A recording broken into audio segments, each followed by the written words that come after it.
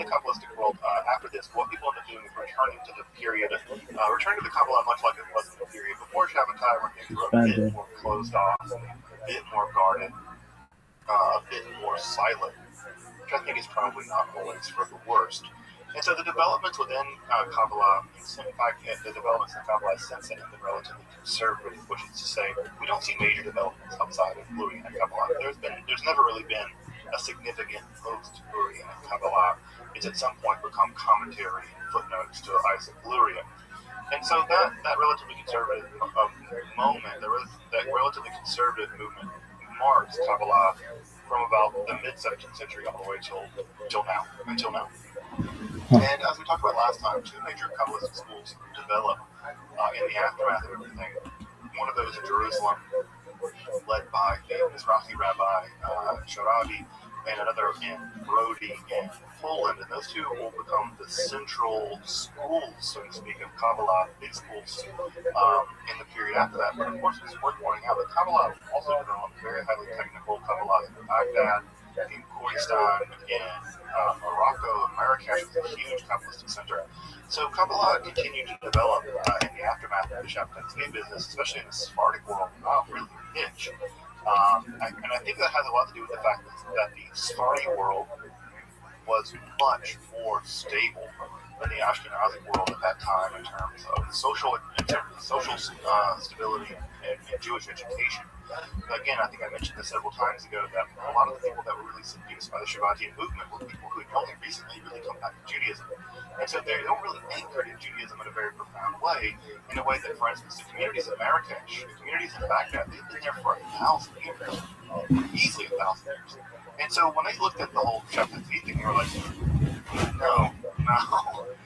So because they had a much deeper education, so the Sephardi world was a bit less affected by the whole thing. And so it's not surprising that in Jerusalem, who never accepted the whole Shabbatai business to begin with, they excommunicated him as soon as they could, that one of the largest Kabbalistic schools in the aftermath of all of it will develop.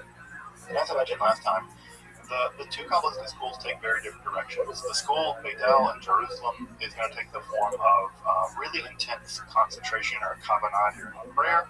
And that school, again, will last basically until 1969, when the last adherent of that school dies, which is amazing how long the school lasted for hundreds of years, although very tightly guarded, very disciple, student-oriented. And of course, the other is a Klois in Poland, and that is going to be largely influenced by Polish and Lithuanian Kabbalah and Jewry. And Polish and Lithuanian Kabbalah is going to be mostly as remarked by its intense intellectual Kabbalistic speculation. And so out of that world is going to flow a mountain of highly intellectualized Kabbalistic systems that are going to basically try to do the work of systematizing Lurian and Kabbalah, especially vis-a-vis the old Quartz-Baron system, which I prefer. This period also saw, as I talked about last time, the rise of Hasidism. Hasidism is probably the most important, it's the most important movement of Judaism probably in the past 300 years. Hasidism went on to spawn an entirely new system of Judaism, a new system of social relations, a new system of customs, a new system of dress. All kinds of things have come out of the Hasidic world. The whole song, the Nicodemus, that I'm sure all of you are very familiar with, come out of the Hasidic world. And so it's from that world where we have a focus on extreme piety, but also piety that is meant to find the divine in the everyday. It's a piety in which God is lurking all about you, but you can't see God. The divine is everywhere. I think of the line from the Quran, which I can easily imagine a Hasidic Rebbe having written, where the Quran says that Allah is closer to you than your jugular. That image in the Quran has always struck me as incredibly evocative. And I can easily imagine someone like Nachman of Breslov having written something just like that. So the idea that the divine is that close to you. The obstacle is just you. You and your ego are fundamentally you and your lusts and your desires. It's your desire to get rich or to have fame or to be loved by someone or whatever. It's these things that get in the way of your relationship with the divine, because the divine for the Hasidic movement is right there. You just have to do the work of erasing the barriers between you and the divine, and it's in the erasure of those barriers that one can experience the divine in the everyday, including even in the movements of one's physical body, the sound of a bird. Some of the Rebbe's were even alleged to be able to understand the language of the birds. They would listen to birds sing, and they said they were singing and talking and having theological debates that the Rebbe's could understand the Fegelsprache, and that the Fegelsprache allowed them to hear the debates among the rabbis and the birds, which I always found really beautiful, like sitting in the forest, listening to the birds rather than just hearing like the rest of us, normie people that only hear the birds. The Rebbe's, they don't hear birds, they hear the debates among the birds about God. And so I always found that to be a very beautiful example of Hasidism, where it's not just, you're not just hearing bird sounds, you're hearing theological debates among the animal world. So again, according to the Hasidic idea, it's a deep desire to experience the divine in every aspect of life, and to cleave to God. The Vegas is the clinging to God, and you cling to God, and the way that you do this is at some level by cultivating a relationship with kind of shamanic character in the Hasidic world. This is the Rebbe, or sometimes there are tzaddikim, tzaddukim. There are these righteous people who have a unique relationship with God. They're intensely holy, and of course these Rebbe's go on to set up various courts, and those courts really operate a bit like royalty. They still do operate a bit like royalty to this day. And so you have a loyalty to the Rebbe, to your Rebbe. And the Chassid encounters the divine primarily through the Rebbe, and it's in that Rebbe Chassid relationship that Chassidism really grows up. Those are important life spirituality today. We'll talk a little bit about how that's gotten a little stranger, especially with the Chabad Lubavitch movement, which I forgot to mention much in a later slide. So I'm going to talk about that a little bit as well. But we'll see how that develops. So, as we started last time, the sort of cliffhanger from last time was that what I think that no one really realized in the aftermath of the whole Shabbatai Tzvi thing, that as much as the Shabbatai Tzvi business was a disaster, no one really saw what was happening in the background that was a bigger deal. The same year that Shabbatai Tzvi converted to Islam and apostatized in 1666, and I'm sure as many folks in the room know, 1666 is a dynamite year in the history of science. It's the year that Isaac Newton discovered or invented calculus, or he discovered it at the same time as Leibniz. Bitter debate about that. It's also the same year that Newton discovered the fundamental nature of light, and also he basically figured out Newtonian physics as we know it now. He published all that in 1666. This is called the Year of Miracles. So at the same time that Newton is figuring all that out, inventing calculus and all this stuff, that's the year Shabbatai Tzvi converts to Islam. So it's difficult. I know that for many people, and for me too, when I think about Shabbatai's conversion, I think of it as a medieval thing. It's something that happened a long, long time ago. And I think of somehow Newton not having happened a long, long time ago. Newton feels very modern to me. It feels like I could just sort of, you can play chess with something on Star Trek. And they happened at the same time. They happened the exact same year. And so what's coming down the pike, and what I think the Jewish world did not see in the aftermath of this entire Shabbatai Tzvi business, was the Enlightenment. The Enlightenment was happening all around the Jewish world, in France, and in North America, and England, and Holland, and Germany. The Enlightenment was developing a huge, completely new worldview that was dynamically breaking from what had come before, with its emphasis on rationality, its emphasis on experimental science, its emphasis on extreme logic. And so we were getting to get philosophers like Descartes, like Spinoza. Spinoza's philosophy rejects there's a God separate from nature. It's just nature. And nature is God, and God is nature. It's the same thing.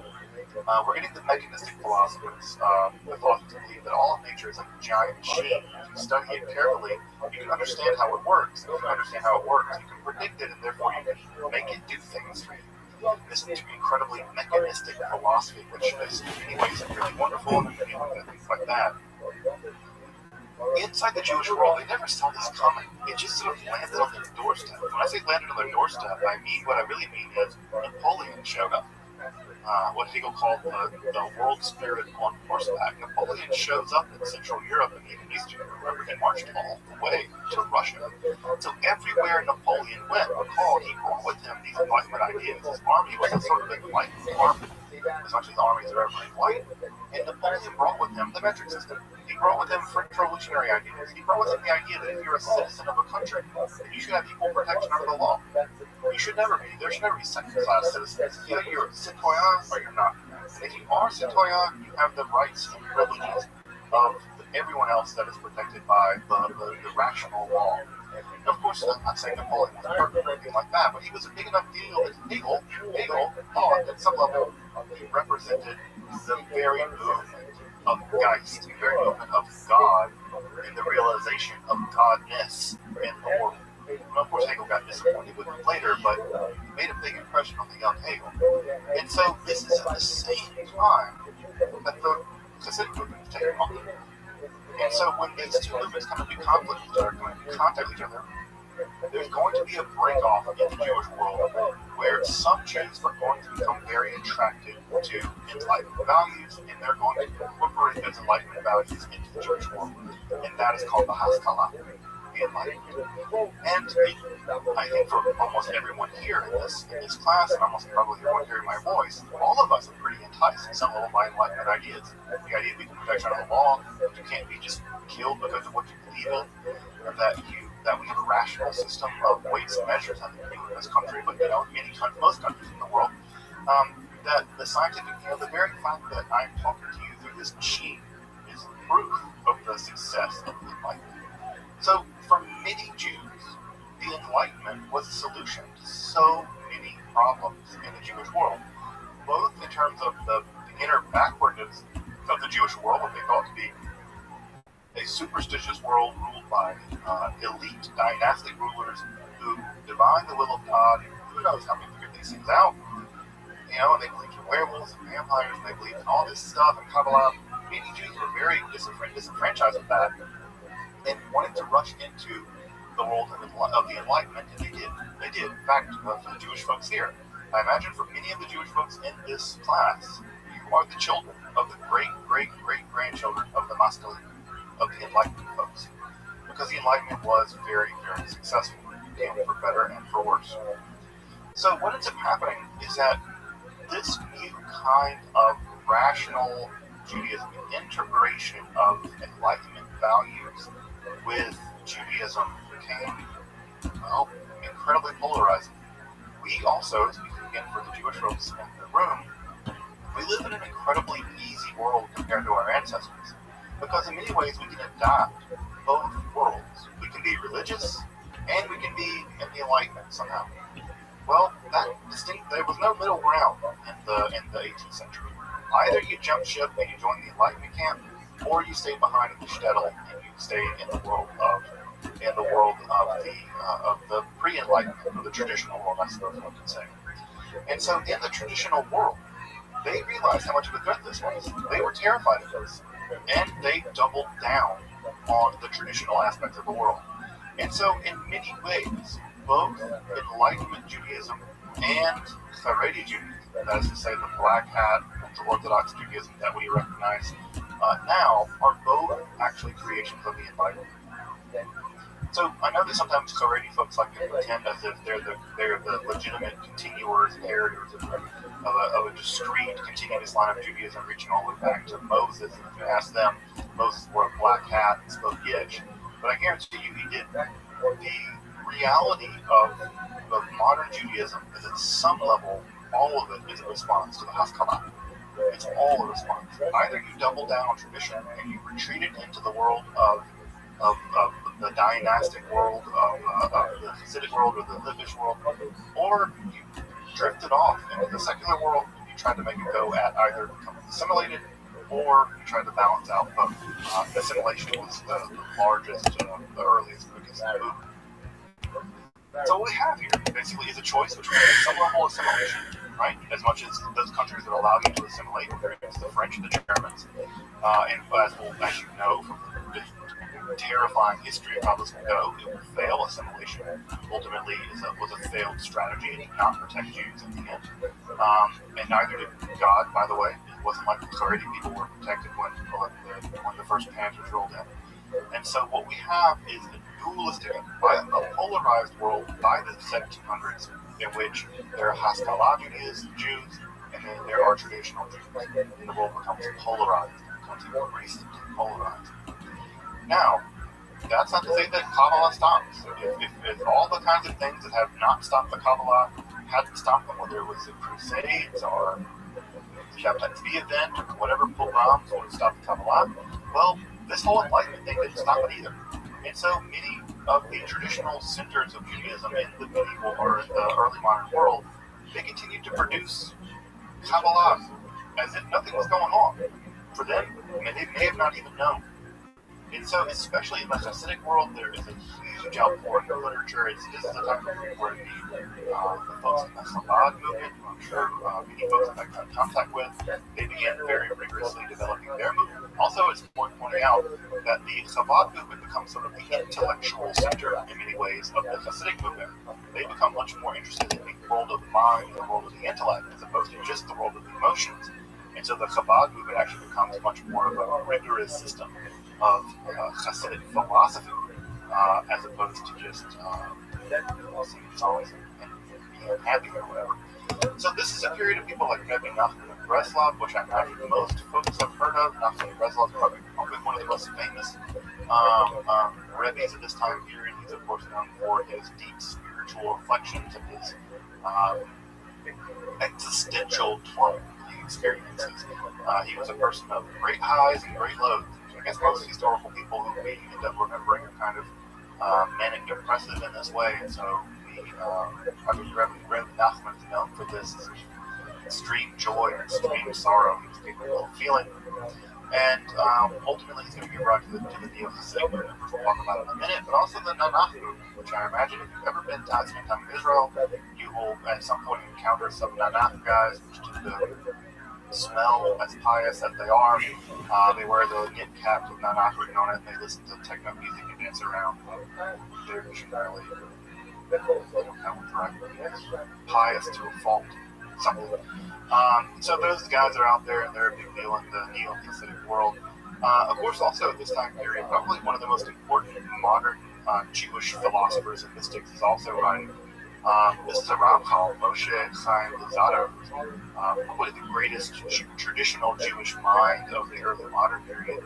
And Luzzatto wrote a mountain of stuff. It's really, I was looking over some of it today, and I was like, my God, this guy wrote 50 books. I've probably read one or two of them. He wrote 50-something books. It's an enormously huge output. But the Ramchal is known as a young man for having had a spiritual experience where he had a Mahi, or a spiritual teacher, begin to reveal him all kinds of spiritual things. He was relatively young when this happened, and you can imagine that in the aftermath of the Shabbatai Tzvi business, no one wanted to hear about anyone talking to the spirits anymore. And so he kind of got kicked out of Italy a little bit. He kind of got expelled from Italy, and this led him on a journey through Europe. And in his journey through Europe, he ended up writing, like I said, a ton of stuff. His two most famous books are Derech Hashem, The Way of the Lord. Derech Hashem is probably the most systematic, collection or systematization of Judaism that incorporates both philosophical issues and Kabbalah into one system. Derech Hashem is a really, really great book. You can get it in Hebrew or English if you want to study it. It's a fantastic text that really does the work of combining the sort of philosophy of the day. Although the philosophy of that book is a little updated, but it's still a very amazing book. His other major book is a book on ethics, Masila Yesharim, which is also really, really great to read, and also you can get it in English too. And both of these books have gone to become basically classics in the Orthodox world. They still people. There's even study sessions. They study these books over and over and over again. So Derech Hashem and Masila Yesharim are classics of Judaism. They become classics of Judaism, and again, they incorporate Kabbalistic and non-Kabbalistic philosophical elements into one text. Again, Chaim Luzzatto is probably say he's the most important rabbi at this point. In some level, he's probably the most important rabbi at this point. And so, very, very important guy. Also, over in Eastern Europe, they're also continuing to do classical Kabbalah. A lot of what's happening at this point in the Kabbalistic texts is a lot of systematization texts, which are trying again to systematize the Lurianic system. but also there are a lot of encyclopedic texts where they're just going through and trying to list things and describe what things are. One of the problems that comes along with more technical Kabbalah is that the Hebrew language just isn't actually that good at doing philosophy. There are a lot of technical reasons why this is. German is a far better language for doing philosophy, even than English. And Hebrew is a sort of clumsy language when it comes to doing philosophy. And it's also a bit of a clumsy language when it comes to doing Kabbalah, ironically enough. And so a lot of the technical terms in Kabbalah are very, very confusing. A lot of what happens during this time period is the encyclopedizing of Kabbalah. One of the more famous encyclopedias that gets written at this time is one of the books I would love to see translated. I have it downstairs, but I could read it. Translating it is beyond me. But it's the Sefer Karnaim. Sefer Karnaim is an encyclopedia of the Klipot. The Klipot, as you may remember, are the shards left over in the process of creating the world, and those shards that are left over are actually demonic. Those are the demons that sort of haunt the glory-giving world. And it's an encyclopedia of all the demons. And so we actually get a systematic account of the evil detritus left over from the creation of the world here in the 18th, 19th centuries in the Sefer Karnaim, which is a fabulous, interesting connection reading online for free. Of course, you can get it in Hebrew as a translation. Now, as you probably also know, in all of this, through the 19th century, the amount of anti-Semitism in Europe doesn't go away. Anti-Semitism has always been there in Europe. There's always been European anti-Semitism. Well, the anti-Semitism gets a new added dimension. As you might imagine, as Jews become more and more part of secular civil society, there's also anti-Semitism that emerges at the level of discrimination of Jews in secular civil society. Of course, the most famous and infamous example of this is the Dreyfus Affair in the 19th century in France.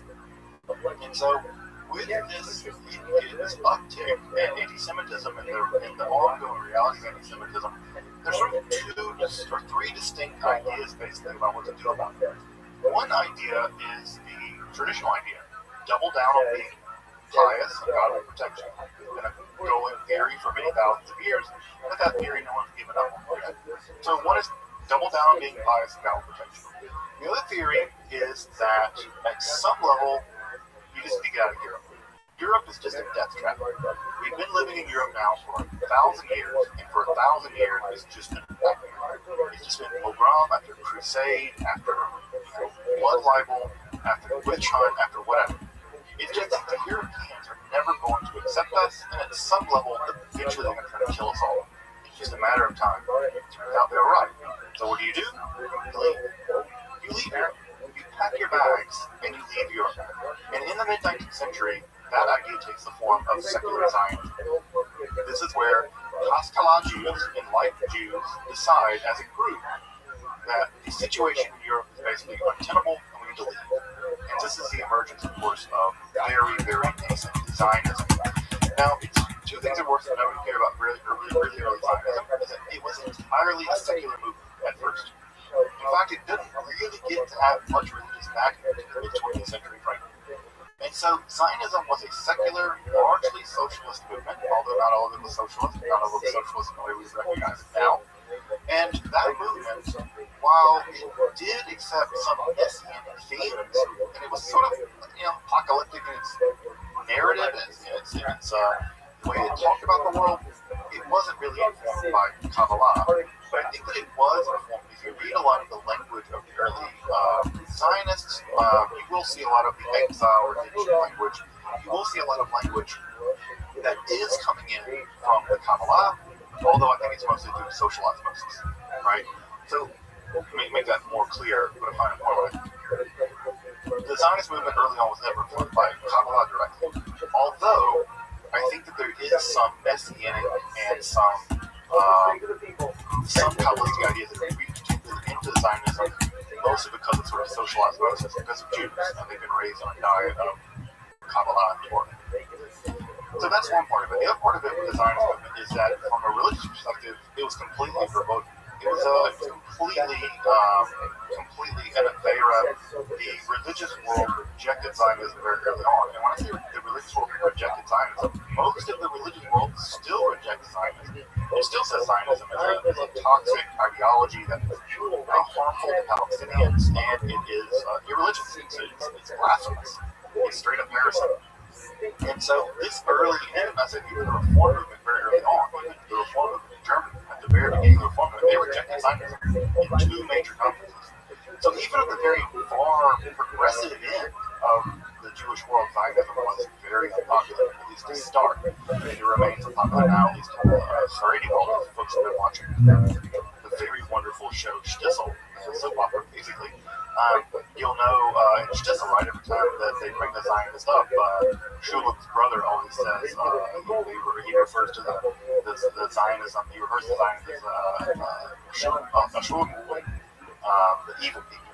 He always calls them Shulam, the evil people. And so this is a thing that develops early on in the response to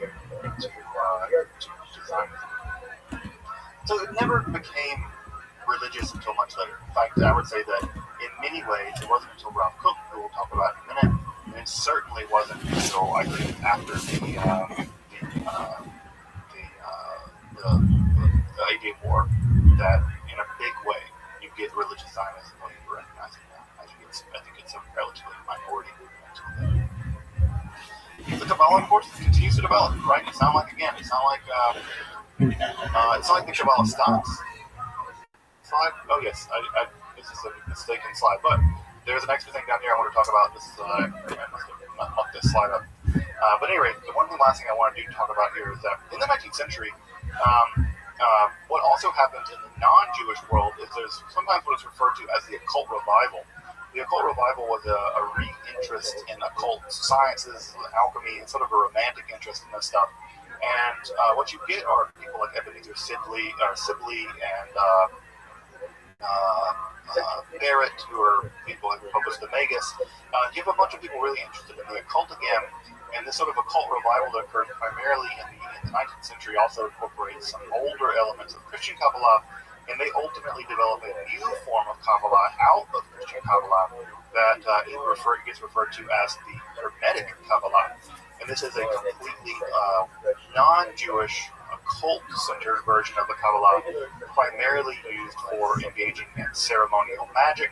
So we have elements of Freemasonry being combined with elements of Renaissance magic, and then that being fused together with some elements of Kabbalah, and that develops what we now refer to as the Hermetic Kabbalah, which is another third branch of Kabbalah that is developed. There's, of course, Jewish Kabbalah with the K, there is Christian Kabbalah with the C, and now this develops eventually in the early 19th century, the 20th century, into Hermetic Kabbalah with the Q. And these forms of Kabbalah continue into occult practice all the way to this day. So again, in the 19th century, Kabbalah undergoes another mutation, although not a Jewish mutation, but primarily in the non-Jewish world, primarily in England, where this occult revival will take place. And so the Hermetic Kabbalah is all out there, and it's popular. There's a whole big world of people whose spirituality is wrapped up with the very sophisticated, very complicated system of what's this is typically referred to as the So as I mentioned, right, just a minute ago, one of the other strategies, right, so we have one strategy, double down, being traditional. The other strategy is leave, go to Palestine or wherever. And the other strategy that I mentioned a minute ago, too, is assimilation. Assimilation was a very daring strategy, and perhaps I think one of the more difficult. I think that many of the people who did the job of assimilating, I think, get written off as traitors or something. I think it's really unfortunate when we talk about that generation of folks. But assimilation was a really difficult task of trying to maintain two things at once. It was trying to maintain being Jewish and also trying to maintain your identity in a world that rejected you. Trying to be German and be Jewish, whatever German Jew meant. And the problem was that the Orthodox world hated you because they thought of you as a sellout, and the Germans never really accepted you either. And you could do anything, almost, right? I think of people like Husserl. Husserl was the great German philosopher whose son fought in World War I and still got fired when the Nazis occurred. They never could become Jewish enough. In fact, even for the anti-Semites, for the Nazis, the more that the Jews assimilated, the more dangerous they were. They were almost hiding among you. And so there was something about this that the strategy of assimilation was always going to be at some level of the game. But what ends up happening, at least in the academic world, is that, or at least in the religious world, rather, I should say, is that Judaism early on had to basically come to look like Lutheranism. They had to make a Judaism that looked as much like the Lutheranism of the 19th and 20th century as possible. And that movement became the Reform movement, right? Ethical monotheism. And if you look at the Lutheran movement and the early Reform movement, it is amazing how similar they are. Even the choir, it's just like the organs and stuff, right? If you've ever been to a classical Reform synagogue, the organs and the choir, and, they even moved Shabbat to Sunday mornings and all kinds of stuff. They were desperately trying to fit in. And again, at one level, one way of looking at that is they're trying to sell out. But again, I think that the more that you accuse them of that, you need to walk a mile in their shoes and understand how devastating the reality of anti-Semitism was at that time and how awful it would get. And at the same time, I admire the courage it takes to try to figure out a way of being German and Jewish, being French and Jewish in a world that you basically rejected by both sides, no matter what you do. I think it's very heroic and a very difficult path to march. On the academic front, part of what had to happen to justify the viability of Judaism is to justify it to the world of the theologians. And that's the theologians largely of Lutheran theology in the mid and late 19th century, which, as you probably imagine, as you may know even, German scholarship at this time was some of the most amazing scholarship in the world when it comes to Bible. This is a time period where critical source theory was being developed. This is a time where the Bible is being systematically studied, scientifically studied for the first time. This is where Hebrew is really getting into the manuscripts of these things. It's really a time period of enormous erudition. In fact, I would say that German biblical scholarship of 10 years probably produced more erudite scholarship than has been produced 30 years of what we do. It's amazing. These guys, they just knew 15 languages. They just did. That's just how they worked. They just had the whole Bible. They just had chunks of the Hebrew Bible memorized. So the scholarship was very driven by Lutheran, pietist, very careful scholarship. And so what ends up emerging at the same time is the attitude to do the same thing in Judaism. And the attitude to do the same thing in Judaism was largely spearheaded by a group of Jewish Haskalah scholars, and this movement became known as the Wissenschaft des Judentums movement. And Raza, I'm going to beg your forgiveness if I mispronounce my German stuff as I go. So the Wissenschaft des Judentums movement, the scientific study of Jewish books, was a movement in the academic Jewish world to study Jewish literature using all the modern tools at that time of German scholarship to study religious literature. And they had to make a decision about what they studied, because what they studied and what they published basically represented Judaism to the outside academic world. So, what did they study? What did they publish? Well, the Talmud. They focused their energy on the Talmud. Why? Because the Talmud, for one, is a highly systematic, highly argumentative book based on logic. They can argue that Judaism is irrational because the Talmud is rational. The Talmud is a book of arguments driven by logic, and therefore Judaism is logical. Right? So we have the ethical components of the Hebrew Bible, and we have the logical components of the Talmud, and therefore Judaism is respectable because it's a paragon of logic. Well, guess what isn't terribly logical? Kabbalah.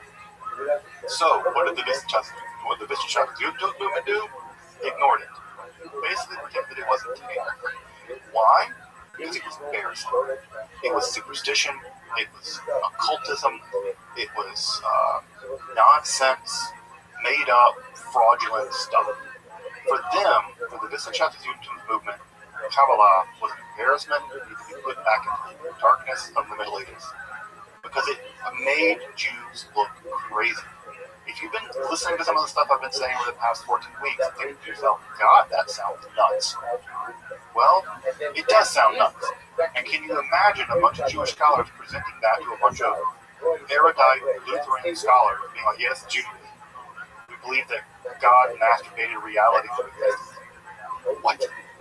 That's not going to fly, right? it's going to make them hate you. It's going to reinforce every negative stereotype about the Jews. The Jews are irrational, they're driven by superstition, they believe in nonsense. The Wissenschaft students had to make a decision, and the decision was not Kabbalah, Talmud. And so early on, Kabbalistic literature was largely put on the back burner, to put it politely. And as you might know, at the same time this is happening, this is also the same time that all of the movements in Judaism are beginning to form. The Reform movement, the Conservative movement, the Sorting movement, the Reconstructionist movement begins in the early 20th century. All of the movements, even modern Orthodox Judaism, all of the movements in movement Judaism in the non-traditional Jewish world, all of them look at some level to the Wissenschaft movement, and they base their Judaism at some level on the Judaism being pumped out by places like JTS, by places like German Scholarship, by places like Cincinnati, by the Reform Seminary. And guess what? None of those places are doing. None of them are doing Kabbalah. Why? Because it's embarrassing. They do not want to look like crazy people. So the Kabbalah is totally sidelined for 2.5, 3 generations by scholarship. Completely sidelined. And it's sidelined at a decisive moment in Jewish history. What is that decisive moment? The emergence of movements. So if you grew up in a movement, the Reform movement, Conservative movement, if you grew up in any of the movements, their scholars were simply not being trained on Kabbalah. And because they weren't being trained on it, they couldn't teach it. And because they didn't teach it, it was abandoned in the movements. This is the reason why, for folks who grew up, especially for folks who are a bit older than me, if you grew up in the movement Judaism world, you never heard about Kabbalah. There's a reason why. Because the rabbis you had never learned about it. And that's because the generation before them never learned about it. The generation before them made a decision not to learn about it. And that's what happened. Effectively, Kabbalah becomes decanonized by the modern Jewish movement. Modern Judaism basically decanonized it. So the Zohar, Sefer Yetzirah, all the literature we've talked about basically goes back on the shelf. And what comes back is Talmud, if you're lucky, but mostly Tanakh. That's the reason why you will never really see in the movements until recently studies of Kabbalah, studies of Talmud, even Talmud. I mean, for folks who grew up in the movement world, how often did you all study Talmud? How often was Talmud something that you would be encouraged to study or heard about much? I see heads shaking. No, yeah, even Talmud, right? Even Talmud was sidelined. You can imagine Talmud sidelined, then surely Zohar would be sidelined. So that's one part of the story. A huge part of the story is that Kabbalah didn't go away. They still did Kabbalah, studied Kabbalah in the traditional world. It's in the progressive world that it was abandoned. It was decanonized in our world. And it's only now limping back into canonization. And I think it needs to be recanonized more than that. Of course, the other thing that happens in this time is, I think in the 20th century, there's no way to avoid the elephant in the room. It's, of course, the Holocaust. The Holocaust devastated, obviously, European Jewry, but in terms of Kabbalah, it really devastated the Hasidic world.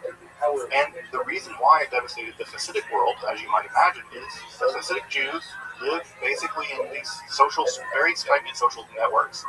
They are distinctively dressed. They look very Jewish. They're pious. They dress like Jews. Targeting them was the easiest thing in the world. They all live in the same shtetls and ghettos.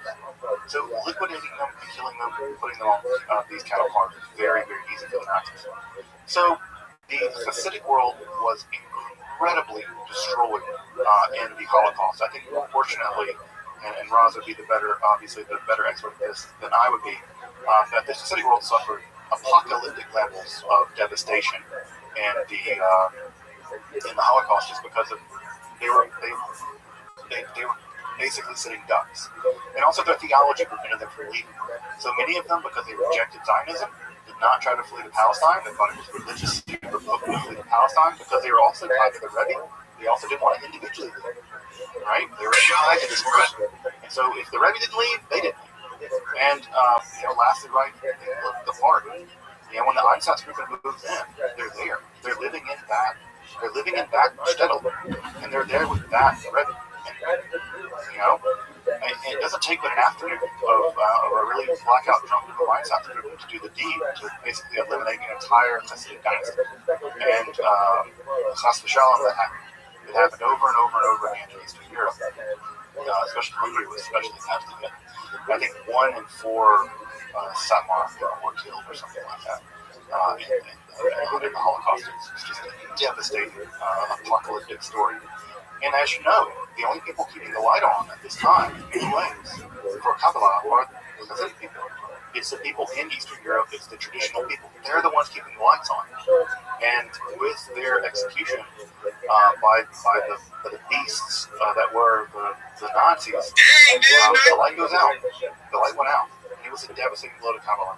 Now, luckily, our Sephardic brothers and sisters, Sephardic folks, they were still doing Kabbalah in Morocco. They were still doing Kabbalah over in Baghdad. Still doing Kabbalah in Northern Africa. So it wasn't like that the devastating blow that was dealt to European Jews meant the end of Kabbalah. But it is just important to say that the Hasidic movement and European Jewry was a very important center of the development in Kabbalah, and the Holocaust uniquely and profoundly destroyed some elements of that continuity. Luckily, they did survive. Many of them survived, and they would regroup. Some of them in America. And in fact, the 2 largest groups, Satmar would eventually, so like the Satmar Rebbe Teitelbaum eventually made his way out even before the war or in the middle of the war, and the Lubavitch Rebbe also made it out as well, and they refounded their Hasidic dynasty in Brooklyn, Holy Land, real Holy Land, which is Brooklyn. So Borough Park and Crown Heights, respectively. You can go visit the Holy Land. It's just right over there in Brooklyn. You folks know this, right? That Israel is just a borough of Brooklyn. So the real Holy Land is over there, just right Coney Island. So the rebound, folks. The rebound. How did this all rebound? We have the Holocaust. We have the Haskalah. We have the Wissenschaftliche Judentum movement.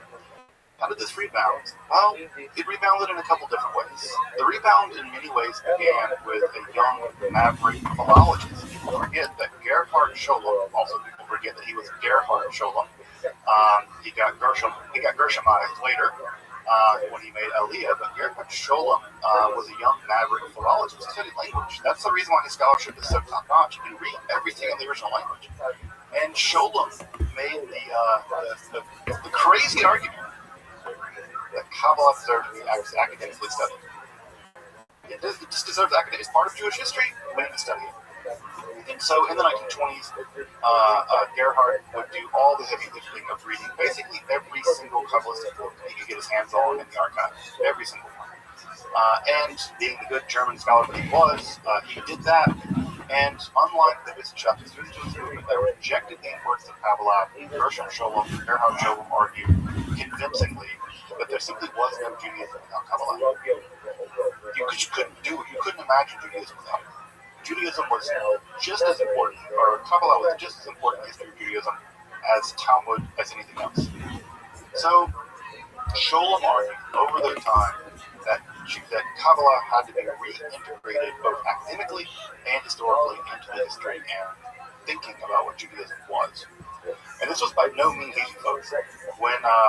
When Scholem, who was already an established scholar at the time, was invited to speak at JTS, give a lecture at JTS at the Jewish Theological Seminary there in New York, when he was allowed to speak, the justification for him being able to speak was that, well, look, the Kabbalah is nonsense, right?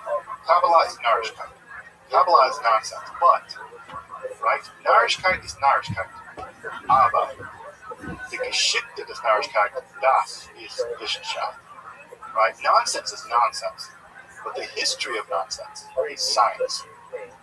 So Kabbalah is nonsense, but the history of Kabbalah is science. It's worth studying as historical information, but God forbid anyone to be a Kabbalist. That's ridiculous. That, by the way, was coming from the most famous progressive Talmud scholar in 20th century history. Saul Lieberman, probably the most important one of the most important Talmud scholars of the early 20th century, the Talmud professor at JTS, basically invented modern sort of quasi-secular Talmud education. Saul Lieberman. That's how Sholem was introduced. Can you imagine being introduced at JTS by basically saying, yeah, what you study is nonsense, but because you study it as history, that's something we used to do, it's legitimate. But God forbid anyone actually be a Calvinist. That's completely crazy. So Sholem really had to walk an uphill battle. He fought an uphill battle the entire time to get legitimacy for what he was doing, which is unimaginable now, considering that Kabbalah is so legitimate, so mainstream. But Sholem had to fight that battle in many ways on his own. Luckily, he was a very capable scholar, and he was able to do it. Sholem brought with him an army of students. He attracted a great deal of students, folks like Moshe Yedel and Don, other folks who have gone to become themselves leading scholars in the world of Kabbalah. His students were also perfectly willing to criticize him, and they did. They made careers criticizing him. Folks like Moshe Yedel really showed how important Sholem was, and also how incomplete Sholem was.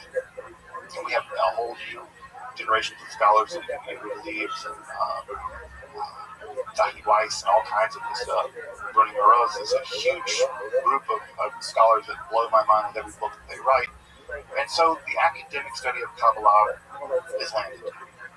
It is now totally legit if you want to study Kabbalah in college. You can take an academic level Kabbalah class and no one's going to bat an eye. Sure, it's part of Jewish history. At the same time, there is an emerging, relatively small movement of religious Zionism led by Rav Kook, and he would eventually give rise to religious Zionism as we know it, although Rav Kook wasn't terribly influenced by, wasn't a huge Kabbalist, but certainly a lot of the Lurian themes of exile and redemption will play a part in the rise of Zionism. The most important, I think, Kabbalist to come really in the early to mid 20th century would be Rabbi Yehuda Ashlag, Baal HaSulam, the master of the ladder. And the Baal HaSulam would make an aliyah into Israel, and he would compose two incredibly influential works. The most important, I think, is his commentary on the Zohar, a text that it took, I think, 10 years to write, called HaSulam, the ladder. And this is both an introduction to the Zohar, but also a commentary on the Zohar. And he translated Zohar out of the crazy Aramaic that it's in into a very modern Hebrew to make it accessible to a whole generation of people who otherwise would not be able to read it in the original Aramaic. He published it in basically modern Hebrew, modern Lashon Kodesh Hebrew, and so it's much more accessible in the modern Hebrew. So many people who read Zohar now in the Orthodox world, and also many people who study Isaac Luria are going to study many of his ideas in some level through the lens of Rabbi Yehuda Ashlag, who also developed his own sort of like interesting communist theory. There's in fact, I think, a kibbutz that's based on some of his ideals in northern Israel, Calvinism. So Yehuda Ashlag becomes a very important, I think, probably the most important of this. Another character that I don't mention in this, I can't believe I left out, of course, is Rabbi Menachem Schneerson, blessed memory. Schneerson, of course, was the head of the Chabad Lubavitch movement, and what's important to know about him is that he became one of the most important founders of the Kiruv movement, that is to say, the outreach movement among Orthodox Jews and Hasidic Jews. So he wrote into a Chabad house. That's because Rebbe sent someone to pick one, basically, at least most of them. And Menachem Schneerson founded this enormous Kiruv network of the Chabad movement, and he was just a hugely important figure in the history of 20th century Judaism. It's really hard to downplay all the really important things that he did. But one of the things that's worth mentioning here that's important, that will be important going into 21st century Judaism, is that when he died in the 90s, it was already believed in his lifetime that he was the Messiah, and then when he died, people really began to believe he was the Messiah. And so there is a movement in the Chabad world, not a super big movement, I don't think it's as big as it was in the late 90s. It seems to be mostly localized to Brooklyn and Israel, especially for Chabad, where they believe he's the Messiah. Also, I have a This is not easy, actually. So I have, so anyway, the Menachem Mendel was believed to be the Messiah, and I studied briefly at a Chabad yeshiva, and I definitely met people who believed that he was not only not dead, but that he had been taken into heaven somehow bodily, and that he was going to return really soon, and that it really his return would be heralded by Jews adopting more Torah, and that basically he was kind of occluded, and his occultation would come to an end, and the Rebbe would reappear as the King Messiah. Of course, you can still go to Crown Heights, you can still go to Brooklyn, and you can still see crowns, images of the Rebbe's flag, which has a beautifully yellow with a crown that says Mashiach on it, the Messiah. So there's this huge messianic movement, which again can be a whole class unto itself, inside of the Chabad Lubavitch movement, where they do believe that their late leader is the Messiah. This is causing some serious problems in the Chabad movement because it is such a movement based on outreach. Although in my experience and what I've been told by folks who've grown up in the movement, is that largely the kind of people that the Messianic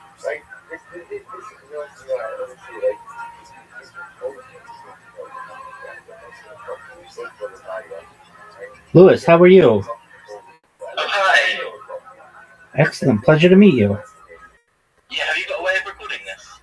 I am recording, but I don't have a way to record on my phone. Okay. So you're Rabbi Rothschild? That's correct. Right, and where are you based? I'm based out of Irvine, California. California. Correct. Under the irresponsible leadership of Gavin Newsom. Some may say that. What do you think? Oh, I do my best to not get political, but I know that his term is up this year, and from there, hopefully, he takes some time off and maybe I think he's gonna try and run. Yeah, I do too. Yeah. Have you got a way to record this and save the file and send it to me, and I'll put it on my thing? Well, like I said, not on my phone. Do you normally run podcasts? Not through Zoom, no. I've only ever done it in person. Oh, okay. All right. So let me see how we could do this. Can you screen record on your phone? Annoyingly, no. Can you? I don't have the space necessarily for the file. Okay, but that's all right. We can figure out something. Let's see. Well, first and foremost, let's get to know each other a little bit. And as I say that, maybe I can get a file over to you, or we could figure it out. Okay, so what kind of podcast do you have? May I ask? Okay, so the first one was simply me doing a version of Family Business by Kanye West. Then the next one was a conversation with me and my friend James Weir and my friend Rabbi Rothschild. Can you repeat that? When I recorded a conversation about Iran and all sorts of things with my friend James Weir and Rabbi Rothschild. Yes. And then after that, I had a conversation with an ex. So got soccer over in the States, right? Are you a soccer fan? To some extent, yeah. Okay, so when I was younger, I'm a footballer from a team. So in my town of Bristol, where I am, I'm in the southwest of England. Absolutely.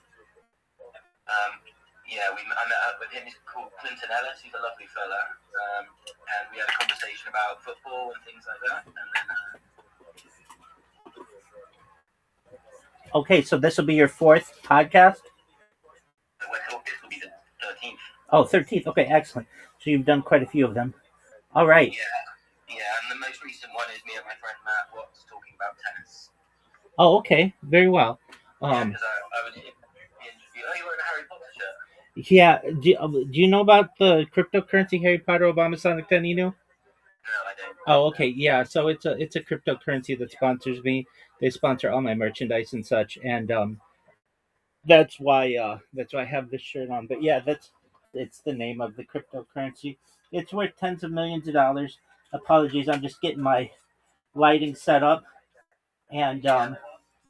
I don't know how to record. Yeah, that's okay. We'll I'll figure out a way. There's a way in Zoom. Do you have just the standard Zoom plan? If you do, that's okay.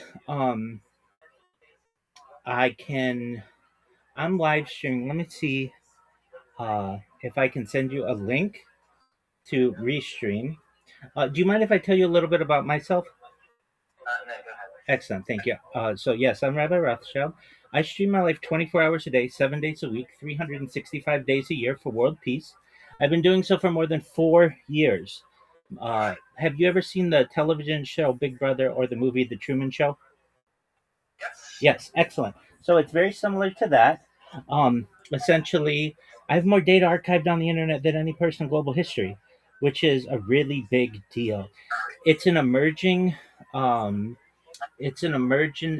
emerging type of technology known as continuous human data infrastructure and also continuous human activity data. So basically, studying a human from all aspects, eating, sleeping, behavior, I think will be of extreme benefit. Perhaps not just to AI in the future, but to generations. It's basically like a timeline or a time capsule of human achievement. Are you Truman Burbank in this analogy? Yeah, that would be correct. No. Absolutely. Okay, so as for the recording option, I think I can send you a link and you can join. Uh, and so just one moment, and I'm gonna get that situated. So I appreciate your patience. So yeah, I've streamed as far north as Santa Barbara, as far south as San Diego, as far east as the desert and mountains, as far west as the Pacific Ocean. And like essentially I'm live on not just one YouTube stream or two YouTube streams. I'm live on over 20 simultaneous YouTube streams 24 hours a day.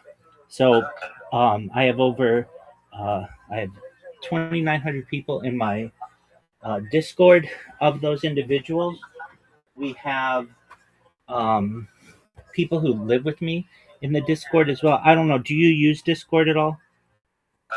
Occasionally, only when it was early AI. Okay. I was typing in code into Distal to do things like send prompts to make images. Like that. Absolutely. Okay. Also, I have a friend who's very well connected. He's called Rob, and he's writing a book on Harry Potter. Oh, excellent. Okay. About J.K. Rowling's connections with symbolism and what's the word? Metal. What's the magical metal thing? Alchemy. Alchemy, certainly. Okay. The connections, how she's formulated the whole structure inside her head, taking notes. He's travelled all around England trying to find locations and inspire the fictional places. Oh, very interesting. Okay, so I am going to. Can I send you a link via email? Yeah. Okay. Do you think this will be one that will be saved your end? Yeah.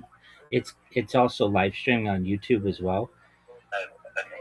Oh, okay. So you'll be able to just get the link from there to be able to upload. If I may ask, where do you normally publish your podcast?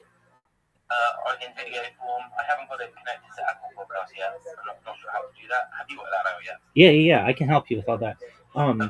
Okay, so do you have your podcast on Spotify? No, I don't. Okay. Have you thought of doing it? I have music on Spotify, but no podcast yet. Okay. So there is something called Podcast Creator, which is a different app than Spotify. And you basically just download it, and then you can directly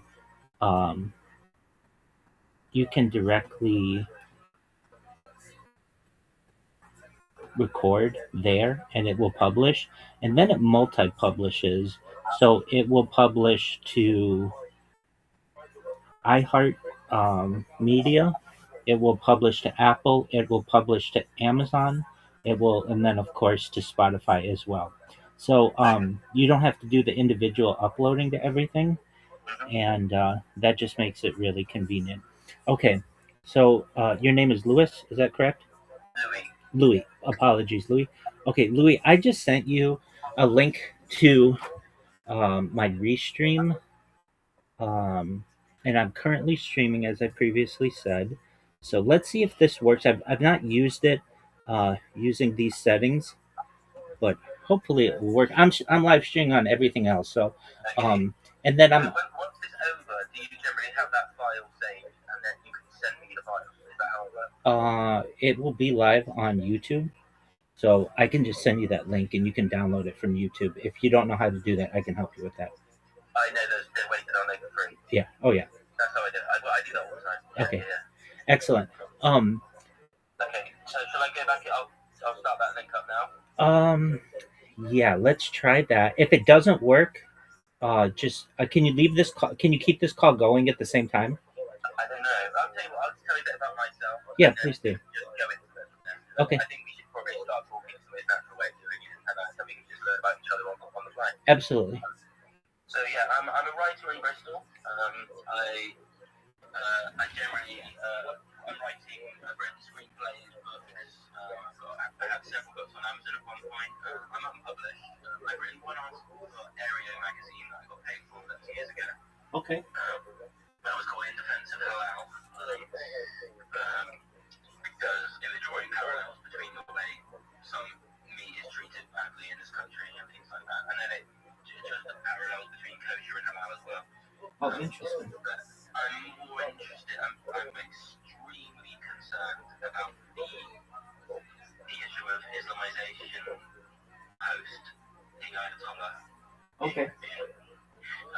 Because the Green Party over here are doing very much what Zoran Mandani is doing in New York, which is getting everything wrong about. Because I'm not sure, I'm generally a little bit more lenient on Israel than a lot of people in the West.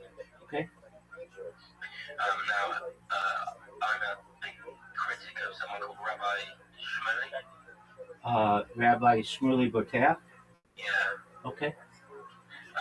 And Noel Finkelstein. I think he's a charlatan, really. You're not alone. And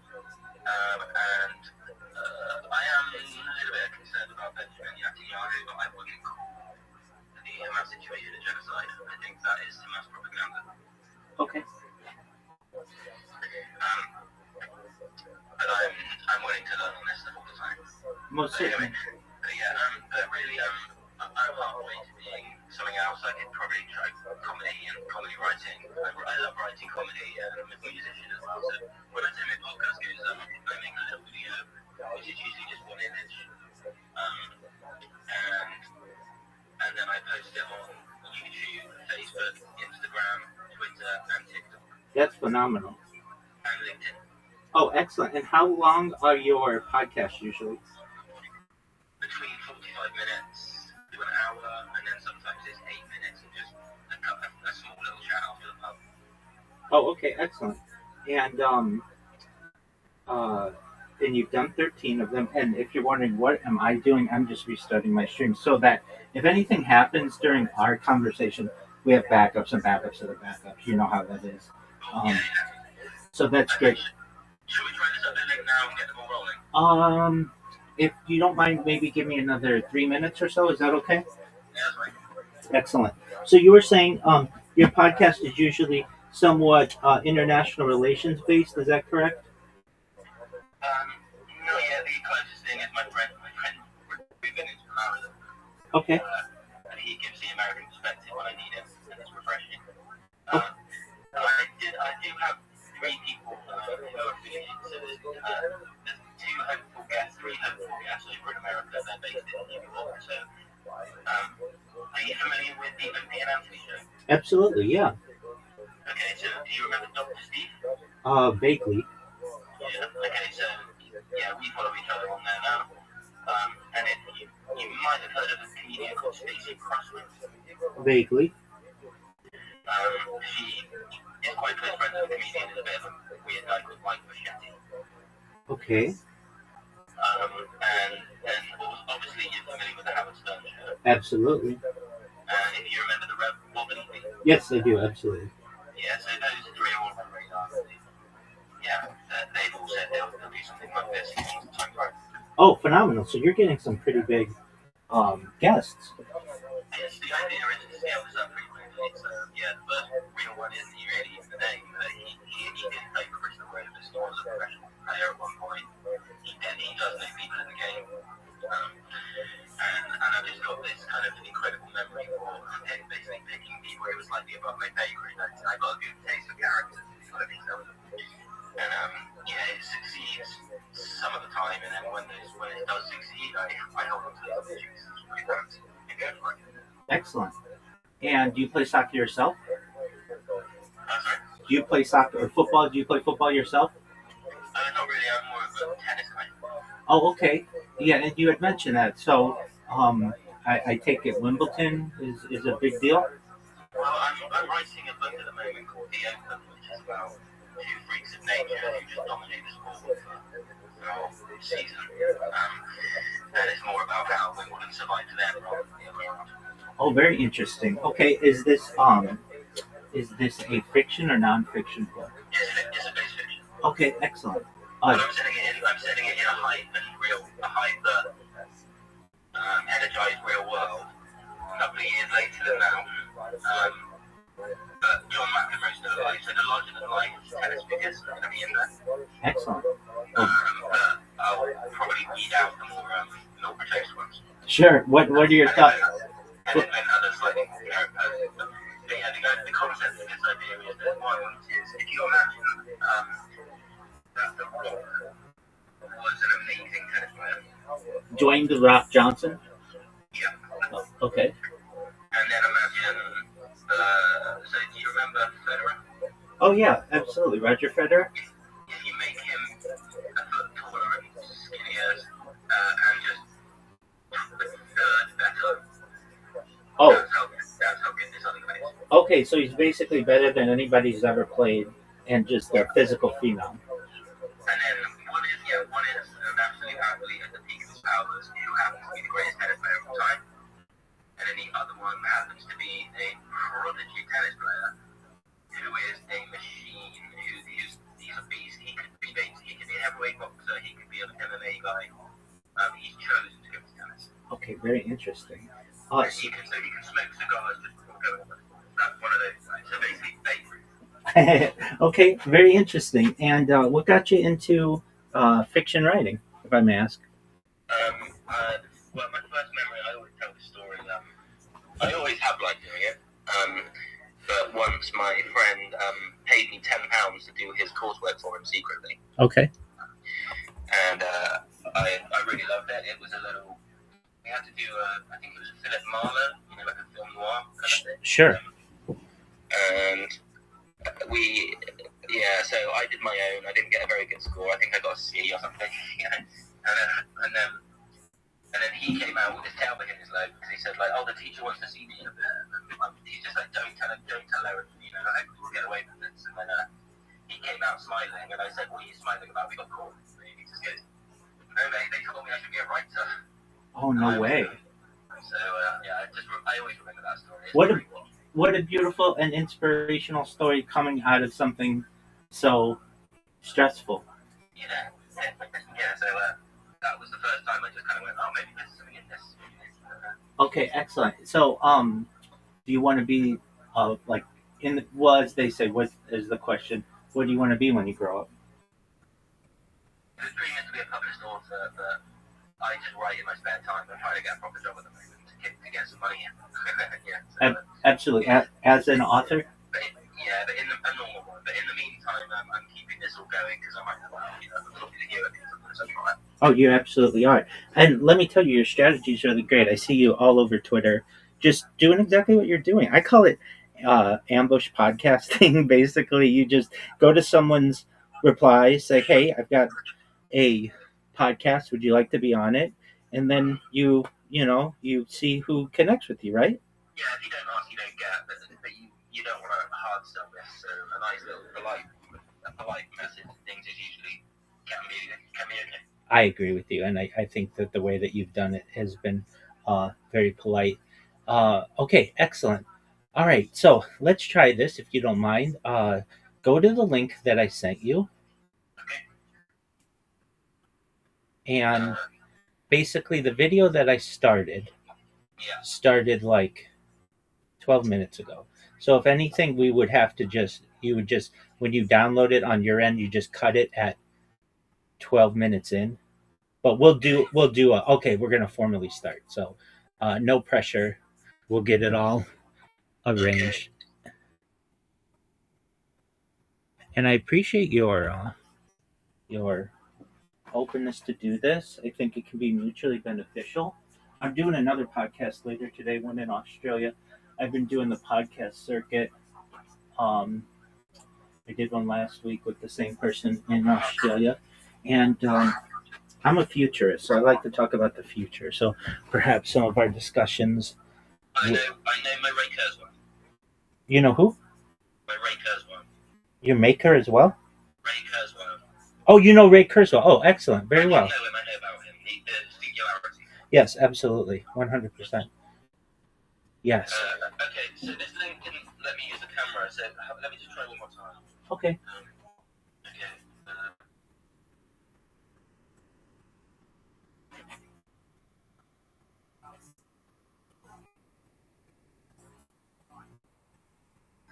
Do you have Discord?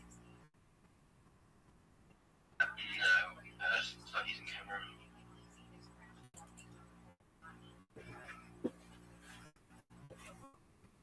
It says camera access not granted. Your backstage, the host may add you to the broadcast anytime be ready. Absolutely. Okay, so I can do that once I potentially see you as a guest. Oh, okay, I see you. Just one moment. So I think that are you on your phone doing this? Yeah. Okay, so the reason why you don't have access is because you are using your camera right now to talk with me. So we're gonna not quite yet. Okay, and I'm gonna bring you in, and I don't know exactly. I guess, just bear with me as I try to figure this out myself. We'll get it though, as they say. And I'm gonna close. Okay. Okay. I brought you in. Can you see yourself on the screen? I saw a flash. I can see my name. Okay.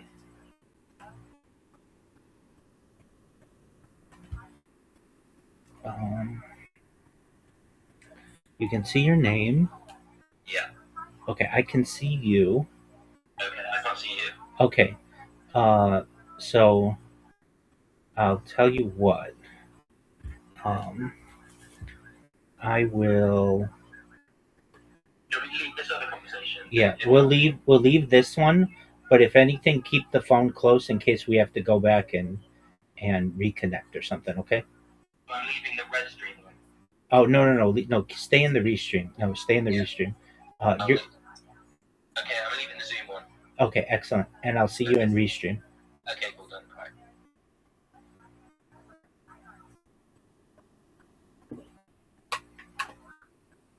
Hello. Can you hear me?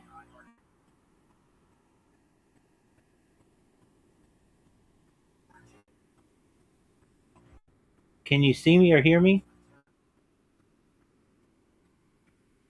Louis? Okay, now I can hear you. Louis, can you hear me?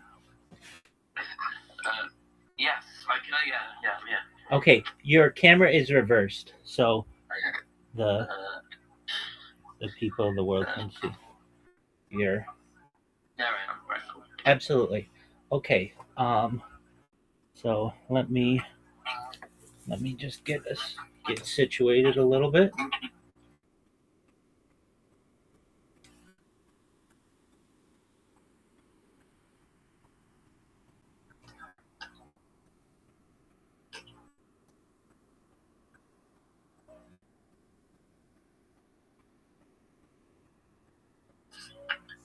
Okay.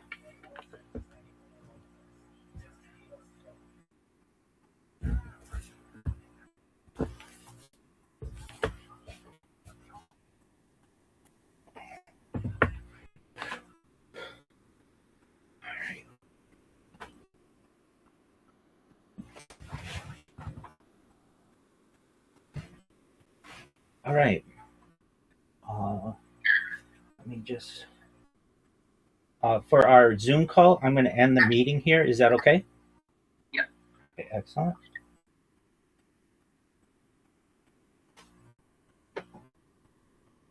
All right.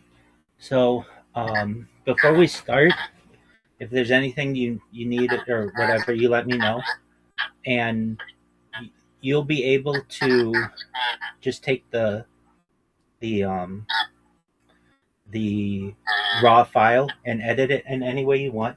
Before we start, let me just check to make sure that we're recording. That's always a good thing to check. I should say. I can't see you. Is that normal? Oh no, you should be able to see me.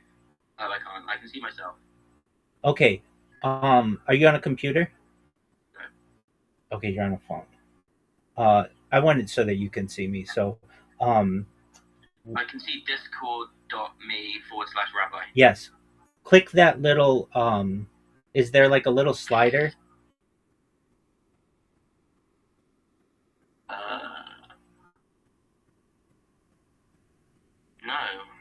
Oh, hang on. Okay, you just turned yours off.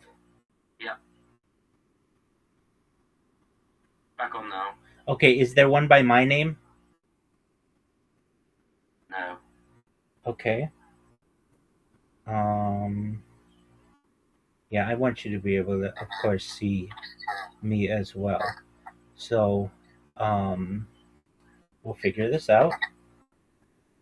If you would, you're on a browser? Safari. Okay, yeah, browser. All right. Okay. I'll try with a different I'll do what you're doing, so I'll be like an extra guest, and see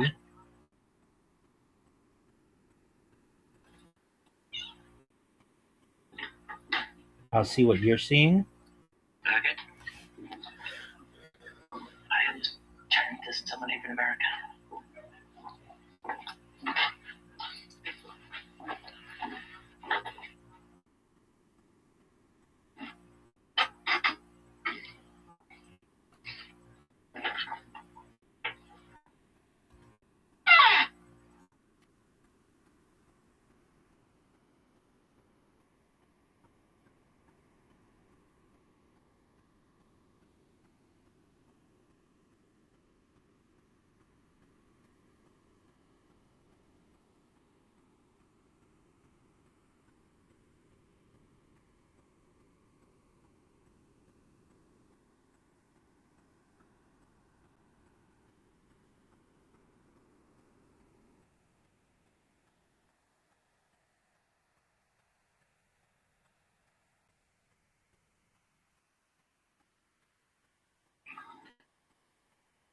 Just bear with me. It's setting up the stage for you, accessing your camera. Okay. I guess I might have dual cameras. That's fine. Okay, join as. So you press the thing that says join as a guest, right? Yeah. Okay.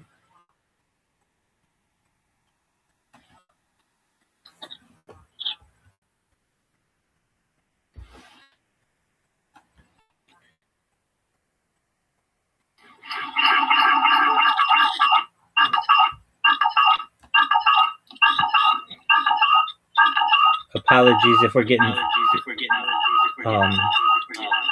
feedback. Just a moment. Let's see how we could turn this off.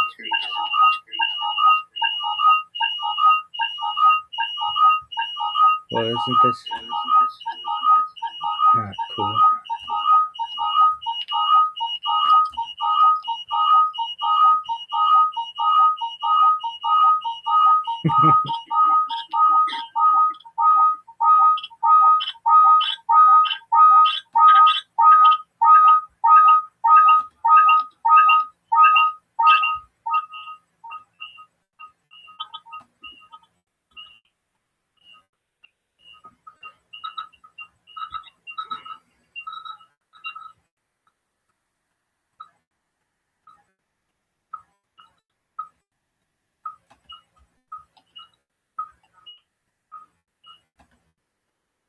Okay, So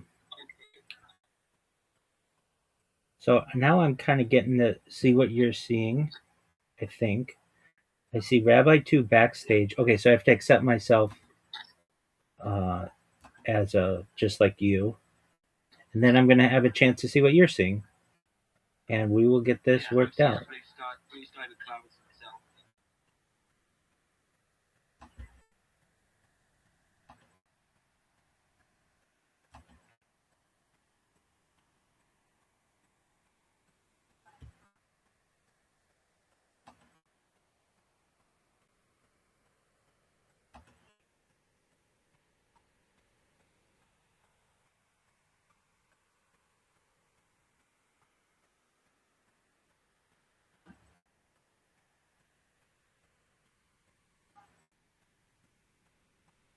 Now I see you twice. Okay, so you see me now? Yeah. Excellent. Okay. I'll quote The Simpsons. I'm seeing double here. 4 rabbis. That's right. Okay. So I'm going to leave with this other device.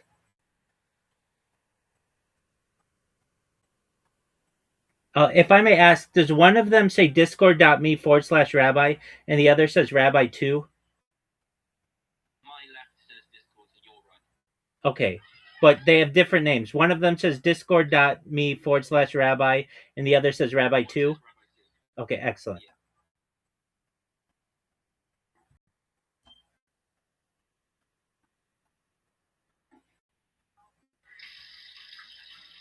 And you're putting this on YouTube, are you? Yeah, it's live on YouTube right now. Okay. Can you still see me? Yeah. Okay, excellent. So you can see me now. And Yeah. with that being said, you want to. Can you see my lovely flaxen locks? Oh, it's beautiful. Palatial, my friend. Okay, so would you like to start? Yes. Okay, so why don't you get comfortable and then you introduce this like it's one of your podcasts because it certainly will be. And before we start, let's just say if there's anything you get interrupted or anything, you want anything cut out, you have my permission to cut it out, and I would like the same. If it, and But yeah, all my stuff is live and I'm raw all the time, all my footage, so shouldn't have an issue with that. Okay, Okay. and then let me. So, please welcome. This is episode 13 of No Hot Ashes. My guest today is Rabbi Rothschild from California. That's right. It's a pleasure to be with you today, Louis.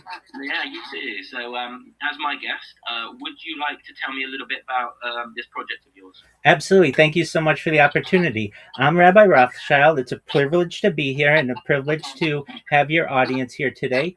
I stream my life 24 hours a day, 7 days a week, 365 days a year for world peace. I've been doing so for more than 4 years. My streams go back to the pandemic. We've seen the death of a queen, the birth of AI, the coronation of a king, and everything in between. This is a real life Truman Show, a real life Big Brother. This is a timeline and a time capsule of human achievement. In the 1990s, the phrase content is king was coined, and I'm making it true today. I'm in my own way king of the internet. I have archived more data than any person in global history, and that's important because in 2017, The Economist magazine stated that data had overtaken petroleum as Earth's #1 resource, which may make me a very influential person someday. If and when that happens, I'd like to make you, your friends, your family, your audience, all financially independent if they're not already. I'd like to ensure that they have generational wealth if they don't already. And I'd like them to be able to start charities and philanthropic organizations of their own.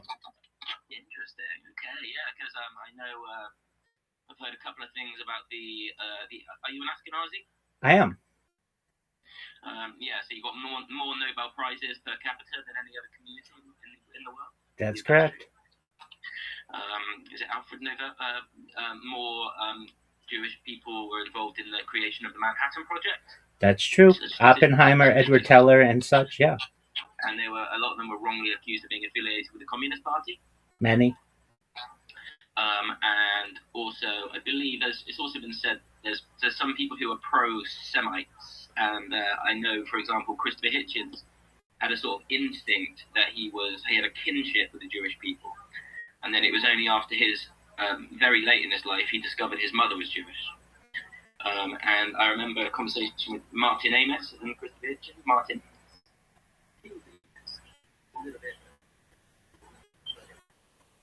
I can't hear you as well. Did you cover the microphone?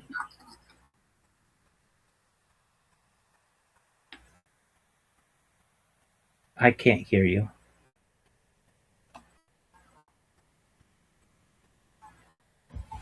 Can you perhaps repeat that? Are you covering the microphone? I think so. There you go. Now I can hear you. Maybe it's just a signal bar. Okay. No, it was just a little story about Kingsley Amis, father of Martin. And apparently he just used to say the word yid, and Martin didn't like it. It happens. Yeah. I do my best to have an open mind to people of all backgrounds, and I personally am a futurist. I like to talk about things about the future, more things that unite us, less that divides us. Do you mind it if I mention some of the topics that I enjoy addressing? No, absolutely not. Thank you. So, aside from making everyone in the audience perhaps wealthier than they could have ever imagined based on data, I want to help the world. And I want to do that through the platform that this stream offers me. I'm not live on just one YouTube stream nor two YouTube streams. I'm live at any given time on more than 20 different YouTube streams. You can watch my life in 360 degrees. I even have a ceiling camera. You can watch my life 365 days of the year. I have been doing this for more than 4 years. So back to the pandemic, we've seen the death of a queen, the birth of AI, the coronation of a king, and everything in between. It's essentially a timeline and a time capsule of human achievement. And with the platform this gives me, I'd like to advocate for ending world hunger through the use of technology such as agricultural drones, floating greenhouses, saltwater greenhouses. Can you hear me? Yeah, we're back. Okay, we're back. Excellent. So I'd like to advocate for ending world hunger through the use of technology such as agricultural drones, floating greenhouses, saltwater greenhouses, hydroponics, vertical farming, cloud seeding. I'd like to help end world thirst. I'm sponsored by a cryptocurrency. It's actually the one that I'm wearing the merchandise right now. It's called Harry Potter Obama Sonic 10 Inu. The ticker is Bitcoin. It's a cryptocurrency that's worth tens of millions of dollars. And one of the things that the community does is build wells and water towers in developing nations for the benefit of the less fortunate. Specifically, we've built water towers in rural villages in Nigeria. I'd like to keep those types of excellent advocacy and programs going in a larger way. Additionally, I'm an advocate for the LifeStar program, but most importantly, desalination technology, where we pump Earth's seawater onto land to make it drinkable.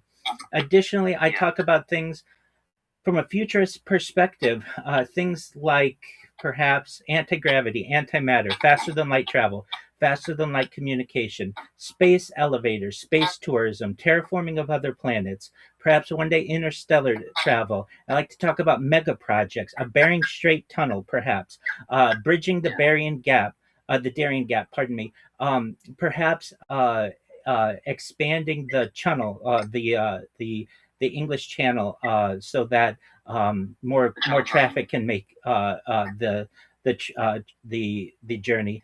I want to be someone who is seen by the world as a big idea individual. I know I can't accomplish all of these goals myself, but they're things that I find interesting. I talk about things like artificial narrow intelligence, artificial general intelligence, artificial super intelligence. I, in my own way, am perhaps the world's leading trailblazer in some cutting edge types of technology. One is known as CHDI, it's continuous human data infrastructure. Another is CHAD, which is continuous human activity data.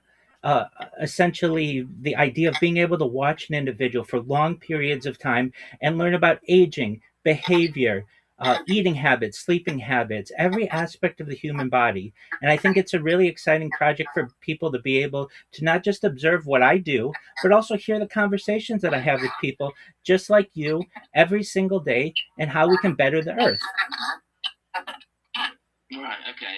Yeah. Because so you seem to know a little bit about your your comedy shows and things. So do you remember Dr. Michio Kaku, Yeah, absolutely.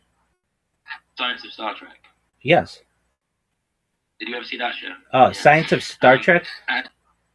Yeah. I've seen him in documentaries and such, specifically the universe. And, I've heard his remember interviews. The reason I got in touch with Dr. Steve is that they famously didn't get on the Opie and Anthony show. So that's the only reason I mentioned him. Very interesting. Well, these are many of the. They just didn't like the way he tended to dumb things down when he was talking to them. But apart from that, no, I'm a big fan of Michio. It depends on the audience. So if I heard you correctly, the Science of Star Trek, correct? Yeah, it's when they were trying to make lightsabers for real and things like that. Absolutely, and that's a lot of the technology that I discussed. Things like replicators, which is directly from Star Trek. These are also known as Santa Claus machines. For the audience out there, imagine a 3D printer that instead of using plastic, it can use any element in the periodic table to be able to create anything that you want. Go ahead. Yeah, well, no, and then I think there's a book by David Deutsch called Guns, Germs, and Steel, or maybe that's Richard Pearl or something. There's someone, the father of Daniel Pearl. I think that's Richard Pearl. You know, the guy who was beheaded. Yes, absolutely, the New York Times reporter, and I'm familiar with that book. Is it Guns, Germs, and Steel? Yes, if you're discussing the exploration of Western colonizers in the New World. Yeah, and like physics and the limits of physics, but I think one of these guys just said technically, if we crack physics, anything is possible. That's absolutely correct. Knowledge is power. Knowledge is power. That's absolutely right, Louis. And I'm an advocate of that. I feel like there are people out there who may say that much of what I discuss seems like science fiction. I mean, many of these ideas have been discussed in science fiction media, but I want to help bridge the gap between science fiction and science fact. At one time, when people would talk about brain-computer interfaces, that seemed like far-off technology. But at the beginning of this decade, we had the first successful brain-computer interface, Neuralink, in a gentleman known as Nolan Aspro, approximation on his pronunciation of his name. He's a quadriplegic man who can now play video games better than you or I can, and perhaps maybe anyone on Earth. He basically has an auto aimer in his head. And the goal is to perhaps be able to create some kind of transmitter. I think at this time it might be Bluetooth, but perhaps some other type of signal in the future to be able to bridge the gap between the separation in his spinal cavity or his spinal column, so that signals can be sent to the lower part of his body, and perhaps one day he may be able to have use of his hands again, maybe perhaps, God willing, use of his legs. That to me, if they get like the stem cells in him, that might help. Absolutely. And that type of technology 30 years ago seemed like science fiction. Brain computer interface sounded like science fiction. Something like Neuralink sounded like science fiction. We're starting to bridge those things. CRISPR technology, if you're familiar and your audience is familiar with CRISPR technology, seemed like science fiction 20, 30 years ago. If we could have made Oscar Pistorius have some real legs, maybe he wouldn't end up killing his wife or his girlfriend. There may perhaps have been alternatives, certainly, that may have existed. And we are at the precipice of something really special. I like to discuss other things that are on we are on the horizon. One is known as de-extinction. I don't know if your audience is familiar, but the de-extinction, many people think this is like Jurassic Park kind of technology. We're a little ways off from that kind of technology, but essentially it is, in layman's terms, perhaps, or layperson's terms, being able to create a somewhat hybrid version of once extinct species. So many people don't know, but the first successful de-extinction has already taken place. It took place in the year 2003 with the Pyrenean ibex, which is a goat located in northern Spain, southern France. Fast forward to the year 2021, a company out of Dallas, Texas, is founded known as Colossal Bioscientific. They've made it their goal that within the next 2 years, by the year 2028, to reintroduce the woolly mammoth into the Arctic Circle, utilizing Asian elephant surrogates, which I just think is a mind-blowing goal. Following the sorry, just to give people a little bit of a pop culture weigh in on this one. It's the bullfrogs being used in the Jurassic Park to they ended up breeding because they mixed them with toads and is it bullfrogs in Jurassic Park that they used to fill in the gaps in the DNA? I believe it was something like that. Additionally, mosquito and Alan Grant picks up the thing and he just tells them and he gives them a little speech about that. Absolutely, and then some mosquito and amber related as well. This type of technology, and following the reintroduction of the woolly mammoth, scientists want to reintroduce the Tasmanian tiger, which went extinct. Perhaps the last one I believe in captivity was in the 1920s, followed by the dodo bird, which went extinct around the 1600s or so. I think these are fascinating topics that really we're not talking enough about, I feel, and are really exciting. Condors are also a thing. Condors are dying, and then someone brought a couple of those back, didn't they? So the California condor, if that's what you're referencing, during the 1990s was on the verge, or around then, was on the verge of extinction, but has had quite a resurgence as well. Not specifically, to my knowledge, through de-extinction technology, but just through conservation efforts, which I'm certainly an advocate of. I feel that perhaps we did a lot of damage to the earth during the Industrial Revolution, and perhaps with many of the advancements that we've made in science and technology, we may be able to reverse some of those effects. Other things that I like to talk about that may be of interest to your audience are things like perhaps life extension technology. Most people in your audience, when they were born, the average life expectancy for them was probably about age 80, perhaps. I'd like to increase that, or give them the resources to be able to increase that and make these types of technologies more affordable. Things like oxygen therapy, hyperbaric chambers, things like perhaps we talked earlier, stem cells, perhaps human growth hormone, cryonics, cryogenics, nootropics, peptides, cold shock therapy, ambrosia therapy, some types of maybe sensory deprivation bar. For the mind. Absolutely, we could certainly include that. Tanks. Yeah, absolutely. Sensory deprivation tanks. I don't know if you or your listeners have ever been in one. They're amazing. If you've ever had the experience, I have. They're amazing. Essentially, you float on very saline-based or salt-based water. You almost feel absolutely weightless. It's a very dark chamber. The water is tepid. It's the same temperature basically as your body, around 98.6 degrees. It's your own little miniaturized, personalized Dead Sea. That's exactly right. And you can let your mind escape. It's almost, in its own way, a very meditative trance that you can almost go in, because generally there is no light. You can't feel anything. You can't hear anything. And it's quite an amazing process. It really makes you have different feelings or different understandings of time, and also, what your body's the types of deep consciousness and deep focus your body can perhaps be in. Additionally, I talk about things like certainly cold shock therapy, ambrosia therapy, perhaps blood transfusions of your own blood, things like red light therapy, and testosterone replacement therapy for both men and women. These are all really exciting life extension technology. HRT for women. But both men and women can benefit from these types of technologies. And I want to, if possible, extend or expand the average life expectancy from age 80 to age 100, 120.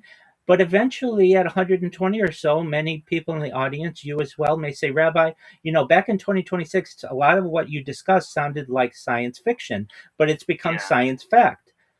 my body's starting to break down. What's the next plan? And this is where I feel it gets really interesting and really exciting for those of you out there who want. This is with your consent. Everything that I talk about, I feel should be with your own consent. Consent's very important to me. And so I'm an advocate of my body, my choice, and I don't feel anything should be forced upon you. But if you want, you may be able to utilize a type of technology known as mind uploading technology, where, with your consent, we scan your brain into a computer like a CAT scan or an MRI, knowing where every atom is in your central nervous system and your peripheral nervous system for later download as an android, an avatar, a cyborg, a cybernetic being, a clone of yourself, a robot, an ethereal being, whatever you want to be. But what I want you to know. There was a Johnny Depp film about that, wasn't it? Where he uploaded himself to the conscious. I believe so. Yes, this is a common narrative within a lot of science fiction movies. But essentially, what I'm saying to you, Louis, and your audience is that you may be able to have a future of digital immortality, which is an extremely exciting opportunity. We are essentially the last generation, or maybe perhaps the first generation, that may be able to either avoid death or extend life to the point where we may be able to live indefinitely. And I just think this is a really exciting future. A real life afterlife. That's absolutely correct. And from there, many people say, well, I don't want to live forever. And no one's forcing you to. Many people with whom I interact on a daily basis say, I want to just live my normal life and die whenever I want to die. And I feel that that should be allowed. I am I want this technology to be used with people's consent. However, there are those of us, and perhaps we've been termed transhumanists, people who want to extend life, if possible, for as long as possible. And for those of us who may have the ability to do so, we would like to maybe be able to reverse age and extend our current life in whatever bodies we have for as long as possible. And then perhaps, if needed, might use mind uploading technology to be able to live indefinitely. And for your audience out there that may wonder what this is like, it's essentially like a save point in a video game, for lack of a better analogy, where you could essentially upload your consciousness into a computer system. And then if anything ever happened to you, God forbid you were in deep space exploration or whatever, we'd be able to get that save point back. And perhaps there might be some way that you wouldn't need to do manual saves, that there could be some kind of automatic saving system perhaps in the future. That's all for generations to come to be able to decide. Saves it for you. Absolutely. And then for those people out there who want to live for not just hundreds of years, not just thousands of years, but perhaps millions and maybe even billions of years, if they'd like, at any point, they should be granted the option, if they want, to just stop and be able to end it all, or come back with their memories erased, and or just not come back at all. I want to give people rights. I think that's really important. I think it's a really... Go ahead. Yeah, and for these poor souls that are born in the wrong body, the gender dysphoria. Yeah, so they'd have the ability to have very effective, non-invasive surgery. Just get it done very quickly. That's absolutely correct. And so for those of you out there who are LGBTQ plus, I consider myself to be plus. Whatever that is, we don't really know what that is, but that means that I may want to experiment in the future to be whatever I want to be. If I live 10 million years as a man, I might one day want to live as a woman. If I spend 10 million years as a human, I might want to be a different type of species someday. I don't want to limit myself to anything. So in addition to being an LGBT plus LGBTQ plus ally, and perhaps consider my own self non-binary, or wanting to perhaps, if I want to be a woman in the future, maybe not in this lifetime, but maybe in a future lifetime, or perhaps in this lifetime if I continue to live for a very long time. With your brain for a day. Pardon me? A tree frog with your brain. That's exactly right. And who knows what scientists will be able to perhaps develop in the future, and what kinds of technology. So these are some of the topics that I discuss on my stream. I've been doing this now for more than 4 years. from more than 20 different YouTube streams. For anyone out there who wants to view my YouTube streams, who finds this really interesting, you can find me on YouTube 24 hours a day by typing my name. I'm Rabbi Rothschild into YouTube, and make sure you filter by live because I have so much content. It's an absolute sea of 12-hour videos that I basically have. You want to filter by live, and you'll be able to watch my life in 360 degrees. Okay. Additionally, This is how I'll find, and I'll find this video there. yeah, I'll also send you a link so that you don't have to. Brilliant. Okay. Yeah, absolutely. So that you don't have to delve through all of those. But additionally, for your audience who wants to find out more about what I do, go to my Linktree, linktree.com/Rabbi Rothschild, just like my name, just like who I am.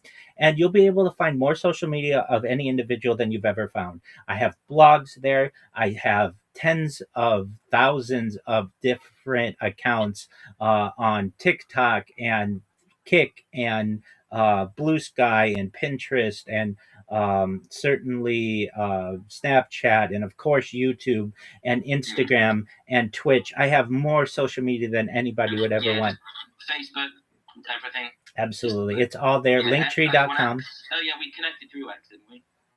We did connect through X. Yeah, so X is a great place to be able to find me as well. All my links are in my link tree, so just go there, linktree.com/Rabbi Rothschild. If you want to join my Discord, I'm live in Discord 24 hours a day. And so the best link, you can find that in my link tree as well, linktree.com/Rabbi Rothschild. You can also find it at discord.me/rabbi. And that will give you a link directly to my Discord. We have thousands of people who are members there. It's free. Everything I talk about is free. There's no charge for any of this. If you want to connect with me and you want to talk about futurology, I'm here for you. If you want to connect with me and you want to talk about Judaism, I'm here to talk about it. If you want to connect with me and talk about Kabbalah, I'm here to talk about it with you. If you want to connect with me and talk about history or science, or you're just having a relationship issue and you want someone with whom to speak, I'm here for you. I'm here to support not just my community, but anybody else who hears my voice who wants help. I'm here to be a helper in this world. I'm here to be a teacher in this world. I'm here to be a leader in this world. Okay, can I ask? I'll get one plug in for your audience. This is for my own benefit. I'm 1% majority on Substack. That's £50 a year. You get all my essays that I'll write every year. So that's that out of the way. Now, can I ask you, what do you think Madonna's attraction to the Kabbalah was? Absolutely. So this is something that came about in the late 90s or so, along with some other celebrities, including Britney Spears and others. And it was based out of the Kabbalah Center in Beverly Hills on Robinson. Basically, there is a movement in major cities around the world for people of all backgrounds, not just of the Jewish faith, but all backgrounds, to be able to study Jewish mysticism.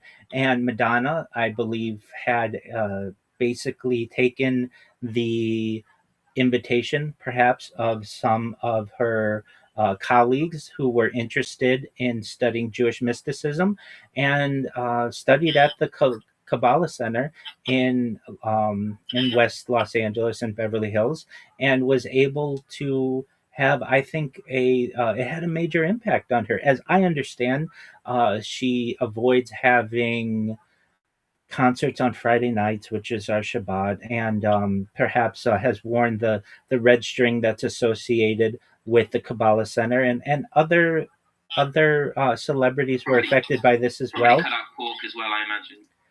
I don't know her dietary habits specifically, but I do know that she does an excellent job doing her best to keep in shape. And I personally think that any person who wants to enlighten themselves, there are ways to do it. Doesn't have to be religiously or philosophically. Just stretching, meditating. Those are really great ways that you can really transform your own life. And for anyone out there who is looking to become more connected to Kabbalah, I teach a Kabbalah class every day. So I've taught over 100 of them consecutively. They're available on my different YouTube streams.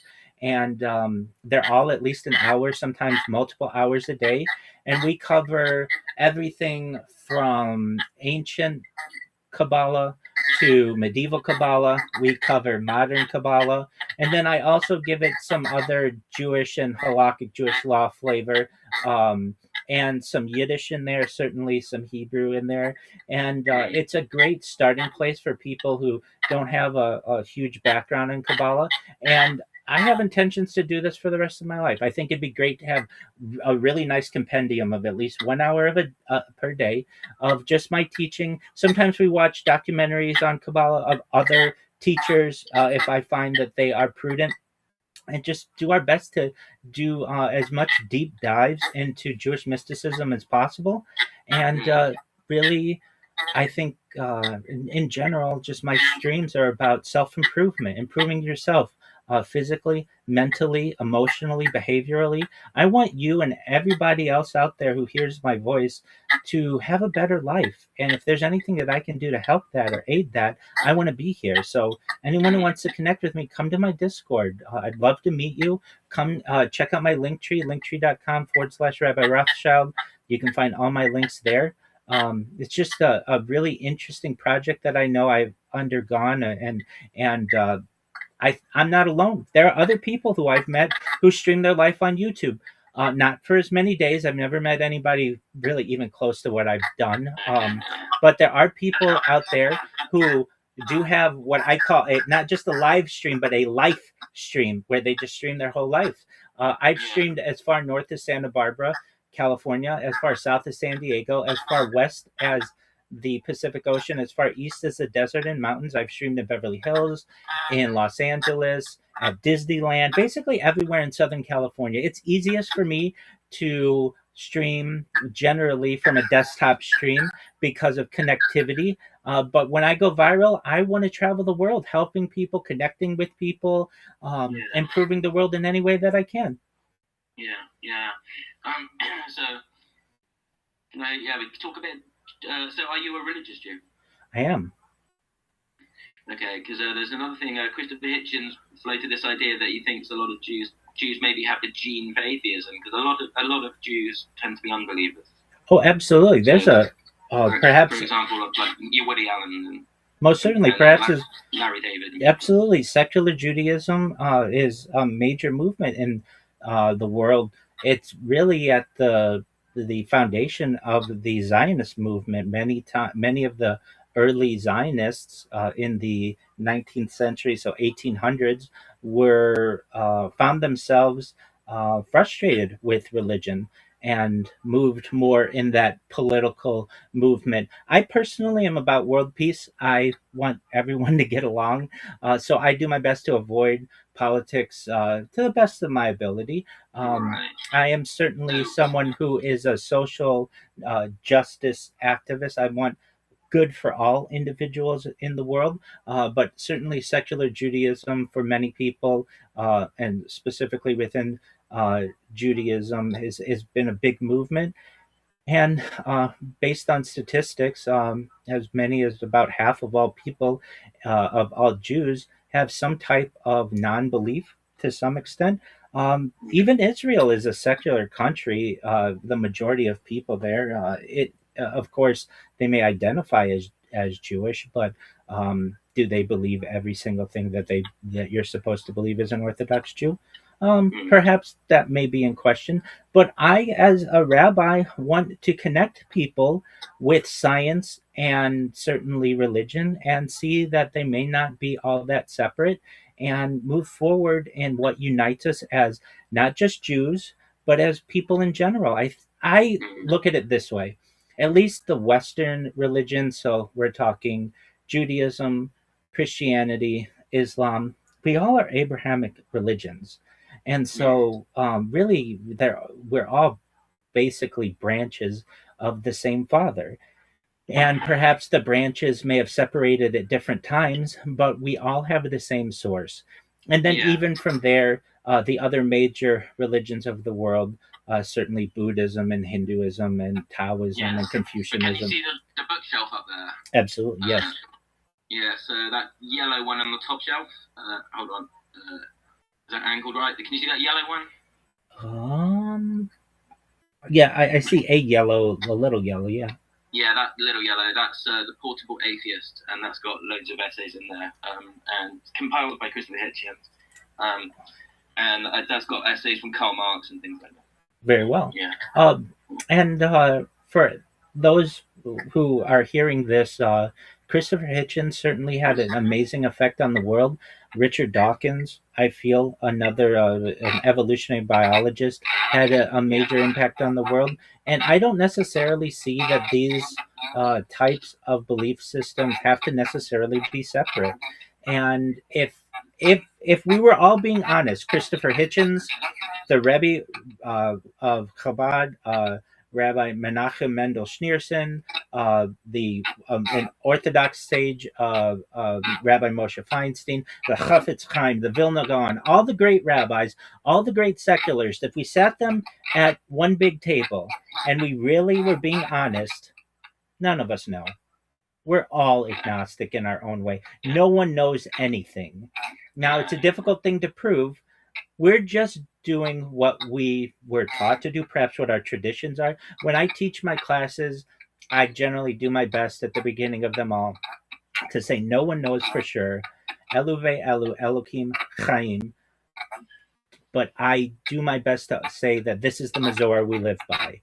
And Elu ve'elu Divrei Elokim Chaim is something that I feel is important to be able to recognize.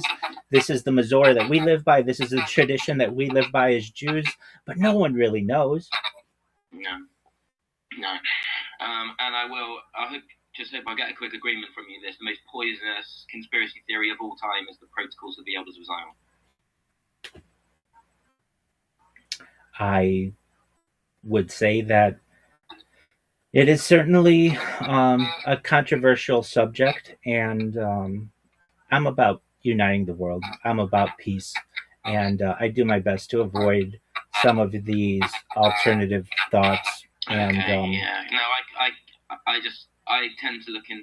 This is forced upon me by the people I listen to, so I just know this stuff. I read a book called Voodoo Histories by David Aronovich, and it was just all about conspiracy theories, and he nailed that one. It's a fabrication. So anyway, let's not go there. But So can I ask you, what do you go to escape when you're just sat in front of the TV with wanting to watch something? Do you like watching Seinfeld? I do. I love Seinfeld. I'm a huge Seinfeld head, as the kids say. I love Seinfeld. I loved it in the 90s. I loved it in the noughts. I loved it in the teens, and I love it in the 20s. I'm certain I've seen them all. I'm in the Seinfeld sub. Larry David over to Curb? Oh yeah, absolutely. He's great, right? 100%. 100%. I'm in the Seinfeld subreddits. I love the Seinfeld memes. I see Seinfeld as a I see the world through perhaps ways that show shaped my views on the world in many ways. I love Seinfeld. It is near and dear to me. So I do like Seinfeld. I like stand-up comedy a lot. I like comedy in general. I like comedians. I feel it's important to laugh. It's important for the world to be able to not take itself too seriously. So I very much enjoy watching stand-up comedy. That's what I like to do in my free time. Additionally, I like to play games. So everything from chess and checkers and even card games. I enjoy playing. I love the social aspect of the internet, where two people on different continents can be able to connect, able to have intriguing conversations, be able to share, and just that's a really special part, I feel, of the time in which we are living. And so I am at home in my own comfort when I'm basically relaxing, able to play games or read on a subject that's interesting to me, and I have a podcast on in the background or comedy on in the background. That's basically something that makes me very happy. I love to learn, so I'm someone who might have multiple podcasts on at the simultaneously, because I just feel that I'm not fulfilled with one enough, or whatever it may be. I love to learn. I love to read.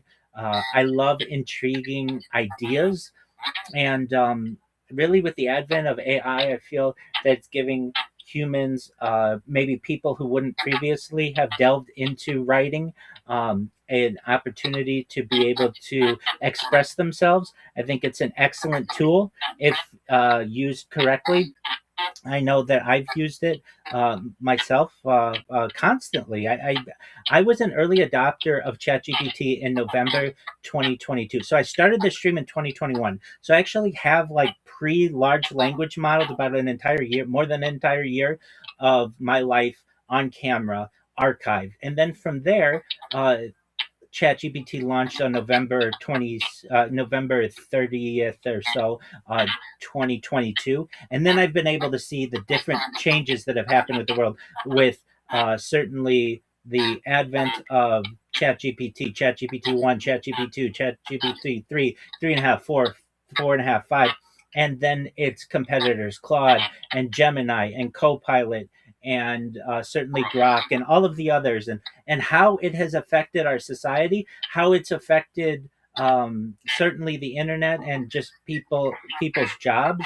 I remember when I would first talk to people about ChatGPT, uh, they they didn't think it was that going to have that big of an effect, and then they've come back to me subsequently and been like, "Oh boy, was I wrong."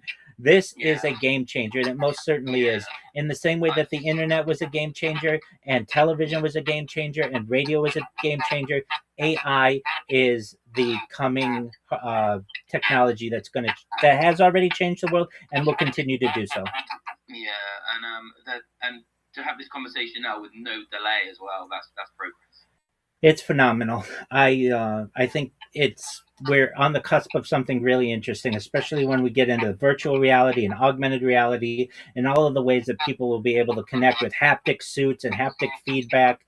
We are just on the precipice of something really special, and I'm excited at where the world's going. There are a lot of people who are negative on the future, and if you're hearing my voice, I'm someone who's positive about it. I think that the future can be bright, and I don't have a dystopian idea of the future. Many people feel like we may be living in 1984 of George Orwell.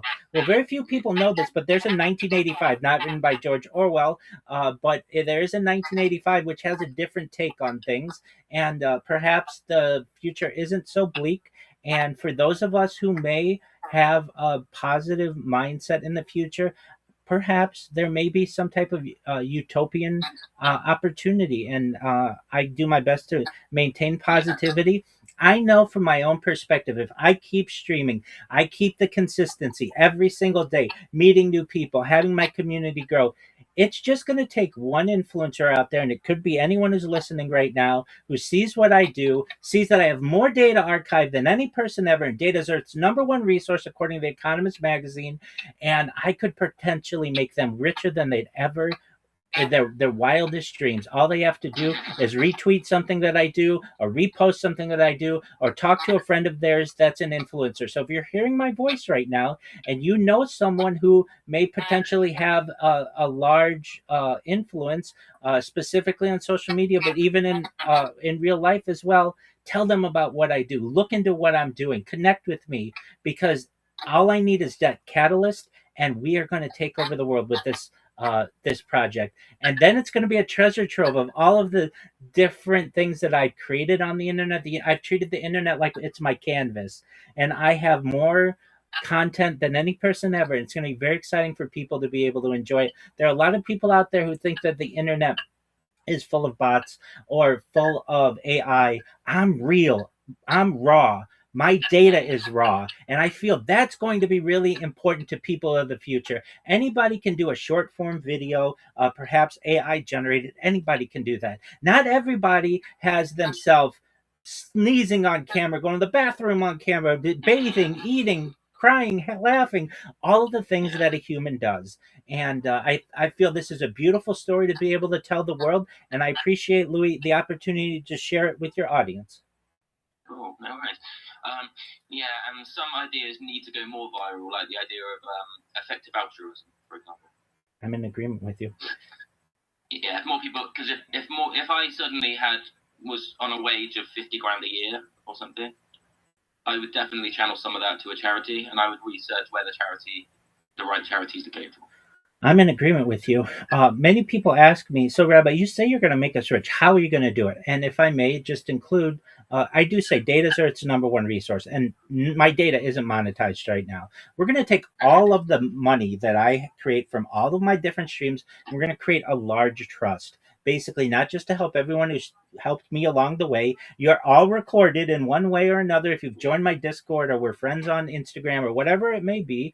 And what we're going to do is we're going to help you, your friends, your family with that money from all of the data that I am able to monetize. Additionally, I am going to be able to monetize all of my social media, my thousands of accounts, all of the content that I have there.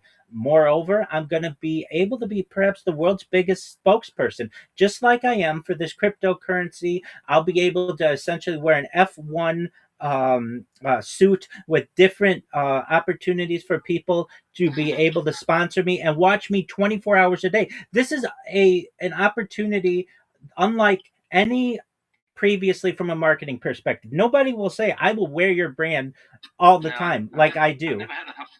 Absolutely. And then another way we'll be able to do it perhaps is through cryptocurrency and other investments because I'm the foremost spokesperson of cryptocurrency in many ways. I feel that I have a beautiful archive of the crypto journey, specifically on Twitter, but also on things like Pump Fun and or X and other places, and Telegram. I've been live streaming my life in the Harry Potter Obama Sonic 10 Inu Telegram for years. I have been more than a year of years of my life archived on X. I have years of my life archived on YouTube and Rumble and Instagram.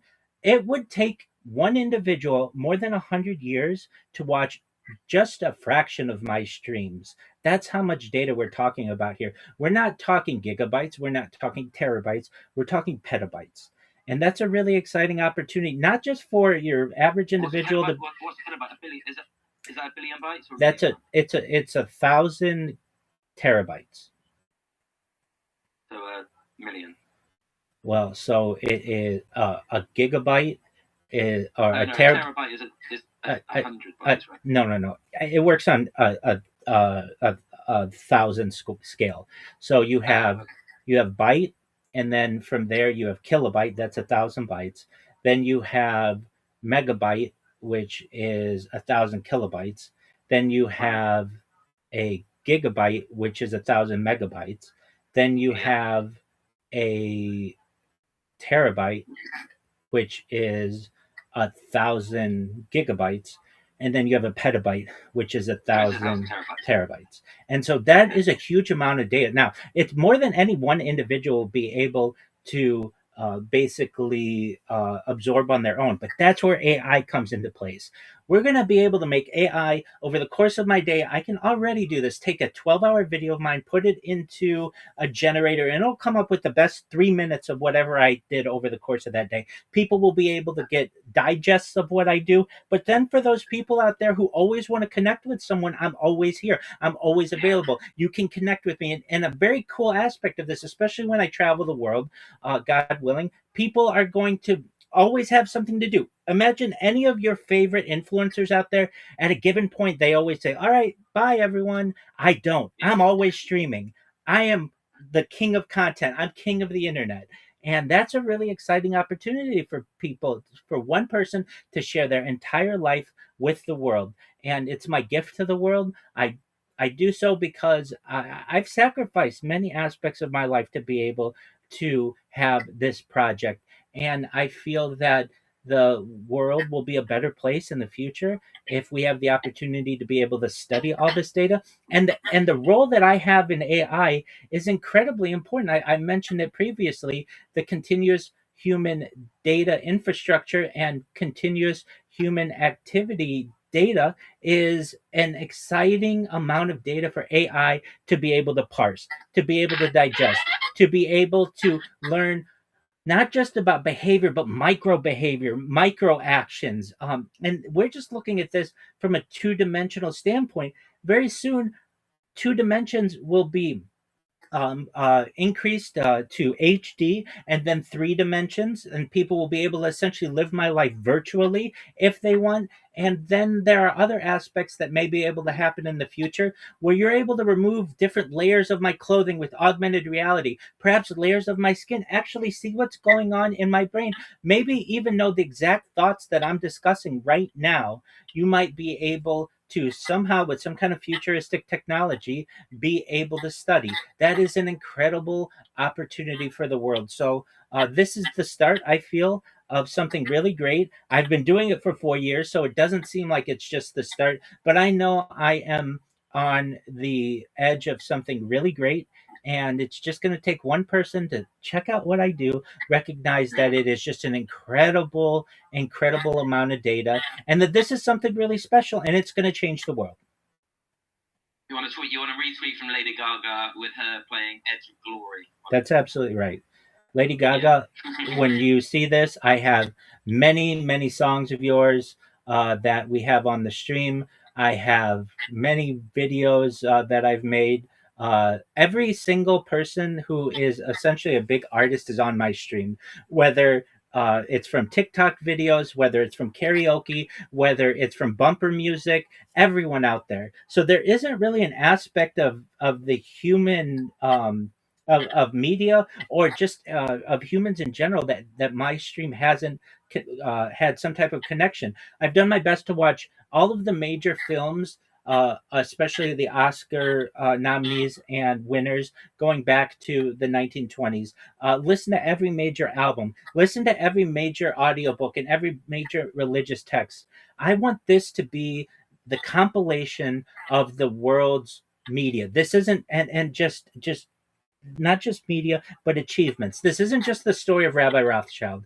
This isn't just the story of the history of time. This is a compilation of behavior and a time capsule. It's really, it's in my opinion, in the past we might have had like the Epic of Gilgamesh, and then of course we have the Bible.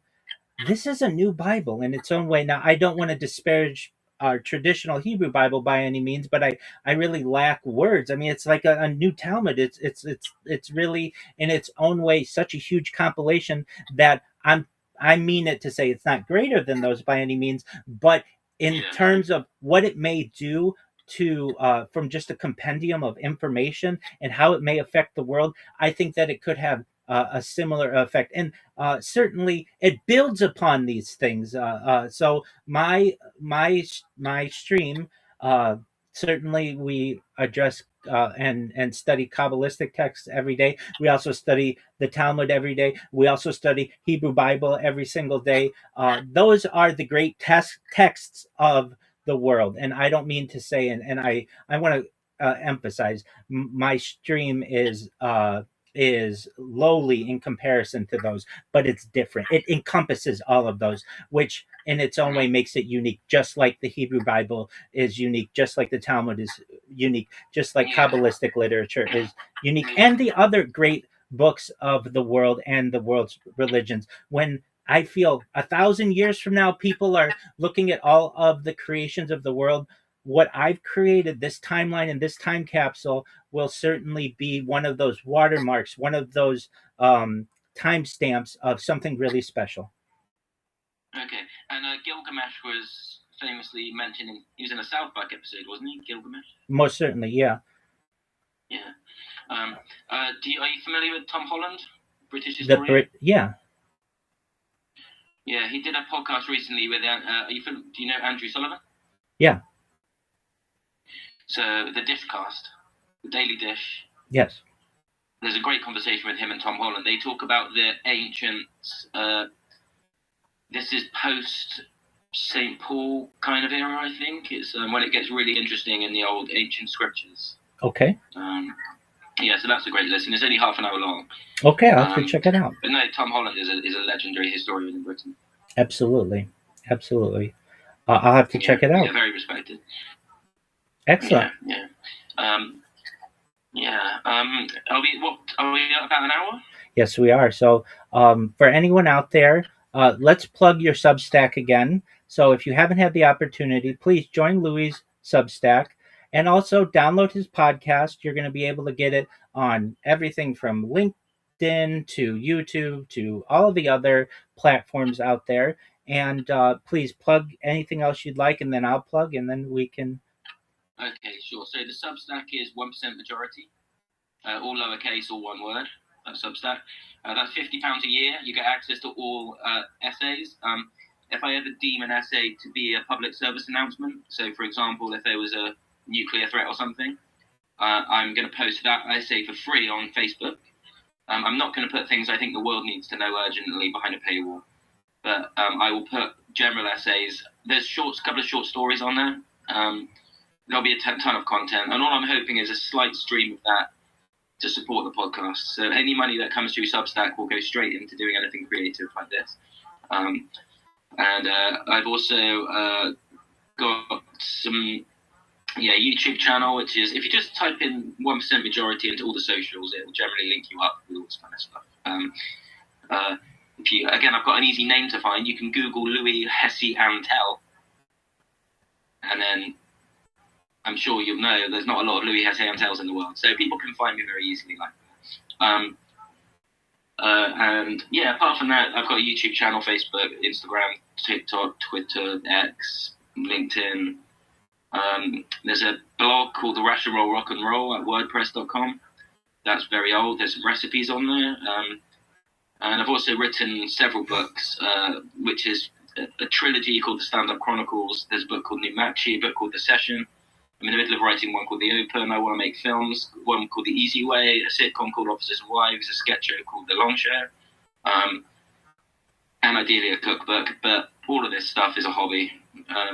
Now, please tell me about your what do you want to say to finish this up? Absolutely. So, for anyone who's watching this, the best place to connect with me is my Discord. You can find that link at discord.me/rabbi. Also, all my social media, linktree.com/rabbi. If you want to view all my streams, just to give the audience out there an idea of all of my streams, you type Rabbi Rothschild, my name, into YouTube and you filter by live.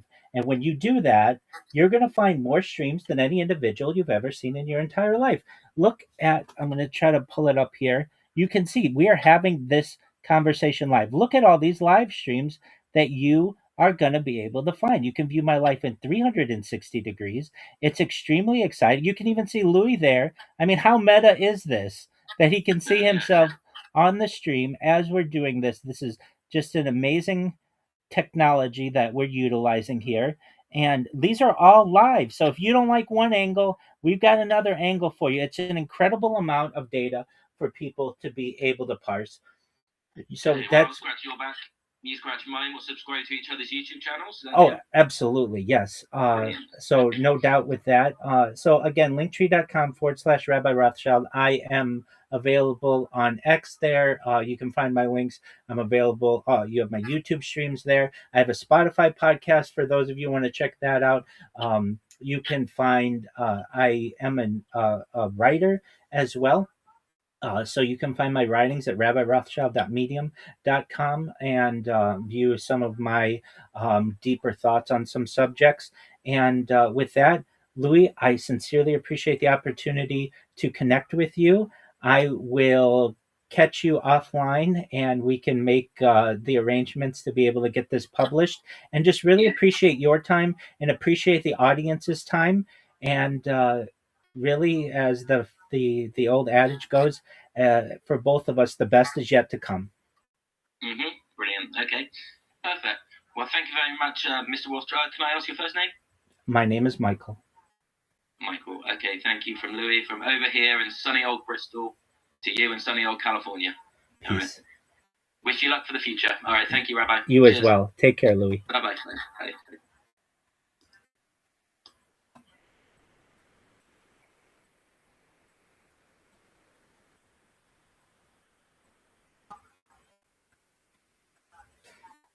Did that work? I don't know.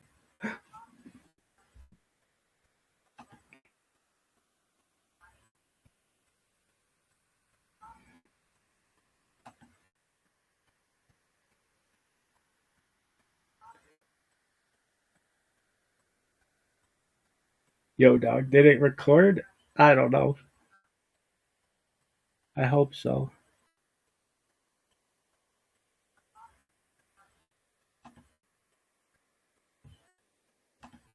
What would you do if it didn't record? I have so many different streams. I would hope it record on one of them.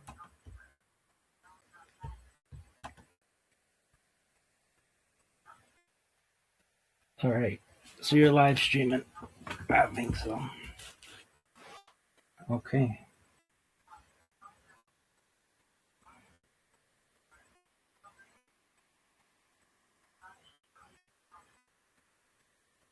So what's the magical metal game? Alchemy.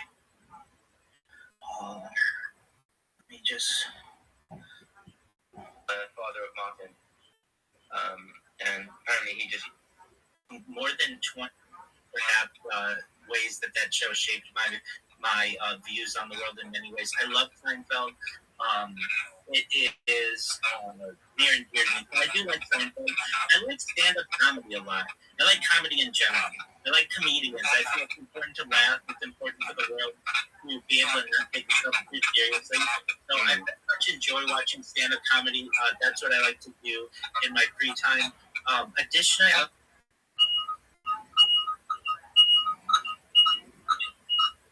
we had the such, yeah, and they were a lot of them were wrongly accused of being affiliated with the communist. Someday, out and I would like to sing.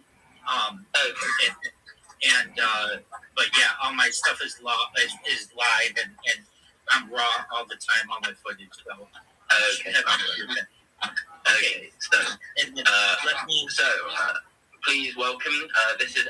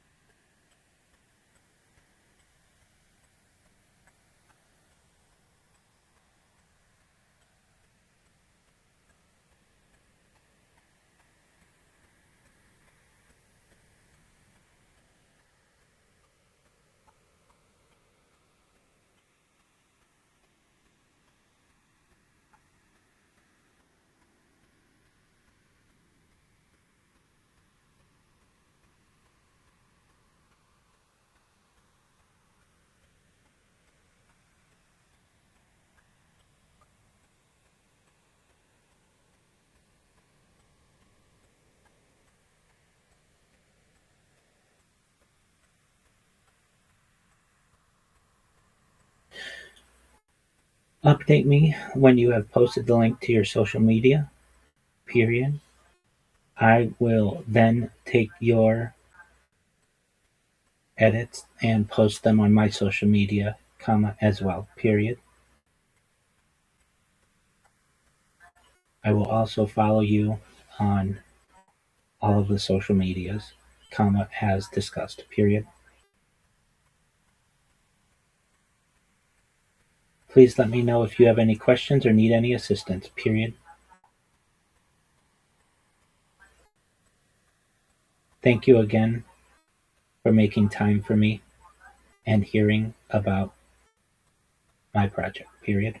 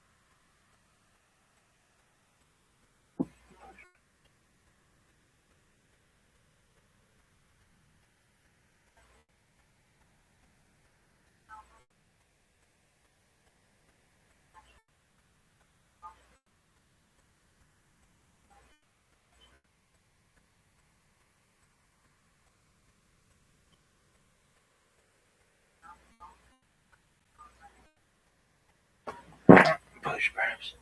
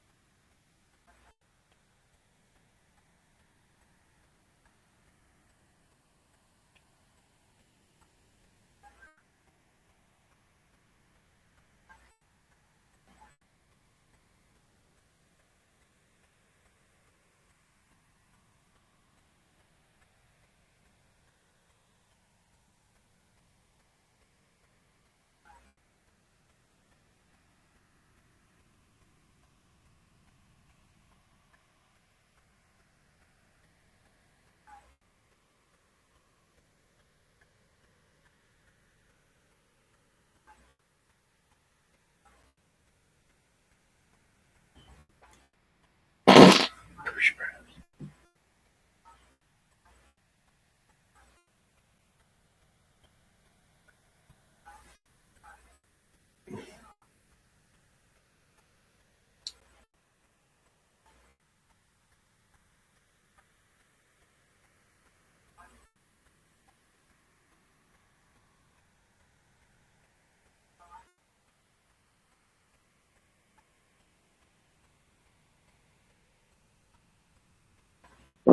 Push perhaps.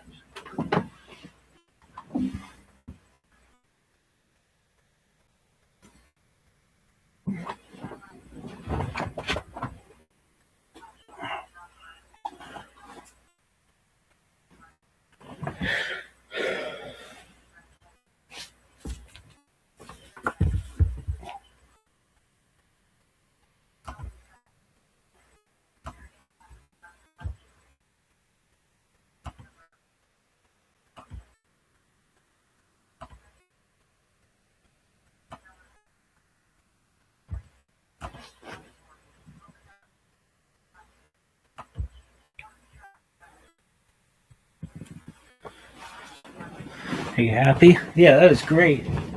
Shout out to Louis, dude.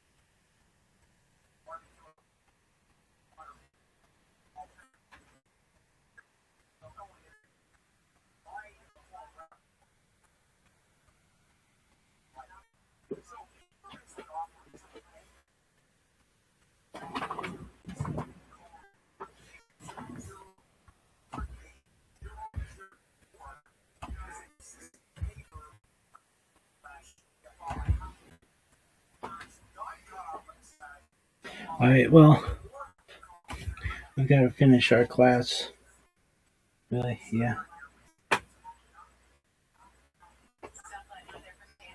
Messiness stuff appeals to are typically people like Shut them off. Shuvas, people who convert back to Orthodox Judaism, and younger people. But most of the more established Chabad world doesn't really get down with this Messiah stuff.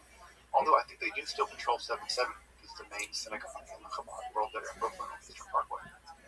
So the Chabad has this messianic thing going on, which is super weird and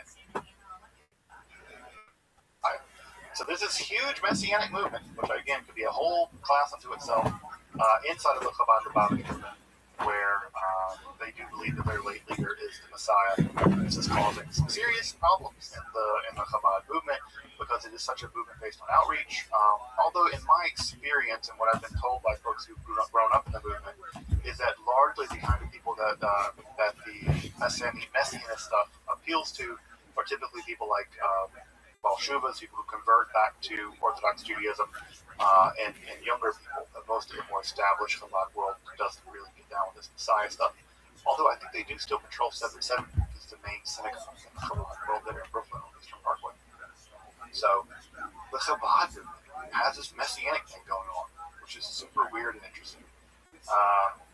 For the folks who are in Michigan who are hanging out with me in this class, you probably have never heard about this or heard about it only briefly, because the Shemto family, which is the larger Chabad family here in Michigan, is a very old Chabad family. They were sent here as shluchim, as emissaries by the Rebbe way back in the 70s or 80s, something like that. But they were the leading force in many ways of the anti-Messianist movement. They really thought the Messianist movement was dangerous. And the Shemto family, which is very powerful here, at least in Michigan, has never been on the Messianic camp, and I don't think the Messianic camp has ever gotten a foothold in the Metro Detroit area when it comes to that stuff. That's different in other places, but I don't think that the Messianic camp has ever gotten a foothold here. But go to Brooklyn, go to 770, it certainly is there. All right, the last two things I guess I'll mention before we really wrap up is the rise of the Neo-Hasidic movement. As folks know, the Neo-Hasidic movement was pioneered by folks like Martin Buber, who came out of the Hasidic world but maintained a lot of, nostalgia is not the right word, but wanted to sort of modernize and expand the Hasidic movement outside of the dynastic structure. And so many of the tales of the Hasidim and a lot of Hasidic spirituality became sort of exported out of the Hasidic world and then imported into the modern Orthodox world and the conservative world especially, and the Reconstructionist world most recently in the sort of the Chavurah movement of the 1970s. This is a period of Karlbach and stuff like that for folks who grew up with Karlbach and not. And so it's in that world that we have the rise of what might be called the Neo-Hasidic movement. And this movement has proven to be extraordinarily popular in the Jewish world. And there are great luminaries in the Neo-Hasidic world, folks who recently passed away, like Rabbi Rothschild and Art Green, who was one of Alana's teachers, actually, in Hebrew College. He's probably one of the premier Neo-Hasidic leader in the world right now. This is really funny at Purim that I got to have a few drinks together and talk about Kabbalah briefly. I feel like I got a great honor to be able to hang out with one of these Gaons of the Neo-Hasidic movement. And so I got to spend some time with Art Green when I was up in Boston with Alana.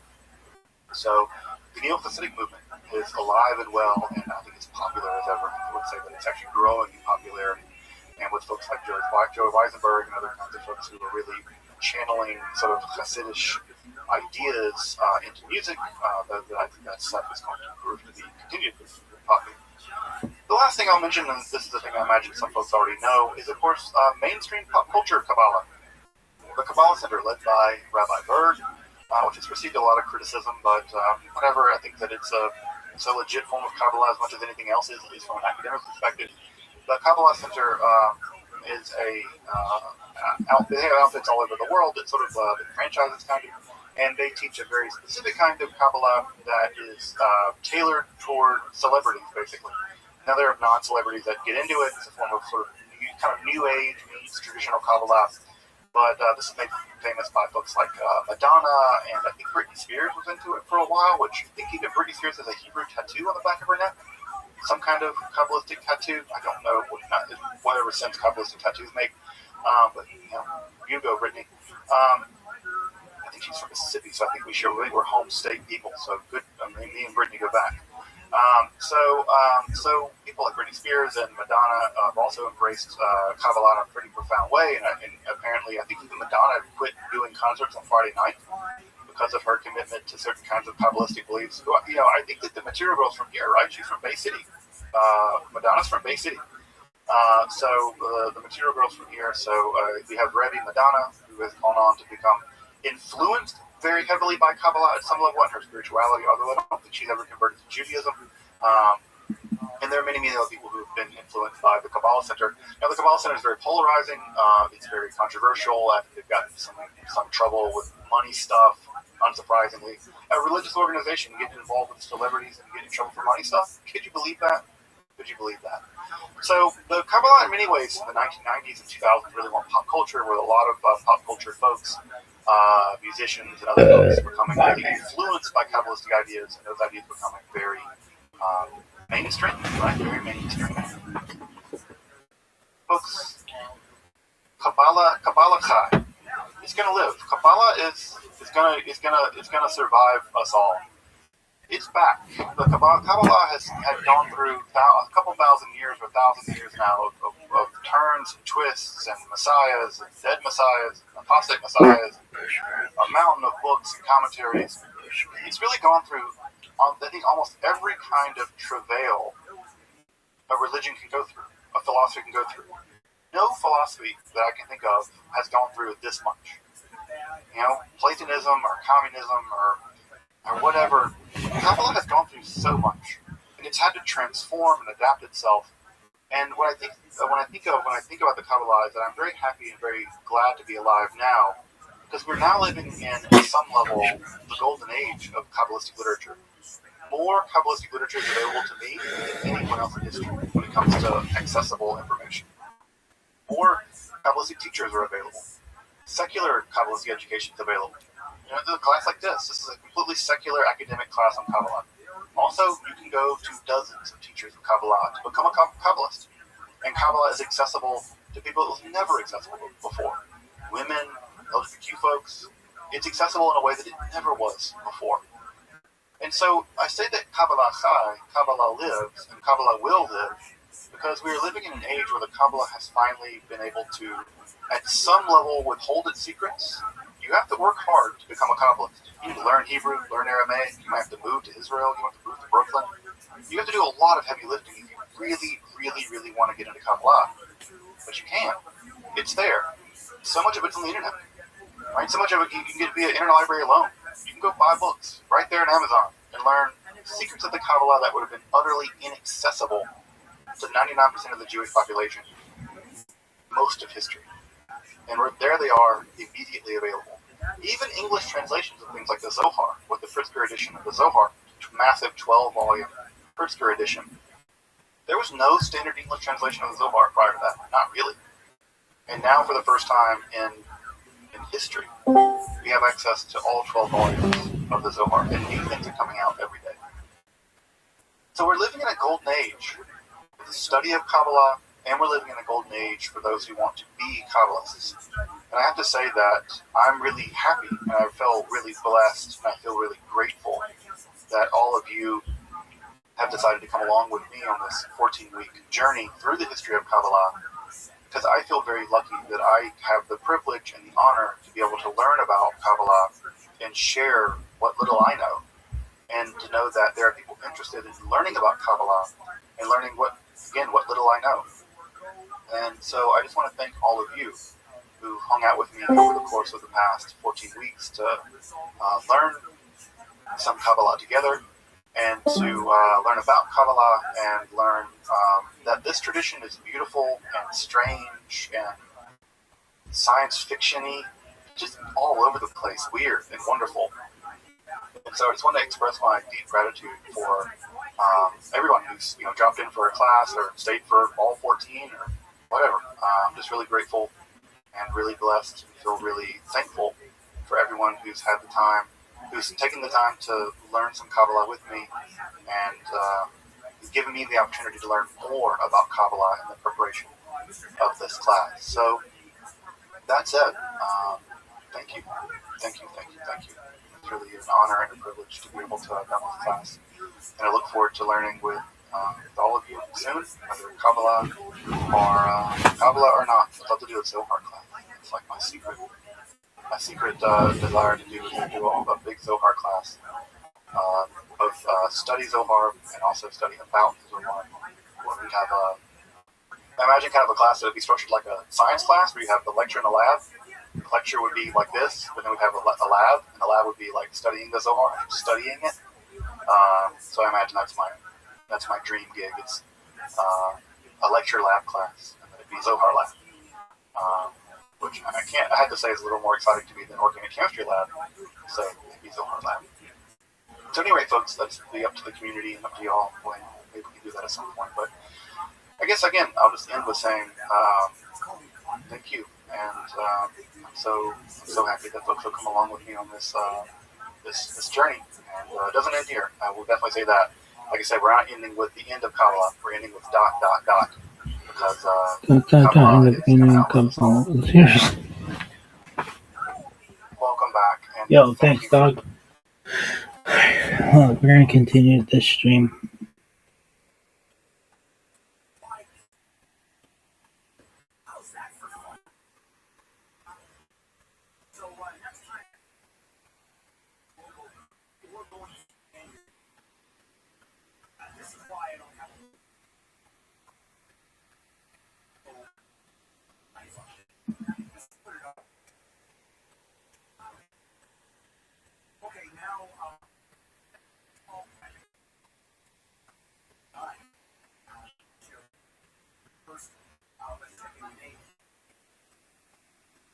Here's the latest blockade.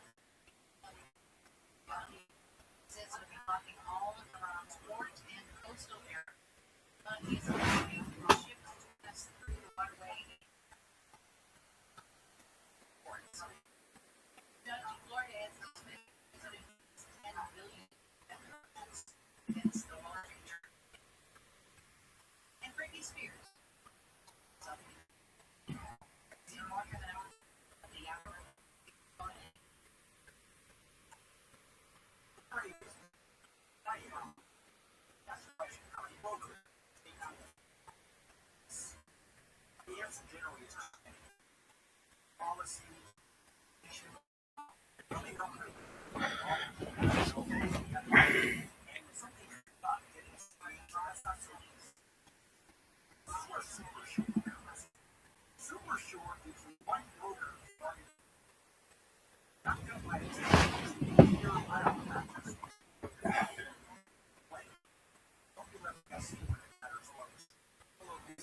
For joining me as I explore the garden that is Jewish mysticism and Kabbalah. Again, if you'd like to support my work, I'm providing accessible, free, and scholarly content on topics like Kabbalah, alchemy, and the occult, along with magic, primitive philosophy. Consider supporting my work on Patreon, or perhaps with a one-time donation. You can find those links below. Until next time, I'm Dr. Justin Sledge, and thank you for watching Esoterica, where we explore the arcane in history, philosophy, and religion.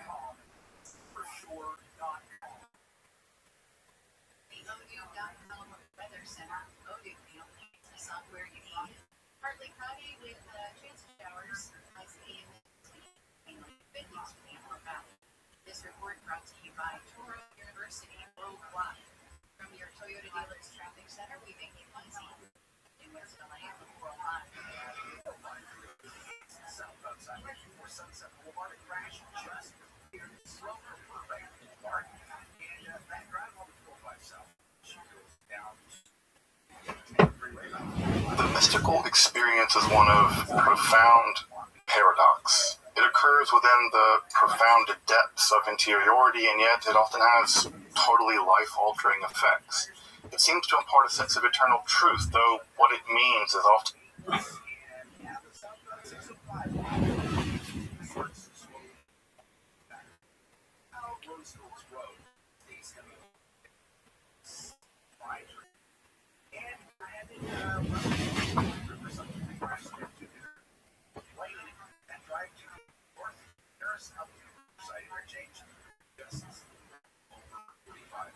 Southern California.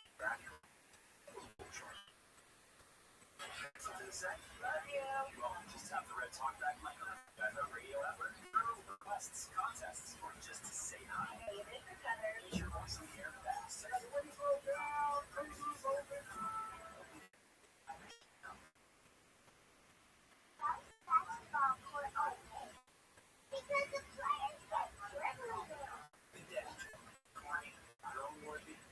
Also, simplest ways to share home. So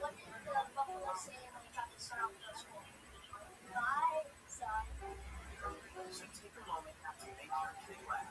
Because dad jokes rule. Make your kid laugh today. Go to fatherhood.com. Brought to you by the U.S. Department of the iHeartRadio app. Podcasts. Collaborated podcasts from our library of over 350,000 titles. Here's an iHeartRadio podcast preview.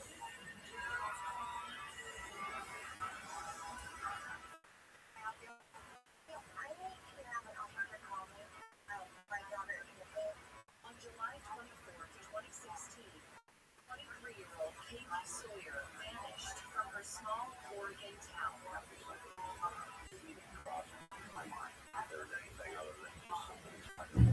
the story of who killed her and how takes wild twists and turns. A second woman kidnapped. A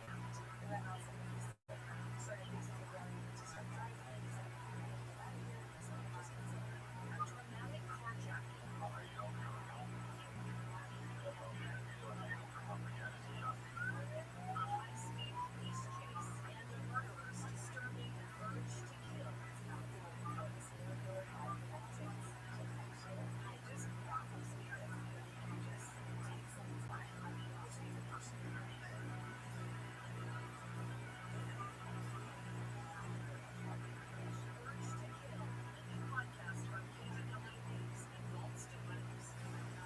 Follow this podcast for free on the iHeartRadio app. Number one for music, radio, and podcasts all in one. Records, milestones, firsts, last, and everything in between. What happened today in sports history on iHeartRadio? What's happening, fellow sports fans? It's Andy West. Let's look back on this day in sports history. April 13th. We'll start out today back in 1957. The Boston Celtics won their first NBA championship in style, narrowly beating the St. Louis Hawks in a 125-123 double overtime victory. One of the most exciting game sevens in history. Jumping ahead today in Augusta, Georgia, 1997, Tiger Woods era begins as Tiger destroys the lead and wins his first major championship, a record 12 strokes, and a runner-up Tommy Height, who became the youngest at 21, the first non-white player to win the Masters, the green jacket at Augusta.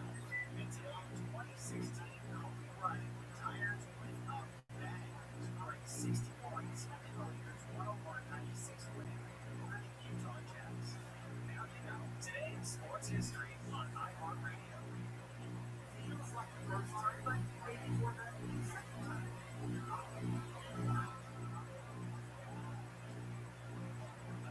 Foreigner is working on a new album. It's called Giant Destroyer. It's a vicious soundtrack for the band's 50th anniversary concert. The 15th anniversary. The first single, Feels Like the First Time.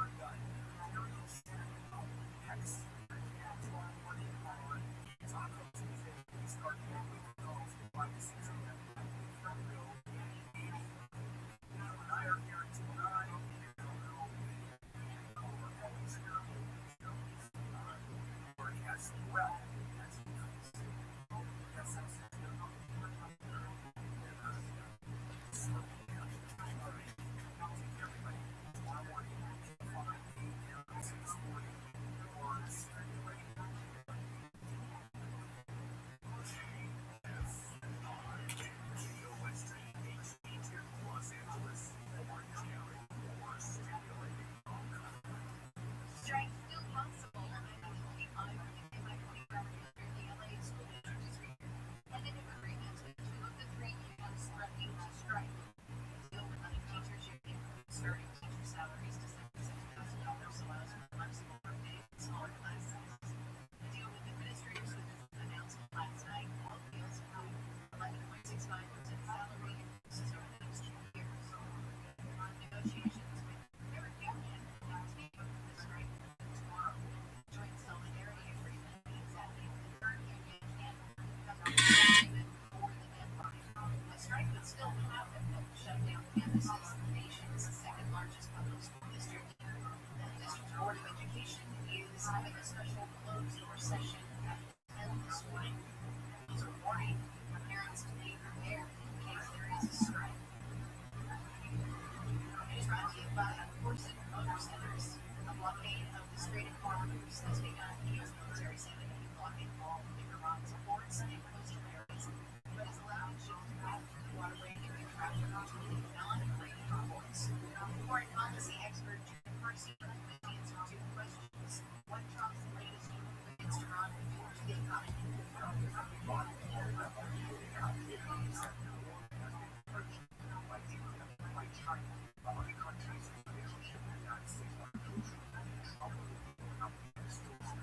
Percy says if Trump pursues this, it increases the likelihood that he blows off the Red Sea. That means another 12% of oil the market.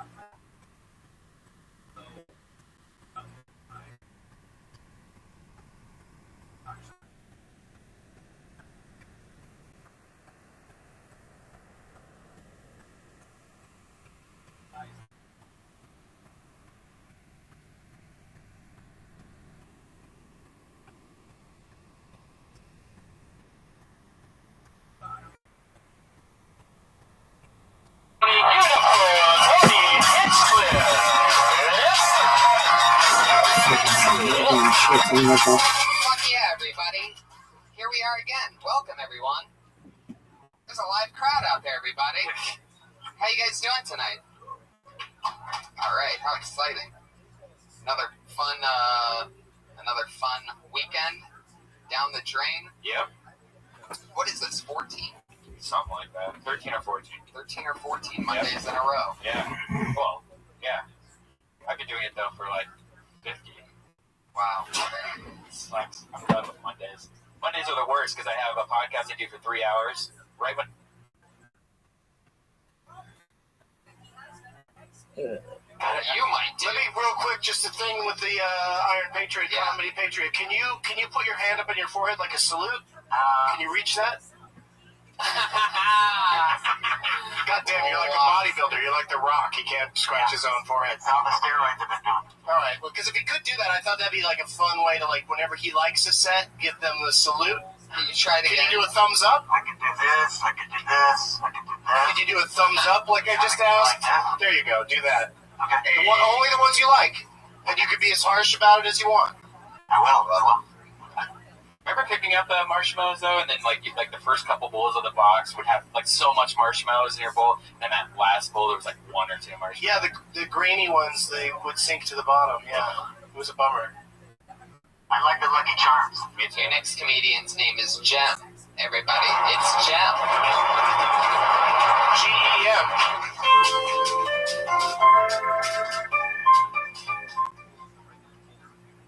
Hi, my name is Jim. That's GEM. Recently was Hi, evicted. medium showing up. Got me thinking about when I was living in England. That's where I had the longest permanent residence of 48 months. Mostly because even in England, they don't evict you from prison. I've been watching a lot of the Orange and Black recently, also known as the Los Angeles bus system. Yeah. I haven't been going up because I've been dealing with the eviction for the last 2 weeks, so I'm a little rusty at this. I mean, not rusty like if I penetrate you, I'm going to give you tetanus.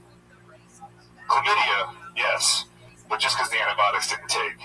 So what I'm saying I want to get over is 248-952-7290 is my number if you need some medical cannabis. Please feel free to call me. 248-952-7290. 952-7290. This guy is gonna be huge. Chlamydia, yes, but just because the antibiotics didn't take. So what I'm saying I want to get over is 248 48 months. Mostly because even in England, they don't evict you from prison. I've been watching a lot of the Orange and Black recently, also known as the Los Angeles bus system. Yeah. I've been going up because I've been dealing with the eviction for the last 2 weeks, so I'm a little rusty at this. I mean, not rusty like if I penetrate you, I'm going to give you tetanus. Chlamydia, yes, but just because the antibiotics didn't take. So what I'm saying I want to get over is 248-952-7290 is my number if you need some medical cannabis. Please feel free to call me. 248-952-7290. That's GEM. Thank you very much. So you never intended to do stand-up comedy, you just faked it until you got to the phone number to call for cannabis. I'm calling for a Was that a... West Hollywood band. Because now you have to make me fucking edit out a fucking phone number and make me do work. Oh, poor Brian. Is that a real phone number? It Thanks a lot, Dick. Wow, this has turned ugly. What? So you keep standing there like you're looking confused. What did you just do? Did you attempt some jokes? You attempted some jokes and put in a phone number for a place you actually work for. No, that's my number. Oh, that seems like a good Your home number? Well, I only have a phone. I mean, I don't have a home, so I got a business, so I don't, I want to sell some weed, so I can just like motherfucking live, you know what I'm saying? You know what I'm saying? I mean, now I'm getting it. Okay, cool. Jesus, so I did see the movie, though, super happy. Security, comedy, Patriot. It was much better than that guy that took your idea, did that super size me thing. That got Morgan Spurlock that stole your idea. That was much better than that. That's a fun twist you put on that. But seriously, if someone calls you at that number and you can buy some weed, you will sell them weed, but you're not a dispensary or it's not legal. Of course I'm a dispensary. You are? Yeah, anybody that needs weed, I'll dispense it to them. This guy really got into his stride during the back and forth portion, as opposed to the actual stand-up. What if somebody that listens to this, because people around the world listen to this? I will ship it anywhere in the United States. Ship it out right there. I mean, how are they going to catch me? I don't have anywhere to live, so I'm just roaming the streets, you know? They call Do you me. want to be a stand-up comedian? Huh? I mean, all they would have to do if they didn't. What do you mean? I'm standing up here. I'm making you laugh even. Come on. You're laughing out there. I'm kind of laughing at Why are you what I'm saying that? thinking Why about what are you you're saying? saying. Why are you saying that, though, really? I'm just saying, You didn't like either one of those three jokes? I did do three jokes. You did. Let's let the Patriot handle this. Doug, a little backstory on this guy. He went to jail for 2 years for selling Molly over in Europe. 35 months, actually. See, I thought there was some truth to that story, and that's why the first thing I asked you is what the fuck would just happen? Like, because I don't know what's real and what isn't. And you guys have seen him before? Yes. Yeah. Fifth time. I don't know if it's many times. I think it's been twice. Fifth. Three or four. What? Fifth He says time. 5 times, Tony. Jesus Christ, Jen, we got to take a break with you, buddy. I didn't know that was happening. I don't think anybody's ever gotten on Oh, phone. it can't be the same person week after week after week. And you don't use this. I've been skipping weeks. I've been skipping weeks, though. You don't use this show as a commercial, man. You don't give your phone number out because I have to edit it out. Yeah, real bummer. I mean, there's like responsibilities. Or because he might leave it in. You'll get some fucked up calls if he leaves it in. Oh yeah, half of me wants to just leave it in. He's saying leave it in because he knows it might be somebody who wants to buy some. Yeah, I got some weed. But it doesn't sound terribly legit. It doesn't sound. You know what I'm saying? I got some weed. You know, if you want to buy some weed, that's what I'm saying. Yeah, It's like I can tell you. yeah, that's not. I know. That's still not legal in California. I know. Whatever. Doing it that way, you got to start a dispensary. Thanks for wasting my time. There he goes, everybody. Jen. Thank you. Thank you, Jim. Selling pot, obviously. Really hot stock right now to get in the pot selling market. It just reminds me of that expression that I now think is absolutely true. They can't all be gems. That's what people say. So like true. that's a standard line when the joke doesn't work. Oh, I know this lovely lady. I do believe this is her first time performing here. Her name is Courtney Mollet.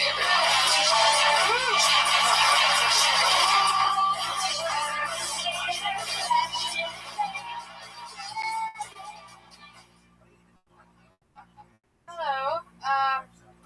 So I've noticed a lot of people in this town are flakes. It's like all my friends keep telling me that they're gonna kill themselves and then they don't. So it just makes how am I supposed to trust them after that? You know. Also, I'm from a really, really small town where pretty much everyone is related. So it just makes me wonder, is it still incest if it's your 6th cousin in a row?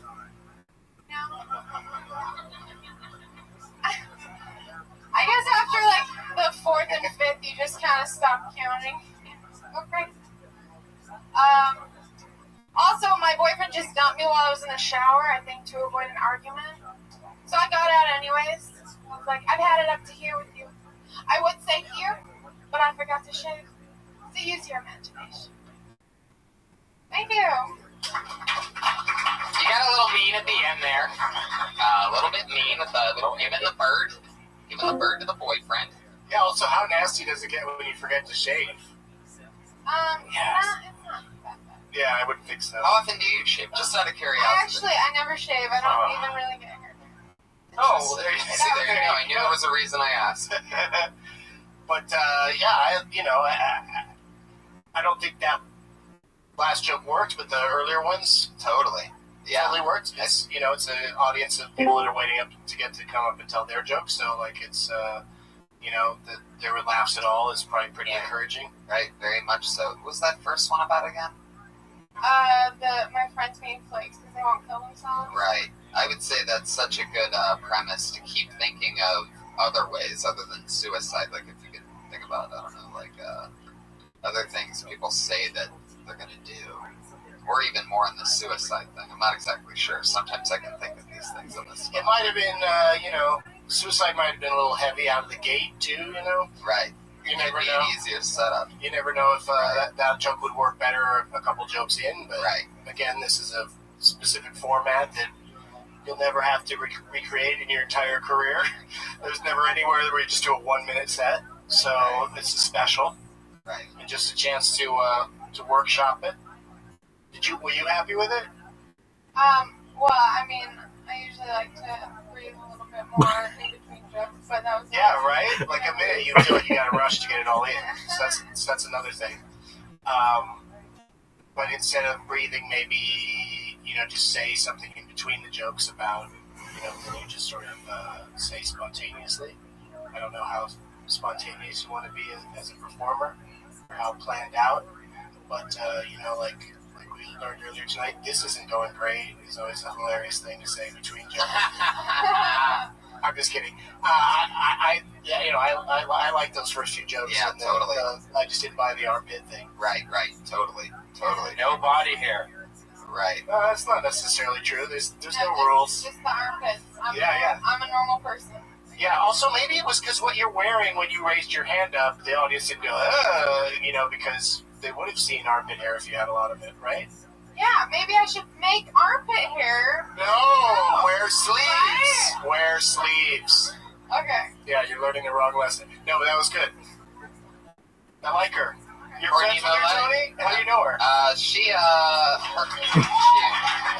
She's a past ding-donger on the Ding Dong She Show. used to be a ding-donger? What, is she not crazy enough to stay a ding-donger? Is that what happened? Well, this girl's kind of normal. Get her the fuck out of here. She doesn't even need to shave her pits. We don't need that. That's We're hilarious. some hairy pit weirdos who like to drop dogs. She's at Courtney Millay on Twitter with a K, KORTNEYMOLLE. She's very funny. Your next comedian is Norman Towns.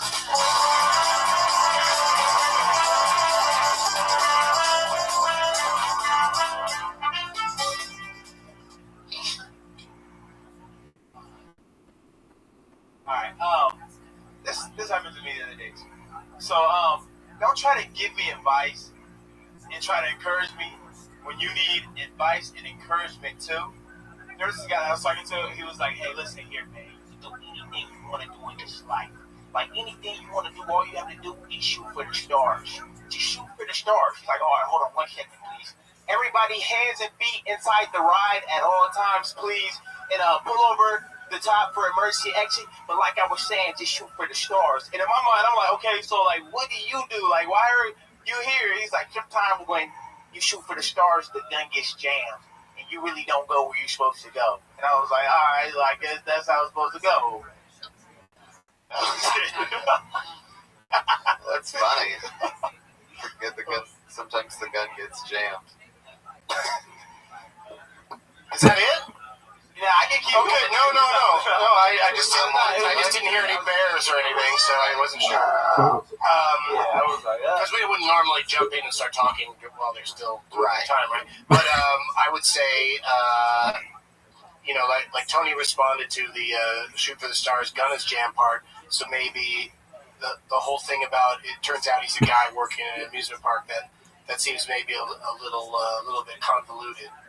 And also reminded me of Maria Bamford's joke where the girl from high school is being really condescending about her comedy, and then it ends with debit or credit. Like it turns out that she's at the Kmart or whatever. Right. So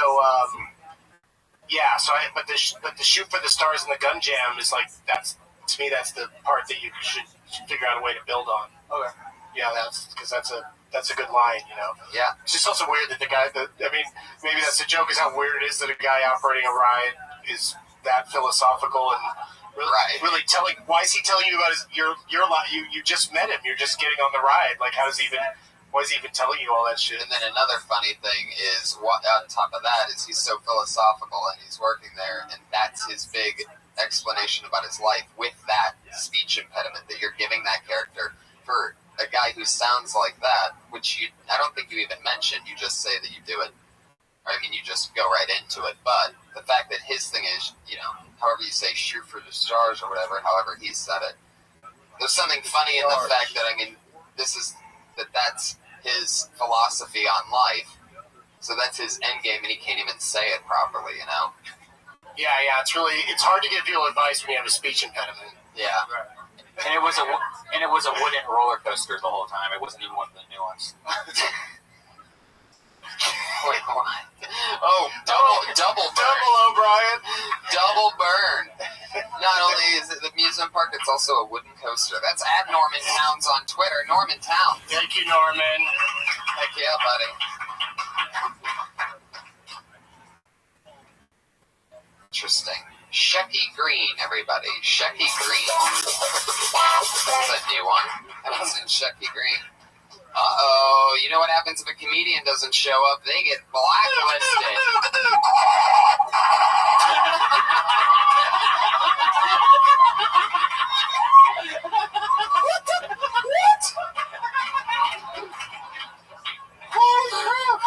We really got this thing worked out. That's the best reaction ever. You knocked over your own glass. That's all it is he makes a bunch of sounds and the person doesn't get to do the show again. That was intense blacklisting. I thought you had like a clipboard and a piece of paper and you cross his name out, but fucking Comedy Patriot just shot that guy down. I mean, that is the name of a famous comedian, Shecky Green, so we should have seen that coming. Oh, There's somebody playing around. oh, how dare they? Yeah, comedians with their sense of humor. I bet that guy's one of the funniest ones. Or was the real Shecky Green changed his mind when he saw what was really That'd be happening? crazy. He wanted to reach out to the young people with 1 minute of new humor, and then saw what happened to everybody else. I know this guy. This guy's a funny comedian out of Boston. I do believe he's done the show before. His name is Matt Devlin, everybody. Sorry if I was paying the dick earlier, Tony. Anxious. Start your timer.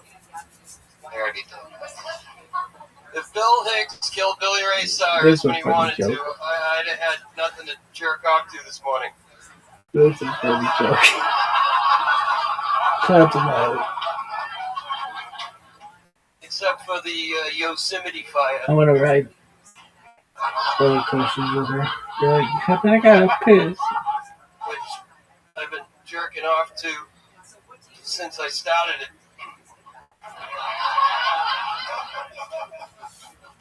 That's the last time I ever get to tell that joke. Thank you very much. Yeah, I don't even know if it's worth it to give notes on such dated material or material that's going to die soon, but Yes, finished. but that's good stuff. Yeah, and I also liked hearing you say the word "started" because it reminded me that you're from Boston, the way you said it. But two funny jokes. Yeah, definitely. It's interesting, topical, fun. I mean, it's not really that topical though. I mean, you can always replace a tragedy with that type of the way that you say those things. That works for you, and you believe in it. That's why you're saying it. So you can always just slide in the new thing. I mean, that happened. Yeah, just today, say it about some new things. Right. Like when other things happen, go up and say something about that. Do a new forest fire. That's Tony's advice.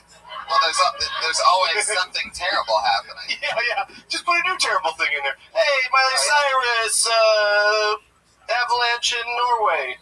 Well, the way he says it, I believe that I can almost picture him jerking off to something evil. I see what you mean. I The mean, look at jerking this off guy. part. I get you now. Now that does make sense. That you could jerk off to any horrible event. Let's keep our fingers crossed that something happened. I'm sure it will, Doug. Sure, but Oh my God! Can you imagine, like, oh, Sandy Hook, that kind of thing? that was a beauty. All right. I got that one on TiVo. Man, so you're ready to go super dark. Totally. You're not afraid. Straight up. All right, dude. Thank you. Good luck with that. Good job. Yeah, that's great. Unbelievable, right? Yeah. You're so good. I thought I was going to offend everyone when I said that. He just ran with it. Oh, yeah. Got some laughs. Trace Stewart. Audience favorite. He's here. Hey guys, it's good to be here. I'm happy, if you couldn't tell, because I'm going to get my hair cut tomorrow, and finally found somebody comfortable with touching my hair. Last guy I went to was terrible. He didn't know what he's doing. I should have knew he didn't know what he's doing from the first thing he said. I sat in his chair, and he was like, yeah, I got you. But before I cut you, there's something that you need to know. Sometimes niggas make mistakes. It's like, you know what, you're right, because I almost made one. Let me out the back of this van, because I did not think this one through. Thank you, guys.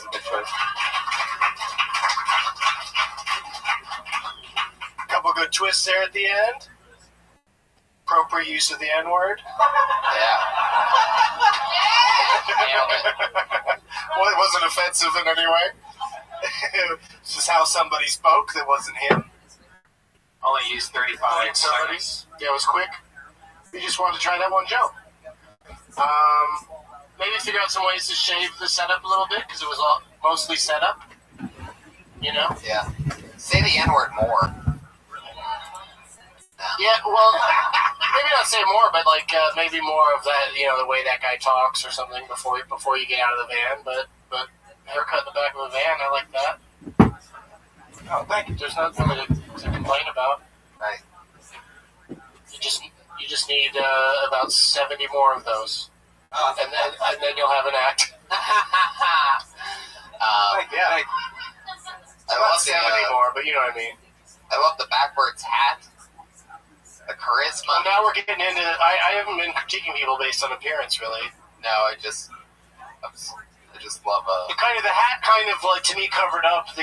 I was like, oh, when you brought up your hair, I was like, oh, so he's getting a cut tomorrow. Does it look terrible under there right now? It's a mess. Yeah, but what if maybe the joke's funnier if you come out with that messed up hair.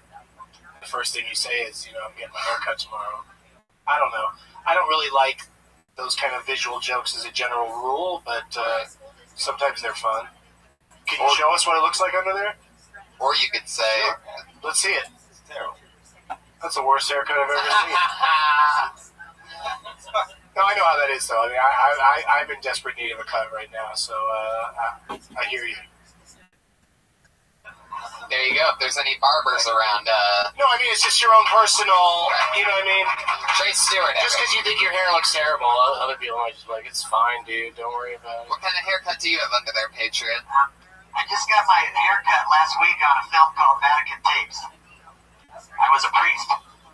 So they cut it super short? I was just an extra, of course. Anytime I said, I'm an extra, but they cut it short, and I was looking pretty good. I'm happy with it. I saved the money. I didn't have to go to Supercut and spend like $25. Or 12.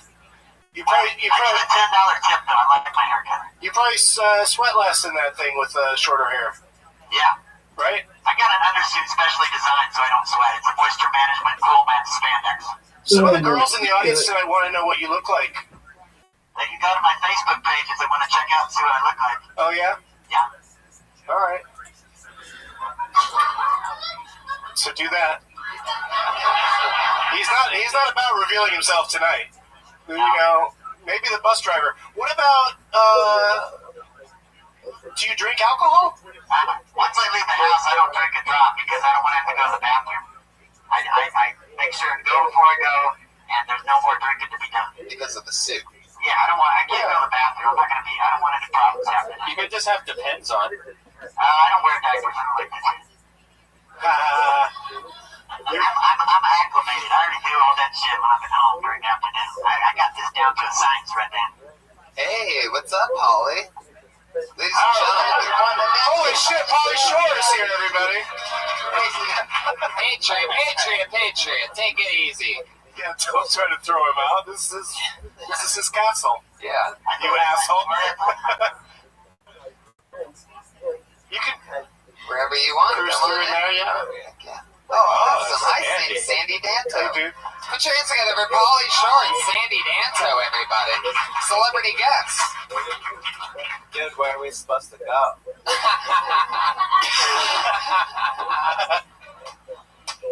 Oh, shit. That's so great. Fuck yeah. Well, if you guys have any opinions about any of these acts, Yeah, of course. let us know. They've got 1 minute to try their stuff out on us. You didn't have one. Fuck yeah. Here we go. Comedians do 60 seconds, and then we try to tag their stuff or talk with them about it, see what's going on. Oh, this guy. Jesus Christ. Uh-oh. Put your hands together for Tommy Lee, everyone. Somehow he gets on every fucking day.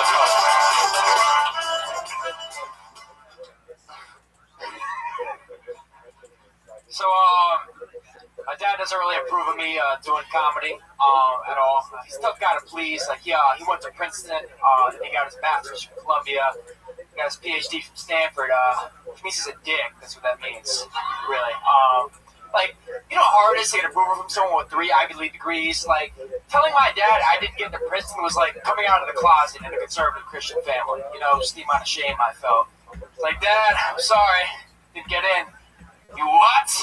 God damn it, I knew you were different from day one. Should've been hanging out with your Uncle Tony. Get the fuck out. That's it. Alright, interesting. So it's a joke about how you're disappointing your dad by not going to college. But I get into Princeton. Princeton. Yeah. Very specific. Did you go to college? Yeah. Where'd you go? University of Miami. Why didn't you go to Princeton? I didn't get in. Whoa. How do you get in University of Miami? You just have to write party across your forms. No, Big letters. no, I just glad I got in. What'd you major in there? I was a double major in economics and film studies. Oh, wow, interesting. All right. I didn't love it. I couldn't relate to it really at all. Can I remind you guys what happened with him the last 2 times? The last 2 times, remember he was talking about how creepy he was, and you guys were discouraging him from that. And then he had a shirt that wasn't very good ironed. I think that looks better. I think he's making some progress this week. You know, of course the Iron Man is concerned about iron shirts. All right. And, Yeah, I iron all my shit at home. all right, don't move like that ever again. Jesus. But, It sounded like you were talking to like a psychiatrist or something at some points. Like you were just really like almost doing a narration of your life. Like again, there was a lot of setup that wasn't tagged, or it was more like story based. The first and hard to relate to. Like Yeah. a lot of us don't have problems with our parents because of not getting into Harvard. I'd imagine every single one of us. So that's kind of like you either have to figure out a way to make that more accessible, or try something else. But congratulations on Comedy Patriot liking your shirt. I guess I was just trying to play with the high expectations thing, but I guess I'm not really sure how to do that. No, it's not like what you just did was awful. Like just keep going at it. It's just for some reason that didn't land. Okay, cool, man. And also he's on too much. You were like, when you built his name out, you're like, Jesus, how did he get on again? Yeah. How many times have you gone on? Like 4 or 5 times? Like 4. Yeah, so maybe come back in Seems like 6 how or many 7. weeks? When can he come back? Like 2 weeks? 3? Yeah, I think Tommy and You gotta come up with rules about this stuff. Tommy and Jem have to both take a couple weeks. Is he the same guy that the first 2 times he went on stage you didn't pay attention Yeah, to because he bored you so I much? purposefully paid extra hard attention. I was able to stay in the pocket on this one, and for nothing. I mean, I really didn't end up. Right. I wish It was not rewarding, but I wish I would have daydreamed at that one as well. And I love that you have to schedule daydreaming time during these Right. 1-minute segments. Thank you so much. This place is amazing. Right. It is. You spill a drink, and 2 minutes later you got a new drink. I just can't wait until you're just a couple sips in and somebody else gets blacklisted and just, oh my god! I don't think I'll be surprised by it again the next time. Bobby Lee, everybody. Hey, Bobby. Wow. Kill Tony regular. Bobby Lee walking out the door, everybody. In and out, Bobby Lee. Your next comedian's name is Scott Kidd, everyone.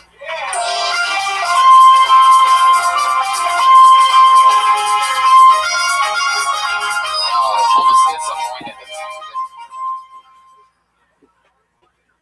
How's it going, everybody? Hey, Iron Patriot, you said you drive a Nissan Versa? Yeah. Is it blue? White. Oh, damn. Thought maybe he was the one with the Amber Alert. I wasn't sure. Oh, man. You should be ready for when they might not say the exact response you're hoping for. Yeah. Oh, well. But I'm sorry to take your time. No problem. All right, so I work in a casino with a lot of Asians, and I've come across this, what is it called? One of those things that you have when you, like, realize something. Realizations. And that's that China doesn't really have to send troops over to take over America. They can just send a bunch of hot Asian women, and we'll do whatever the fuck they want. I mean, they don't need to worry about, or we don't need to worry about dictators as much as we need to worry about dick teasers. Speaking of things made in China.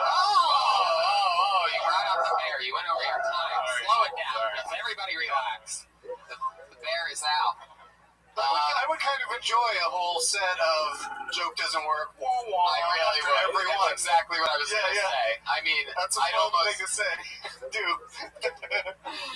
Like, I mean, that could go either way. You could end up, that could be, you could be so, if you really stuck with that as your comedic voice and was just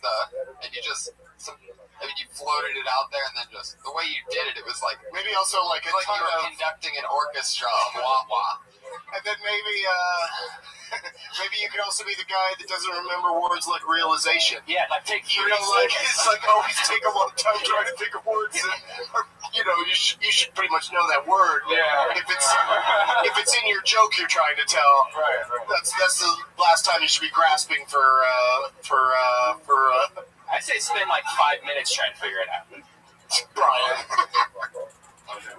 Brian's like he's the shitty advice. Yeah, I'm the shitty advice. Yeah. He just wants to make that bear sound. That's all he cares about. Did you only have like 3 play-on songs? Is that what's happening? What's that? How many songs do you have to play them on? Because I can play anything I want. Yeah, play it. Everybody gets a What different would you one. like to hear? Just anything, but it's just fun to have a different person get a song. And I thought the banjo music when the black guy was coming up seemed racist to me. Whoa. But then it turned out it was Price is Right. I didn't realize there was banjo in Price is Right. It's banjo. Can I hear a little bit of that? Yeah, 70s Price is Right banjo. Price is Right starts a little racist. No, that's Price is Right. That's Price is Right? Yeah. Oh, maybe Match Game. No, it was There you go, that. Here comes the black guy! It didn't seem right. But he's only got a minute, so he didn't say anything about it. Oh my God. He was cool about it. So anyway, what you did was fun. It wasn't necessarily, I'd lose the gum next time you go on stage. And just these simple things, right? Right, Polly? It's the simple things. But yeah, keep doing what you're doing. Thanks. Yeah. Wah, wah. Yeah. There you go. Scott Kidd. No, you have to stay.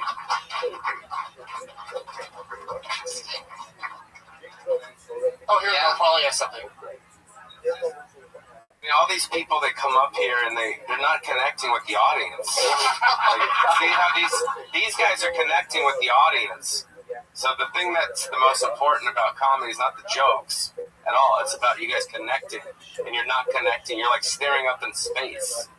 Like, fuck around a little and then go into your material. Let the audience touch you, feel you, be connected to them, and then do your stuff. But don't just go into your shit. You know what I mean? Like, that's what's great about David Letterman. You ever see David Letterman? He's fucking around a lot. He's having fun. He's connecting with people. So just try to connect. Get out of your head about the material. It's not about the material. All right, who's next? Yeah, that's a good point. If you have like one joke, that's probably only going to take like 30 seconds of your minute. So you can ease into it. Yeah. Good advice. Build on the connection. I love it. Oh, that's right. I picked one. His name is Kenny Lyon.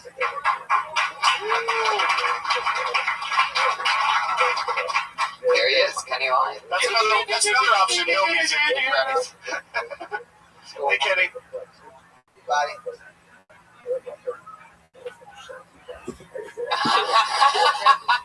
Okay, a little bit too much. Look what you did. Look at you. I would have lost it if he spent 2 minutes connecting with the audience. Like, just apply that advice immediately. Hit the bear. Hit the bear. No, I'm kidding. Paulie has a good point. We should be helping, not hurting. Hey, shut the fuck up. Wait up. That's true. Let me tell the joke. Shut up. Alright. A lot of people talk bad about ruthless people. I don't understand why nobody takes their emotions into consideration. I mean, who stole their Ruth?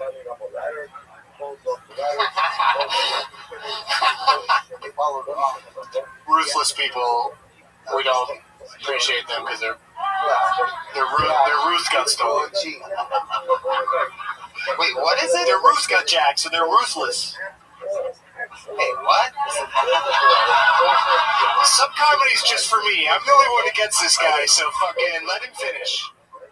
Yeah. Oh my god. That was the saddest fist bump I've ever seen in my life. Thanks for sticking by me, Doug. What else you got? Is that it? There was the getting to know the audience part, and then the ruthless joke. It's a start. 1, 2, 3, go. You got one more joke you can tell us? Yeah. Bought a ticket to a rave concert, everyone. Worst decision I made, 2013. This guy by the name of David Guetta was on stage. I don't like music. Not my kind of shit. I started yelling from the crowd, David, get out of here! So I look forward to lots more pun-oriented material from you, man. That's great. Fucking love it.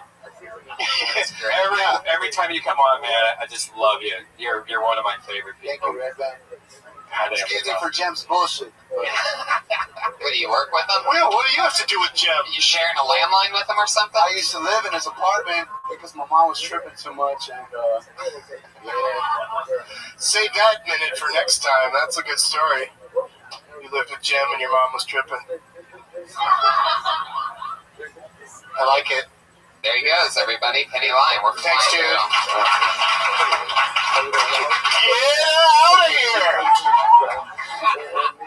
A lovely young lady. I know her. She's been doing this a while. Glad that she's in attendance. So put your hands together for the great Stephanie Safari, everybody. Thank you. Thank you for having me, fellas. Molly Shore, good to see you. All right. Oh, my shoe's broken. Sorry, time. I'm afraid that I'm going to lose my ability to be a romantic because I've been living in LA and fucking all my friends for too long. You know? I'm sorry, not fucking, hooking up with. You can't fuck your friends, it ruins your friendship, but you can let them go down on you, that's totally fine. But sometimes I listen to love songs on the coast, do you guys know that? Yeah. I listen to it to test just how lonely I actually am. Like how many Adele songs before I just drive my car off the road. Like what? But I hate it because the woman always has that like really soft DJ voice where she's like, this is Delilah, this song goes out to Mindy from Chris. He loves you so much, you're the future mother of his children, you're a real catch, right? And then it's like weird lines by Robin Thicke or something. But I wish it would get real. I wish she would be like, this song goes out to Mindy from Chris. Thanks for licking his balls and comment, and swallowing, even though you guys don't know each other that well. Closes on the bear. Look, Brian, my shoe was broken, the shit got fucked up, And that's why I gave you 1 minute and 15 seconds. I earned those 15 seconds. That flew by. I didn't notice the extra 15 seconds. You're lost in her beauty, right? Well, not just that, but you're engaging and talking about stuff that I understood and could relate to. Holly has something to say, Brian. Camera, like, done up. Like, she's no, you're hot right now. But I'm just saying, she'd be good on Chelsea. Yeah, you're hot right now, fresh out of bed. What would you be like if like on Chelsea lately doing the panel or something like that? Like, I think she'd be good. So you think she's got something, totally. Right. Sandy, what's up? Any tags or anything to that minute? Anything? I wasn't really paying attention. You heard that's the second time I've ever done that joke, and you heard it the first time. And you were like, good premise, needs work. Oh, yeah. That's what you said. I wasn't paying attention then either. Smoking I thought it does need work, but you just have to keep doing it. Yeah. Yeah, you kind of threw away the blurred lines thing. Like, it might be better if you just pick a song that's just absolutely inappropriate for what you just set up. Well, but sometimes I like to say Into the Mystic by Van Morrison because it's my favorite song. I think you got to do romantic, though. But as the second blurred lines work because it's relevant. Right. Yeah. Always got to be changing that. And do a DJ. You have a deep, sexy DJ voice. You have a face for radio. So use it. When you do that bit, radio is not a compliment. When you do that bit, go into a radio DJ's kind of. Delilah. That's what I mean. No, but you were quoting her, not doing her. You were just saying what she said. Exactly. Yeah, you could get into it. Be a radio DJ. Right. They have a certain way that they speak. You can do that. Act that shit out, girl. Yeah, the part where you're doing Delilah, it seems to be, the strongest, when you hit that, when you start going dirty with it. So you could really get more into the Delilah part, especially. Yes. Everybody catches on. That's something everybody can relate to is Delilah for some weird reason. Like, it's something everybody's heard at some point. Yeah. Sometimes you're just stuck with It the must be radio. like 110 by now. I feel like she's been on the radio forever. Right. I can't imagine. Yeah, and every city has that Yeah. kind of station where she's super serious reading those letters. Yeah. People said, like, what the fuck? Somebody sends in a letter to a radio Yeah, like, have an you heard of email, Spotify? and it's always like, oh, I just want to let so-and-so know I love him. That guy's not fucking listening to love songs on the coast, waiting to hear a mention from his, just walk across the room and tell him that you love him. Don't make him listen to a whole night of Barry Manilow songs just to get to that. So, but it's definitely a right premise. It seems like it's something you'd want to do to somebody that you don't like or love. Like, throw their name out there. That's a great idea. Yeah. I'm going to do that. Right. It's so radio, like, how can you plan on somebody listening to their shout out? Thank you, guys. Thank you. Thank Good you. job. You never hear of anybody, like, awesome doing that. You never hear, like, a celebrity, like, hey, this goes out to Angelina Jolie. Brad Pitt really wants you to know that he loves you. That would be awesome. Like, it's never people that are, like, making it. So it's sort of sad. Yeah, it is. You end with the shout-outs and stuff. Like, oh, I just want to let you know that I love you. I know we're struggling right now financially, but he just wants to let you know via radio because it's free. And it seems nice.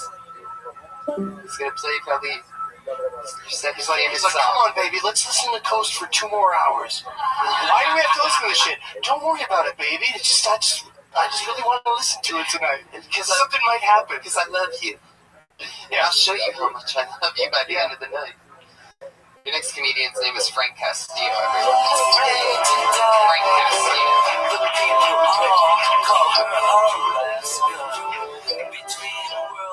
Hey, guys. How we doing? See everyone?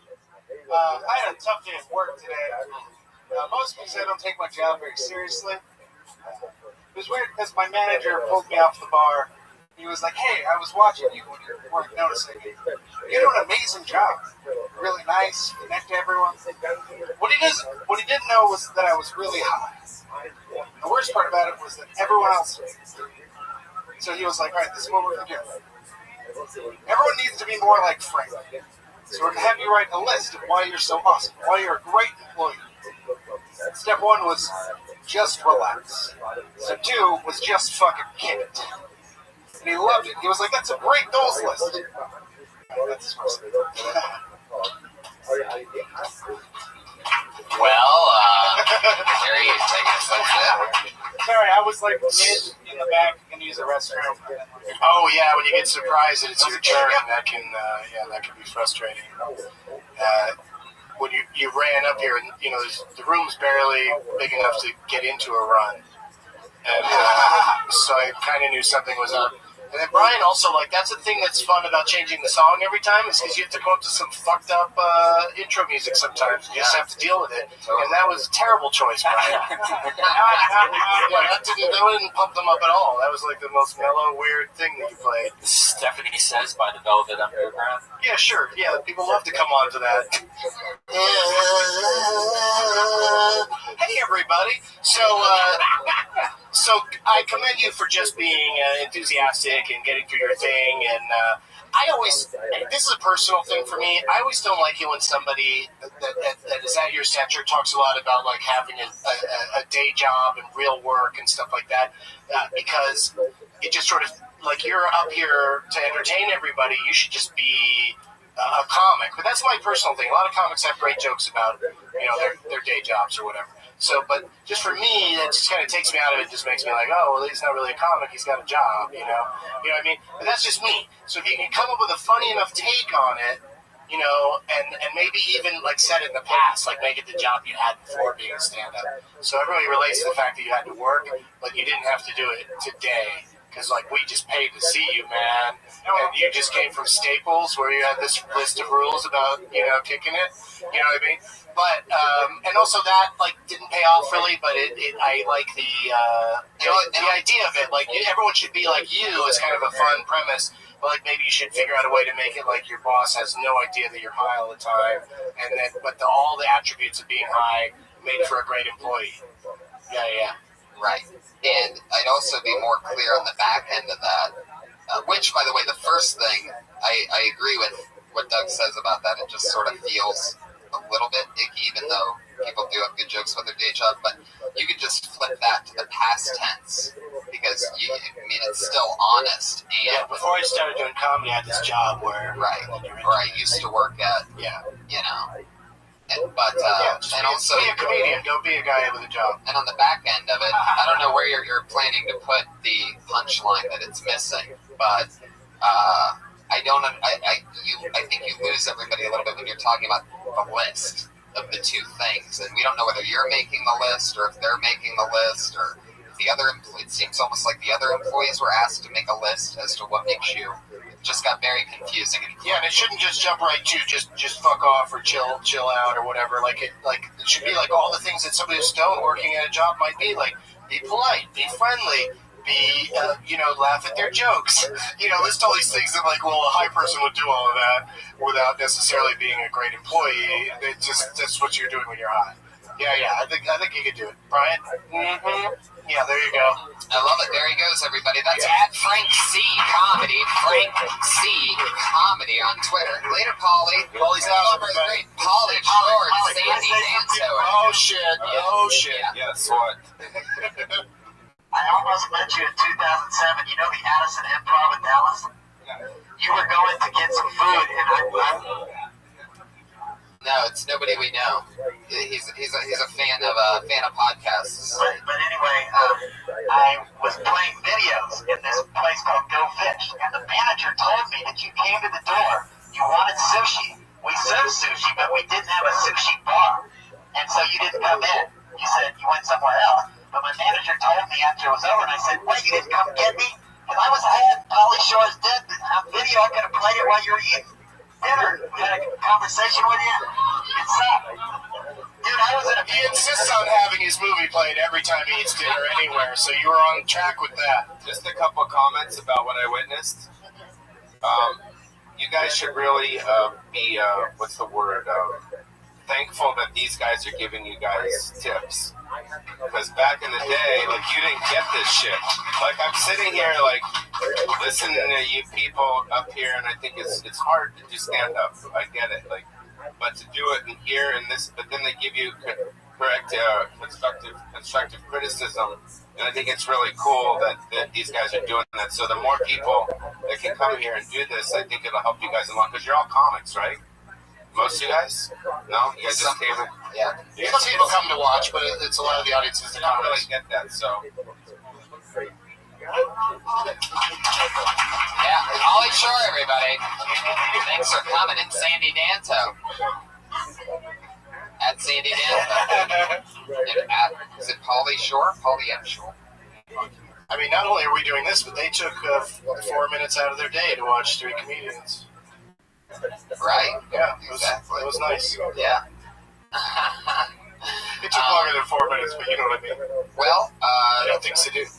as the clock rolls, we're going to roll into our final segment. This is, We're going to take off our clothes, Doug. What? Wait a second. I thought it was just give constructive criticism. No, it is. Our final segment is 2 young ladies who have basically started here about 12, 13 weeks ago and have been doing open mics and working the circuit. One of them dropped out of college and went to chase her dream of being a stand-up. And so these two girls each do a minute, and so they're the only 2 regulars, so we're just done with the bucket. Fuck the bucket? Fuck the bucket. There's a lot of names in there. What are you going to do with it? I don't know. I feel bad. I thought we were going to go through everybody. I wish we had that much time. No. I understand. You guys have your restrictions, but I dig it. But let's do what you do. I love it. Awesome. Well, as always, I'm always very excited about this. You know her from the very first Kill Tony, when she was the only female in the room. And when my guest said, "Is there no woman that wants to do this show?" she ran up on stage, and it began there. She's here tonight. At Sarah Dresses on Twitter, but her name is Sarah Mostajabi, everyone. I'm Sarah Dresses on Twitter too. I was talking to my mom about life this past week, and she said if I wanted answers, I needed to find God. I told her the only man-made thing that ever answers me is Google. I get these uncontrollable urges to be in love. I call them hard-ons. I'm kind of hoping that it'll just beat itself off. But don't worry. It's pretty easy to get fucked. I have a PayPal account. That's all I have. Did you give her too much build-up, Tony? Is that what happened? I don't know. No, I've had to write a new minute You've written a new minute for all 7 weeks? Every week since I started doing comedy. Well, that's good. That's, we're raising little baby assassins here. I'm not sure if any of those particular jokes worked. I missed the joke on that last one. Why are you getting fucked? I don't know what it is. I get nervous here because when I do this, Okay, so my question's this. I mean, well, it's it works. This is different than an open mic. So my question's this: what are you trying to say in that joke where you talk about the PayPal? Yeah, like getting a boner. What are you talking about? Okay. Oh, I'm sorry. I guess I just totally lost you guys. No, the heart one is I'm trying to make a comparison. I know that guys you guys have these I don't know, you have sexual desires that you can't help, it's carnal, natural thing that you have, and we experience a similar thing as girls, but it's emotional, and so we do get these uncontrollable urges to cuddle and fucking snuggle on the couch, but it's emotional. So I'm trying to make a joke about how that compares, and I'm just trying to write that's the premise, but that's the joke though, is that girls get boners too, but they're heart boners. I'm emotional boners. Boners of emotion. Yeah, exactly. That's the premise, so I'm working on that. That's why I come to you guys. What's the PayPal thing mean? I don't. I honestly I just. It's seriously. Don't you just want to say I don't know? I just said it. don't know. I went back. I said it. I don't know. I mean, I thought everybody knew that PayPal just bends you over and fucks you. Like, it's bad. PayPal is the worst thing on the Then planet. maybe Ticketmaster Yeah. would be better, but that probably wouldn't make sense either. Yeah. Yeah, I don't know. I don't know what to I say guess about any of that. That doesn't work. Yeah. But you can get up and speak in front of everybody and commit to these ideas. So, and based on knowing that she's done it every week for several weeks, this might just be the off week or whatever, right? Oh, totally. Sure. Yeah. Usually better. Yeah. Yeah. So that's not a bad thing. Yeah. I mean, it would be more. I just don't understand. Like, I don't know. I would definitely. I don't know if I would keep thinking that the emotional boner thing. I honestly I write these jokes on Twitter and they do really well, and then I try to do them live, and I guess that's maybe my mistake. Is this the Iron Patriot and you just going back and forth on Twitter all day? No. But if it works, sorry, Patriot. Go ahead. When she goes into that territory where she says it's easy for her to get sex because, there's so many loser guys, she's cute. Well, no, I mean, but I think that's a good territory. There's a lot of jokes there because it's different. I'm cute, guys are losers. I disagree, buddy. I don't want to be that girl. No, but that's not you know what I'm saying, though. It's easier for a girl like her to have sex anytime she wants than a guy. Do you have an off switch? Yeah, it is easier for her to have sex. That is the truth. But yeah, she's trying to get at the the cuddling part, which you can't do with a superhero who can't even sit down. I mean, I come here because, like, in the beginning, you guys, like, really helped me tag, like, my jokes and my premises. And now yeah, well, that's maybe the problem here is it's hard to tag where we don't even think there's a joke there. So, like, but I think that the emotional bonus, that there is something to that. It's just hard to. When you do men and women stuff, it's so hard to find a fresh take on it. Right. So make it as personal as possible, and maybe even write a couple extra lines about it. Like after the PayPal joke, maybe you should have said, because PayPal fucks you, right? Like you should have maybe just spelled it out more. Yeah, because PayPal never PayPal. I don't know. I did something similar to being like, yeah, right, like a couple weeks ago, and I was told that's fucking dumb. Well, I agree that you can't just say yeah, right about everything, because if they don't agree with you, they don't agree with you. But in the case of PayPal fucking you, you may have more of a stand on, but they may just not have figured out that was your point. You know what I mean? So sometimes unfortunately, you have to explain things a little bit more. And other times you have to try to get rid of that. Which brings me back to Twitter. If jokes are killing on Twitter, say them exactly as written, because nothing you said today was 140 characters. Everything had more stuff to it. So maybe you just need to just stand there and just like the say the line, say the joke from Twitter as written on Twitter, and it might work better that way too. The Google thing, like that I wrote on Twitter, I said Google is the only God that actually answers my question, and I get a picture. Google's the only God or guy?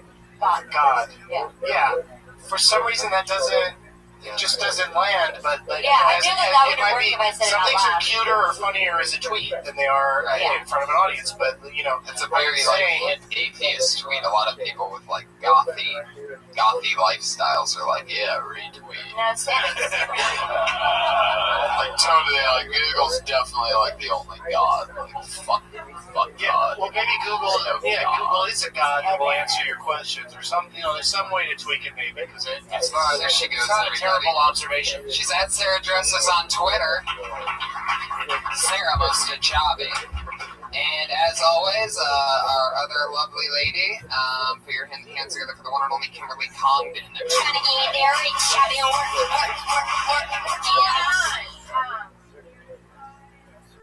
I don't think it's fair that as a woman comic, I have to cover up more than men do, because I have to be taken seriously and stuff. People are like, oh, I thought you always dressed like that. No, I don't want to look like I eat snatch. I mean, it's nothing against lesbians. I'm not a lesbian. My mom just taught me to think outside the box. I don't judge. I have slutty friends. I have lesbian friends. My friend Kate, she's super slutty, but she doesn't do anal. She's literally the skinniest girl I know. And also, I don't mean to toot my own horn, but everybody masturbates. That's adorable. The toot my own horn would be funnier if a guy said it. I don't mean to toot my own horn, but I like to toot my own horn. I like to think that she has an extended labia. Ooh, Brian. Don't talk about her labia. You misbehaving over there. But clitorally, I just think that maybe because of the 1 minute format, you had to kind of race to it and spit it out, so to speak. But what was the first one again? What was the first? Yeah. That guy, the little chuckle. I mean, maybe that expression is thrown around a little too much these days. That's for to be a twist. And what's the main thing that it's not?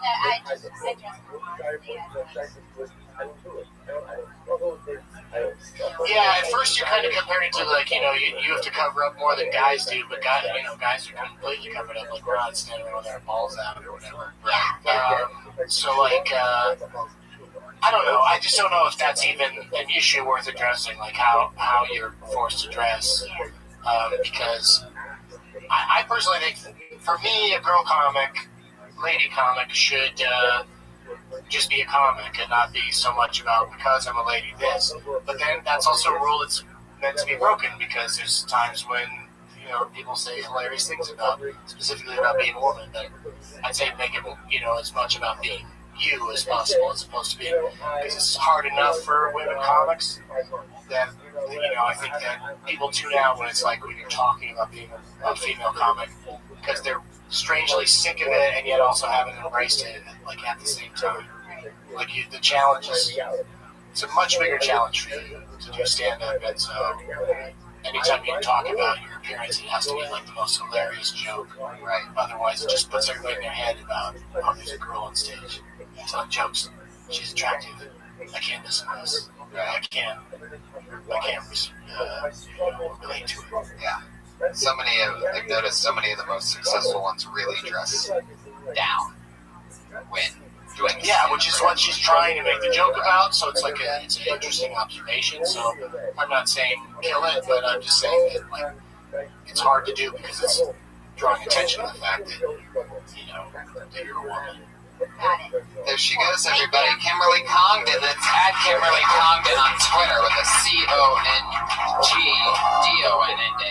Fuck yeah, Doug. Thank you so much for doing the show. That was so much fun. I hope that I hope it was constructive. Oh, totally. Instant classic episode, in my opinion. Anything you have going on that you want to promote? Yeah, Greatest Movie Ever Rolled is on VOD and iTunes, and Douglas Movies. You can go for all my tour dates and stuff, and I got a ton of things going on. This is so cool. Yeah, just come into my world. Just be a part of it. I thought I heard is there a superhero trying to get my attention? I think so. Yes, sir. I have a new nickname for you. Oh, God. The Messiah of Marijuana. Oh, that's not bad. I thought it would be worse, but it's not that good at all, though, either. It's not that bad, but it's also not good. It's got alliteration. Yeah. It's probably a little long for a nickname, but I'll take it. I mean, I appreciate it. That's awesome. We'll talk later. Follow Iron. We will not. Follow the Iron Patriot on Twitter. He's at Comedy Patriot. He hit 1,000 followers. Just hit 1,000 followers. I just hit 10,000 followers in the first 10,000. That squad is powerful. Yeah. And Brian and I have an amazing set of shows coming up. Stand Up Live in Phoenix, September 26th. Go to standuplive.com. In Columbus, Ohio, we're going to be there with Tom Ziegler and Christina Nijinsky and maybe a surprise. Who knows? Yeah. I was thinking about crashing that one. Yeah. It's going to be a lot of fun. That'd be fun. That's Squad.tv for all the tickets. It's Friday, September 27th. If you're in Winnipeg by any chance, I'm going to be there on the 12th and 13th of September. And come to Kill Tony taping anytime on a Monday here at the Comedy Store. Up next, the Ding Dong Show, the longest running show in Comedy Store history, with the man, the myth, the legend, Don Barris of the Help. Thank you, everybody. Good night.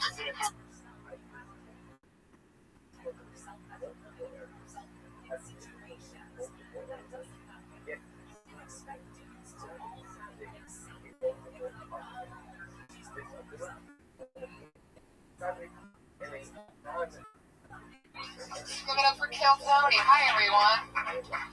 Hi, everybody. It's good to be here. Another fun weekend. And here we are. Hi, everybody out there. Congratulations for being part of this fun audience. Okie dokie. Always an interesting beginning.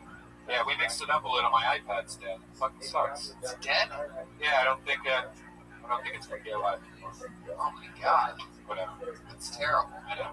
Excuse to get it alive. Right? Well, so that ends the sound effects portion, right? No, I downloaded an alternative sound effect program. Oh, so it's going to be mixed up probably a little. Oh, that's exciting. Just for this episode, instead of the normal kitty cat sound when a comic does 1 minute, we're going to have a dolphin. Oh yeah, I like that. But what's going to replace the angry bear that comes in if they do longer than 60 seconds? A gang of cows. That is a lot of cows, man. Wow. So you don't want to run the light here, you comedians out there that are doing your 60 seconds, because you don't want to anger that group of cows. Or the dolphin. Well, the dolphin. That's a nice little. Yeah, the dolphin's sort of heavy, but those cows are aggressive. Yeah. Speaking of animals, as always, ladies and gentlemen, our head of security, the Iron Patriot, is here. These new vendors into battle against anyone outside my wavelength. I am the Iron Patriot. Fuck yeah. Still got it, Patriot. Still got it. You know, I was listening to the last episode the other day, and listening to it is so much different than watching it, because it really sounds like we're hanging out with Kit from Night Road. Oh, yeah, I noticed that. I noticed when I listened last night just to iTunes, because I've been watching the video. And I want to say something to you, Red Band. First, I want to congratulate you for winning Funniest Instagrammer of the Year at the LA Weekly Awards. Oh, that good. That is awesome. I'm not funny on Instagram, so I don't know what that means. That's so cool. I don't post any funny photos. It's mostly foods and shit suits. You know, I like the one you posted yesterday. You did a screenshot of my mailman video, and in the background was a Jungle Fever poster, because my video was made in 1991, the same year that movie came out. And what's interesting is Wesley Snipes just got released from prison a few months ago. He was serving 3 years for tax evasion. He started Jungle Fever. And now he's already got his life back on track, and he's in the movie Expendables 3. He's already got it going. So with my Banana song coming back, this might be the return of Jungle Fever this year. Wow. Me and Wesley. I think that's a pretty bold statement, first of all. I don't think you're going to bring back the movie franchise Jungle Fever, the Wesley Snipes classic, because of the music video. But I did watch that music video that you were.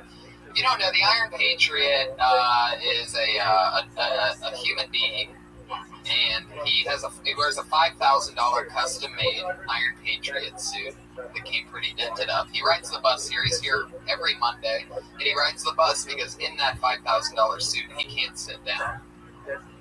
So he has to stand at all times, so he takes the bus here from down the street. And he was once in a band in Texas called the Dirty Crabber. It's just called, I was Dirty Crabber. That's my other name. Okay. So if you ever want to call me that, just call me that. Did you ever have crabs? Is it based off that? No, because my last name is Crabtree, and my brother, his name was Crabtree, so it was kind of a play on that. But, yeah, I did have crabs one time, but I think everybody's dealt with that, but now the girls are shaving their pouches, so I don't think there's any more crabs. Yeah, they're actually becoming extinct lately. That's true. Yeah. Wow. So I wish I would have lived in this age. Yeah, but now you have to worry about, like, crotch eels or something. Yeah. for those vaginas. Yeah. Rothschilds. Yeah, what would come out of a shaved vagina? What kind of gross thing can... What if worms just, like, girls start getting What worms? the fuck are you talking about? Just, what would replace crabs? I don't think they need to be replaced. I think that's something we can do without. Yeah. So, Patriot, do you still have, even though you got the crabs, do you still have like a full bush underneath all that? Well, I keep it trimmed. I don't let it go out of control, but no, it's not. I mean, you know what I'm saying. When you say trimmed, like what are you doing down there? Just using a scissors to trim it up so it doesn't get out of control, Have you ever messed with the ball there? I'm not like Tommy Lee, Motley Crue. He talks about he puts some special shit on his balls to just make it so it's just completely Yeah, it's air. It's a bad idea. Don't ever do it. I tried it once, and I fucking asshole. Everything was on fire. My balls, like the veins, they got really hard in it sometimes when you're like, wow, it's so hard right now. What happened? It was like that for like a week. It sucked. Yeah. How about that one? I kind of miss it when the girls had some hair down there. I kind of like it.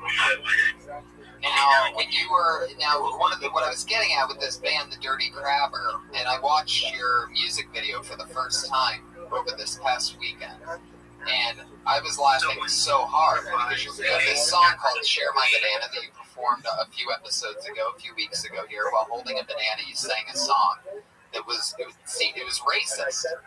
Well, I also called the monkey Jacob, so it was the white man was a monkey too. So it's like they were both monkeys. Can I ask you a question? I noticed over the past few weeks, you have a little twitch in your left arm that happens. Yeah, I do. Was that from when you got tackled by the football player on? That was in my old costume about 4 years ago. That was I still got that old costume. It's like it's all duct taped together. It's in bad shape. So that twitch that you do with your left arm, is that because of the suit that you're wearing, or is that? Well, I don't know. I should just concentrate on staying still. I'm kind of sometimes I just kind of like to move it around to kind of keep my shoulders and back kind of the muscles moving around so that get stiff. But I should do a better job at concentrating to just stay still. Fuck yeah. I think we're making podcast history so far this episode. Yes, it's fun to be here on Labor Day with you, Tony. Oh yeah, it is Labor Day. What do you normally do on a Labor Day if you didn't have this right now? I might be out water skiing right now or something. That's what you do? No. No. So disappointed when he said that. Do you practice singing a lot in front of mirrors? Yeah, I try to. If I know I'm doing a song on this show, I'll try to rehearse and get ready. So if I play a song right now, you'll be able to perform it? Yeah, if you're ready, do it. All right, let's try this. What's the name of the song? Soul Sister Number 9. Soul Sister Are you serious? Is this happening right now? No, that's not the song. It's the other song. Well, yeah, I think I have it. Well, you can do that. If that's the only one you have, you can do it. No, I can do both. It just... Wait. That was my other song called Send Me. That's another song. He sent you another song? Well, I changed my mind. I sent that song and then I changed my mind and switched it to another song. Wow, look at you. How long did it take for you to decide that you wanted to do a different song? Like, was it hours you were sitting there thinking about it? No, it just kind of came to me because we've kind of been on this jungle fever theme for so long. I just kind of thought, man, let's just keep it going because, Soul Sister Number 9. I mean, I've never made love actually to a black woman. I flirted with them, but, one female brother that does turn me on is Beyonce. I love her. Female sister. Oh, wait. She needs to drop that zero and get with the hero. Oh, my God. All right, well, let's hear it.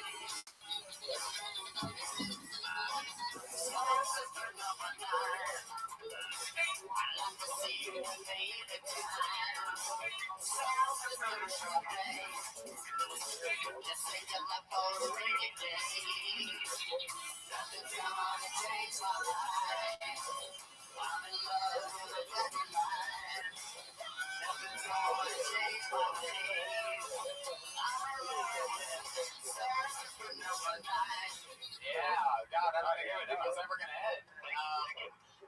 Holy shit, that was awesome. Wow. You're breathing heavy under there, huh? Yeah. I'm surprised you used the word "you're like a dandelion." I was expecting something a little bit more racist. Yeah, I don't know. That's just kind of the way the lyrics came out of me. When I write my music, I just let it flow out of me. I don't really. What's the deal with all of your songs being about hooking up with a black woman that you never actually hooked up with? Well, like I said, I write about what I feel, and that kind of came out that way. So, I also like that. I like that female brother, Zoe Saldana, as an avatar. Why do you call them female brothers? That's so backwards. It's confusing. Well, if you just say sister, they might think you're talking about a nun. No, nobody's going to think you're talking about a nun. It all depends on who you follow it up with. And take off the ER and make it an A and you're fine. Nobody's going to think you're talking about a nun when you say Beyonce. Yeah. Do you think that you write these songs because you and perhaps a black woman out there have some unfinished business? Is it something you still fantasize about? Yeah. Halle Berry, too. I like her feet. Did you see her Flintstones? How cute her feet look? Didn't you see Halle Berry in the Flintstones? You're talking about the Flintstones, the movie? Yeah. No, nobody was looking at her feet during that. You were. You're lying. All right, yeah, you got me.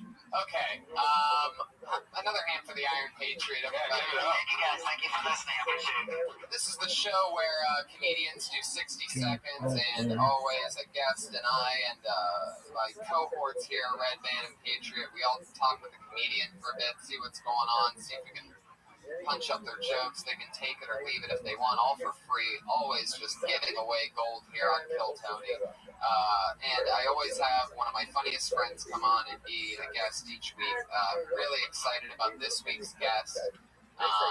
He's somebody who I've always looked up to since I started here many years ago, and I'm excited to have him. He's such an amazing guest that, in fact, he has his own person who gives his introduction, so I'm just going to bring up that guy right now. Put your hands together for his introducer, Ryan Mervis.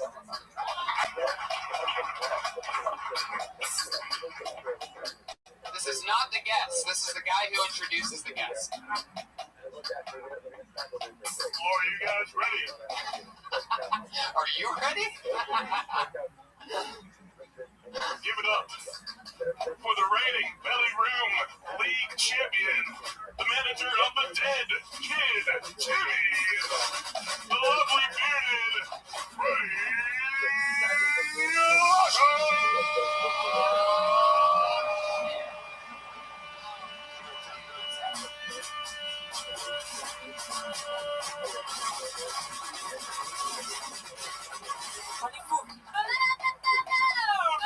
Wow, everybody. Ready, on How exciting. Give it up for Ryan Mervis one more time, everyone. His introducer. Fuck yeah, the champ. For those of you, and by those of you I mean everybody out there who are wondering what we're talking about, this championship. He is the defending Comedy Store fantasy football champion, everybody. decisions. Made all the right fucking decisions. That's what I did. This guy knows how to make moves this time of the year. Won by .3 with the help of one Aaron Hernandez. Thank you. Wow, really? His job for me is to get sent to Pokey. I made that happen. All the best fantasy players are in prison. Yeah, that's why you got to get them before they die. I got OJ in round 2 this year. Did you? Yeah. Really fucking dorks. Jesus. How dare you? This makes us closer to the players and they appreciate it. This new setup, I just realized that now you're like behind me. So I'm just gonna be like shocked all the time. We slanted the table differently for those of you diehard fans that are following that closely. It's so that when you guys are on stage, the guest is just looking at their butt the whole time. Right. So now we have a better angle at the. Now the camera has changed. I'm sure you're watching on our good friends over at Vimeo. I'm sure that they noticed a slight change. So anyway, Freddie. This is great, Tony. This is a real professional thing you got going here. That's fucking amazing. Right there. Thank you. Yeah, I'm very excited about it. He sings, he dances, the whole thing. It's fucking unbelievable. Can I ask you something, Freddie? Yeah, please. I did a little research on you today. First, I listened to What's Good podcast. Oh, okay, great. And listening to that, I read about you. I wanted to ask you this. A few months ago, I was an extra on a film about Nina Simone, the jazz singer and civil rights activist. Sure. And Zoe Saldana is playing her in the movie, and she's got a lot of criticism because they say she's too light-skinned. And I noticed you have mulatto, too. How do you feel about that subject? It's the Comedy Store shit, Joe. I actually prefer it. I refer to it as right-skinned, first of all. Or as Hollywood refers to as black, but I don't care. It's like whatever. You know? Yeah, I think it's good. What are you gonna do? Yeah. What are you gonna do? I mean, have you ever received criticism or discrimination from the... None at all. My whole life, zero discrimination in any facet, anywhere at all. Not from either side. No. I mean, from the Dr. Brothers. No. From the what? What'd you say? Something racist. No, it wasn't racist. I think it's just something that's what I was feeling. The Patriots known for his accidental racism. That's okay, you know. Yeah. He's from Texas. I was born there. Yeah, you were born in San Antonio. Jesus, dude, that's creepy. Yeah, he researches all the guests. He's the best head of security on any podcast. That's pretty cool. I like you. I've seen you on Ice House Chronicles. I've seen you on Joe Rogan Experience. I've been following you for a while. Oh, cool. You'd think I would have noticed fucking Iron Man following. You know he loves you when his left arm twitches. Yeah, I like him. That's a very impressive. I mean, that's super fucking impressive. Well, thank you. I appreciate it. Yeah. Now, Freddie, you said something that I brought up a couple times over the weeks on this podcast. I've always taken a moment to ask black comedians. I ask them, on behalf of all black people, all the pressure's on you right now. Why do some black people call other lighter-skinned black people light-skinned with 2 Ds?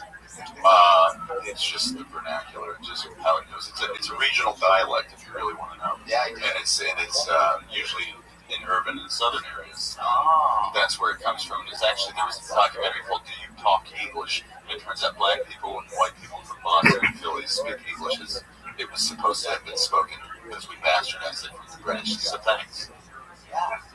I don't believe that. White skinned it. Yeah. That makes sense. And that's why all black guys have names like Jackson and stuff like that, like white British guys. Because the British ones own this. You'll meet like a British guy, my name's Jerome Jackson. Hello. It's like Jerome Jackson sounds like a rookie running back. I read a thing the other day that the first, I mean, I had heard it before, but I read the whole thing about the first slave owner was a black guy. Did you know that? I can see him starting that gangster shit. The white people stole it. Because they would have. That's some gangster shit, He did it slaving, right? first. Yeah. Totally. We always do it first. I steal from myself. My white side steals from my black side. Are you kidding me? You guys always steal shit. Reading this article, and basically half 3/4 of the way through it, I'm like, this guy. Imagine his. I mean, if he started it, imagine all the white guys around him, like, this fucking guy's crazy. Yeah. We're gonna take over all these businesses, and he started it. You know what I mean? Yeah, it was some like large-scale cruise ship from the wire. Like they were taking corners, is what the fuck. Because I guess the original guy was an indentured servant, which is a whole thing that I did more research on too. Where were you at one night? Just on Wikipedia? I go off on these Wikipedia tangents, and that's exactly what I do. I always do that too. I do that on YouTube, but then I always end up some guy telling a cop off. I always want to see that. Some guy just shoving it to a cop. Like, oh yeah, well here's the law. And one guy did. I do. Like one guy threw the law at his face. The cop was like, is it true? He's like, yeah. And he's like, am I being detained? He's like, no, I guess not. I was like, you're my hero. I saw that one, and I love those videos. It's my favorite one. And you have to be white to do shit like that too. I can't trust them. I can't let them look at me. They won't know what I am, but they won't go for it. Right. That's so awesome. Freddie's one of the best impressionists that I know in the world. So, you know, I'm excited to see if anybody pops up and like Tony Hinchcliffe, perhaps. Whoa, that's a pretty good impression. You know, Tony. Oh shit! You know what? When Freddie has a cold, he can do a good Jesse Ventura. Jesus, this guy. Oh wow! Jesse the Body Ventura. Oh wow! Used to be Jesse the Body Ventura. He sounds like every wrestler though. Yeah, Sunday brother. Everybody's at Sunday. Sunday brother. It's like a strip club DJ, so almost you have. Or the guy announcing the monster truck rally. Brother. All right. Well, we know what goes on here. Comedians come up and they do 60 seconds, and we talk to them. Yeah, you're giving back. I like that. It's true. Little comedy karma. You know, things are good tonight.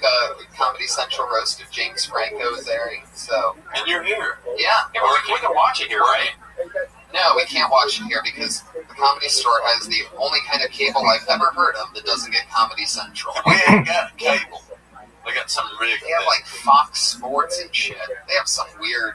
They're stealing somebody's satellite signal or something. That's what it sounds like. Ill-gotten gain. That's what it sounds like. The rabbit ears on top of this building right now. Wait a second. If you really think about it, when we tried to get internet here, they went, no, we can't do it. We can't get internet here. No, they don't get the cable company involved. See? Yeah.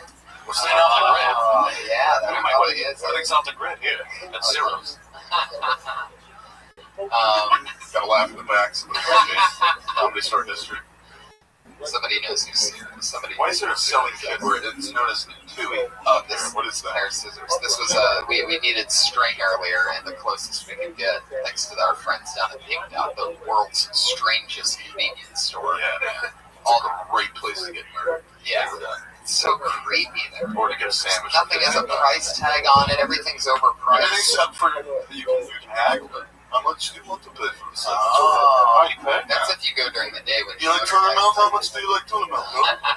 What are you willing to go out the pocket for tuna melt? 7, 8, 9, 10. No. What can you do for me? Maybe no. You got like a wait. The bartering starts quick. Bartering always works, especially in LA. I've bartered so much shit with nugs that we make people's day with nugs. Oh yeah, they never see it. The plumber, you didn't see it coming. If you have half a joint on you, people think crazy. I got the pool guy high. He's like, you're bad. Oh man, I guess it's like it must be hard for people to get hot.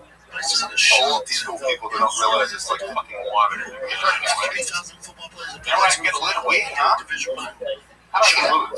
I remember when a dime bag was a dime. Alright, so let's get this party started. Patriot. Oh, I didn't really. That's so funny. If anybody doesn't, if anybody misses their spot, they get a permanent blacklisting. And when I say blacklist, the Patriot always makes this noise.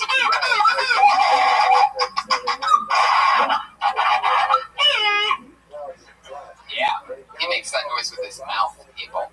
That's not a button he pushes. Yeah, it's like, what was that guy's name? Michael Winslow. He's like Michael Winslow meets Steve Gutenberg in an Iron Patriot suit.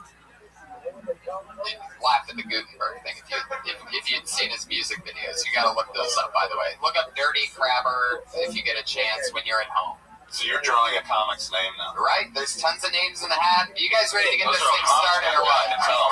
What's that? You can tell those are all comics. They're hip looking. Some of them. A lot of them are hip looking back there. Hip looking guys with beards. Heck yeah. Oh yeah, I see them. Those people are. Where are you guys from? You think anybody's got Church of the Valley? I'm from the Valley. Oh yeah, the Valley. Till I die. Oh yeah, even until I die. You got it. You got it. Yes, push. You listen to the podcast? Oh, well, thank you, just some random stranger. Welcome, sir. You're in the right room. I picked a name, and the comedian's name, your first comedian tonight, is Clee Wiggins.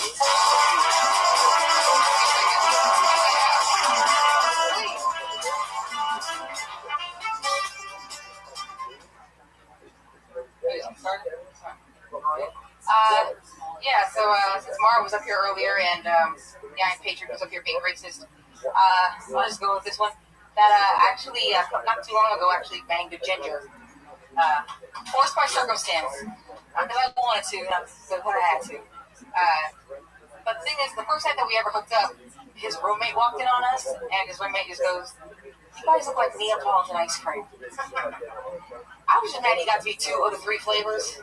It's like, see, there's the man keeping the sister down. Again, how come you get to be 2 and I'm only 1? You know what? We're Neapolitan ice cream with caramel sauce. That's what we are. Now, equal, separate yet equal. But he grew up not knowing any black people, so he thought that not only would black men's cum be brown, but that it would taste like chocolate. Which I was like, I wish that your retarded childhood dream was true. There'd be so many more different kinds of guys in my background if Mexican cum tasted like Dulce Donut shape. Many more cases. There you go.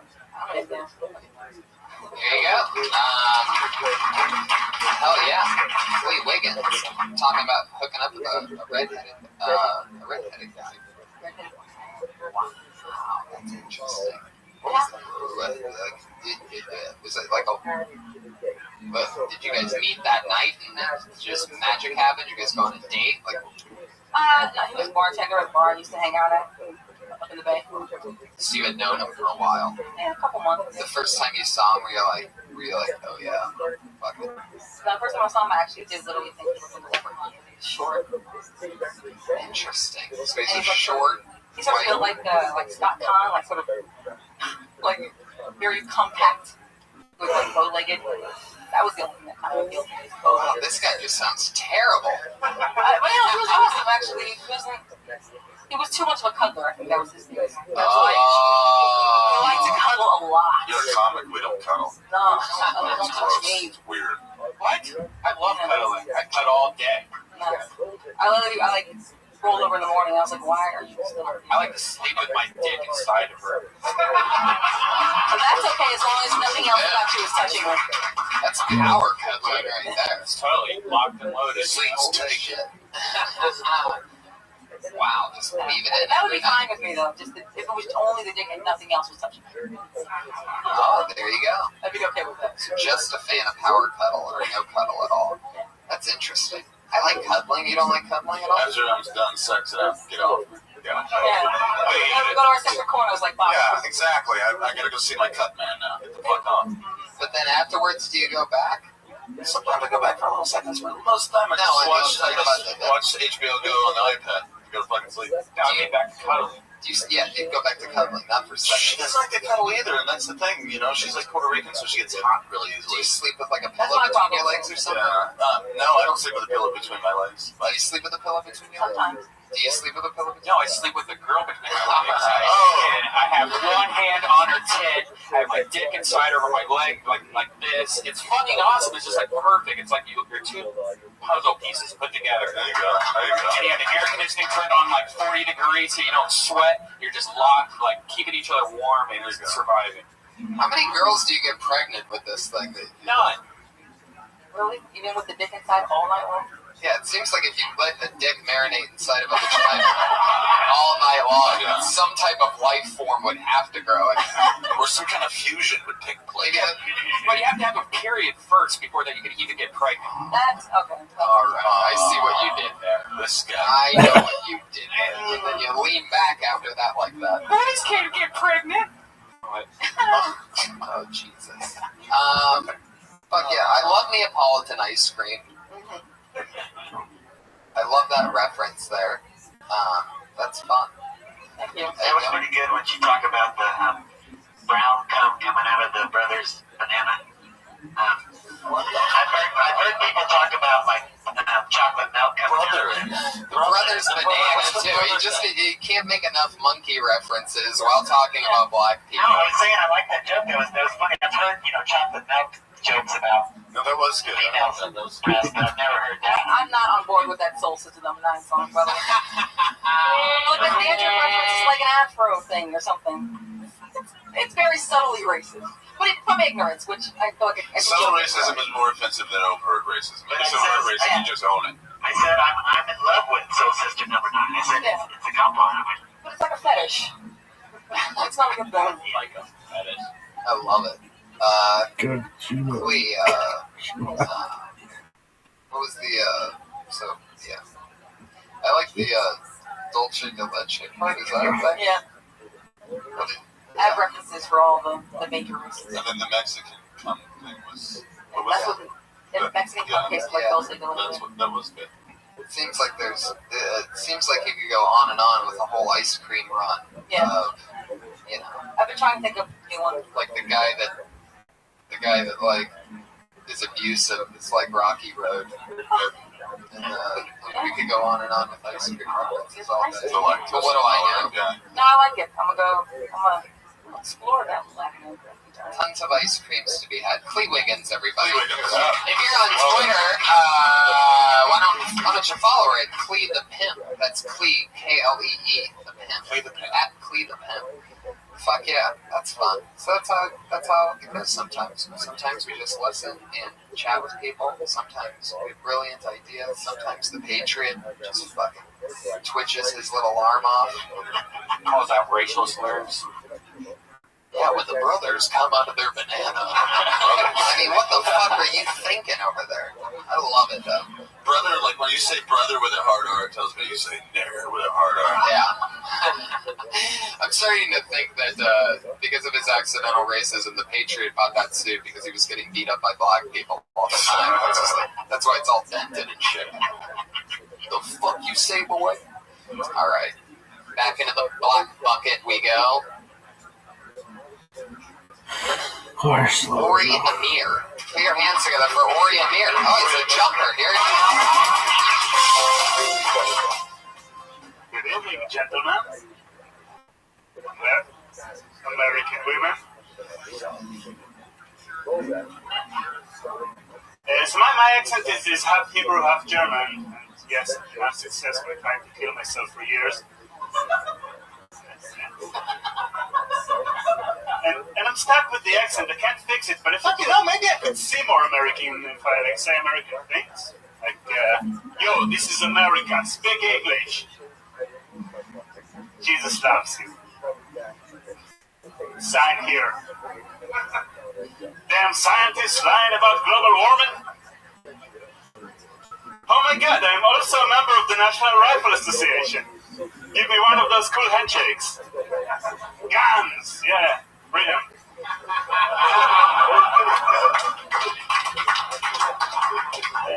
I love the English language. I love how rich your vocabulary is. You got words like communist, socialist, Marxist, Maoist, anti-American, and these are only the synonyms for poor.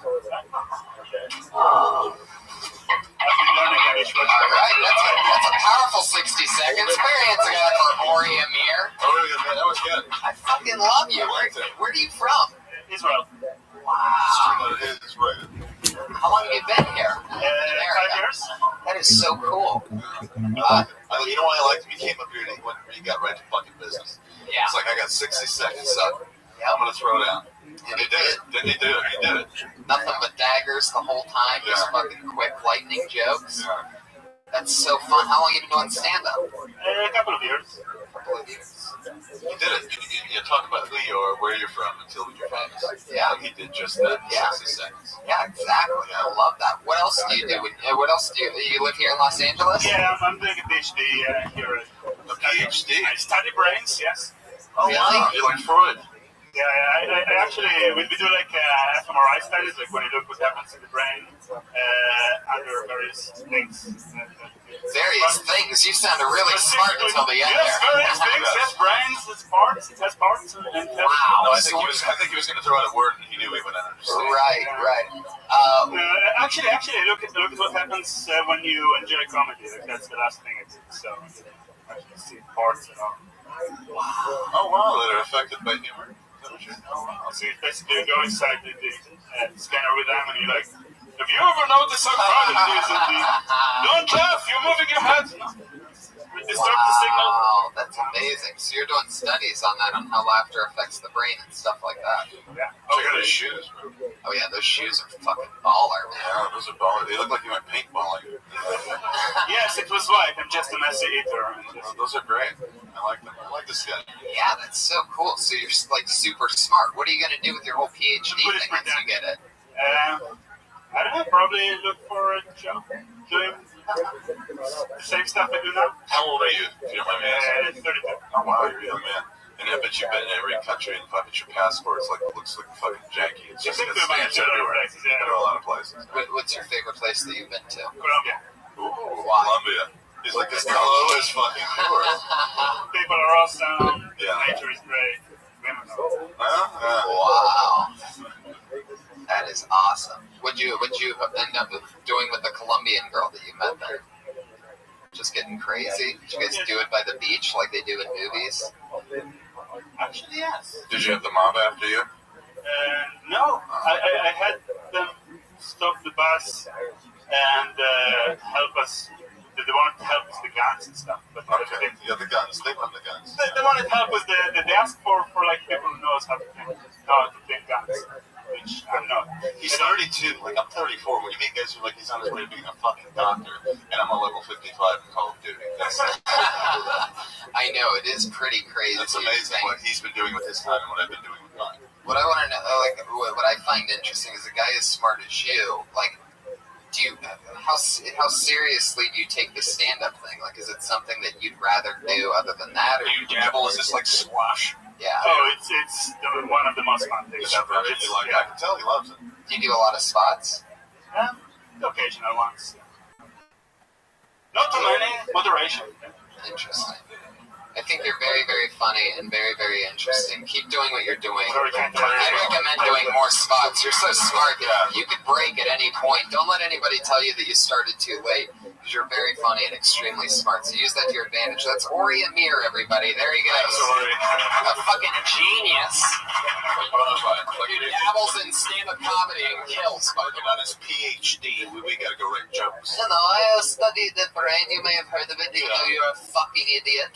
Put your hands together for your next comedian. Very funny man who I've seen here before. Put your hands together for Lil Bro, everybody.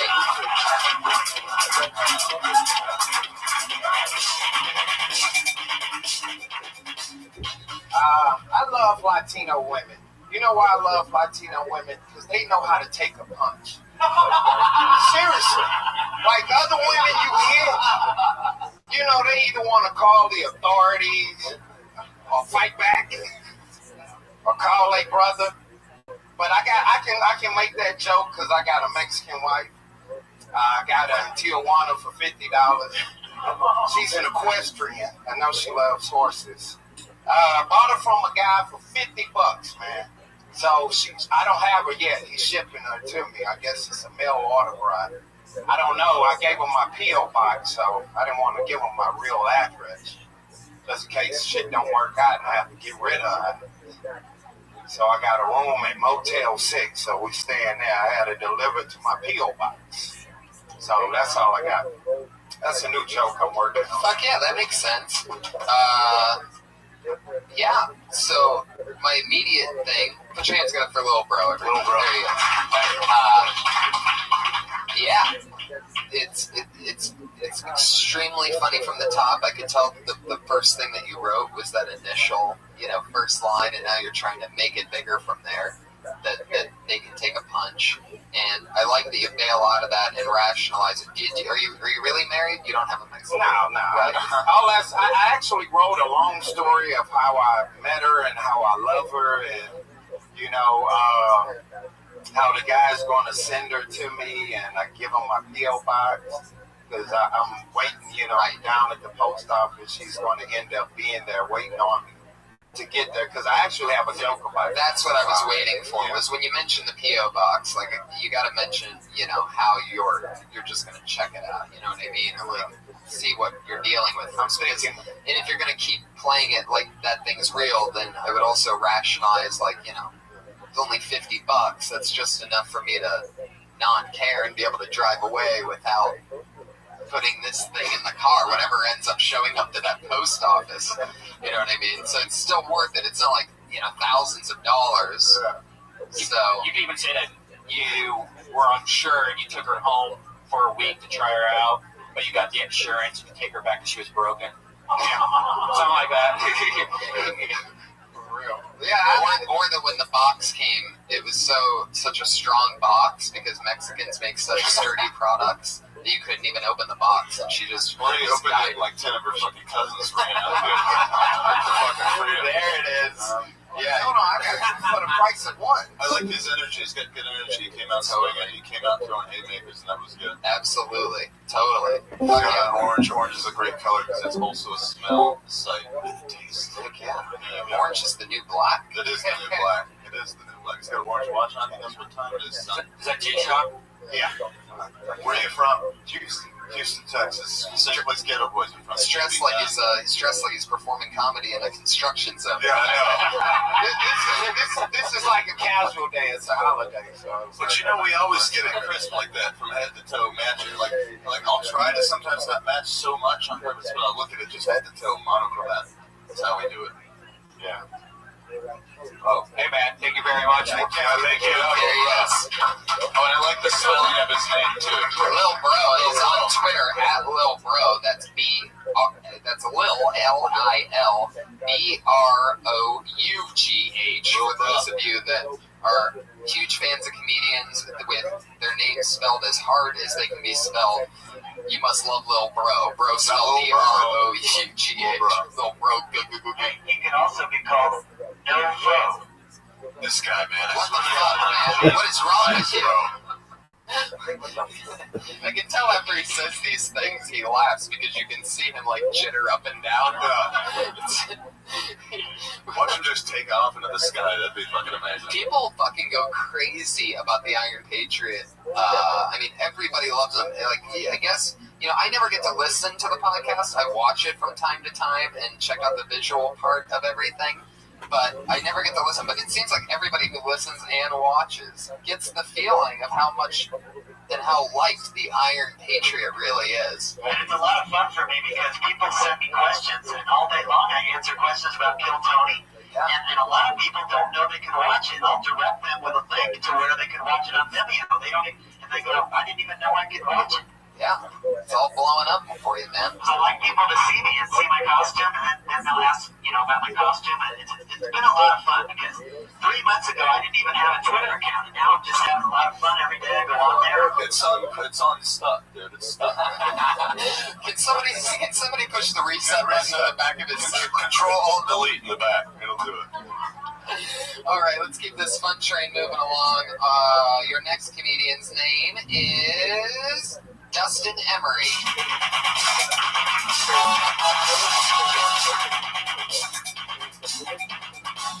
So, that I know of, I've never had a dick. And I say that I know of because how I know dicks aren't like spiders, you don't know it. But about 7 dicks a year can crawl in your mouth, obviously. I'd be like, not good for that shit too, guys. Sleep heavy and... but anyways, pretty sure never had a dick in my mouth, but I have had very vivid dreams where I'm sucking my dick. And which results in a disturbing dilemma for the straight man because now I feel like I know what it's like to have a dick in my mouth.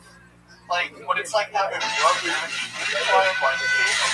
what it's like to choke on it, even what it's like to chew on it.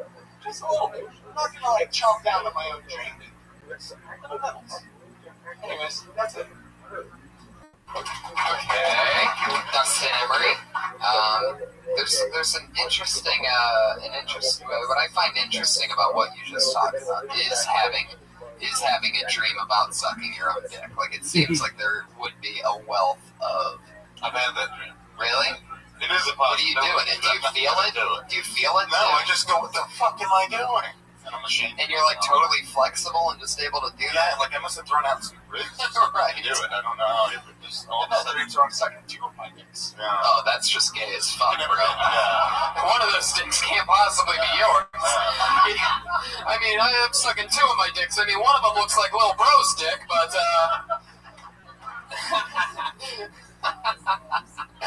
sucking two of your own dicks. Do you have two dicks? No. Then you're gay, bro. You just came out of the closet. How long have you been doing comedy for? Yeah, how long have you been doing? I've done 2 open mics. Okay, awesome. You know what? I think the thing in the beginning is he should have said it, what you opened with, and let it land for a second, because you got right back into it, because let it land, because it's an absurd thing, and they're like, what the fuck is this guy talking about? And then you get into it. Because sometimes you get into it, and you have like give it a shock, and you see a lot of jaws drop, like, I'm going to hear about dicks, but make it funny, you know? Did you have a wet dream?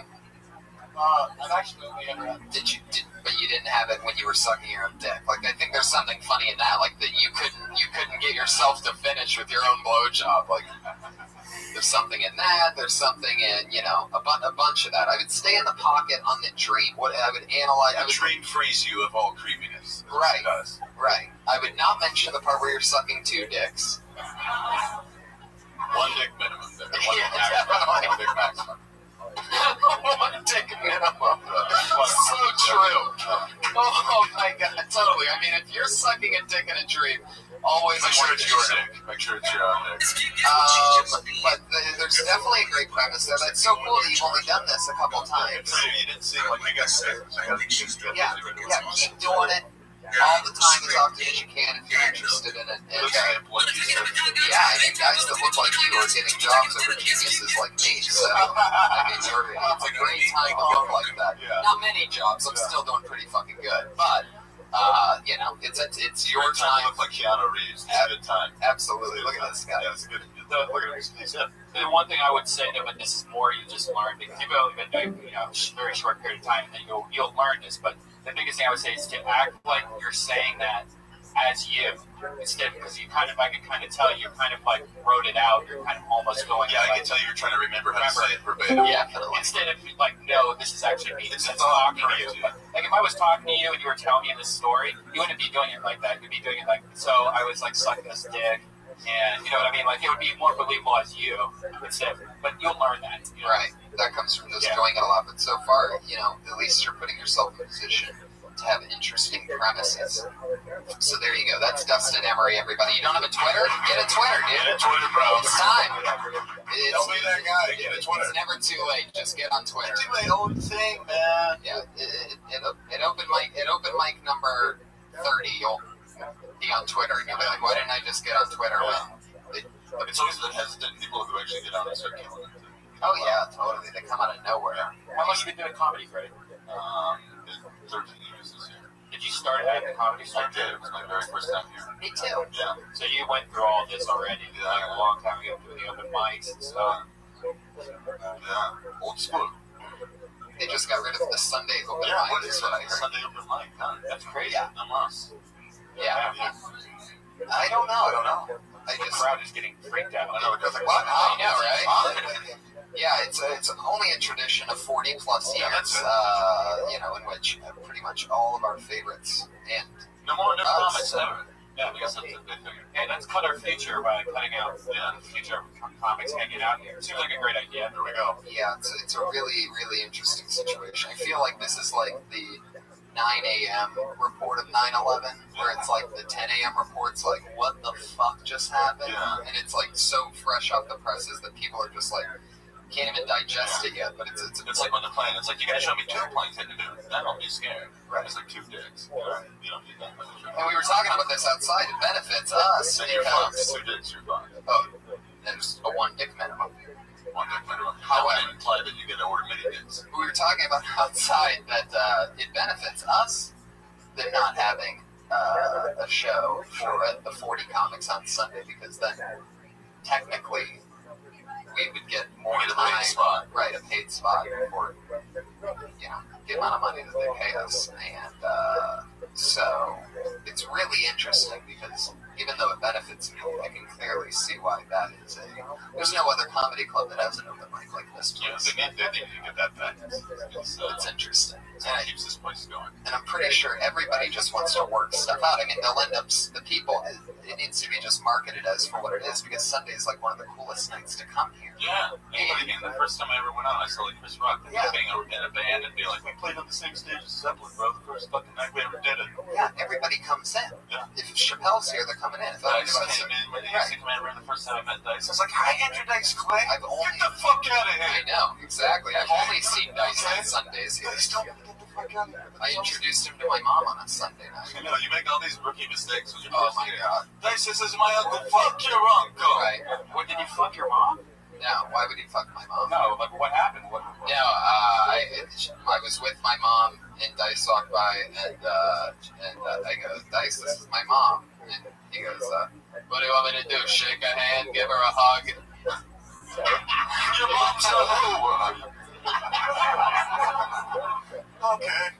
No, he was really nice. But then he got cool after. Yeah, I see you've been coming here a while. I'll be nice now. Right. He gets it. But, hopefully this Sunday thing will clear itself up. It's interesting. Is there something that's being replaced? Or they just do like shows? They would do like a Tuesday or Wednesday night show. Which all that needs to be known about is that the same comics that would do the spot for 15 minutes there are here on those Sunday nights anyway to do a pop-in spot. Right. It's just an interesting thing at the bottom ground of comedy, and since we do this show, I figured it'd be worth mentioning. It's an interesting thing happening there. So we should pick it and start. I would pick it if I was an open mic. I bet you their comics are like, hey, there's the fucking bucket. Oh yeah, that's right. Hey, we already just lost a spot on Sunday. Get your hand in the bucket, Dick. All right, put your hands together for your next comedian, Des Delgadito.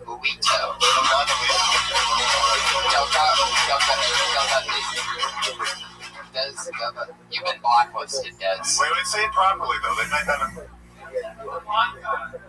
I'll give him a chance. How the fuck does he have such good handwriting? Yeah. Put your hands together for Des, everybody. Are you here? He should be coming. I mean, he's not deaf, right? Oh, nothing on that? What does he know he's outside? You guys are jerks. Oh, he was the guy under 21. Wait a second. He's blind and he's under 20. Well, you can technically by rule the performer can come in just to perform. You got a wireless mic you can take out there? Go grab him. That's cool, right? Yeah, I would just, okay. Alright, so let's do one more while Des is coming, right? I've always had a fantasy. I'm sure that's going to take a couple minutes. I've always had a fantasy to actually have sex, like, to meet a beautiful blind girl. Wouldn't that be great? No, she doesn't know how hot she is. You know, she looks real open. Or you just... She has no idea she's a 10. You're like, you're alright. You're okay. But you need to be talking to me like that. I'll fucking leave you. They need to have a website to find these. Because what are they doing? There's probably gymnasiums of these blind girls. Gymnasiums? Yeah. Is that a unit of measurement? Yes. Comes to blind. Is that happening? Is somebody getting dibs? Is he still here? Okay. Really interesting. A comedian under 21 who's blind. I mean, this guy's going to be a star no matter what. Oh, yeah. He should be on America's Got Talent. It's a stand-up. Is this thing on? You know what I mean? Like, any joke is automatically funny when you're blind. I mean, what can't be? How can you not kill? He's going to. He's already starting, and he's under 21. Like, I'm honored to meet this guy. Des Delgado. He's got to change his last name. We'll talk about that. It's going to be interesting no matter what. This is like comedy history. I almost like the anticipation leading up to it. This might take for a while. Yeah, let's just do one more. You can't see stairs and things like that. Oh, yeah, that's right. I saw him in the back. I saw him coming up there. Oh, is he wearing like sunglasses? No, but he did have the cane. The cane like Ralphie had in the story. So. Definitely walked in. So we'll do one while we're waiting. Put your hands together for Peter Christian Hessing. Yes. Christian Hessing. This guy better be fucking blind. Then he's blacklisted. Blacklisted. Tommy. Done with. I love it. There you go. It's done. We'll never hear of Peter Christian Hessing again. What are you, blind? Anyway. Alright, well, there you have it. That's Delgado is going to be a star one day, but I guess it doesn't start here tonight. He's probably just pink dotted, like going in circles. Probably heard me say his name, and he's on stage in the main room right now. of the House of Blues. This is not going well. I mean... I thought there was like at least 30 or 40 people that said they were going to this show, but I mean, I am really bombing up here. I know I walked up on the stage. All right, put your hands together for your next comedian, Cody Morley, everybody. Guys, I think I'm exactly young enough, very young as you can be, to still remember pornography was a hard thing to get. You remember you gotta go down in the basement, some weird corner, open up a busted egg Lincoln, push a red button, bookcase opens up, you slide down, you're in your dad's clothes. Now you gotta answer Sphinx's riddles. You get them all right, you can go down the hallway, but you gotta run, because if you walk, then you're not gonna beat the giant boulder following you. You know where the hallway narrows, you hit the wall, secret door. Dig in the old sea chest, not the new sea chest, that's a trap, you find a VHS tape. You have to look at your dad. My dad, obviously, Batman, so when I found Blonde 13, my dad likes it. Then you needed website. You see, so well, all you do is track. All you do is gone. You have your for the show, I think I'm enough for that show. Yeah, he nailed it. 57.7 seconds. That's pretty boring. What's a sea chest? It's like what a guy in the Navy like takes so long. Sea chest. Yes, yeah. This is treasure chest. Yeah, I feel like treasure chest.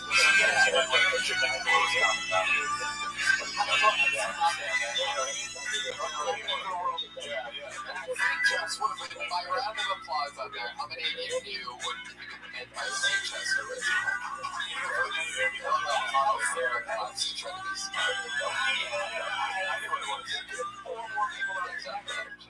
Two people. One and two, and this guy started clapping before I got to the end of the question. When I said how many of you knew, by round of applause, you from a fucking genius. I know what kind of boxes they were using when they were shipping things across the... Is that how you talk? I knew it. I have no idea who you are, but you have the look of a fucking guy that's just my fucking life, man. He says, what do you want from me? What do you want from me? Right? Are you from New York City?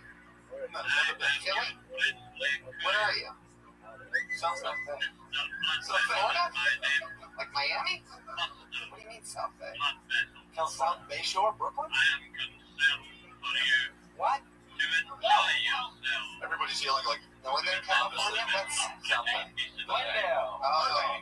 Southern San Francisco.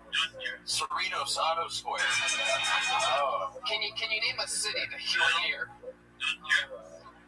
San Pedro. It's all around there, you know? It's not the 30 miles, though, so it doesn't matter.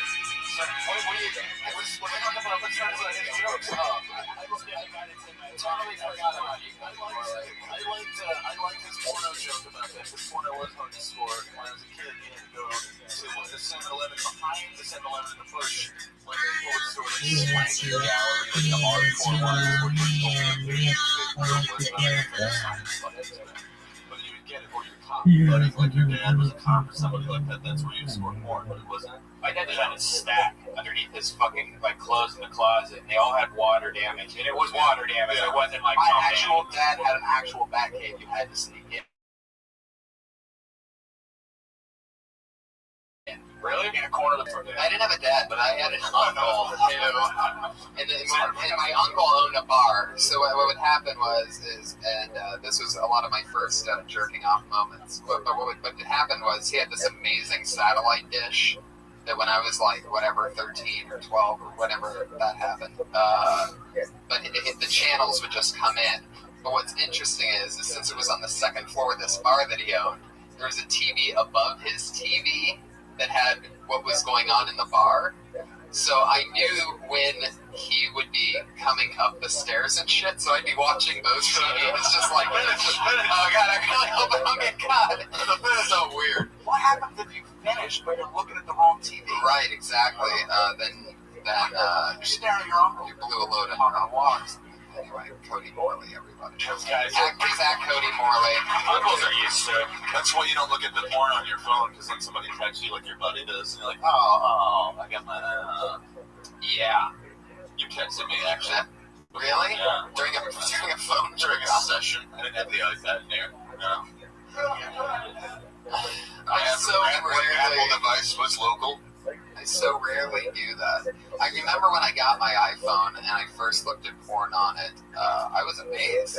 Like, this is a fucking revolution. Like, we went from Snake to watching a normal porno.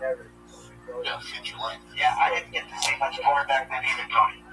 The most I could hope for is like, Porky's with the end of the shower scene, or, Fast Times at Ridgemont High with Phoebe Cates coming out of the pool. Nice. Yeah, all right. Judge Reinhardt was jacking out in the bathroom. That was a good one. I have a question for you, Patriot. No, that's not the part people remember. It's the Phoebe Cates part that people remember. That was the whole scene. I mean, the music was the Cars, that Cars song. It was so good.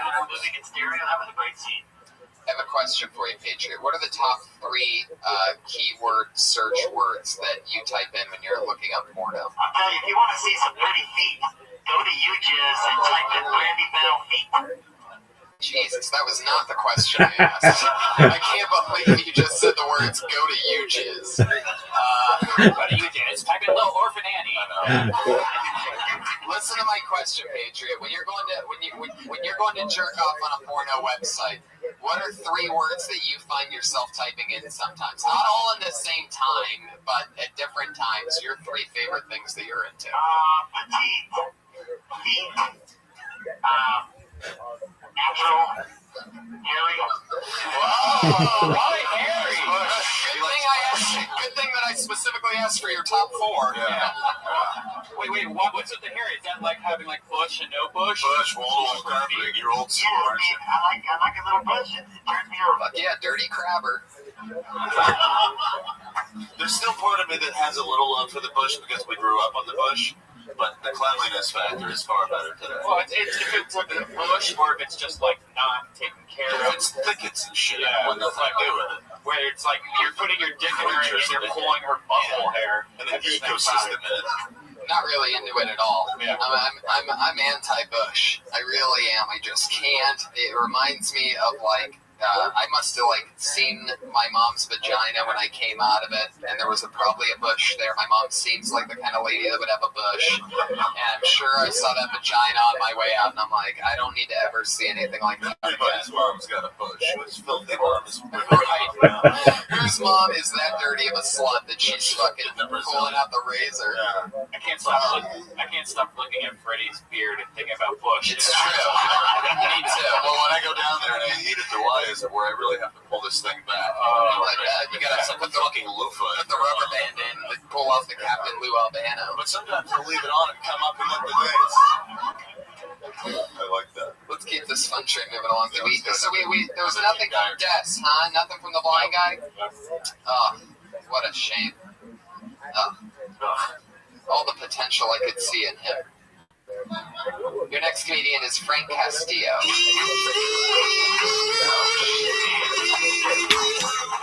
Hey everyone.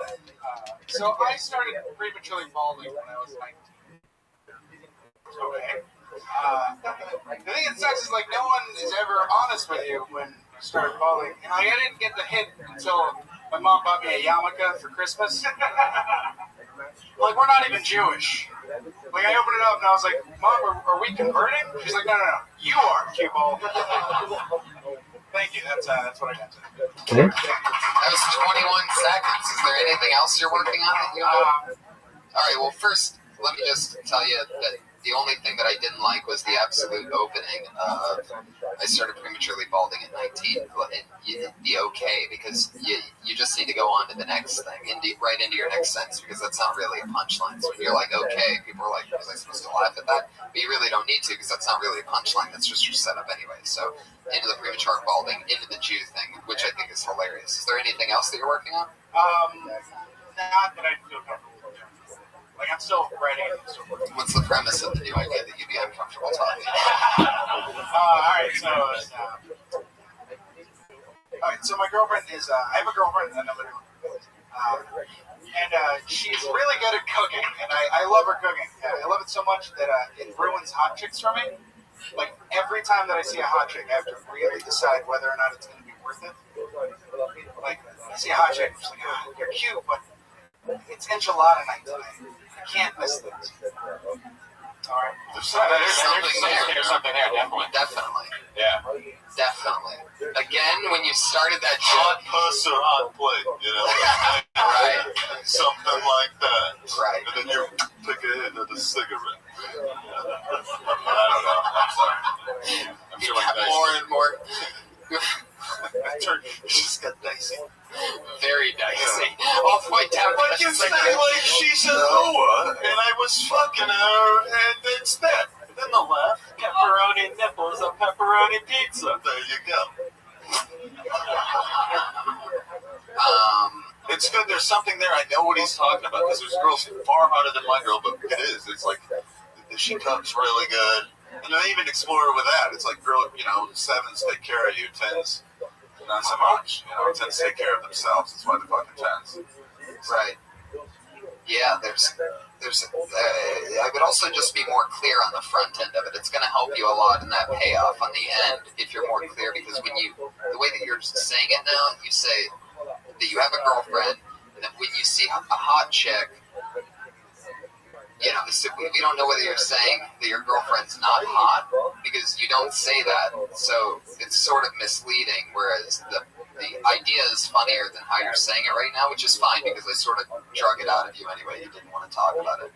But, you know, take the importance of the setup being so important. It's as important as the punchline. It needs to be quick, concise, fun, to the point, because that all adds up to the payoff in the end. This balloon that you're blowing up for one quick pop, every breath counts. The more air that's into it, the louder the pop's going to be. So, you know, be clear on those setups and keep rocking and rolling. If you're on Twitter, his name is @FrankCComedy, right? Yep. There you go. That's Frank Castillo. Frank Castillo! A lot of names in the bucket today. Let's do Rapid. Rapid 2. Rapid. Luke Schwartz. Oh, yeah, the killer. I've noticed that single guys do this thing where they carry like a condom around with them all the time, like in their backpack or their car, wherever. Like just hope springs eternal. Like there's just gonna be like some sex emergency that you're just gonna have to like jump in and just fuck, but like it doesn't ever happen like that, clearly. But the closest I could get as a single guy, like carrying that condom around to like using that condom, is if I saw a sexual assault like happen. That would be the only place I could use the condom, and like I'd have to like run up to this dude and be like, look, I know you're a sociopath and you like have no feelings, but like I also want your dick to feel nothing too. And that was my attempt. Sorry, everybody.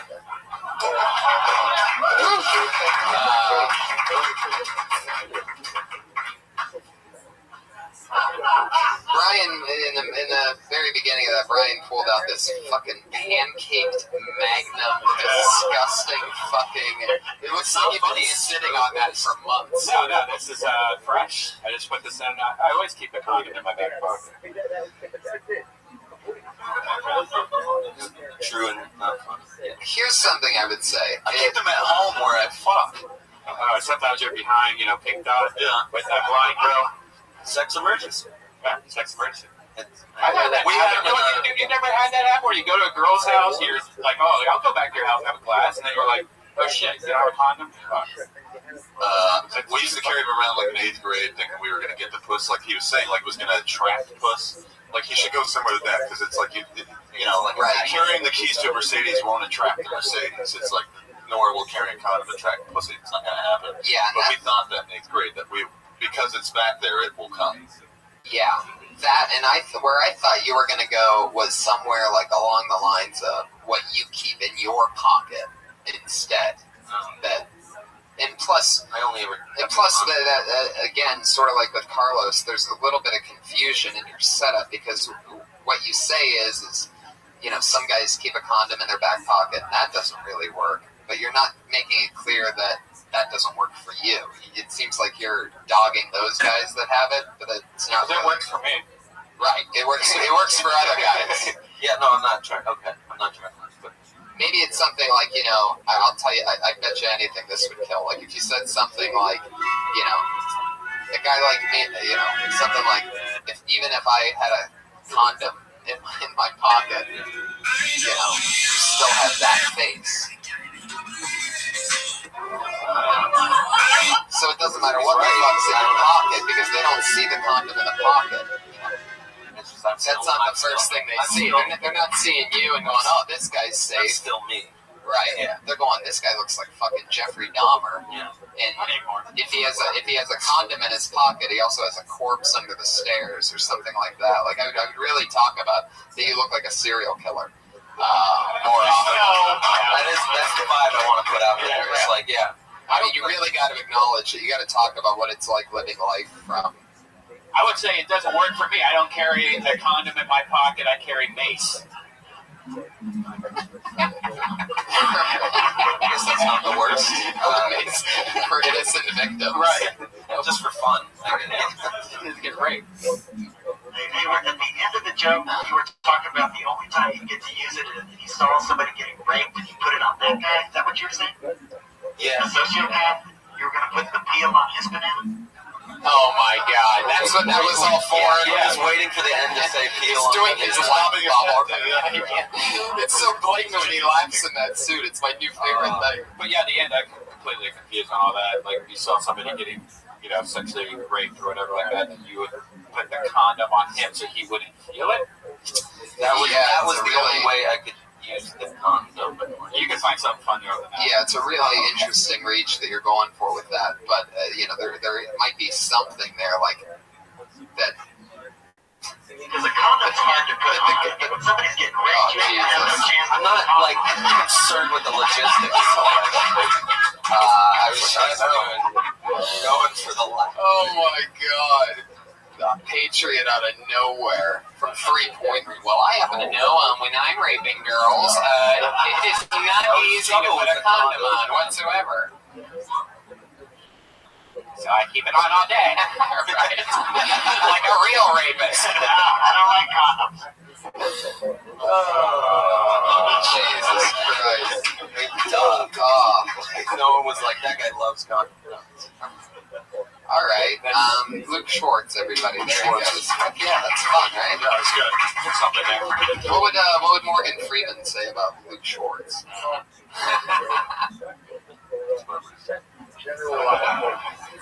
Where are we at? Let's do one more out of the bucket, and then we're going to move on to our final segment of the show.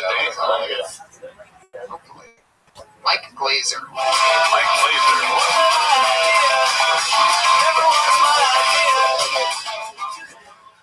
Hey, what's up, y'all? Growing up, I enjoyed doing magic. Yeah, like a Jew who likes making coins appear all the time. Really fun to do. I'd pull them out of people's ears, which was nice because then I'd get a quarter and it felt good, and I enjoyed that idea. But then I was doing children's birthday parties in high school, and I wanted to try hypnotism, and no one would let me put their boy in a trance, so I don't know how they practice. How do hypnotists practice? How do you get someone to nap, or how do you get them to try napping? You can't just wave a watch like an asshole. No one wants you to. No one wants to quack or bark against their troll. 10,000 hours, I guess. Alright, that's what I'm working on right now. All right, a joke about hypnosis, and everybody in the room got very, very sleepy. So it actually made sense if you add that part to it, and not do any of the beginning stuff again. Cut out that 50 seconds that you just did. Just add the part. No, I'm kidding. Yeah, you talked about hypnosis and how they would practice. There's really not much. How long have you been doing stand-up, Mike? 5 years. Wow, look at you. Interesting. Where are you from? Chicago. Nice. How long have you been here? 2 months. Cool. Yeah. Yeah. That's fun. Yeah. So, come up and have everyone nap. Yeah, I mean, you could say, I like the idea of, like, how do you train hypnosis? You know, like, do you start off with just waving in somebody's face real close? Or, you like, there might be something there, like... How many stopwatches do you have to go through? Yeah. How many drugs do you have to actually use at the beginning before you... Right, how many roofies do you slip in before the placebo effect begins? Here, drink a little bit of this. What is the idea of the setup, though? Were you really a magician? Did you really do all that? Or? Yeah, I love that. And it's, in my mind, it's like, oh, protection of getting into a weird new thing. I just talk about myself for a minute first. Yeah, I love that. But I like the idea of, like, a lot of getting people to nap against their will so I can get them to bark later. Yeah. Do you have bits about you doing magic and being a magician at some point? I have a short story about a magician who kills himself. Oh, that sounds fun.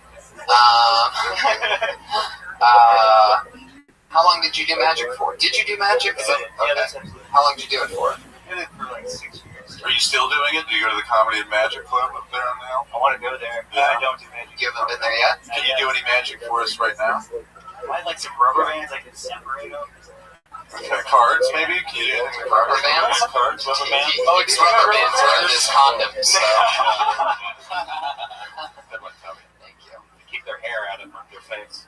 It's got a good beard going on there. Huh? Yeah, it is. It's very sturdy. It goes for the heavy mustache with the beard. I like that look. It's a good look. It's very well It's trimmed. very, like, Stone, Arizona. Yeah, it is. He's like whiter, Met Paul Simon. Totally. Wait, so you trim a different length on your, when you have your I have what's called the natural with the integrated mustache, right, man? Oh, you guys and your testosterone. And, I keep the mustache from growing over the lip, but I let the rest grow at once. Okay, yeah, I cut the lip. Yeah, I love it. Yeah, I do. They're full. I want to show them off. Do I grow a fucking beard? Oh, it ain't happening by now, bro. It's just one of those things where it's like, how could this possibly be? And I'm still waiting for it. I'm 29 now, but I still think about it. It's like, what the fuck happened? If you rub How the fuck? I can do so many things. If you rub your face on my ass crack, it will probably grow within 2 days. Brian. To rub up and down. I would expect that from the Patriot, right? The Patriots. I heard you describe it on the Ice House Chronicles, and you say it grows out, it just grows out in patches. Yeah. So it's like, it's very interesting that that happens. You don't want to be hairy, man. You don't want to be hairy. Because, I mean, Freddie looks like he's lucky he's not too hairy, like on the back and in the chest or anything. But usually, if you're hairy up in the face, you usually hairy everywhere. And the older you get, it starts going everywhere. I saw an ear hair the other day. I got lots of hair. Freaking. Well, yeah. Your arms are. Oh, this guy's like a butt funky, bro. Oh, no. It's like what he sees. It's like what he sees. I can't wear it down a little bit. Keep it going for Mike Glaze. I like my good stuff. Yeah, definitely. Keep rocking, man. There you go. He's on Twitter at GlazerBooHooHoo. We're now going to move on to our final portion of the show. As always, we have two regular, very funny ladies who do a minute each every single week since the inception. Put your hands together for, as always, your first of the two, the one and only Sarah Mostajabi.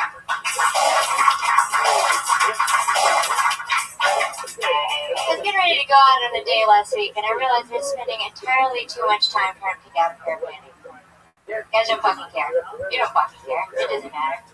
This guy's about to spend $19 on a couple Big Macs and a pack of Siemens for what? A fucking pair of panties? I don't think so. It's not about that. Guys, unfortunately, don't have it that easy. It's a little creepier with you guys, kind of where you wear the little white paper envelope. Please don't bring that out. That's terrifying. Or the plaid boxers.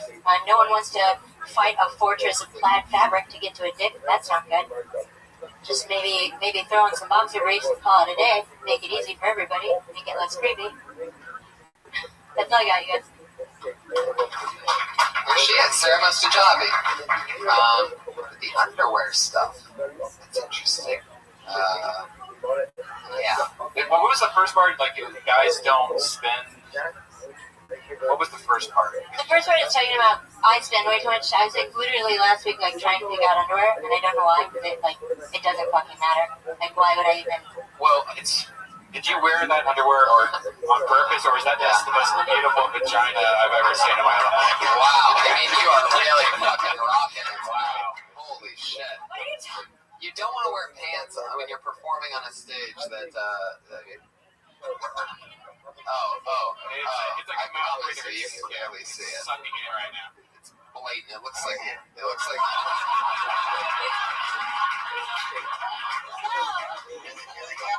Oh no! Yes, Adrian. I'm pretty sure that you wished it to come true. Yeah, it's a camel toe would be a light way of putting it. It's more of a camel's hoof. There's like multiple toes, and it's basically almost a camel's arm. It's not offensive though. I'm not offended at all. No, not at all. It's fine. Like captivated. It's fine and it's great, but it's definitely not professional. You know what I mean? Like you wouldn't want to. Nobody's gonna. It's hypnotic though.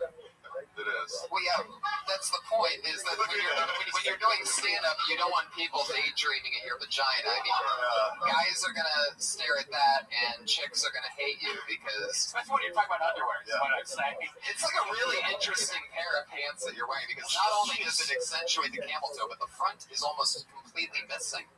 Of these pants. Sexy as fuck. She's super fucking cute, and that's what takes Of course. But I'm just saying, those pants make it look like she got raped by Freddy Krueger. They're cut up. I mean, it's adorable, but we've talked about this before. Like, you know, I mean, if you as far as doing stand-up, you gotta dress the part in some way, and that's definitely that's the last thing that anyone who I know that's succeeding on the female end of doing stand-up. What was that one? Let's get in the picture of that. Yeah, jerk off city.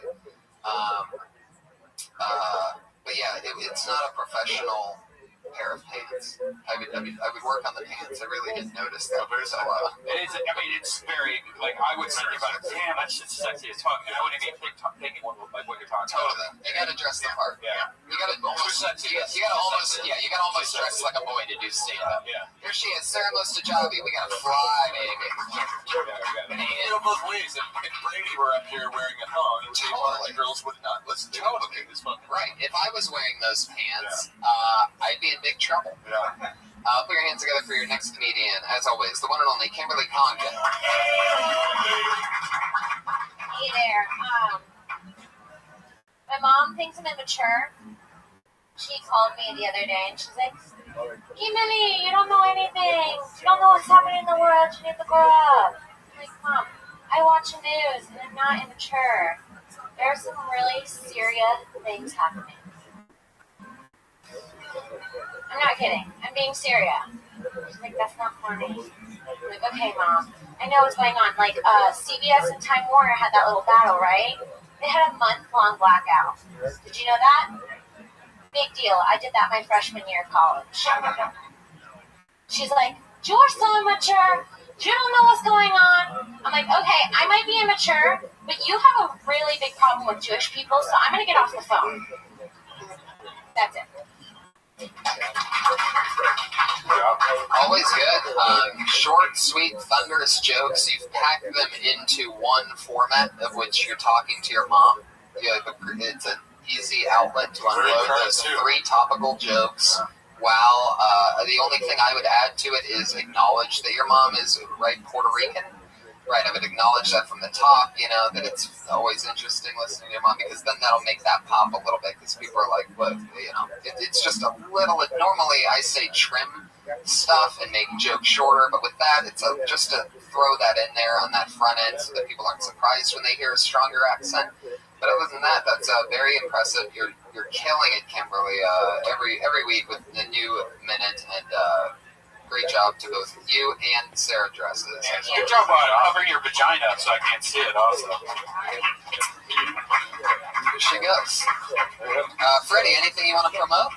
I'm on Twitter now. Oh, really? Oh, actually, I've been for a while. Freddie Lockhart. Awesome. Freddie Lockhart on Twitter. My podcast on Wednesdays at 6 p.m. with Toad Up. And then that's what's good. That's what's good. But most importantly, find me on PlayStation 3 if you think you're the shit at Call of Duty Black Ops. I will fuck you up, son. Grand Theft Auto, Grand Theft Auto. I will drive by, shoot, pepper your ass up like it's nobody's business. And don't try to be my friend on the online world. Very nice guy in real life, but I will shoot you in your face online. My name is Mr. Majestic, which is a Charles Bronson movie. Look it up, because that's who I am, is Mr. fucking Majestic. 187 on PlayStation 3. Thank you very much. And the champ. The fucking champ. Thank you. Thank you for having me on this. Definitely. It was a pleasure to have you. Please keep that fantasy football belt nice and clean, because I'll be taking it from you in just 2 months. Oh, you want to be my hype man? Carry it around for me? That's awesome. No, that's awesome. I figured the show, you're so busy. And I actually open up against you on Sunday. Oh, good luck to you. Yeah, the Dead Kid Timmy versus the Hinchcliffe Winners this Sunday in fantasy football. Comic Patriot is at Comic Patriot on Twitter. He's the Iron Patriot here. He's one of the coolest guys in the world. At Red Band, at Tony Hinchcliffe. We're going to Phoenix. The 26th, Thursday, will be at Stand Up Live. Go to standuplive.com. The following day will be in Ohio with Tom Segura and Christina Brzezinski. Go to DeathSquad.tv. Guys, thanks a lot. I'm in Winnipeg, the 12th and the 13th. Thank you. Holy shit, I'm in Roy next weekend, sorry. Music played on people's side.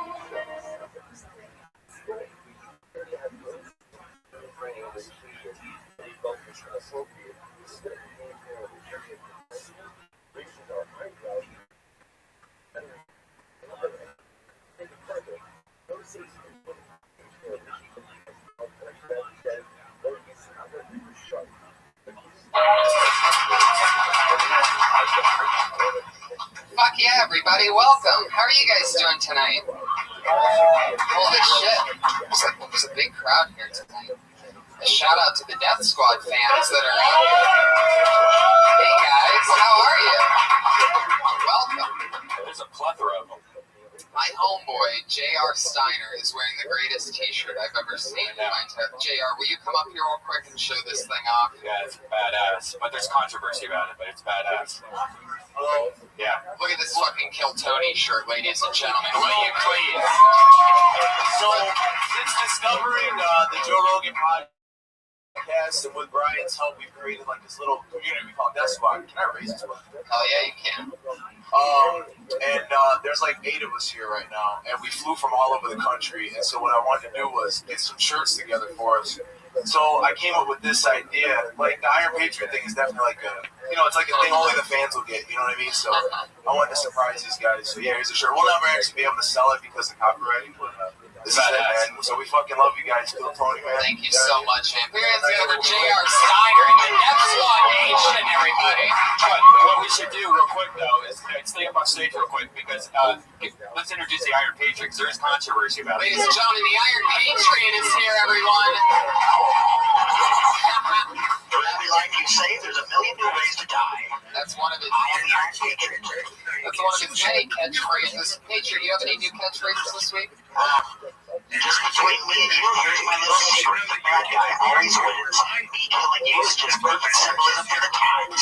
Yes. Wow, that's a long catchphrase. Tony. Yep.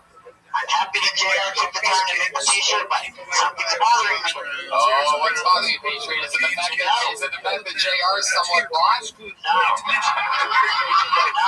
Hey, what do you call them last week? Female brothers? No, you know I don't like the Iron Patriot in the movies. I don't like the Don Cheadle or Robin. I'm Norman Osborn, the one that fought against Green Goblin. I'm the comic book Iron Patriot. It's the thought that counts, though, right? Yeah. Oh, I love it. I love that you did it. I could have put anybody on the shirt. I could have put anybody. Shop with me, maybe we won't get a copyright thing because I don't look exactly like anything. Really, I don't like the comic book, but not the movie. Sorry, I didn't get it right. It's beautiful, but it's just that kind of strikes a chord with me because I talked with Tony about that before. He knows how I feel about that. Patriot, what's the difference exactly in the logistics between the comic book Patriot and the Patriot that's on the shirt? There's this whole great story of how it's Norman Osborn that fought against, and he was Green Goblin, he fought against Spider-Man. But why does anybody care who's underneath the suit? But they had to change the story because in the movies, different people own the rights. The Marvel owns the movie rights, and the different people. What the fuck are you talking about right now, Patriot? What do you? Jesus, you get what he's saying? I don't want to sound like I don't appreciate it. It's like a great job. It's 3 episodes ago. You started getting real Hollywood on us. What's going on? Iron Patriot, do you remember the old Tom and Jerry when it used to be awesome, and then they made that new Tom and Jerry that everyone looked really weird on it? Yeah. Is it like the same thing to you? Yeah, it's just when they change a story that you're so passionate about. See, I didn't even know they were going to have it in the movie till like a year ago. You know, they came out with pictures that the Iron Patriot was going to be in the movie. Before that, the guy that made the costume for it, we didn't even know it was going to be in Iron Man 3. And then it was kind of a shock when we saw they changed the story up because we were so in love with the story. So who was in love with this story? The guy that sculpted the costume in Norway, my friend John. Where's that Hollywood bear? That comes. Yeah, people run the light. I was saying to JR, I would like to maybe somebody in the crowd maybe get a shirt. Yeah, absolutely. Should we do like a contest? Like maybe trivia? Can you think of a quick trivia? Wait, I thought there was only one shirt and that it was for me. No, I brought like 12 of them. Did you really? And there's only 8 claims, so if you want to do like a quick Loser. Oh, well, where the hell did that come from? You're a ghost? A 13-year-old ghost? Do you have mine? You want to give it to me? Because I want to put it over here, so I have it. Alright, like you're going to possibly be able to keep an eye on a shirt that's sitting next to you. I put it over here by Kimberly. I want to see if you put it there and then I'll grab it. Kimberly will steal it and rip it up and make it sexy. She needs her own shirt. Oh my god. Let me see what size it is. Let me see if you got the right size. Are you going to wear it over your suit or? No. I don't want to stretch it out. Those sweet ass. Can you hold that up? I want to see how big it is. Hey, why don't we take care of this after the show? Also, I brought Tony's new stickers. They're really shiny golden points. Flamboyant. Like everything of me, it's extremely flamboyant. Yeah, it's really it's super shiny. So if you guys want stickers, I brought shit. Just come up to me. That is so fucking cool. Everybody's thinking I mean, J.R. Steiner, everybody. Powering the merch of greats like Tony Hinchcliffe, Joey Diaz, and Brody Stevens. A great soul. Fuck yeah. Patriots gonna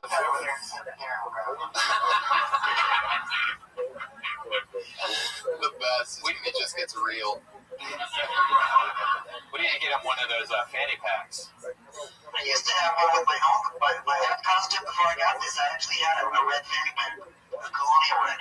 I do not find that hard to believe at all. I can picture a red fanny pack on that thing. Now it seems like it's getting a little dusty. Do you polish that ever? Or? I told you it's kind of dirty, but you know what? I think it's good that the white's dirty because in the pictures my wouldn't really show up if the light was too bright all over. I really think it's designed for pictures. If you look at me in the pictures, my eyes kind of have a different light than the face. If the chest and everything was too bright, you wouldn't see my lights. I mean, maybe I'm just trying to rationalize, but I really think that's true. I think you're trying to rationalize a bit. Tony, you see my pictures, they look good. He knows he looks good. What pictures are we talking about? We have pictures on Instagram and Twitter. What are you saying? They look pretty badass. And the dirt is actually a good contrast between the lights of his eyes. Red man's getting what I'm saying. I dig you, bro. Why don't you guys go bot fuck somewhere already? Fuck yeah, Patriot. Anything else exciting happened this week? Did you smoke any pot or anything? Any deep thoughts with the Patriot? Yeah, I was on Criminal Minds, and I was in the 16th century at like a Salem witch thing in Massachusetts. And they dressed me in 16th century clothing and made me real dirty. They even made my teeth yellow. I didn't like it. Oh, for the show. I have no problem keeping my teeth white without them putting that shit on there. What did they use to make it yellow? Just, I don't know. It tastes weird, too. I tried to tell them that I don't need it, but they put it on there. There were some cute girls, though, dressed in that 16th century clothing. There really were. Were their feet exposed? No, but I saw their cute faces and everything. And I can imagine. What'd you think of your girl, Miley, twerking? I like to watch her twerk, but, I told you the story when I was on Hannah 10. She don't have nice feet. It shocked me, too. I know. I couldn't believe it either, Tony. I couldn't believe it. She got such a cute face. Have you seen that new video that was released? There's some bad grammar in that video. Which one? The one that... You know how she says, we run things, things don't run we? That's not correct grammar. That should be things, we run things, things don't run us. It's got your left arm twitching, I noticed. I gotta stop doing that, Tony. That's what my mom says. I was twitching.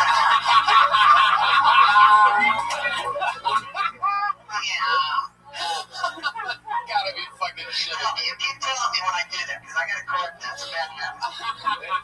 Can't do that anymore. I'm a superhero. I can't be looking like a twitcher. But can we just say, honestly, as a robot, it works. It looks like you're kind of like, redoing something or I don't want to look like I have Parkinson's disease or something. Yeah, I always wondered if it was part of your robotic type of. I always wondered if it was the suit or something. But now that you've admitted that your mom's always told you that you need to control your arm twitching, I think it adds a great element because it makes you so human in a way. Yeah.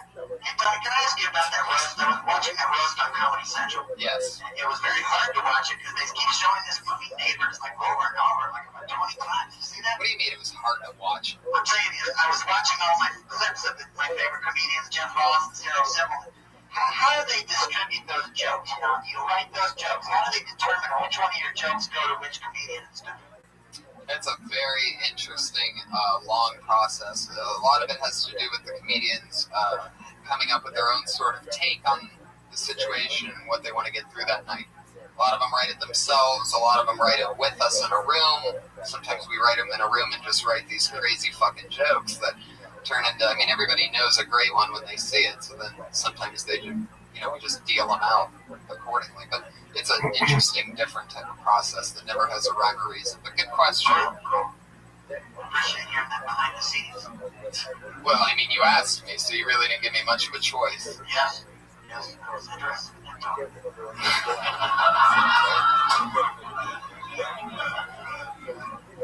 I'd like to thank you guys. People are watching the Dirty Crabber videos on YouTube now. Oh, they are? That hits up? They're seeing, they're all Death Squad fans. They're saying, I'm a Patriot. Now, do you still talk to all the crabbers? I've been in contact with them the last couple of weeks because I've been telling them to watch this show I'm on that they're really featuring Dirty Crabber. Did you have a fallout with one of them? No, not really. The guitar player in Dallas, I still know him. The saxophone player lives there. The drummer lives in Las Vegas. So, I keep in contact with him pretty good. And I got a girl that lives in Hollywood that wanted to see food review one of my dancer girls. Wait, what are they called? The seafood review. How many girls were there? I had 8 different girls that did reviews at different times. Did you bring one of the girls to a show one time? Yeah, I've been trying to work on that. But one girl I want to bring, she wants money. And $10, $20? I don't know, but I just told her we're all working for free to try to build this show. Nobody's getting paid yet. And then the other girl, she wants to bring her young daughter to dance with her, and this club's 21. The real seafood review, she has a daughter. So you've talked with the other Dirty Crabber members? Yeah, they're feeling the feeling like it can come back. We can bring it back. Dirty Crabber in 2013. When he gets excited, it's when he punches. Yeah. I feel good about my career, Tony. I think I'm going to have a house in Malibu. Oh, we can tell. Look at that left arm go. Yeah. Can you say you think you're going to have a house in Malibu again? I'll be living next to Robert Downey.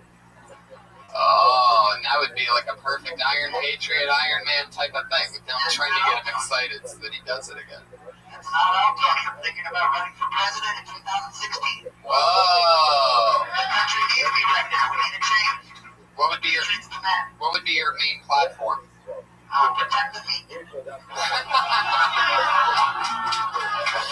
Fuck yeah, Patriot. Who's your vice president, Dr. Scholes? No more high heels, no more of that crazy shit that makes the bunions and hurts the meat. Protect the meat. Oh, you are one excited little patriot tonight, aren't you? That's the flag. I mean, I have to thank you guys. You guys are the ones that make this all happen for me, and I don't say enough to you, Tony and Redman. Thank you very much for this. Well, we're happy to have you, Patriot.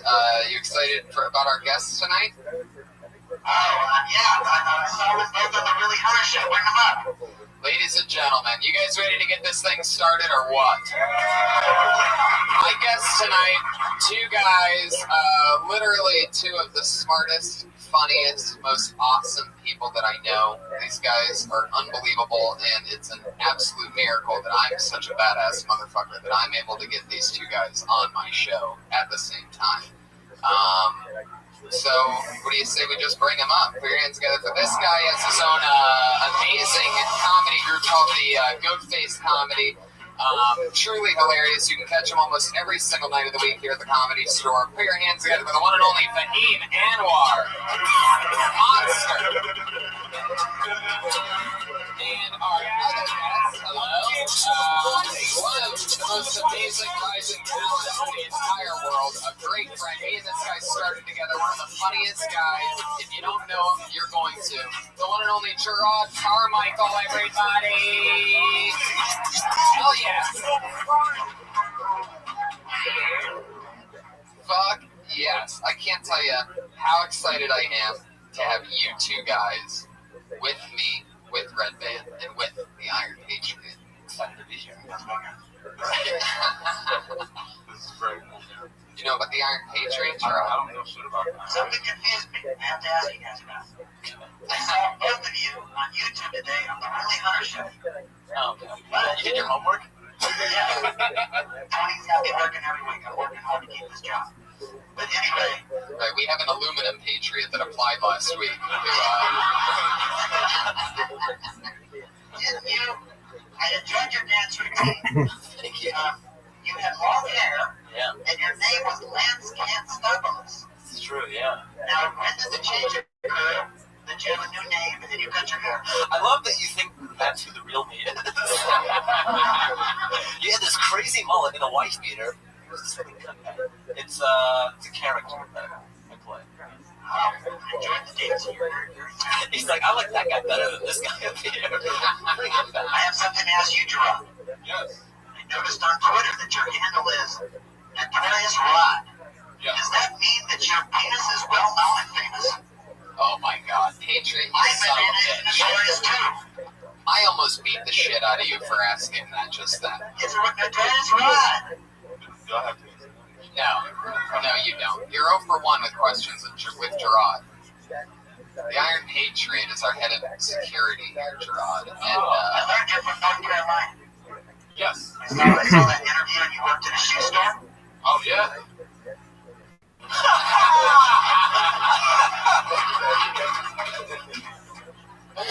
Yeah. It's kind of creepy. Oh my god. Yeah. Thank you. I really enjoyed that joke on YouTube when you're talking about the war that's going on in Chick-fil-A. Chicken fillet, the entire word. Chick-fil-A. I feel bad. I wish I would have known more about it. You can read up on me too if you want to go to my Twitter, look at my pictures. I feel like he baited you into it. Funny you should ask. You can. I'll check it out, man. I'm going to check it out. I feel owe you. Glad you guys are here tonight. It's a really good family we got here. I love when Tony brings his friends so I can meet them. Yeah, I saw 2 arm twitches on that one. He's really excited. He bought this $4,000 suit, right? That's amazing, yeah. And it was shipped from what country? From Norway. From Norway. It took a year and a half. I didn't know if I was going to get it. There was many delays, legal issues, and health problems with the sculptor. But I finally got it. I didn't know if I would ever get it. And even over a year ago, I was dreaming to come to Death Squad. And I wanted to come meet Red Band. Because I knew he would love Dirty Crabber. Like 3 or 4 years ago, I knew he would love Dirty Crabber. But I had no way to get it to him because I could have said it, but he's not going to pay attention to me. You know, I couldn't get him. It was so frustrating because I couldn't get him the music. And I knew he loved the Crabber. The Dirty Crabber is a band that the Iron Patriot. I wanted to ask so bad. Yeah. It was a band he was in Texas when he was growing up, and their big hit song, it was Peel That Banana. Share My Banana. Share My Banana. Really? In which he would hand out bananas to everybody in the audience. He would throw them at him at first, and then he would start this song, and it's accidentally racist. You know, Tom, if you keep going down this route with me, Jesse Jackson and Al Sharpton are going to come for me. Oh, what's this, Patriot? Yeah.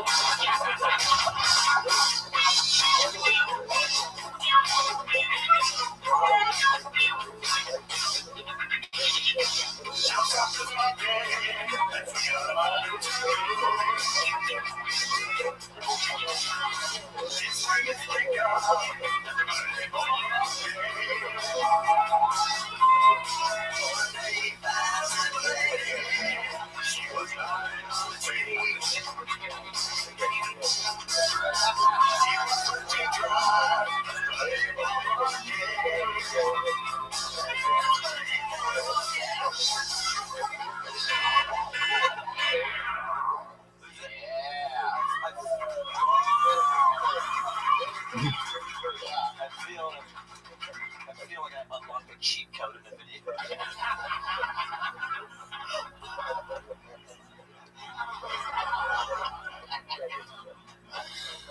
Oh my God. It's a story about 2 monkeys named Jacob and Latidra. But it ain't racist. I ain't talking about no female brothers. He swears that it's not racist.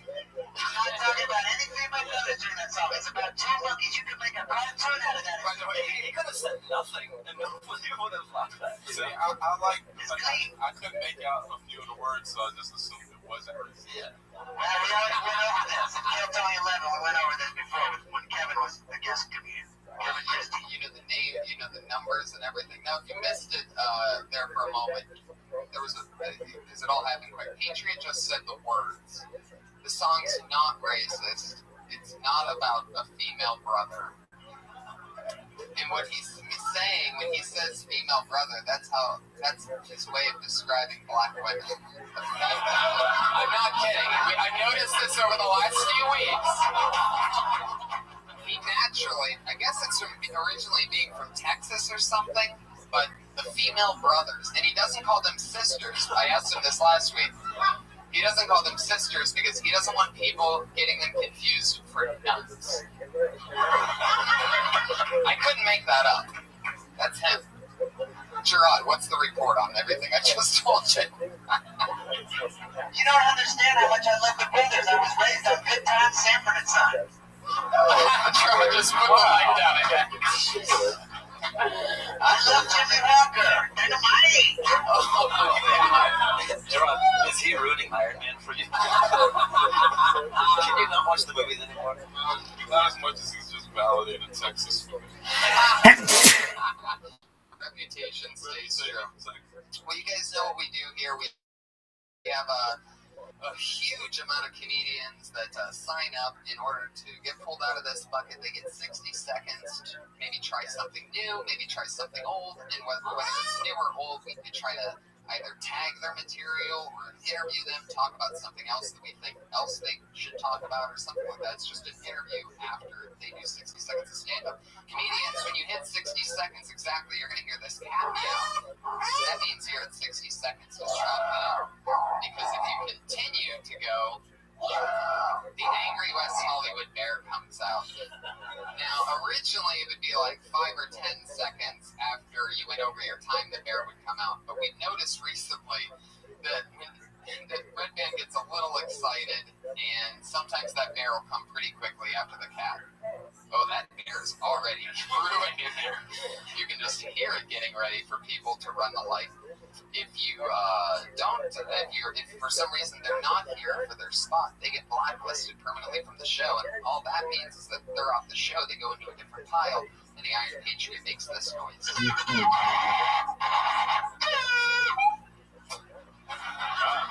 All right, so what do you guys say we get this thing started, huh? Fuck yeah. Let's do it. It's all happening. Our first comedian tonight for 60 seconds is Rob Russell. Here we go. It's all happening. Rob Russell. Oh, shit.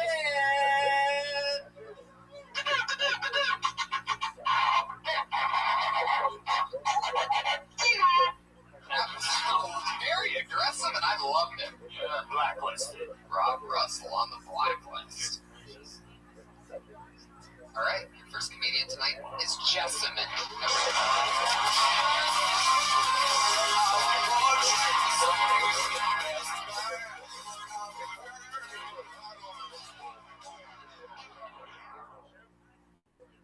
Hi, everyone.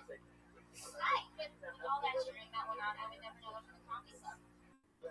Just, you would never know you were in LA. I like to put in my roles.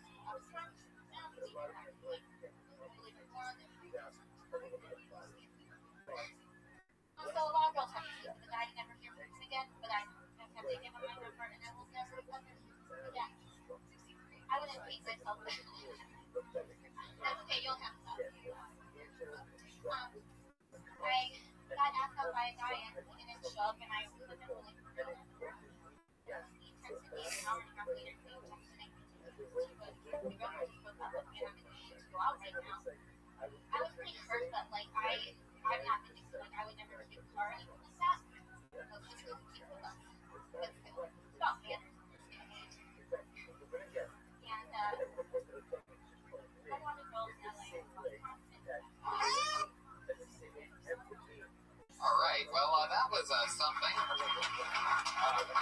That was really something. Can I ask you for a second? Can you take down your microphone? Just talk to me for a second with no microphone.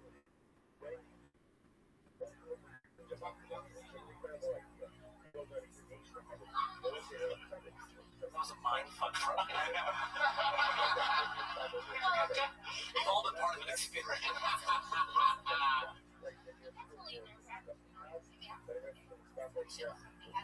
It gets really nerve-wracking on scene, and sometimes I have a tendency to either talk really fast, beyond talking. Sometimes, like, when I'm waiting to go on stage and I just don't come back, I'm like, oh, there's something. And then the host is like, Hello? Yeah, you gotta project, Jessamine. I mean, we're not even really getting an opportunity to know what you're saying, whether it's like, you gotta like kick it out of the gate. Give us an example, like say, I'll have some pie. I'll have some pie. No, actually try. I'll have some pie. It's already better. Horrible. Did you hear that? Did somebody get her some fucking pie? What are you guys doing sitting there? Jesus Christ. Like unused Michelle Tanner line. Oh my God. Jessamine. I love what's going on with you, but I have no idea what you said the entire time you were up there. Can I try one of them one more time? Just one joke. Talking into the microphone. Yeah. Try Try the joke. Try to project. I don't see the world in black and white. I see it in blonde and brunette.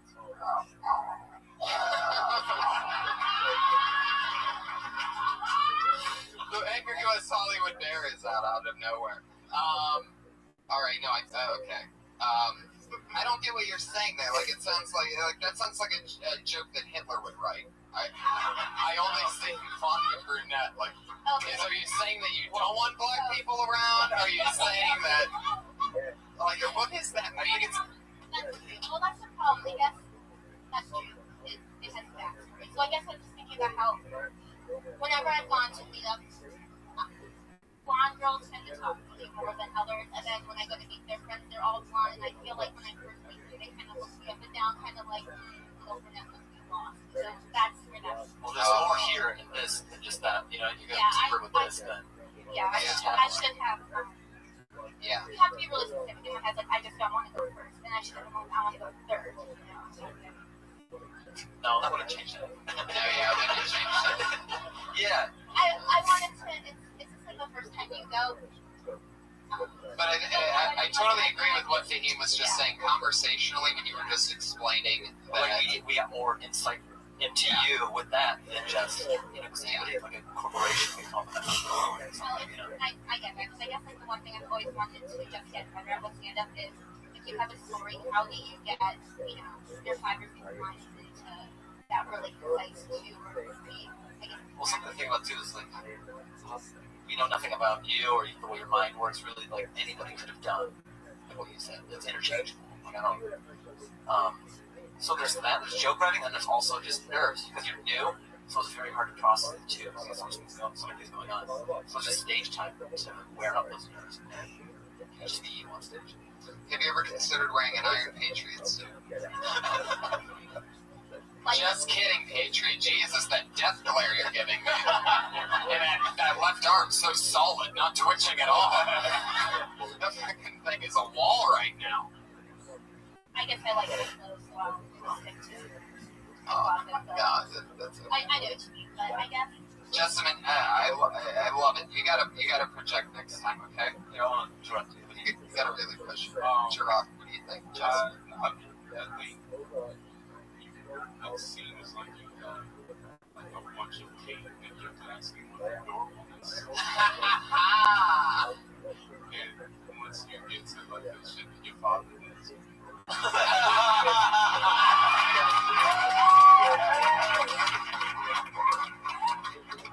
God, I was hoping you would go there. Boom! No, I appreciate that. And for the record, it's not my father. Your uncle. No. It's somebody. No, it's just but thank you. Heck yeah, Jessamine, everybody. She's on Twitter at @realadorable. Real_adorable is her. That's her actual Twitter handle. Gerard Carmichael nailing it from 3-point range, everybody. Fuck yeah. Jessamine's got the mic and the mic stand. One more time for Jessamine, everybody. Adorable. Real adorable. I don't know. She said it wasn't her dad, but it could be because she just goes by the name Jessamine. She doesn't rep that last name. You know what I'm saying? So who knows what's going on there? I think you may have hit that ball out of the park. She was quick to say no, it wasn't dad. It was wife. You don't get that sweet and adorable without having trying to be someone else. I'm saying like it's just like the cover of like not to get the pop on. You're so fucking dead on, absolutely. Holy shit. Fuck yes. I'm so glad to have you guys here. This is so exciting. You fucking two are unbelievable. This is great. Patriot, having fun so far? Yeah, see, nailing on that joke. I couldn't beat that one. Patriot, I don't think you've ever been funny on purpose. Put your hands together for your next comedian. It's Pete Christian Hessing.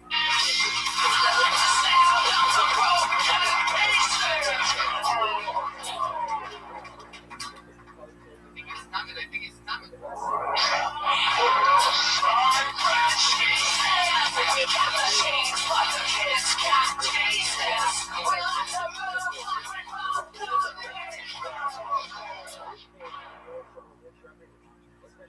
hope you guys are alright. Thank you guys for the opportunity. Come here a lot, and I'm trying to find a way around. Just sort of found it out. Yeah, I was walking down Hollywood Boulevard, and I saw they have all these signs. You know, they have a sign for a star for Snow White. There's a star for the Muppets. There's a star for Donald Duck. So I was thinking, I mean, these stars cost $30,000. Why not have a star for either Jesus or a star for love or peace? And you would have probably love or peace in the world. You know, they could flip a switch. All you guys in here, the millionaires, network marketing, we all have websites, computer accounts, so we can have all the business. But that's what I'm scared. All you guys are $1 million. Probably, all the banks will probably shut down. You're going to the bank trying to put out $1 billion all the time. All the banks will be out. So there's so many things that.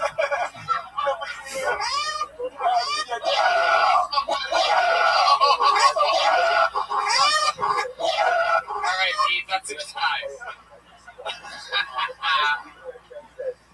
Well, you guys allow me to go first. I love every second of it. Every second of it.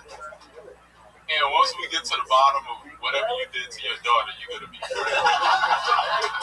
So that's always my number. And that's it's a little pitchy. But I mean, listen, here's the thing. And this is a compliment. Whatever you are, you're for real about it.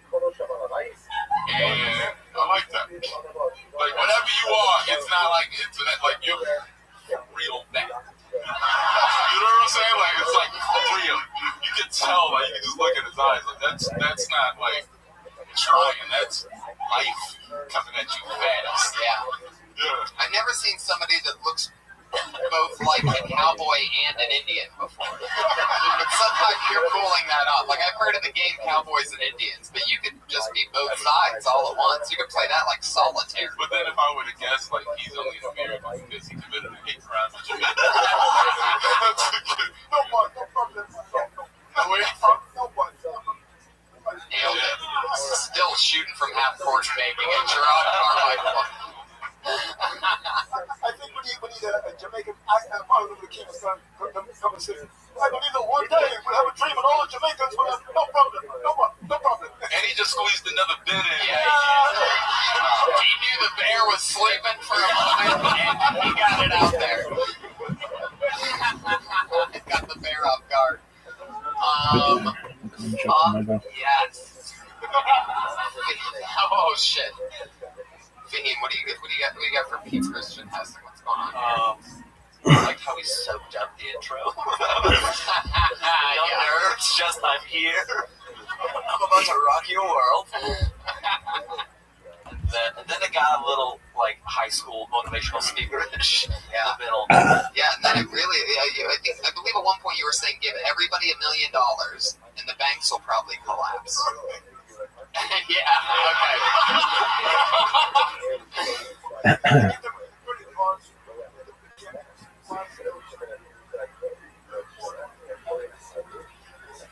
Why is nobody not taking financial advice? I know, absolutely. Exactly. I've used a lot of commas and not periods in what we're talking about. No problem, boy. I always try to say two words. Is the clothes like you or for stand-up? So like in the daytime you're like this? Or I do a bit of I do a TV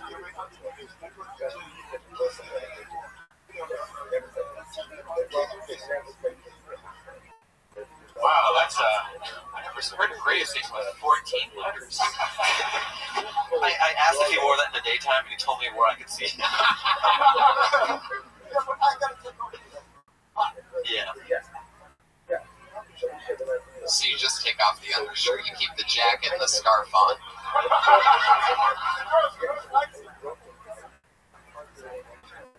You're banging a lot of girls? Christians.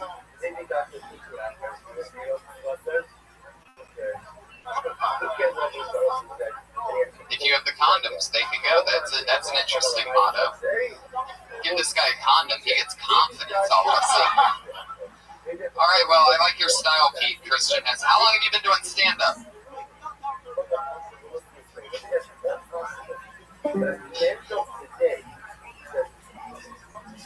Patriot has something he wants to say. I love it. I want to comment on the first part of his routine. It is interesting how many stars there are on Hollywood Boulevard. You know, when I first got here, this is my territory. Quit encroaching. I mean, that shit stretches all the way down to mine over to Capitol Records. I mean, when I first got here, I thought they would just be up kind of by the Chinese theater, but they got stars for everybody. Just like, you know, he said the Muppets and Kermit the Frog. I mean, I hope to have my own star someday that says Comic Patriot. It's $30,000 for each star. I went in the guy said, you gotta get $30,000 for a star. It's a comedy duo. Yeah, that's all they have together. Heck yeah. Well, there he goes. That's Pete Christian Hessing. Good job, Pete. Thanks for coming, buddy. Heck yeah. Does he have a Twitter or a? Yeah, this is your official Twitter at Hessing. At Pete Hessing, everybody. Follow him on Twitter. I'm surprised. You don't seem like the kind of guy that would have a Twitter account.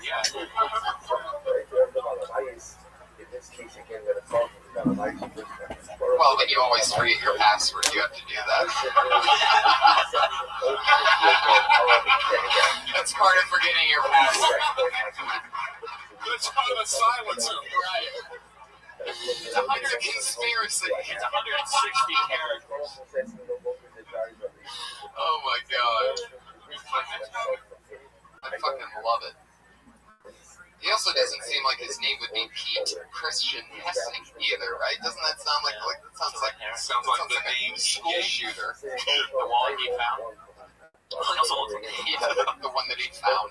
First day here in the newspaper. Who goes, I'm Pete Christian Hessing, the obituary.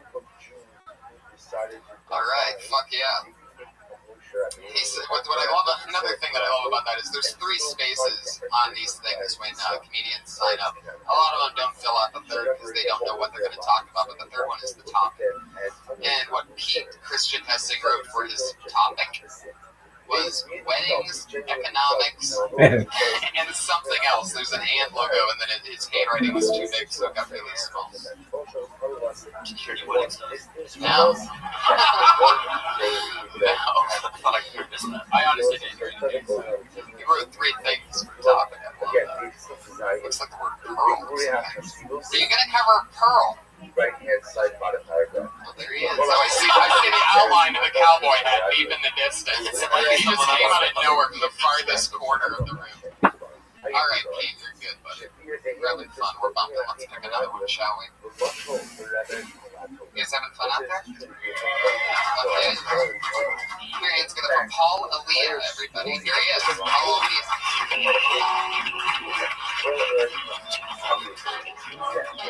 What's up, y'all? You guys, I'm going to make a Fast and Furious 7. 7.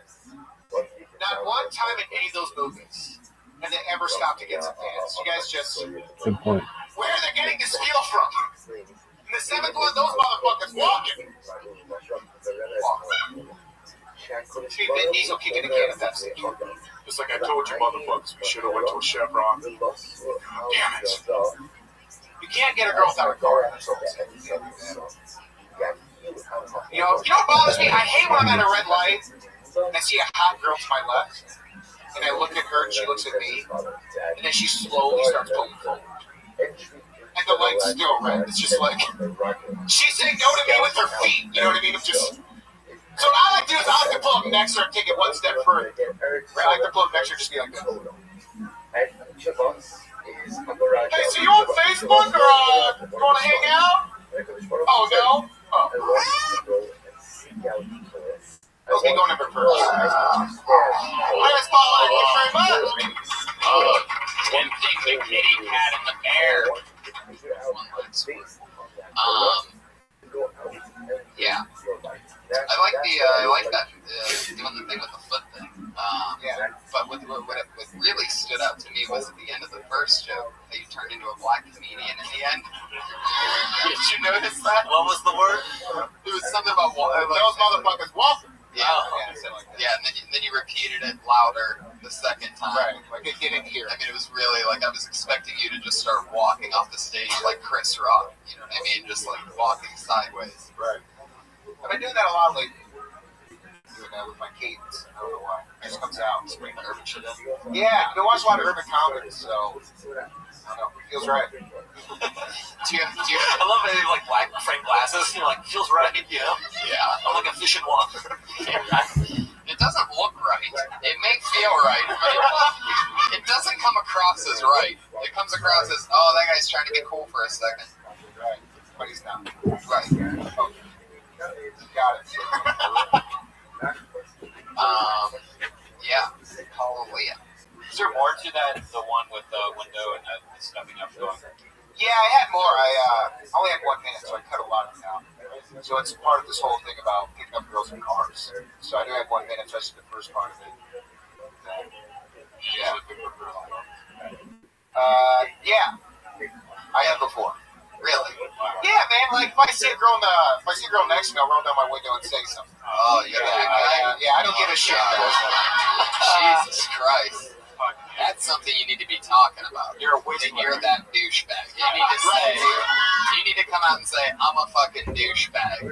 Here's what I do. This is why, and then explain. And then the other stuff will make sense. Just like, why are you creeping on women is what we're wondering when, I mean, and it's funny, don't get me wrong, and you can still use that, they're deciding with their foot, like you can't see them making that decision, but when they press that gas a little bit, like I think that's very funny. Let's hear your cat call.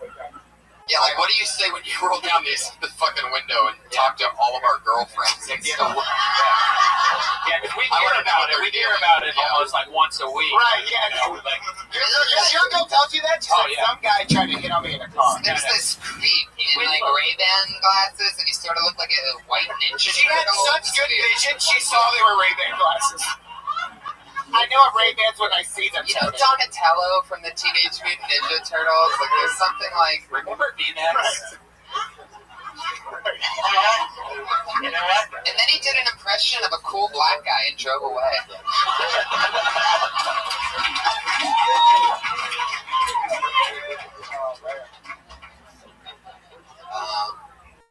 Yeah. I don't think you should waste time even talking about Facebook. Just say I live down around the corner. Let's go back to my place right now. When did I talk about Facebook? I heard Patriots. Yeah. You stopped at the corner and then she was pulling ahead. You're trying to get. Oh, right.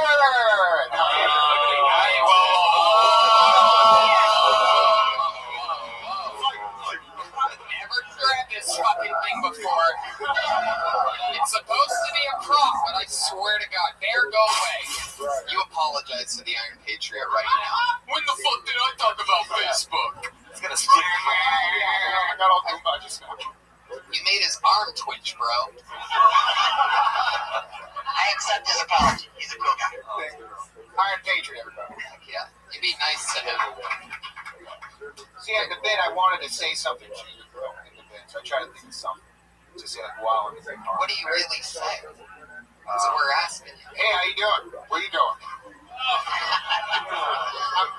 You see how that summons a reaction from people? That's what you want. You want to get those people growling like that on your own when you're talking about it. You can do that. Has it worked? Yeah. What kind of car do you have? Nissan Altima.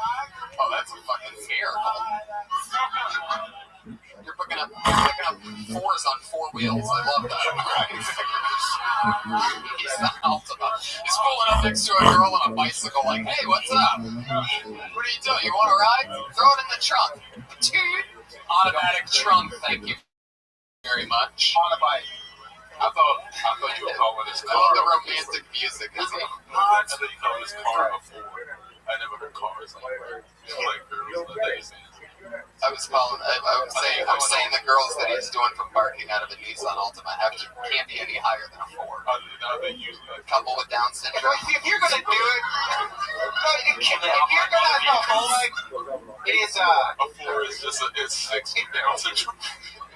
if you're gonna do it, you have to waste it on a good-looking girl. You can't waste it. Because on the girl stuff. Exactly. It'll hurt too much if it's like a 2. Yeah, if she's bad, she starts driving away, then it's like, oh, fuck. I'm driving this stuff. Well, there you go, Paulo Leo, everybody. There he goes. Paulo Leo 123 on Twitter. If you want to tag any of his stuff out there for you listeners of the podcast.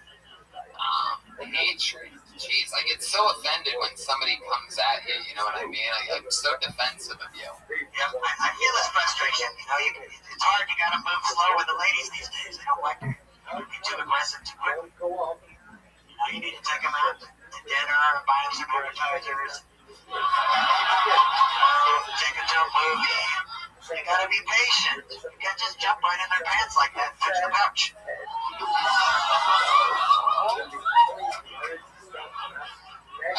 I just got dizzy for a second. You can't just jump in their pants and what? Touch the pouch. You gotta be sitting and good loving on the pouch. Tony, you know that. Until it's time, you gotta wait. You gotta be patient. A woman likes to know if you're... I love how it's not take a girl out and buy her dinner. It's take a girl out and buy her appetizers. Like a special occasion. Is she allowed to get entrees? You know, the whole thing, you know, buy a flower, be nice. Last date you went on Patriot, where'd you take the girl? It's been a long time. I've been in a dry spell, Tony. I haven't had sex since the summer of 2004.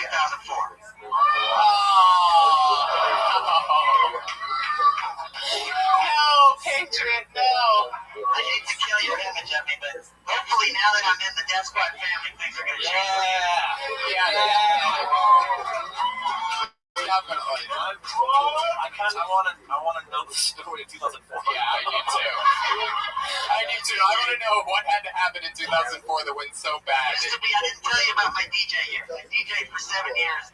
I was at this club called the Sugar Shack, and there was a cute bartender girl. She let me play with her feet while we watched the last episode of Friends. Wait, last episode of what? It was the last episode of Friends. Remember that year? And I took one sock off, and then I took the other sock off, and she let me play with her toes. Was she alive when you were doing this to her? Is this just a corpse that's laying over your lap? She let me wet her skin. Don't hold me, Tony. You make me have to be like a creepy hug. If you look at my Facebook, I'm a decent looking guy. It's just, I've been here in LA for 5 years. It's tough to meet someone here. I'm real picky too. I want the right girl. I know I'm gonna find the right person for me, my soulmate.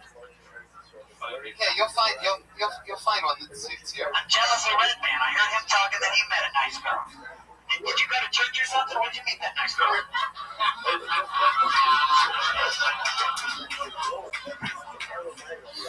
Church.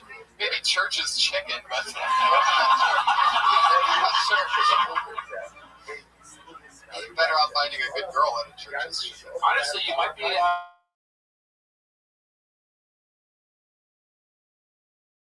going to church. Just don't pay attention. Look at feet. Look down like you're looking. Feel like there's a tear right now underneath that helmet. Short circuiting it. My glory years were from 86 to 93. That was when I was in Dirty Crap. Those are my times when I had sex with about 20 girls. I'm about to cry. Holy shit. This is awful.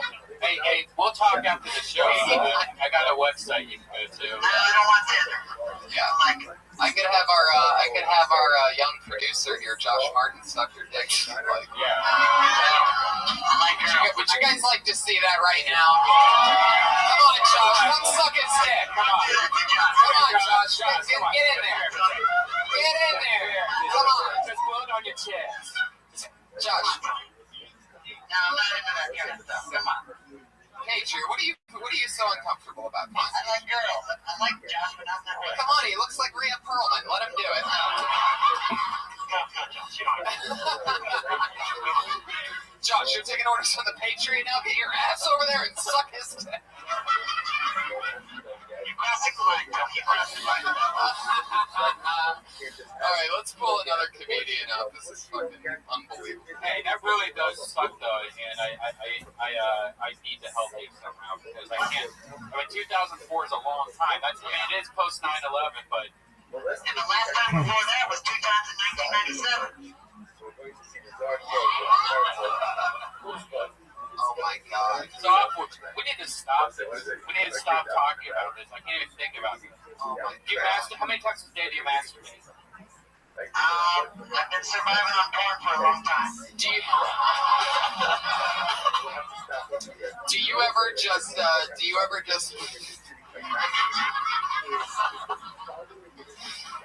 ever just lay on your back and put your left hand around your dick and make yourself nervous and fuck your hand like it's a top?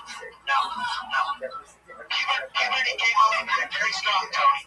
It hit me in those years of 13, 14. The first orgasm I had, I ran out naked in the backyard and swung on a tree like a monkey. And I came, the wind made me came. I didn't even touch the wind. Because all this shit shot out of my banana. And 2 years later, I did bestiality with my Cocker Spaniel.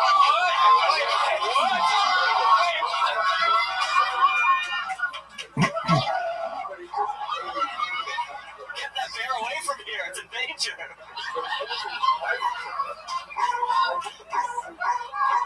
I put Hershey chocolate on my banana and the Cocker Spaniel licked it up.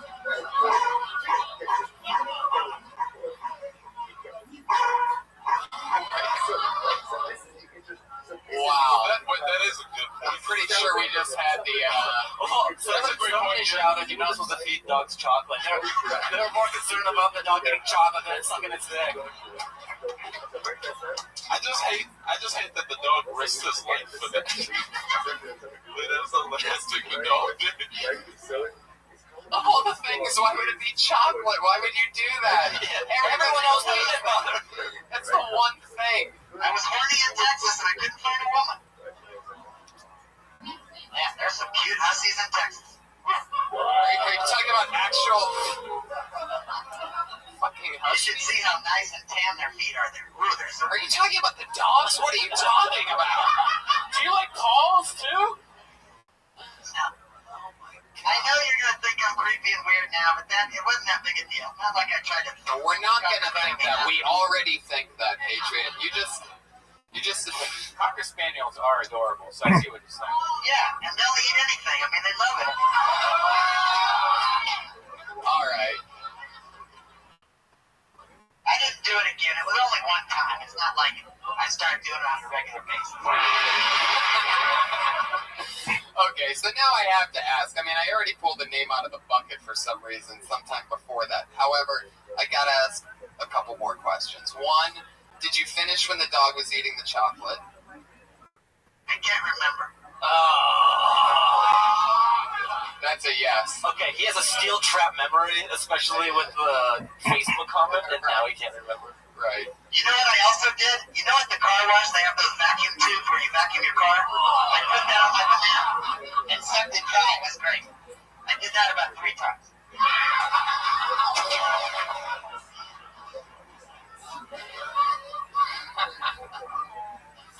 And that would make you finish. You could climax to that. It's great. It just leaves it cleans it up. It just sucks it dry. I only did that a few times. I was pretty crazy back then. I'm a lot more normal. And you started fucking the vacuum. You had some breeze, you just dumped the bag after you're done. How many dogs did you go through until you started fucking the vacuum? No, that was just, those were like 3 things I did a couple times, but nothing beside that. All right, let's keep the show moving along. Good luck to the comedian who has to follow that. Put your hands together for Michelle Westford, everybody.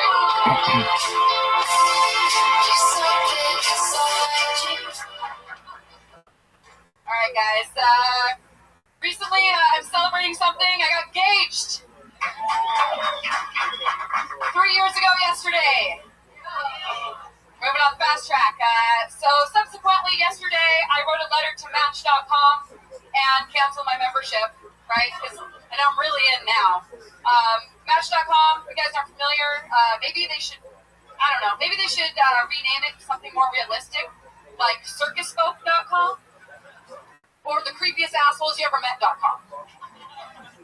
That's the service where you put in your zip code and then they scan the area. They do like a 15-mile radius and bring you back every sex offender and broke turd. And yeah, these are your new matches. I went out with the guy, Dancing Dave was his name. He insisted we go dancing. But to me and everybody else in the club, it looked like he was getting electrocuted or playing an imaginary game of highly aggressive tetherball. That's it. There you go. That's right. She made it in between the kitty and the bear. She nailed it. Great dismount. Yeah. You have great stage presence. You can hear yourself. You seem very comfortable on stage. How long have you been doing it? And have you really been engaged for 3 years? I have been engaged for 3 years. Yes, I have. So you started comedy right when it... Yeah. One dream dies, another one lives. Exactly. Something like that. Fuck you. So, but you open with being engaged and then you talk about dating. Is that because you met him on a website or? Maybe. No? We met at Starbucks in Seattle. That just got news from the audience.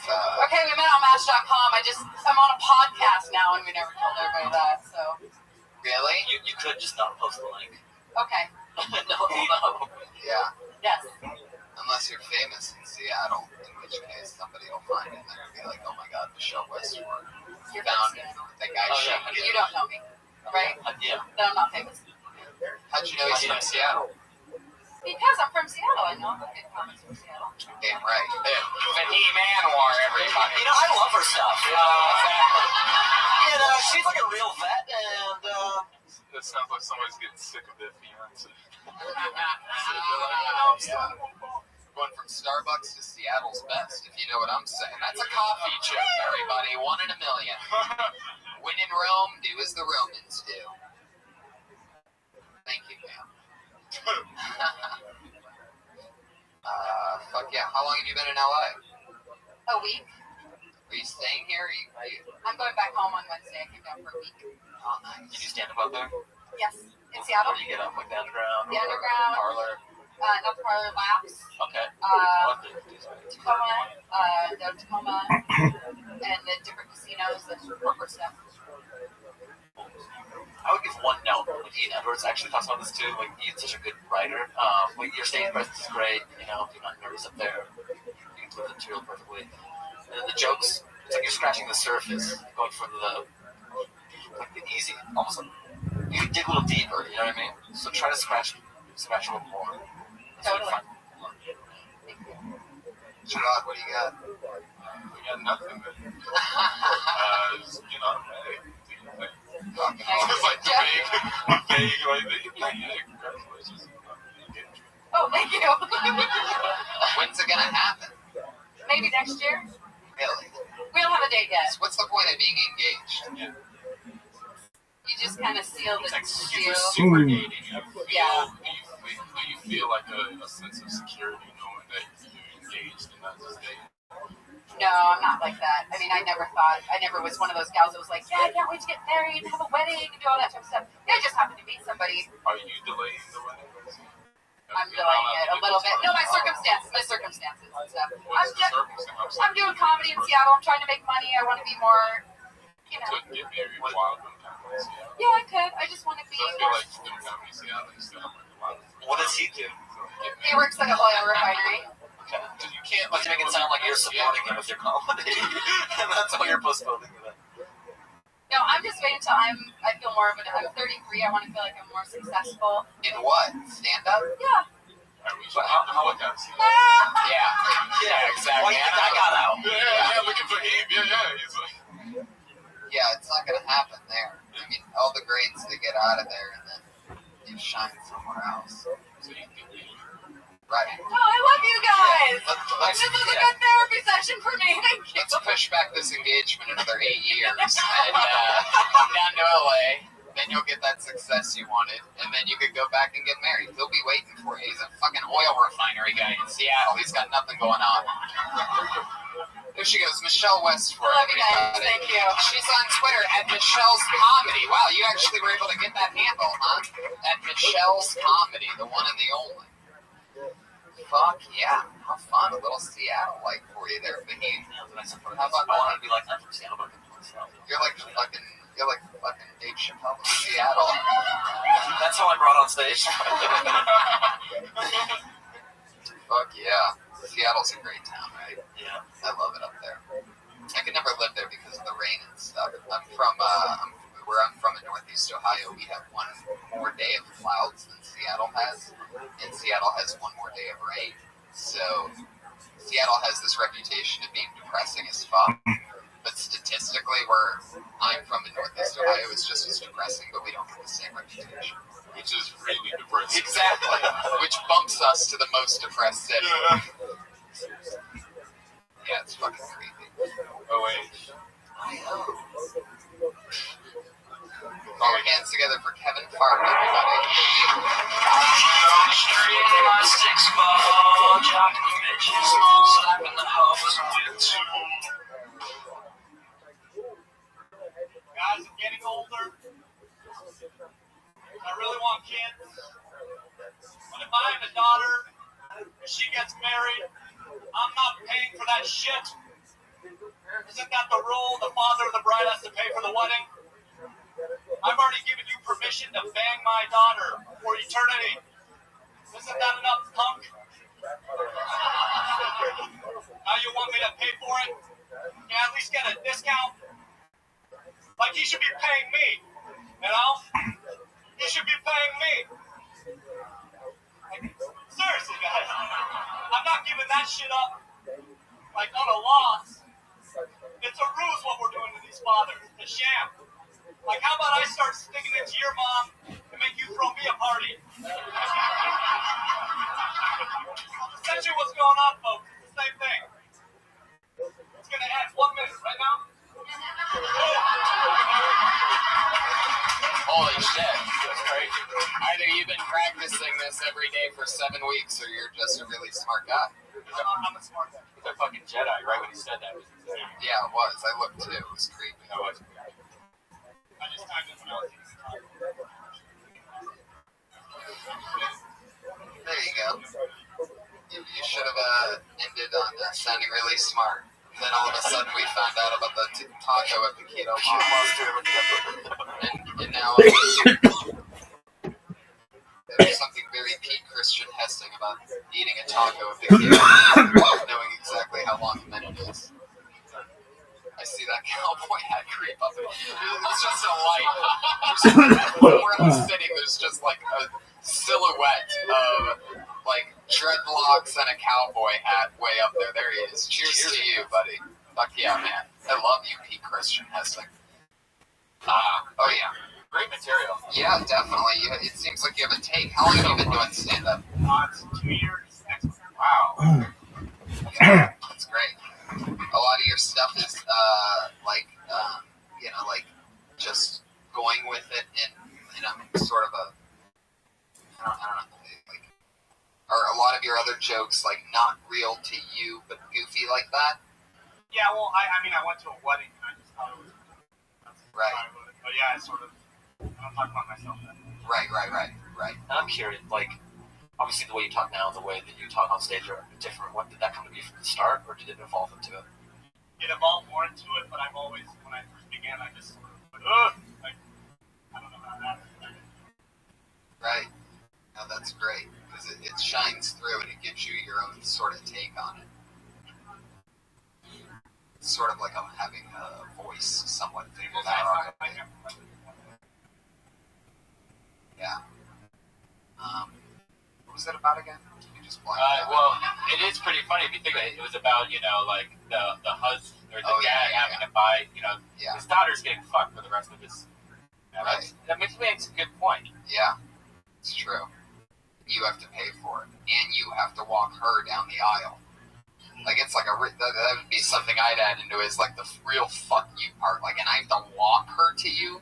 Like she's like a dog or something. Like, I don't know, it's like the icing on the other. There's a better take on that, but definitely going that route after everything, after paying for everything, after all that, you have to literally hand her off. You know, it's like two fighters going down the movie 300 or whatever, where they're just walking down and like just about to fight almost. And the dad's dropping off his daughter to the tiger. That's gonna fuck the shit out of her. Yeah.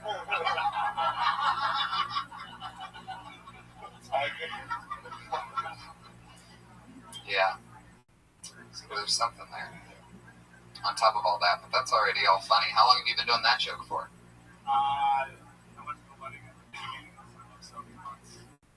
That's cool. That's a good new bit, man. How long have you been in LA? A couple of years. Yeah. Where are you originally from? North. Interesting. Pardon me. There you go. What nationality are you? Oh, I see. There's the ID that you guys keep on your arms. As somebody who's Afghan and a comedian, I like that in the minute you didn't address the fact that you're Persian. Because that's not, that's the minority. Hey, I have hairy asshole jokes. Right. Yeah. No, you don't really have to. You have to keep your hairy asshole in your back pocket, but not the jokes. Fuck yeah, those are some really hairy arms, man. Have you ever tried to shave them or anything? No, not open. You have to be proud of it. Not too proud of it, but I feel like you just, like, finally faced it like a few weeks ago. By the way you say that. You have a lot of chest hair? The biggest guy in the room wants to see your chest hair, so yeah, flash the audience real quick. Oh yeah. Fuck yeah. We went from the Iron Patriot to the Iron Sheik in a heartbeat. Oh Jesus, alright, that's too close. 3D HD coming from Red. Fuck yeah, there you go, Kevin Fard. He's at Kevin Fard on Twitter. That's Kevin F-A-R-D. This is fun, right? You get to see some comedians. It's interesting what's going on. It's almost like you forget about those years. Yeah, totally. Well, you do. You do stand up for a long time. Like we're in our own class or whatever. Like after you've been doing it for a while, I'm not saying class, like level. When you've been doing it like 11 years or whatever, you forget we're going to do comedy for a year or two or what it's like. So this is interesting because it's not often we get associated with people who are at mic still. Totally. But meanwhile, when we go out to dinner, sometimes late night or whatever, we'll end up talking about those years. You know what I mean? Yeah. But reminiscing, but then seeing it's a different thing. Oh yeah, exactly. Totally. But it's something part of our lives. Like Gerard, you and I definitely were hitting open mics together for the longest time. 2007, 2008. Yeah. Doing downstairs. Getting rides from people to play. I didn't have a car for them. Me neither.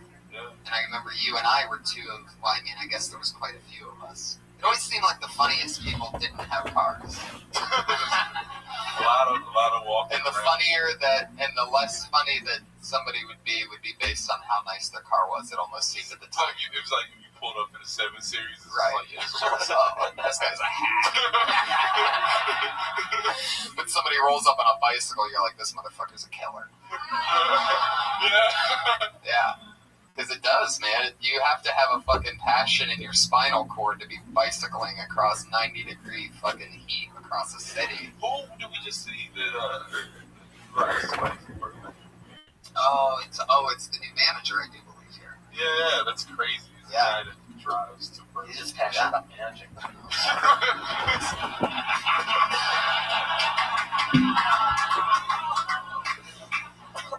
I did that a couple times though. When I first moved here, I didn't have a car and I lived in Burbank. And I remember the first time, especially, I was thinking like, that Cahuenga Pass. It seems like there's no elevation. You know what I mean? It almost seems like it'd be a smooth ride. I almost fucking died a couple times. I mean, almost getting hit by cars. But the worst part was going down because it was forever. By the way, it's like an hour and a half uphill. Which side did you ride down on? Facing traffic? Yeah, went the other way. No, I went the other way with traffic. Yeah, because if I went against you, and thank God I did, by the way, because I would have gotten hit head on, because your brakes mean nothing when you're going that. You're just riding your brakes the entire time, and you're still going like 30, 40 miles an hour. It's embarrassing. But you live and you learn. I survived it. You know why? Because God loves me and He wants me to succeed. Yes. Your next comedian's name is Aaron Marsh, everybody.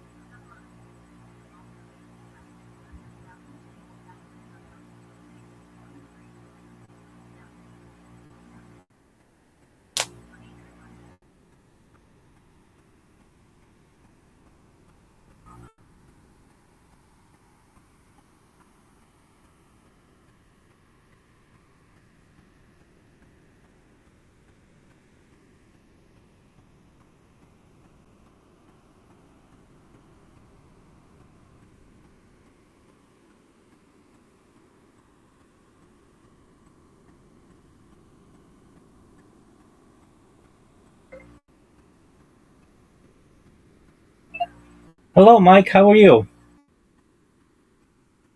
Good morning, I'm very good. And you? I'm lovely, thank God. Great to see you. Same here. You still in bed? Oh, it's my bed-in, so to speak. But no, I'm up and at 'em. I've already done a podcast this morning with a chap from England and enjoying the day so far. Okay, very good. Let me just bring up the list of topics. Where are we here? So what are we covering today? Today is Innovation Shaping a Better Planet, and just like the previous session, I will explain to the audience that we have some upcoming sessions, and then I'll read through many of the different technologies that we have to discuss today, and then we can touch on any of the ones that may be of interest to us, and then perhaps towards the end we may talk about if it works for you. Um, we've had a previous discussion about it, the e-democracy or voting, basically giving back to the people. Does that sound okay? Sounds good. Excellent. Okay, where are we here? I'm just trying to find that's the one.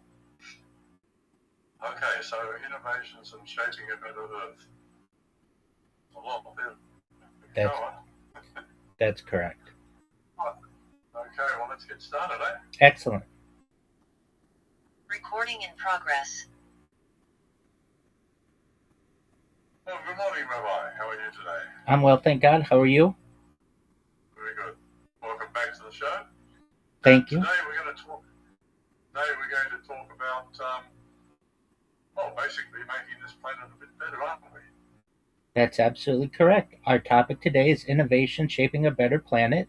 For anyone who's just joining us, previously we spoke about life extension technologies, and we have several other sessions upcoming that we plan on reviewing Earth megaprojects, humanity beyond Earth, and extraterrestrial life. But for today, Innovation Shaping a Better Planet. And for those of you in the audience who are listening, I'm going to read through some of these, and then Mike and I are going to dissect some of them at the end. So, the first is nuclear fission power. This is generating energy by splitting atomic nuclei, releasing heat used to produce electricity. Then there's nuclear fusion energy, producing energy by fusing atomic nuclei, like in the sun, with minimal waste and high output. It's still experimental, but as I understand, the amount of energy output on with fusion is about 4 times as much as fission. So it's a really exciting opportunity, perhaps. Next is solar photovoltaic farms. These are large scale installations of solar power and solar panels that convert sunlight into electricity. There's space based solar power satellites that collect solar energy in space and transmit it to Earth. This is still a concept, but perhaps in the future may be a reality.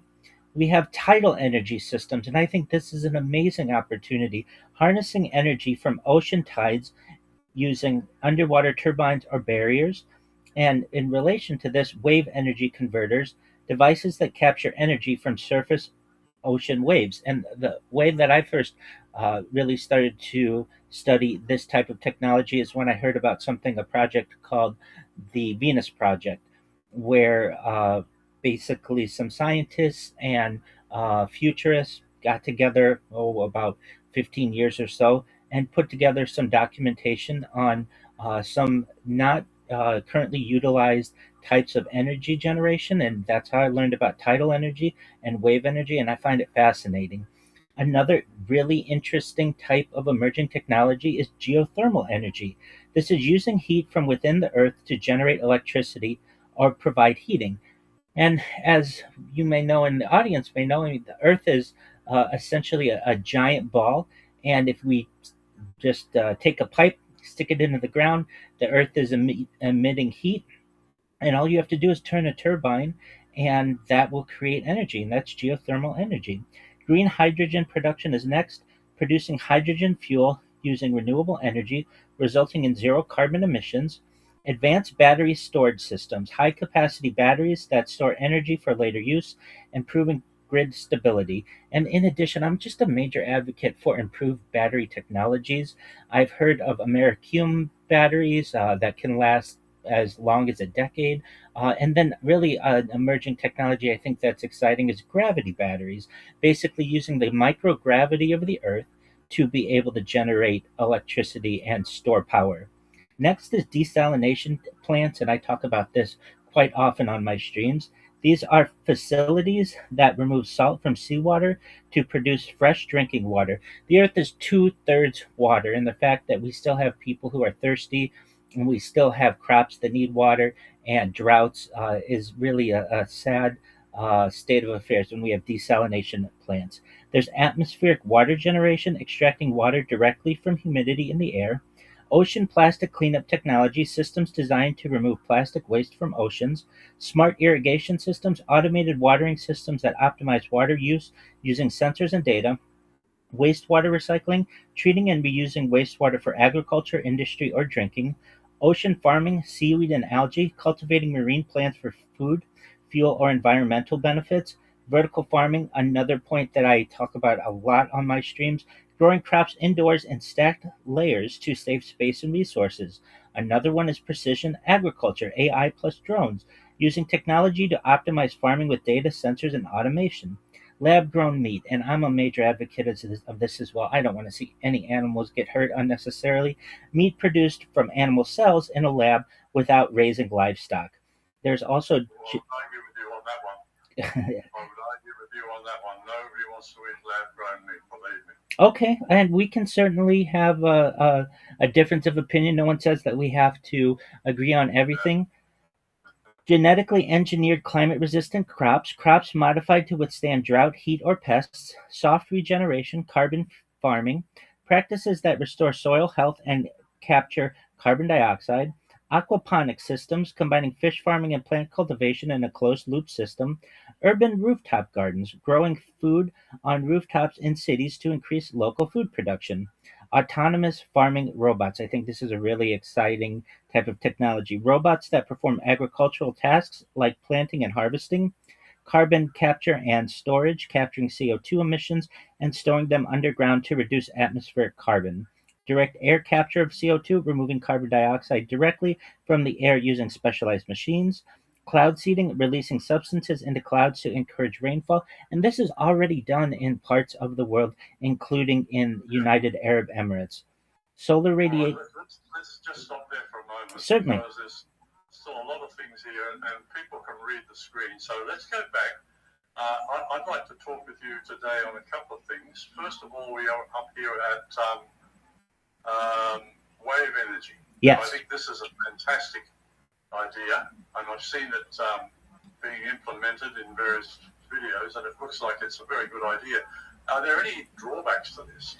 I have heard perhaps there may be some issues with water life or aqua life, essentially fish maybe getting caught in turbines or other perhaps aquatic mammals.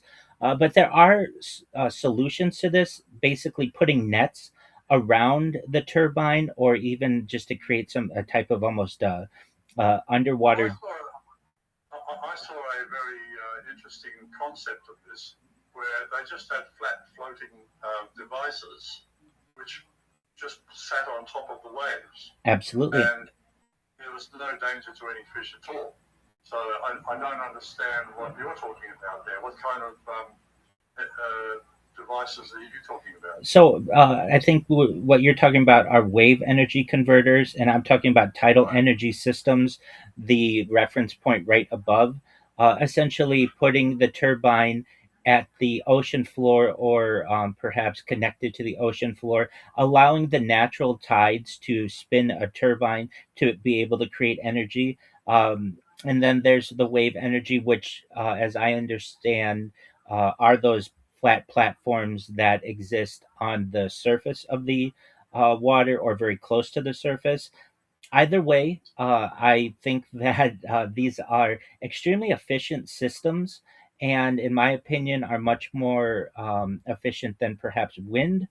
There's a lot more power behind water than there is just the air, and I think that with perhaps a few ways of preventing any type of marine life loss, we could have an excellent middle ground between efficient energy production and safety of aqualife.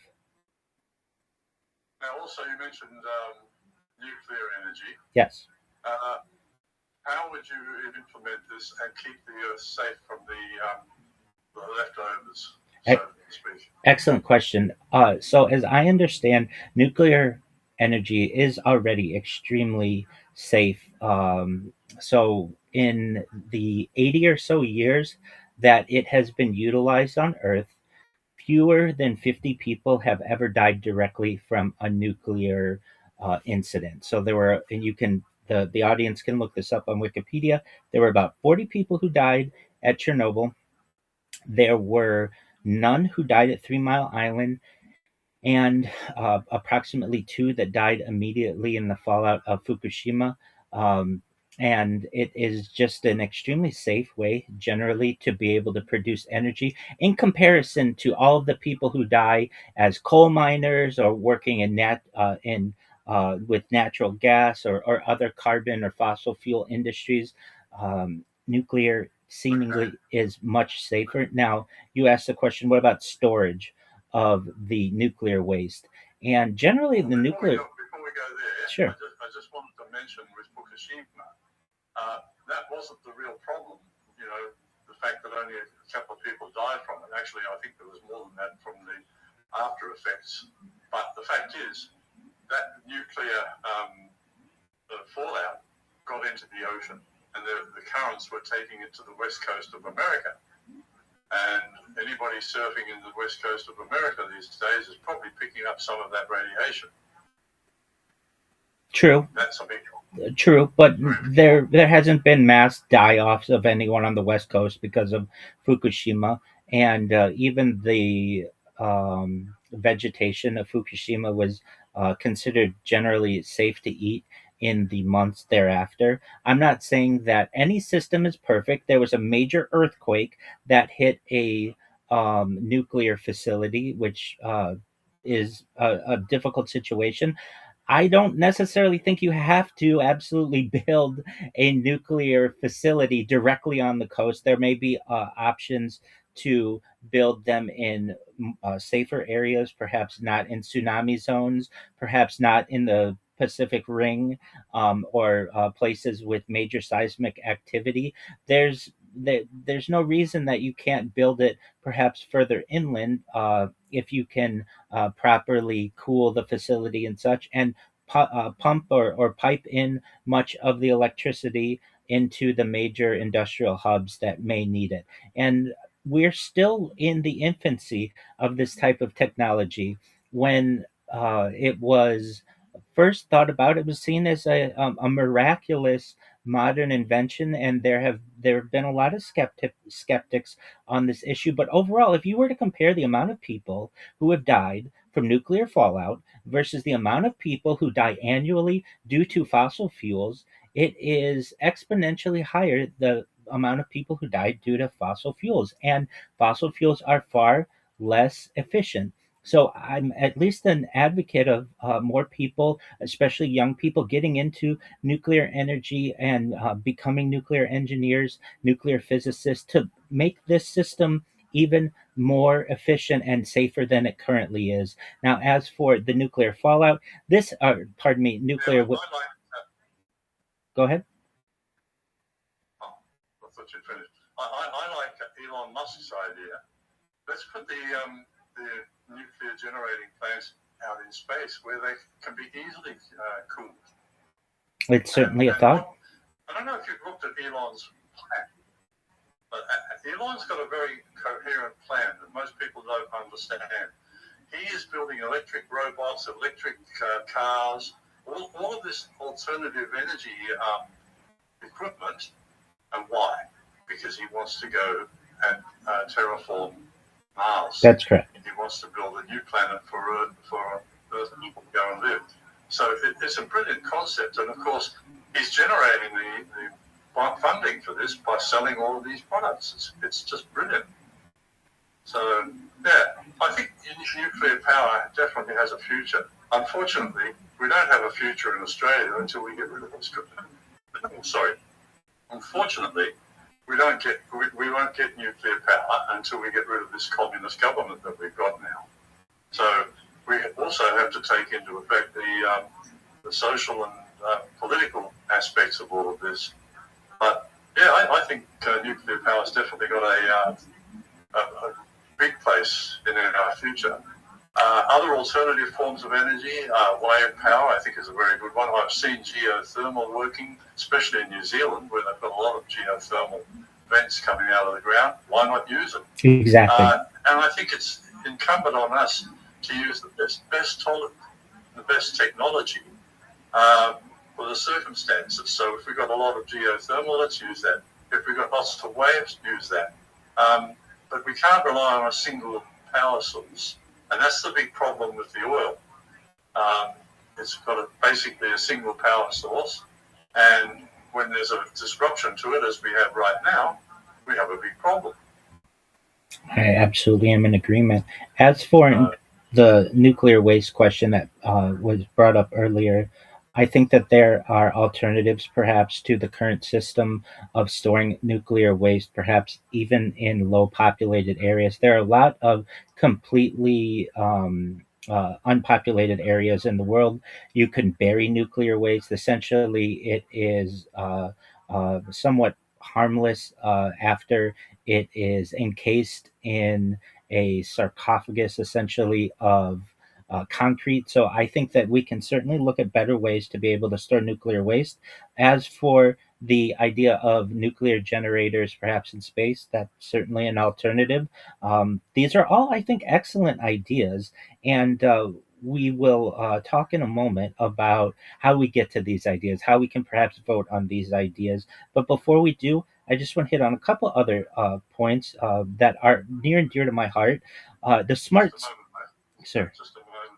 My daughter's making a lot of noise over there. Can you hear it? No, I cannot. Oh. You going to be along there? Yeah. Daughters. Yeah, okay. All right, let's move on. You mentioned, where was it here? Lab-grown meat. Oh, dear. Yeah. You and I are going to have an argument on that one. Okay, we can.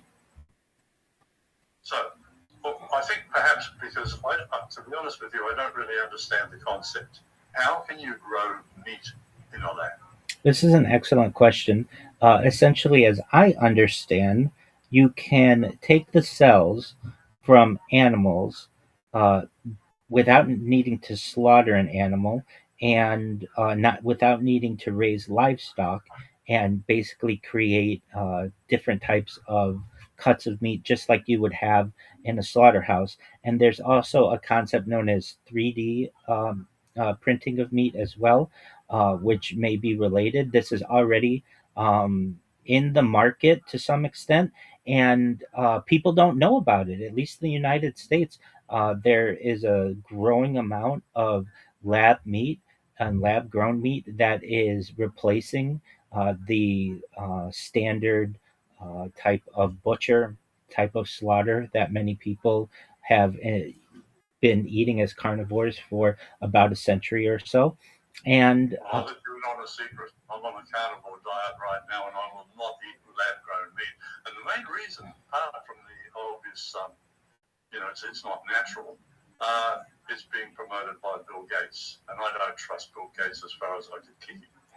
Well, I understand your skepticism, certainly, and it's still in its infancy. That doesn't necessarily mean that we need to throw the baby out with the bathwater. It is just it's an emerging technology, and perhaps in a century or two, I would like to see all animal suffering alleviated as best as possible. I have a heart. I'm a naturalist. I'm a conservationist. I don't want to see animals suffer any undue harm more than is necessary.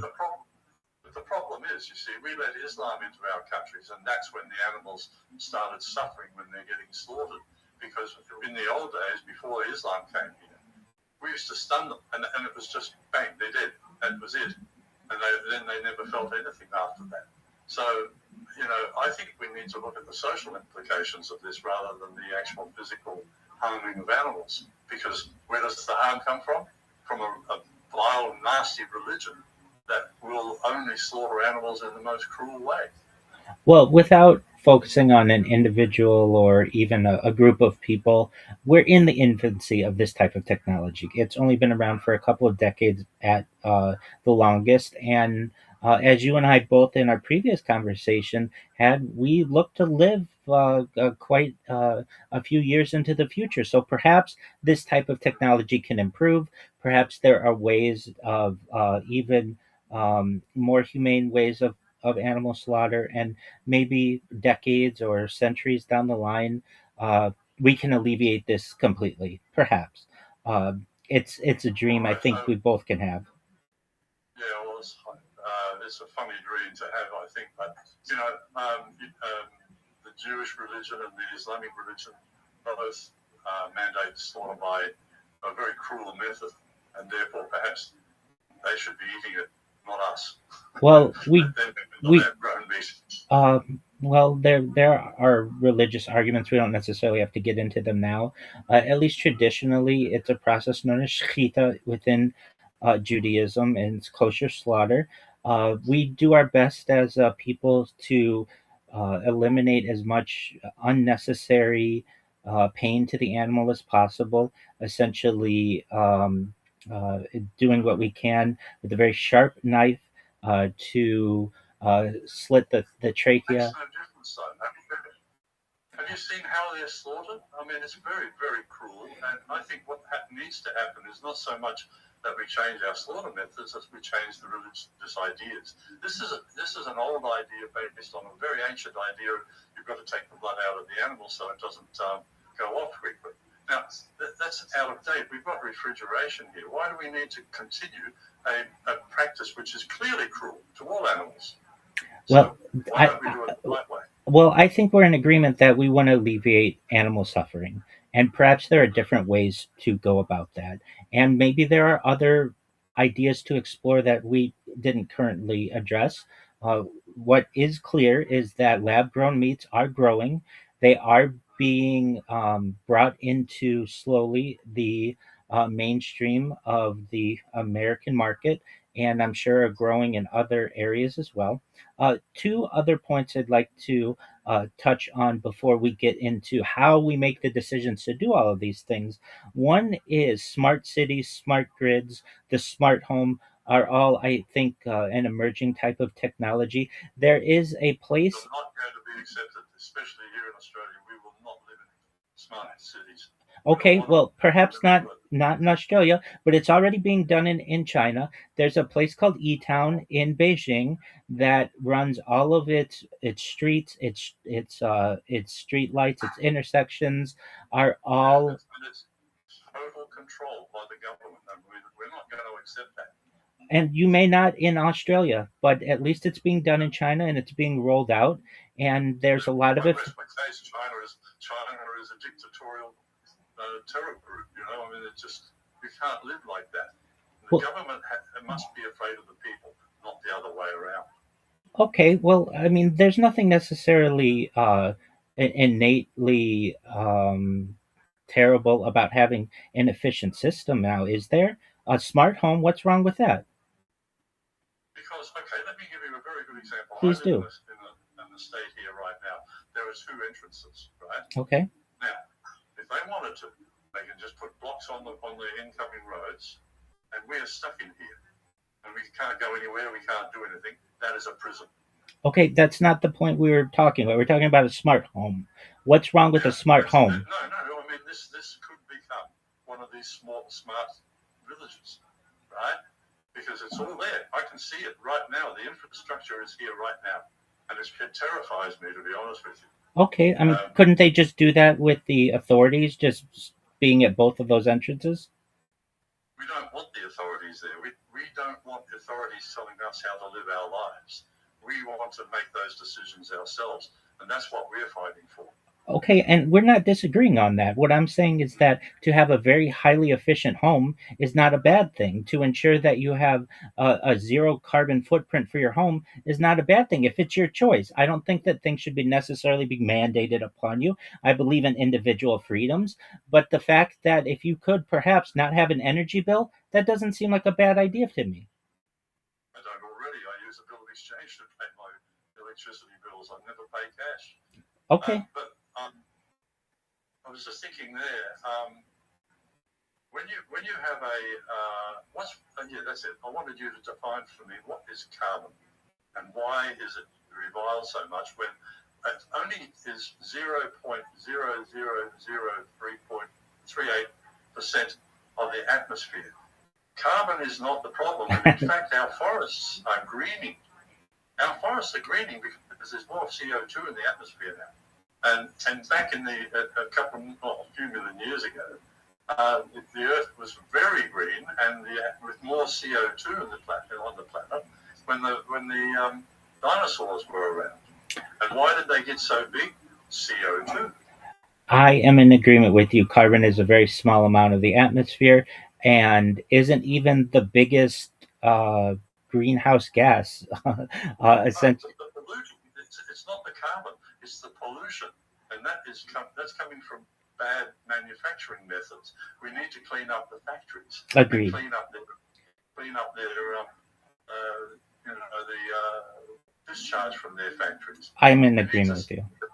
Absolutely. Cleaning of gas, and natural gas, is wrong. That's the wrong approach to take to cleaning up our country. Okay. So perhaps better phrase would be just doing our best to minimize or eliminate pollution because carbon inherently is good for some species on Earth. So with that being discussed to some extent, there is a type of technology perhaps that may be utilized by countries in the future known as it has different names. I've known it as an e-democracy.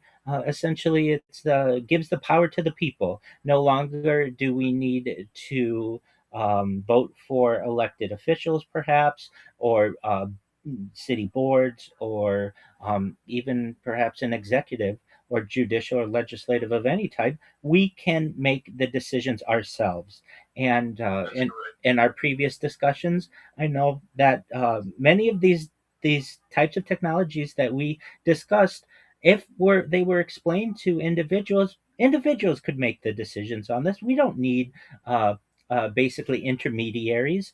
And with the advent of the smartphone and the connectivity that we have in our society, there may be the opportunity to be able to make these decisions directly. And what are your thoughts? What we're working for. Excellent. And that's what my futureplan.earth website is all about. And we're working towards that goal now here in Australia. This is all going to be determined by putting the power back in the people's hands. It's all going to be controlled by a simple little device, your mobile phone, with a voting app on it based on the digital blockchain. And that will free us up because it will give us the power to make instant decisions affecting our communities and our nation. We don't have to wait for 3 years or 4 years, big bang elections. We don't have to rely on unqualified politicians who are there for their own political purposes and enrichment, right? We, the people, should be determining how we want to live in our communities. I'm in agreement with you, and I don't disagree with anything that you've said. And everything that we discussed today in terms of technology is very complicated, but can be boiled down to some simple strategies. And if you were to explain them to the populace, many people, I feel, could be able to make these decisions on their own, and we don't need the intermediaries anymore. Or as a community. Agreed. We come together, community town hall meetings, we discuss the issues, we might even come to blows over some of them. We're human beings after all, but at the end of the day, we need to come to a consensus. Agreed. And even the list of technologies that we named, you and I agree wholeheartedly probably on 90% of them, but there's going to be that 10% we don't. And there's healthy debate that can go on, healthy conversations just like we've had. And I look to better a better future with these types of technologies and this type of a voting system, perhaps. It won't be implemented overnight. Certainly, these will take decades to be implemented, but hopefully, we'll be able to improve our Earth. We only have one planet right now, and we should do our best to take care of her. So, with that being said, Mike, I appreciate the opportunity to touch on these topics. Again, the next session that we have is going to be on Earth mega projects, which is really exciting. So, with that, again, if you want to find my social media anywhere, just go to linktree.com/Rabbi Rothschild. You can find everything that I discuss. And please check out Mike's websites. They're very informative on many of the topics that we discussed today. And Mike, I appreciate the opportunity to be here with you. My pleasure, and thank you very much for coming on. Absolutely. See you next week, God willing. Okay. Bye now. Bye. Recording stopped. Okay. Excellent. Thank you. All right, Mike. Same time. Or we're gonna go back to your 8 o'clock next Monday, so long as nothing changes. But just let me know if anything does. And I appreciate the opportunity to speak with you. Whenever you have time, let me know when the podcast is posted, and I'll put it on all my social media. Okay.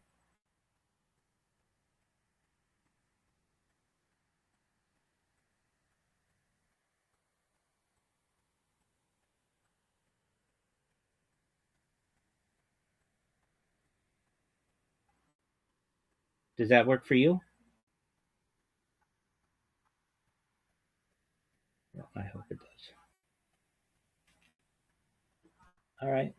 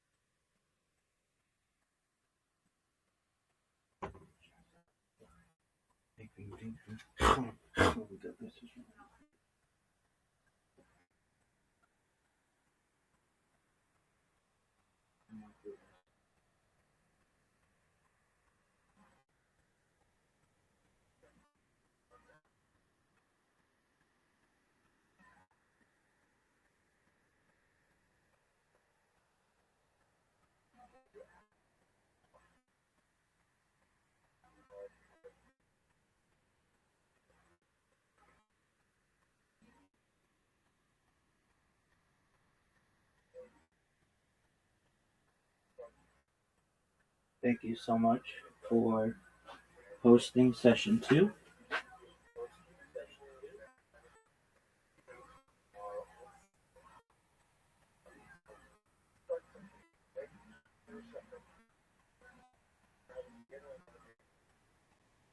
Please let me know if you need anything from me at this time, period. Once the podcast is uploaded, I will be sure to publish it on all my social media, period. I look forward to next week.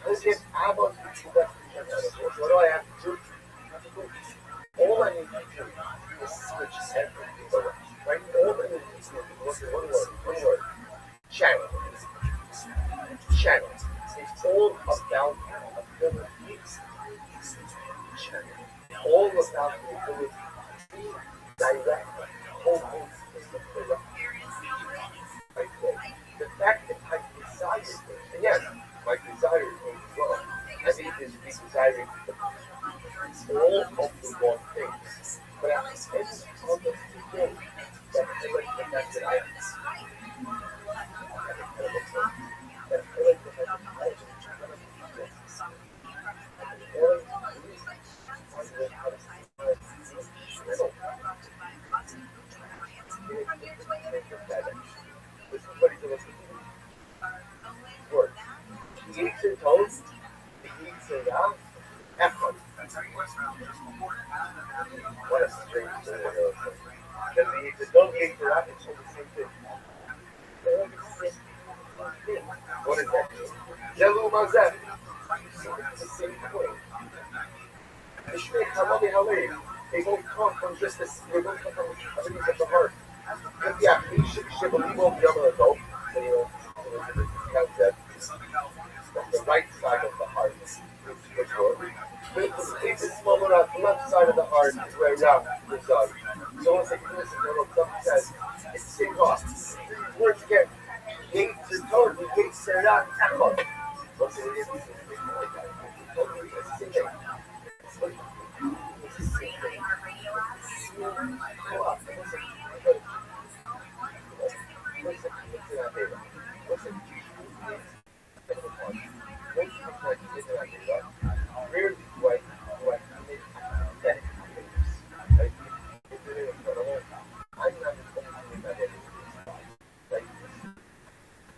Incredible. When I see that data, I'm all in.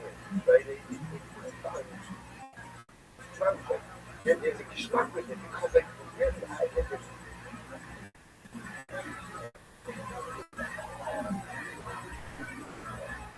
a friend.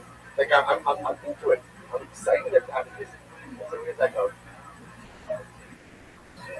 but it's like like co-op. That is like co-op. If a person is and a person needs to go about everything. That's sad. But at least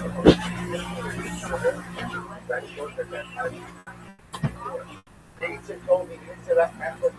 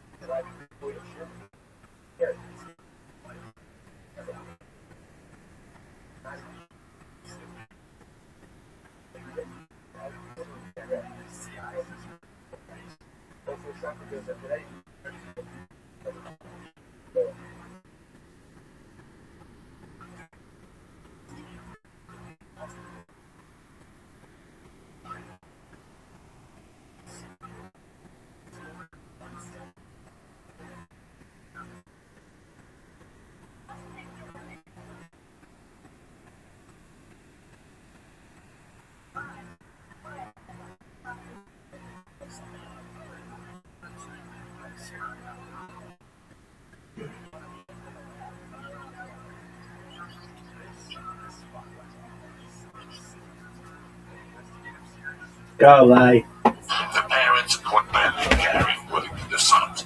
And when they were in college, I would go when they were in high school, I was like a junior.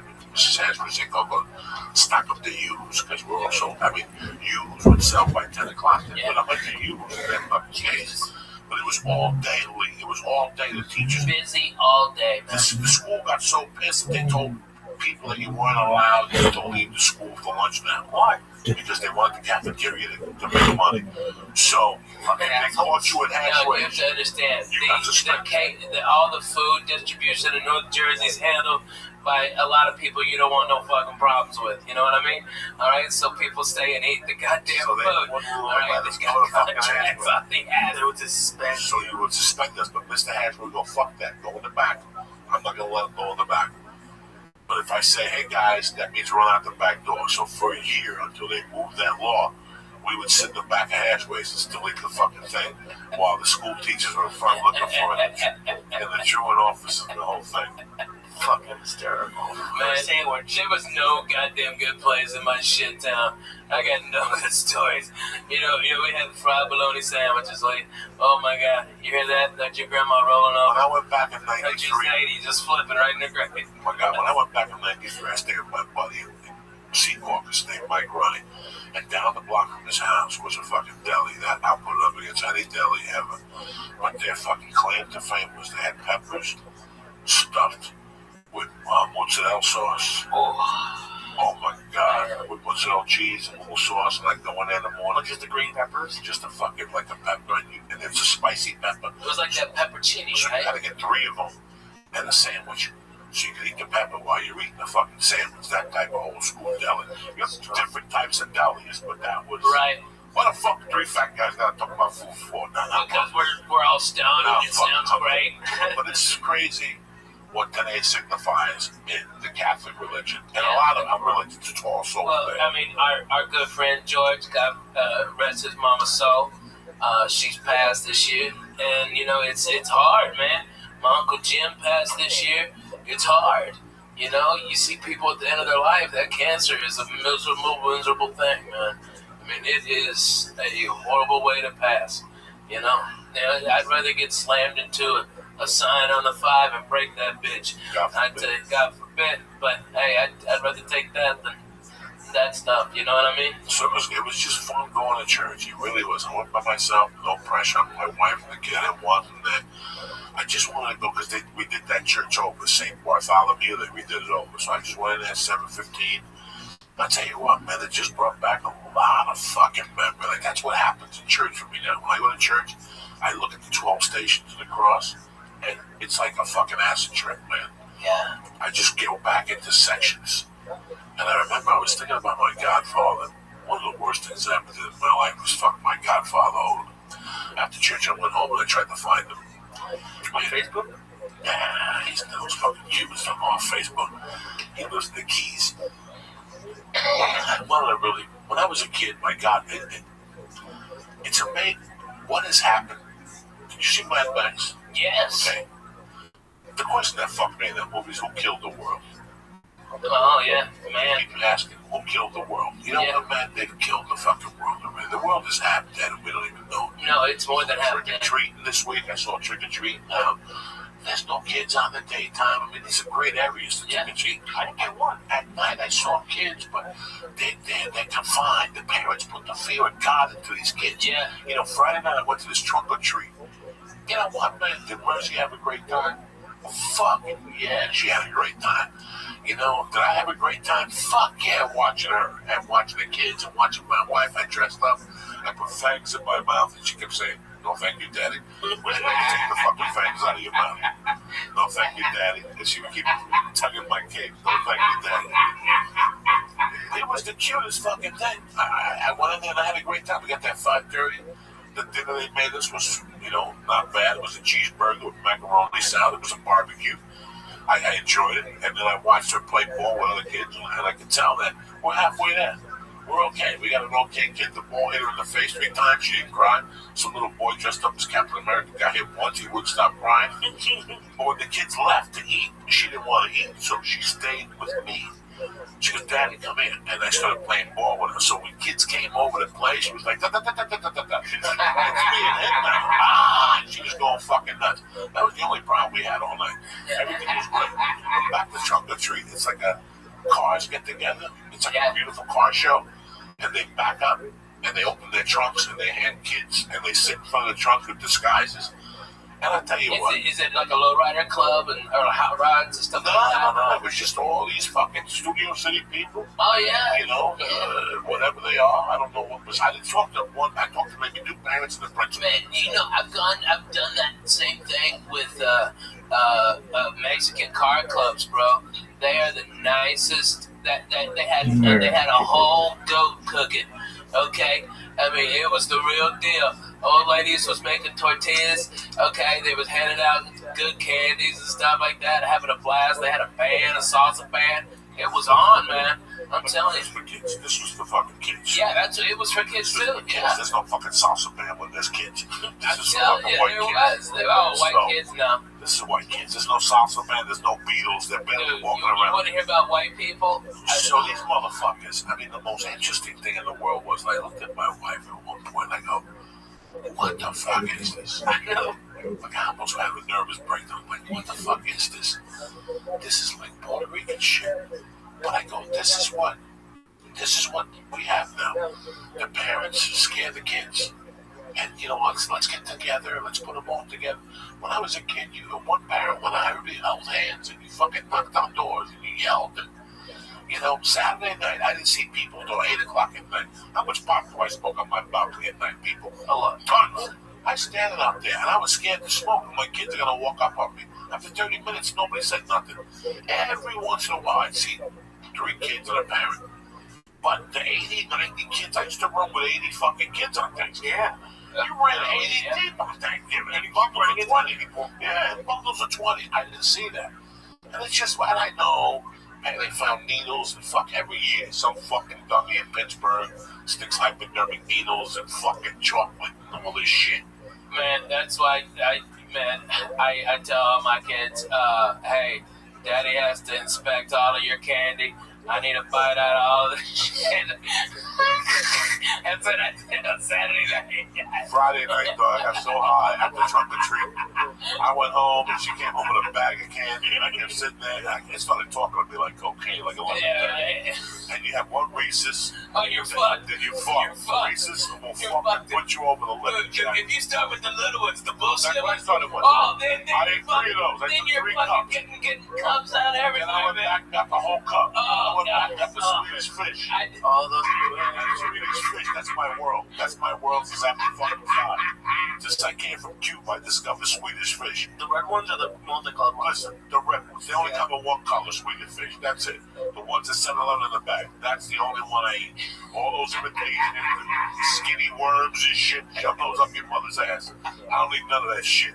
I'm a fucking Swedish fucking fish fan since day one. When I was a kid, I'd buy them by the box. So then I'd get a brown bag and I'd stick my hand and put them in my pocket. That's how there was some when I was in your pocket? In a bag, in a brown bag. You get there's a big tray of them. No, I bought the box from the wholesaler. Oh, really? Holy shit. 6th grade, I used to know where to buy the box. Wow. There was a fucking wholesaler for candy when I was a kid. I'm telling you, and I would go down there, I wouldn't tell nobody. I would tell nobody. I go down there and I get a box of Swedish fish and I get a box of a thing called Devil Gum. What's that? Devil Gum. Way before fucking these other gum thieves thought about Big Red. See, Big Red, who makes Big Red? Wrigley. See, Wrigley, they bumped Devil Gum. When I was a kid, Devil Gum was cinnamon, but it was hot. Like if you ate 3 slices, the asshole was gonna be on fire, though. That's what Mexicans give their kids when they're daycare. We had atomic fireballs. That's all we had. Right, no, atomic fireballs. But you also swallowed gum, Joey. You're not supposed to swallow the gum. That's why your asshole's on fire. My asshole's not on fire because of that. I'm telling you, I've been swallowing gum since day 1, so my body knows how to process it now. See, if you start swallowing gum when you eat, then you're fucked up. I've been swallowing gum since day 1. The doctor, please email Joey Diaz. And do what? What's he gonna say to me? I need to learn how to. Listen, I have pulled the gum out of my ass. So I have pulled little pieces of gum sometimes that don't get processed. Yeah, out of the hair. Oh, God. Or sometimes you gotta pull the shit out of it and you can hear the gum going. It's like getting lady, let me tell you what. Have Joey, when he gets one of them good ass zits above his asshole, to come and pop it like 1.5 feet away from you so you hear it. Okay, he did that in my fucking apartment after he drank all my goddamn orange juice. Alright, he drank a whole fucking thing of orange juice in 10 minutes. And then proceeded to pop his dick on his asshole? Yes, no, not on his asshole, in the crack right above it. So to get any pressure behind it, he had to take those big ass fingers in there, go one knuckle deep. I know all the stories. I was in it. And ashamed to say, I used to travel by bus to a lot of gigs. Greyhound was my sponsor for a long time. The Joey Express. Joey Express. I would get on that fucking downtown bus to El Paso, and I'd drop you off and pick you up. The longest bus ride I did was New York City to Dallas. That was the longest because I had nothing going on. I'm going to go all the way to Canada and drop 200. When I'll be right here and I can pay the express for $48. I looked at just to get to Boston. It's like only like 2.5 days for like $100. So I wouldn't. I mean, if I'm just thinking if I had to. You'll never have to. Man, I travel by bus because I own one. Get a king size bed. Don't do that. I could never sit up. I could never sit like that. But you guys ought to jump on the bus sometime and we do this church at other parts of the country. Yeah. Where's the bus now? The bus, it will be here tonight. It'll get in tonight from Tennessee, and then we're here. We're gonna be driving. They're gonna be driving around Wednesday, or Tuesday and Wednesday, and then we go north to do just some gig. I don't know where it is, to be honest with you. I don't look at my calendar. I didn't travel no fucking full fight. You guys would kill each other. You guys would before you got to the first rest stop. You're retarded. We would hotbox that bus. It would be just look, bro. Yeah, wait. Shut the fuck up, okay? Me and Coco have lived in an apartment smaller than this fucking studio, okay? And we laughed our asses off. And when the doors were open and the windows were open because it was so fucking hot and we couldn't hardly go to sleep because it was noisy as shit, we put on Joy Medina. 5 minutes sleeping time. Wake up, throw kicks for Jesus. Making biscuits, and I had him on the floor, futon, okay, and John Westling on the floor, and Jody Ferding on the bed. Yeah, it was crazy. We were in it to win it. This was Team Us, 1440. You don't even understand. Kill ourselves? We're brothers. Are you kidding me? Well, not literally. I'm just saying, like, you'll put something on the TV that he doesn't want, or he'll start. I got 5 fucking TVs. 5 fucking TVs on that goddamn bus. Pick what channel you want, player. I got it. How many bedrooms on the bus? I've got a king size bedroom that pops out, okay, and then the living room pops out, and then there's 3 bunks. It's got 2 bathrooms and a shower on it, and I think there's like 6 air conditioners on it, so if we go someplace where it's hot, like I went to Bonnaroo this summer, and all these dirty white people are out there when it's 120 degrees in dirt. Fuck you. I took 3 showers a day. I was the sweetest smelling motherfucker out there. People were like, they thought I was Pharrell or something. I was smelling so good. Okay, I was doing it, Jack. It was awesome. Everybody's boo-hooing. It's hot. Yeah, me too. I'm gonna go make a fucking margarita in my bus, take a shower, and smoke a bone. Fuck you. I hate that band. Okay, it was awesome. It was so great. But that's how we gotta go, dude. We gotta go on the fucking bus. Alright? Your babies would go bananas in that bus. Your baby would love that fucking bus. Monster. I can't go for that no. I just hit expired. What do you think will happen? You get stuck in that gum. You know what happened? Let me tell you what happened. Listen. Yeah, right? Let me tell you what fucking happened. What happened? A couple weeks ago, I went swimming in Toledo, and I got on the fucking plane. The next day, I got an ear infection, right? Oh my God. And I was sitting there, and I tell you, man, I'm when you work out and you're heavy, you have to take a leave sometimes, or the other one. The other one. Aspirin. Tylenol. No, the other one. There's a leave for that, though. That's all that works at this point for big guys. When you go to jiu-jitsu, dude, I'm past that. Yeah, you get slammed on your back. You go home and you eat your lunch. First thing you do is take an Advil, especially if you have to train the next day. Really? Yeah. You gotta do all that shit because it lowers the inflammation. You gotta eat fucking like smoking weed. Eating weed actually takes away the inflammatory from your fucking thing. You see it in Google today? Did you see the front page of Yahoo today? What did it say? More people turn to medical marijuana. Prescriptions are down.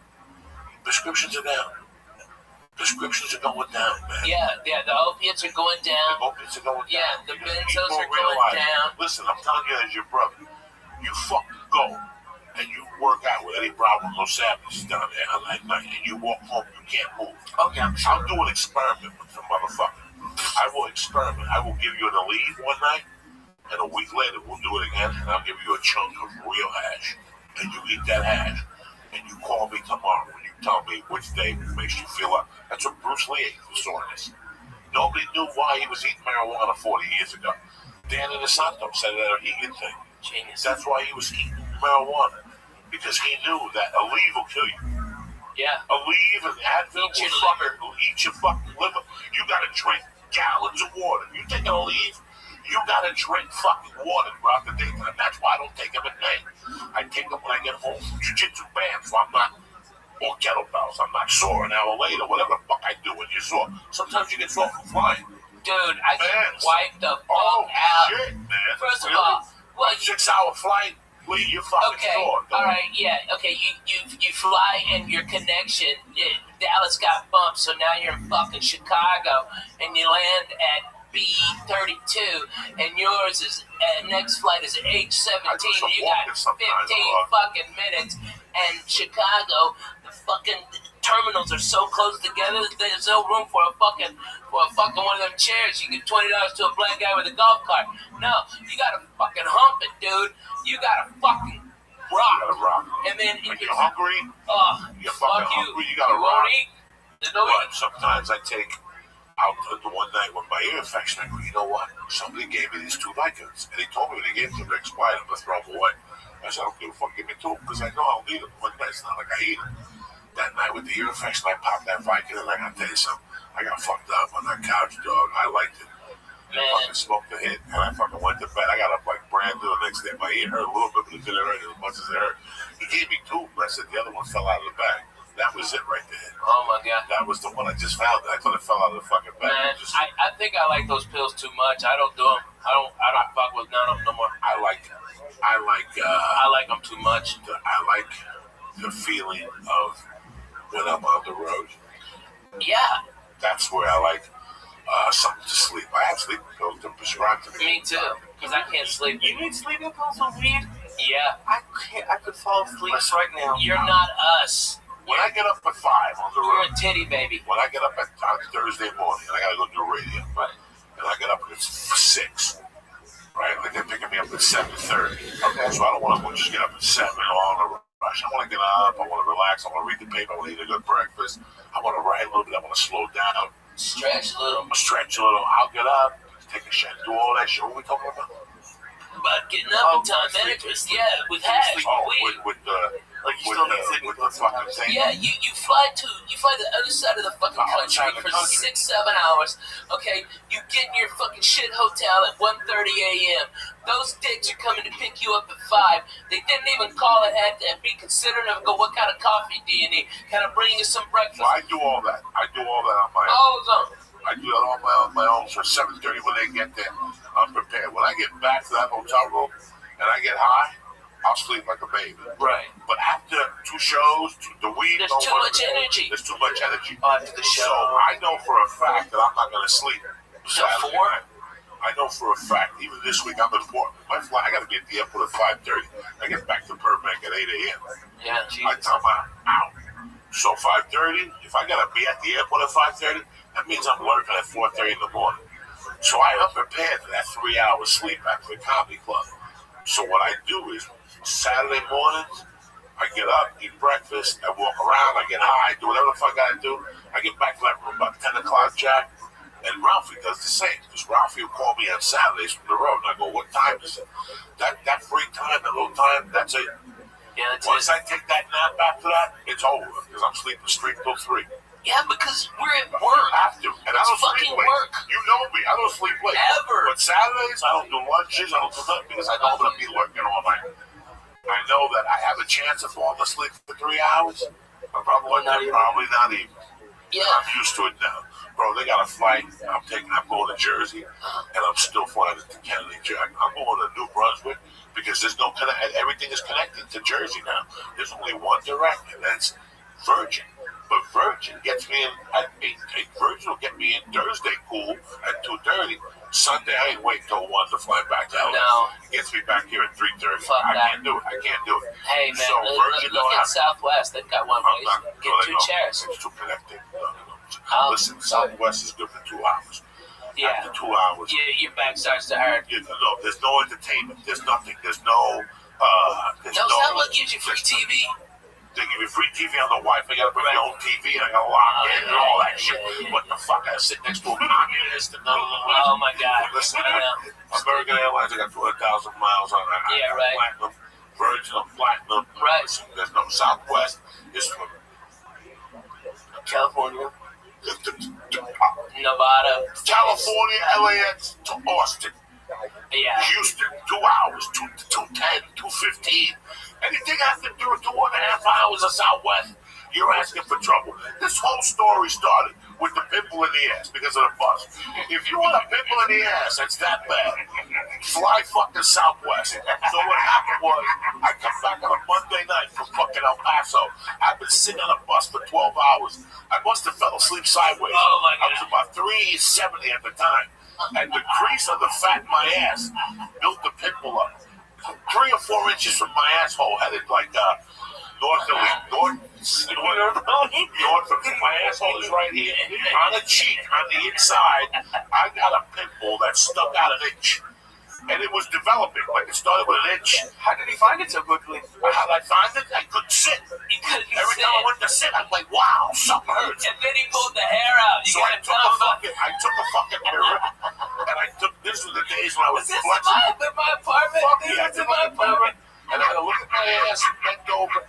Guys, it was a white head on my ass. Oh my God. That was throbbing. It hurt so much. And I couldn't take it when I'm sitting there talking to Ralphie. And I remember that he was telling me a story about something. And I'm sitting there, I finally open up my pants from the front. I had no underwear on. You didn't even take your pants off. I didn't take my pants off. That's when you had the ball pants. I stuck my hand through a hole like a fucking yoga position. I had to get to a yoga position, Lee, and I had to squeeze the pimple, but turn it. But I had to turn the skin down. So it would go pop. And Lee, you could hear it go pop. And it was just a yellow ball of pus. I had to go back in, and I had with my fingernails, I had to take the fucking, took a piece of skin out. You take stuff out of them? Yeah. I have an ingrown hair from sitting twisted on a carpet floor. If you sit down all day, you will have pimples on your ass dramatically. All those fat people that walk around and work in offices, look at their ass from time to time. Oh my God, it's like strippers. For some reason, strippers always got a big white head. If you look at a stripper's ass when she's dancing close, look up close, and you always see a little white head on their cheek. I'm just teasing. It's just a joke. Lee's going in. It's like, really, it's just for the experience. I didn't know you had to pull stuff out of them. Well, when it's an ingrown hair like that, on your ass, shit. Yeah, and it was a long hair too. I saw it. It made me look vomit a little bit in my mouth. Totally gross. Terrible. I know. People think that comedy when you sit on those buses for that long. And now, it's you fly so much over the years. Man. And Southwest, I love them. I'm not saying that they're a bad airline. Not at all. Southwest is big, fast, Burbank. I take Southwest up for whatever that thing is, the level. A-level. I love Southwest. I used to hate the way they board, but they board much quicker. Dude, so much better. It works so much better. Get the fuck on. Fuck you, get on. Fuck you, get on. 8:15, 8:30. You get a seat in the aisle. You sit there. You give people dirty looks as they walk by. I had to do the math because I forgot to check in one time and I was like B30 or something, B20. But I did the math. There's like 96 aisle and window seats. So as long as you're in the first 96, you're cool. You did the math? I got nervous, dude. I don't want to. That's the Jewish thing you've ever said to me. And I'm a chubby guy. I haven't had them in years. Dude. You got the flag of Israel right there. And that is the Jewish thing you've ever said, that you've counted all the fucking windows on the house. Seats, but not the Really? Oh my God. Dude, here's what I do. Because I'm fat, I got to buy 2 seats, right? And I don't mind. That's no big deal. Here's how cool fucking Southwest is, though. If that plane ain't full, they give me one of those seats back for free. And so the next time, I fly, when I live in Nashville, 2-hour flight, I'm in Boston, 2-hour flight, I'm in Chicago, 2-hour flight, I'm in Miami. 85% of my work is within 2-hour flight. So I go over there, Southwest. This is how good they are in Nashville. Holy shit. I got there 10 minutes before the plane was supposed to take off, and they go, Ralphie, we've already got you checked in. The plane is now having mechanical problems, and as soon as you get on, it'll be fixed. Okay? And they rushed. This was before the TSA bypass, all that bullshit. They were like, just pat him down, get him on the plane. And they wheeled me from on one of them go-karts, because this is how much Southwest loves you. They got me to that plane. As soon as I stepped on, hey, the problem solved. Yay, everybody clapped. I had my 2 seats right there waiting for me like a doctor. And those guys love me. They come out. They're the best. Burbank is cool. Southwest Burbank. Burbank are cool. People. Real That's nice Orlando people. Casillo's daughter. Oh, yeah. She works there. She's the front desk manager, right? Sometimes I get there without a year, whatever. If I know she's there, you got clout. Yeah. One time she took me into the Southwest and I was eating food. Sandwiches from the fucking lunchroom. They had a party. I'm in the party. She goes, you got delayed, so you might as well come with me. And I went into the van, and they had little sandwiches cut up with potato chips. People from Southwest were back there eating it. She put me right there. She goes, I'll go back and get you. They're really nice. I didn't say they were a bad fit. No, but it's not that comfortable. It's not that comfortable. You know, I mean, here's the thing. It's not that comfortable if the plane is packed and we're a fat fucker. Right. Okay, my shoulder goes on Southwest. Man, me too. Oh my God. I get shoulder pain on Southwest. I know. You know, I made a mistake. I connected one time to save $300 with 2 papers, you know, because you're always looking to save. Right. Fly. And flying is something that if you're looking to save, you're going to have an uncomfortable journey. Prepare for it. Go on their website. Look at the options. You know, United has a thing where they give you a bigger seat and they give you security clearance. Yeah. For $75. It's worth every dime. Yeah. Because that means I'm walking in the first class line. Right. There's That's first worth class, $75. business class, and then there's economy. The economy. The United offers that. You have to scroll all the way down. It's $75 each way. It's worth it. So fucking worth it. Worth it. You just buy it. Today's economy is worth it. Goddamn worth it. A couple weeks ago, I was upgraded to first class, and I still didn't almost make the flight because of the security line. Yeah. This is what's going on out there, people. So if you're flying over the holidays, I'm telling you right now, if they offer fucking early and then, or get it.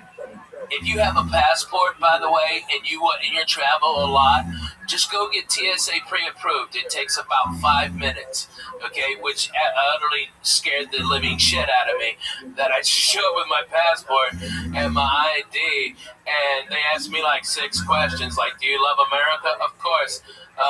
Are you allied with any of the a terrorist group against the country? And I go, not only do I fucking hate them fucking cocksucking dirty sons of bitches, okay, they shot at me, fuck you, alright, I hate Russians, I'm bona fide, Jack, fuck that, and they go, have a nice day, Mr. May, I raise my hand, sign a piece of paper, boom, had it then, and all you do is go up there, you don't have to take anything off. No, I know. No shoes, no fucking. They emailed me, and I showed my wife. Is it true you have to give them like access to your social media, or is that bullshit? No, that's bullshit. What are you talking about?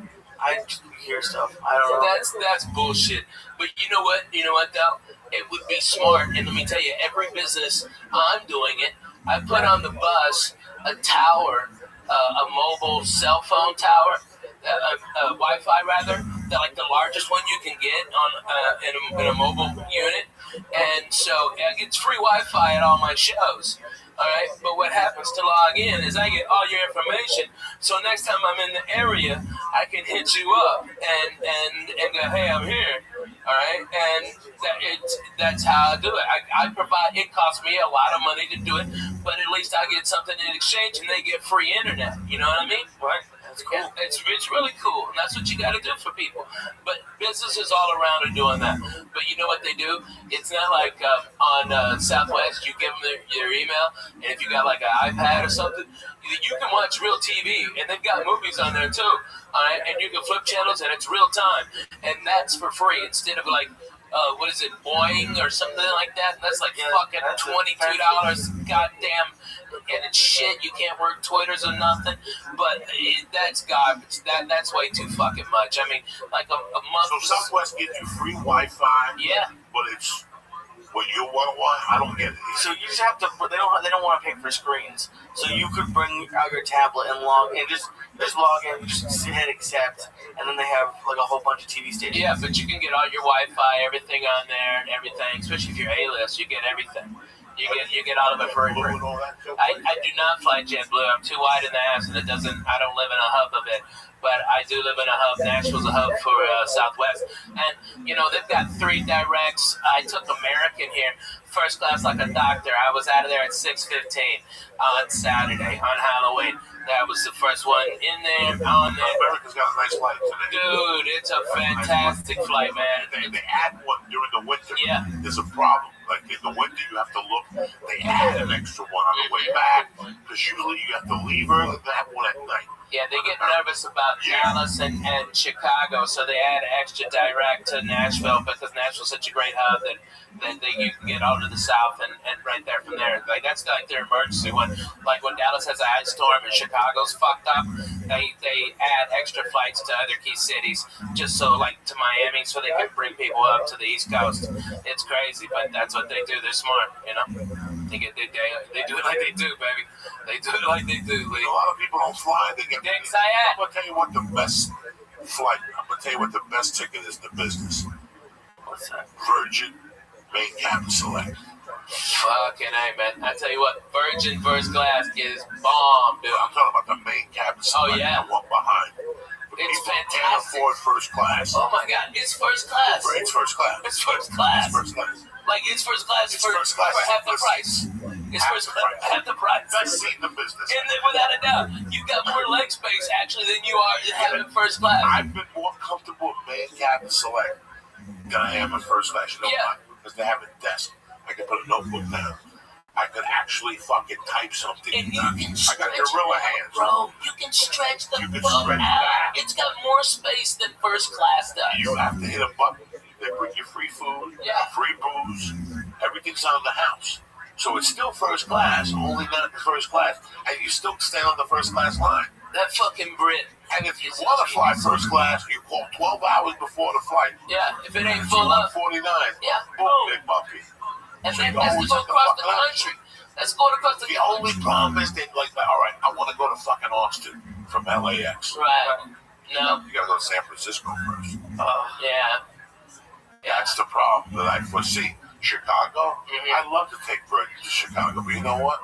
I don't want to get to LAX at 9. Yeah, that's hard. LAX at 9 is rough. That's a rough flight. You know what? American will get me anywhere at 5 a.m. if I call them and ask them. That's one thing about American. That's true. That's one thing about American Airlines. That's they why. Have flights that is why I fucking fly American. They are 24-hour. They got a vampire flight. They are a 24-hour. They got 5 a.m. to Chicago. That means you have to be at LAX at 4 a.m. What type of human being are you that you're lurking at 4 a.m. without drugs? You? Yeah. Me. It would be more effective, like, if they ran, like, Southwest is almost a 24-hour-a-day airline, and especially with all its international flights now. But I'm telling you, man, American is the smartest in the business. They lower the rates of what they could, but they run them all the fucking time, and they lower the rates in that so they have more people go to the off times who are bargain hunting like the rest of us used to, and then main consumers can pay at an accelerated rate for the last immediate good flights that aren't as full because the cheap people got diverted to the other flights. It's a goddamn beautiful business model. That's how you fucking make money. But it's amazing how much these companies treat the customers like crap. Like, especially... Well, there's no fucking reason why they... I mean, all right. If you are the worst person in the fucking world, go work at the airport because no one will bitch about you because they don't have time to fill out a form. They don't have time to fucking talk to your manager. They just don't. They've got a plane to catch, so they go, oh, that guy was a dick, and they watch your next plane. You get it. It's free. It's awesome. If you're an asshole, go work at the airport. About a year ago, I made a really bad mistake. This is the type of person I am because I know it's a corporation. I know it's a company. And I know, was it you that I never have it? No. I was having a chat today with somebody about agents. And I said, listen, I know people who are shit agents, but the agent's a killer. Yeah. Doesn't matter. just because he's, I was looking at it. Here's the funniest thing ever. On IMDb, they've got a rating for agencies and managements and all that shit. CAA is obviously number 1. William Morris number 2. Innovative is like 8. And then the H and Tom with like 200. It's like 300. It's a fucking nightmare. There's some management companies I looked at, and here's what's fucked up. You look at Jeff Susser's management, they're 4,300. A regular person will look at that and go, I wouldn't even talk to that management company. Yeah. What do you mean 4,000? That's how much they cost? That's how, that's the rating. That was the rating that was as far down the list. But they've got 3 clients. They've got 3 clients. Millions. So it doesn't matter. It doesn't fucking matter. It doesn't matter. You understand me? So it's all bullshit. What are the rankings based on? I guess the client's earnings, the client's earnings. And so, I'm with William Morris, and I think worldwide they're number 1, but here in America, CAA is, especially in LA. All right, but William Morris is badass. Who gives a fat baby stick? At that level, unless they're worthless or fucking strung out on something. There's been a lot that have risen and fallen because of what they're snorting and what they're drinking on their fucking expense. But man, if you got one client and you're that guy's manager, and that fucking guy is Kevin Hart, your rating would be, that you only have one client and you're so far down. But Kevin will work hard and make a ton of money. But what if he takes 2 years off, just to relax and build up a new act? That's when your rating drops to 5,000 like Sussman's. But how much TV does Stephen, Joe, and Kevin do anymore? No more. Is Joe doing? He's still throwing people around in the UFCs, right? Right. But that's it. You have a theatrical. Some guy called me and they said he would be such a fucking amazing action hero. And I understand. Oh my God, he would be fucking amazing. Okay, with Joe Rogan, with a fucking skull and tats and crazy shit, driving a hot rod through the fucking desert for hot bitches. What the fuck? I'm all for that. That fucking nice ass Corvette of his fucked up. Oh God damn it, run to it. He could do it.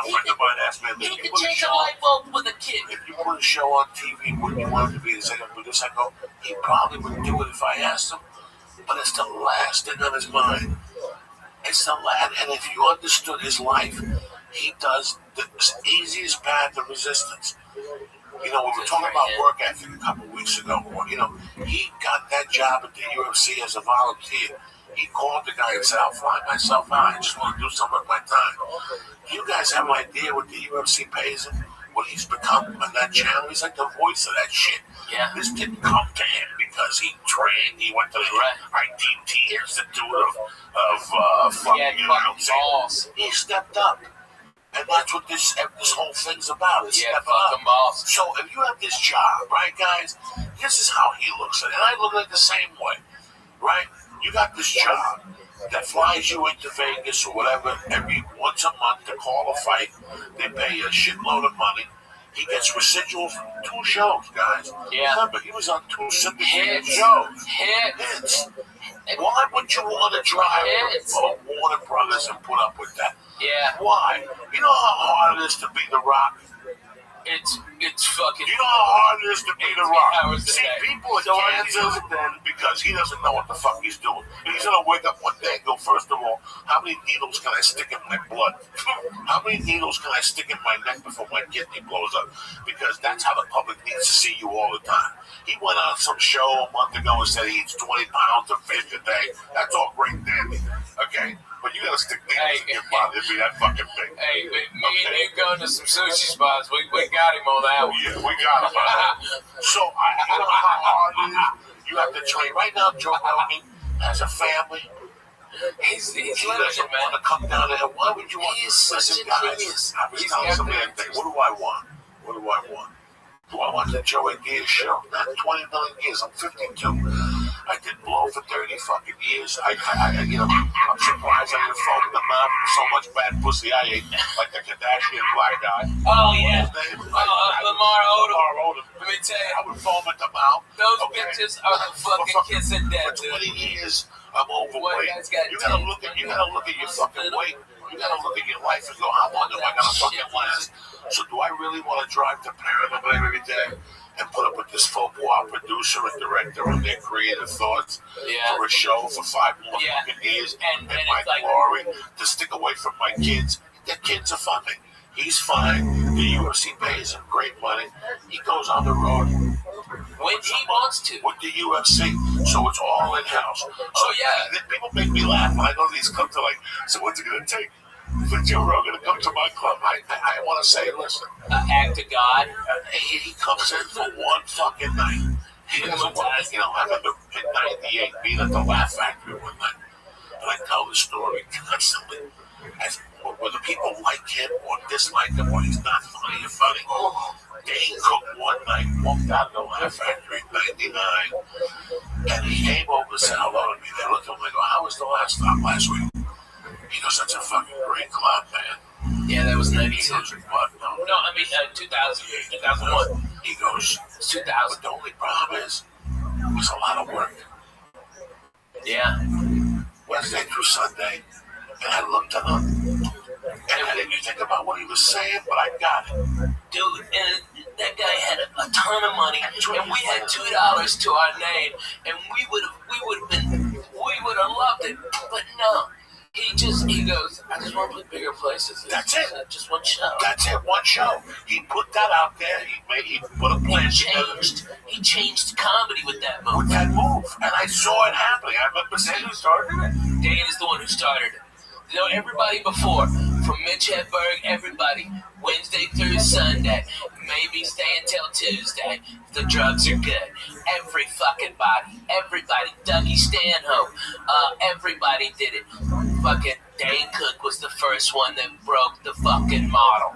The clubs had the control the whole time because there wasn't after comedy died after the 80s and the 90s were fucking dead. There were no headliners that were selling tickets, okay? So when comedy started to come back up, the clubs, there was less clubs, and so these comics, so they could fucking keep the money down.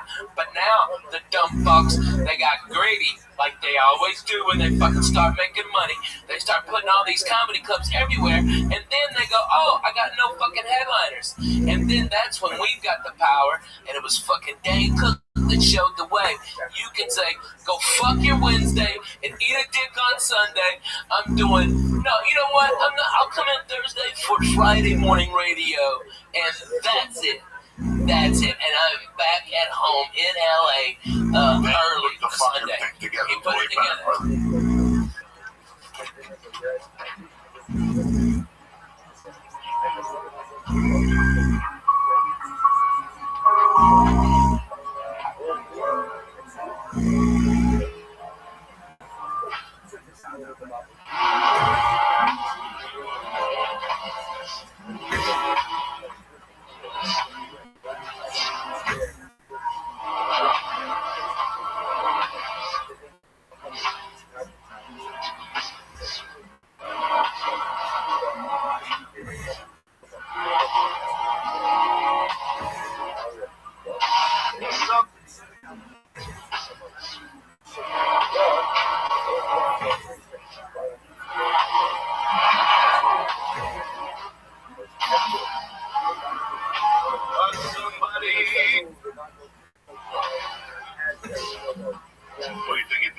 Bad motherfucker, you. Jesus Christ, huh? The Troubles are good. Fuck yeah, they're good. And you want me to tell you why the other reason I went to church was there? Why? Because it was the 36th anniversary of the night. That morning was the 36th anniversary of the day I got home. Stephen Villos called the show, my friend Stephen Villos, a couple of times. He had a party one night. He had a party in August that year, and he had older brothers. This kid, Stephen Villos, you never met him, Ralphie? No. Great kid. He's got a cover band called The Bassmasters, and they had a shed. And we were growing up. His brothers were part of this crew, and they fucking had parties. Not big drug parties. They weren't drug parties. They were about music, and they did crazy things. Like they would eat glass, fucking, eat a mouse and head off. So one day, this is way before ours. This is 70 fucking nine, my friend. So summer 79, I went over there one day for a party, and the only young kids that were invited to the party were me, a fellow, and this kid Conti. And at this party, they took a garbage can, and they filled it up with everything they had. They put Hawaiian punch in it, and they took bees. Remember, he called and told us that the brothers took bees. I try not to think about eating a bee. Put them in the fucking thing. So, and with ice. And this stuff had like 151 rum. My God. It tasted terrible. So fucking, they to scoop it out, you had to do this. It was in a garbage can, and it had chunks of fruit in it. And I'm back there smoking pot. The next thing you know, I'm getting woken up in Sasulo's front yard. Anthony Sasulo. He's in Dallas, Texas. And I'm getting woken up by Ray Ernesto. Ray Ernesto was a cop in the neighborhood that would come down and play basketball on Sundays. But he always wore colored socks, and it drove me crazy. And at the end of the fight, at the end of the basketball game, that was the argument. Ray, you gotta go home with your colored socks. I'm gonna punch you in my fuck you, Ray. You're gonna punch me in the mouth. You're fucking 40. I'm fucking 10. But go fuck yourself, Ray. But Ray was a cool motherfucker. Ray picked me up. He was going, what happened? I don't know. I blacked out. I got fucked up. He goes, come on, I'll drive you home. And he knocked on the door. My mom answered. And she's like, what's going on? I go, Mom, I got fucked up. I fell asleep on Sasulo's thing. She just go fucking sleep it off, you idiot. She yelled at me. This was like the end of August. This was the first time. That's when parents were fucking parents and police were goddamn police. And Right? they didn't have to be fucking parents too, man. The neighborhood. And right. I'll never forget that I was fucking hungover. This was the first time ever that I was hungover. So I got in like at 5:30. It was starting to, the light was starting to come on. 5:30, a sophomore night. I'm going to be a sophomore. This is like 2 weeks before they put me in the hospital for a lung infection. I'm fucked up. I'm not doing drugs though, guys. I didn't do drugs. I was smoking pot then, and I was high. I wasn't a big drinker, but I drank a little much. I'll never forget that. My mom didn't drink early, dog, and it was a Sunday morning, so I got home like at 5. I passed out about 10 o'clock in the morning. I could hear like ice cubes. Shit, that's what I woke up to. I could hear Cuban music, and I heard her come up the stairs, and she go, oh yeah, I wanted to have me to wake up. I made breakfast or lunch, and she had like a glass. In those days, towards the end, she used to drink a Bloody Mary with a Heineken in it. Shit, right? Who the fuck makes a Bloody Mary with a Heineken in it? Walking around your house? She was such a spank. Like, she was such a spank. She didn't even cut the salad. She could just fucking break it, put it in a drink, and eat it while she was talking to me. But you have to appreciate this. You can't write this. You can't write this. You know you're supposed to cut the lettuce off the celery? Yeah. She was such a spank. She just ate it, right? Fuck She just yeah. ate it. Fuck it. She would give me, she loved tomato juice, that V8. Oh, fuck That's yeah. what she lived I off. still love that, dude. I drink that like twice a week, 3 So times she a week. wouldn't put Tabasco on her Bloody Mary. She Oh, I put got- Frank's red sauce. Oh, not me. So anyway, she looks at me, I'm fucking got a headache that's pounding. And she goes, wait, they go see the actor, I cook for you. And then she goes, she looked at me for 45 minutes. She took a piece of her celery and she goes, now you know what I feel like in the morning. And she fucking walked out, and that was like a prolific thing in my world. Like, I never thought about it again. Okay, so it's August of fucking... You got the best. It's August of fucking whatever. But she said it very pate patois. Like, now you know what I feel like in the morning, okay? This is how you want to live your life. She just walked out of the room. Okay. So, that's for real. Now this is the end of August. It's September, October, November. I love you, man. I get invited to a Halloween party. It's a Saturday night. Fucking crazy. What'd you think of making chicks yet? 3 days before this fucking party, a girl pulls me aside. That's beautiful. She goes, hey, what do you think of this girl? I go, why do you ask? She goes, she wants to get together with you. You want her number? I go, sure, but she had just broken up with a kid. And even in 1979, I went up to the kid like a man. The kid was a tough kid. And I went up to him and I said, can I talk to you for a second? He already knew. I go, I know you're not with her anymore. Do you mind? And he goes, you know what? I like you. But I do mind. I'm still in love with her. Just give it to me. Okay, fuck you. I just, that's how deep I was in 79, guys. At 15, I already knew there's boundaries. You gotta be a man. You gotta be respectful. And then Halloween night, we all dressed up like ghosts. We took a hit of acid, went to the Cameo's garage, and it was tremendous. It was tremendous. And at 11 o'clock, I went to fucking meet her, and some girl came and said, she's not coming. You have to go get her. And I was like, what? And the girl was hot. And then the way we walked, in fact, Timmy Holloway is her cousin. He's listening to this podcast. Robin Thompson, it was me and her. Robin Thompson started walking, and her boyfriend, Glenn Zemnick, was a man already. Me and Robin were 15. Her boyfriend was a man. That's how hot this bitch was. He was a fucking man. This bitch didn't even date high school kids. He got out of the car and thought we were leaving together. Started yelling at her, but I stuck up for him. He was like, I'll deal with you some other time. And he, was very nice to me that night. All this shit went down. I forgot the whole thing. I forgot to call home. That was the rule of the house. You gotta fucking call home. So Saturday night was this night. It was a Halloween party. But it was in those days, in that year, if you look at 1979 map, Halloween was on a weekend. Me and Ghetto Boys at Trick or Treat. Halloween it was like on a Wednesday. So, but the party was Saturday. Yeah. So it was like maybe, or Halloween was like Monday, and this party was on a Saturday. So it was like October 28th. You got trick or treat like 3 times. So what happened was I stayed there, and all of a sudden I realized it's 3 in the morning. And I call home, and my mom answers. She goes, "What the fuck?" And I go, "Listen, I'm up here, but there's no buses." It was the one. It was the one. But what was the date on the fucking Saturday night, Lee? The 3rd. The Saturday before that. 27th. The 27th, because she died on the 8th. So she died that Wednesday after that, not after the Halloween, 10 days after Halloween. So it was a week and a half. She died a week and a half later. So she gave me the speech on a Sunday night, and she died November 8th. So look at it. You follow me? Yeah. See how the cop. Wow. So that Sunday, she goes, I'm on the couch. What are you going to do? And I go, I don't know. She goes, we'll take a taxi home. I go, I'm not going to take a taxi home. I got other buddies with me. We're all going to walk home together. And I had done the acid and stuff. And the acid was coming down. I was getting like the little jingles and shit. So something happened. Somebody took a ride downtown. But by this time, we were talking. It's 5 a.m. I'm not going to call her back. She was already sleeping. And I'll never forget that I fucking let my friends drop me off. I had a ghost costume on.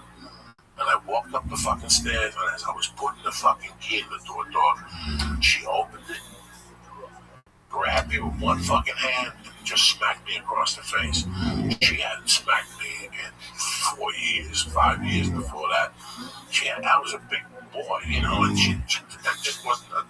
that just wasn't her MO, to hit me. She would say, I'm gonna fucking kill you. 2 years before that, she didn't light me on fire with a Mountie Rose. She pulled like on my Balzano's backyard. So, but she was pissed. And she slammed the door. She goes, let me tell you something. She goes, someday you're gonna be fucking married. You're gonna have a fucking life, and you better fucking call her every hour on the hour. That's the deal in this house. You can stay out all fucking night. I don't give a fuck what you do. Drinking with your stupid buddy. She went off. But she goes, all I wanted, I'm standing there going, you just smacked me in the fucking face hard. Like it was a hard smack to the face, like it was still stinging. And she's like, you fucking idiot, what the fuck is wrong with you staying out till 7 in the morning? Get upstairs to your room, I don't even want to look at you. And I was pissed. I'm like, I might even move out. Like that's it. I might even move the fuck out of this bitch. Fuck this place. Fuck this place. Fuck you. No wonder your husband left you, the other one died. Fuck you. Holy shit, that was fucking real as it gets. That's real.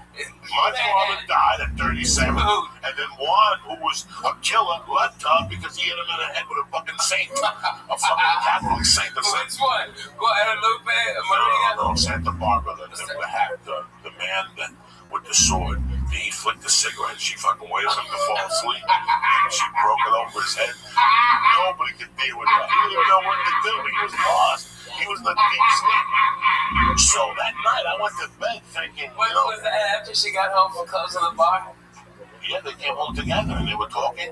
And They were sitting like this. He was sitting on a chair, and something happened when she wanted a cigarette, and he took it, and instead of handing it to her, we were old school Cubans, bro. Right. You don't throw nothing in that house. No, that's rude. That's He fucking rude. threw it at him. I don't give a fuck what if somebody flicked a cig. If I can't have a cigarette, like if I'm thirsty, hey Cockwood, can I have a sip of your water? Sure, And you fucking threw it in me. It's the same fucking thing. It's rude. It wasn't even It's lit. fucking rude. But my mom's demented drunk head. It was a disrespect thing, so she waited for him to go to bed. She hit him in the head. And he fucking left the next day. But so I'm walking up the stairs thinking, that's just. I'm walking up the stairs. Oh yeah. I'm walking up the stairs thinking, you know what? I ain't tolerating this shit no more. You know, I'm 15 and a half.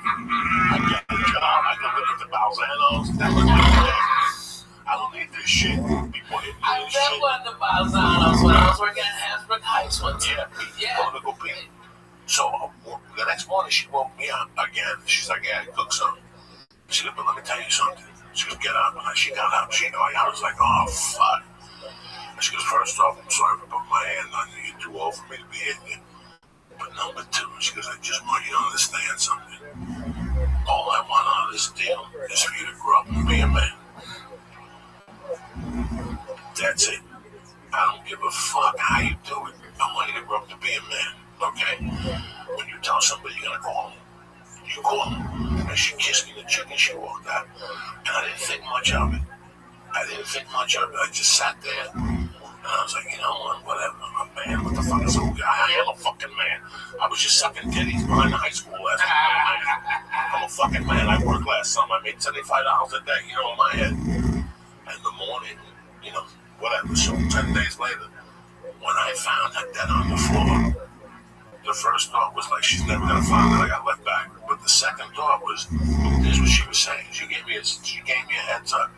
That's all she wanted out of this, for me to be a man. Whatever I knew in her world what that meant. But I just wanted to celebrate that. I know that she liked churches. Yeah. My mom loved going to fucking pray. There was a church down the block in St. Patrick's Cathedral. There's in the 70s and 60s, and every year on February 26th, my mom would give the guy 100 and bring him a bottle of shivers, whatever, flowers, and they would set the casket up like a fake casket. And my mom would do a fucking thing for my dad. And she used to say, I love fucking. We used to go to churches just to fucking look at churches. Even though she was demented, she would go to churches. Then in the 6th and the 5th grade, I was 10. That's 1973. And that year, something happened. The New York Mets went to the playoffs, the NLCS playoffs. Look it up, Lisa. I guess this happened.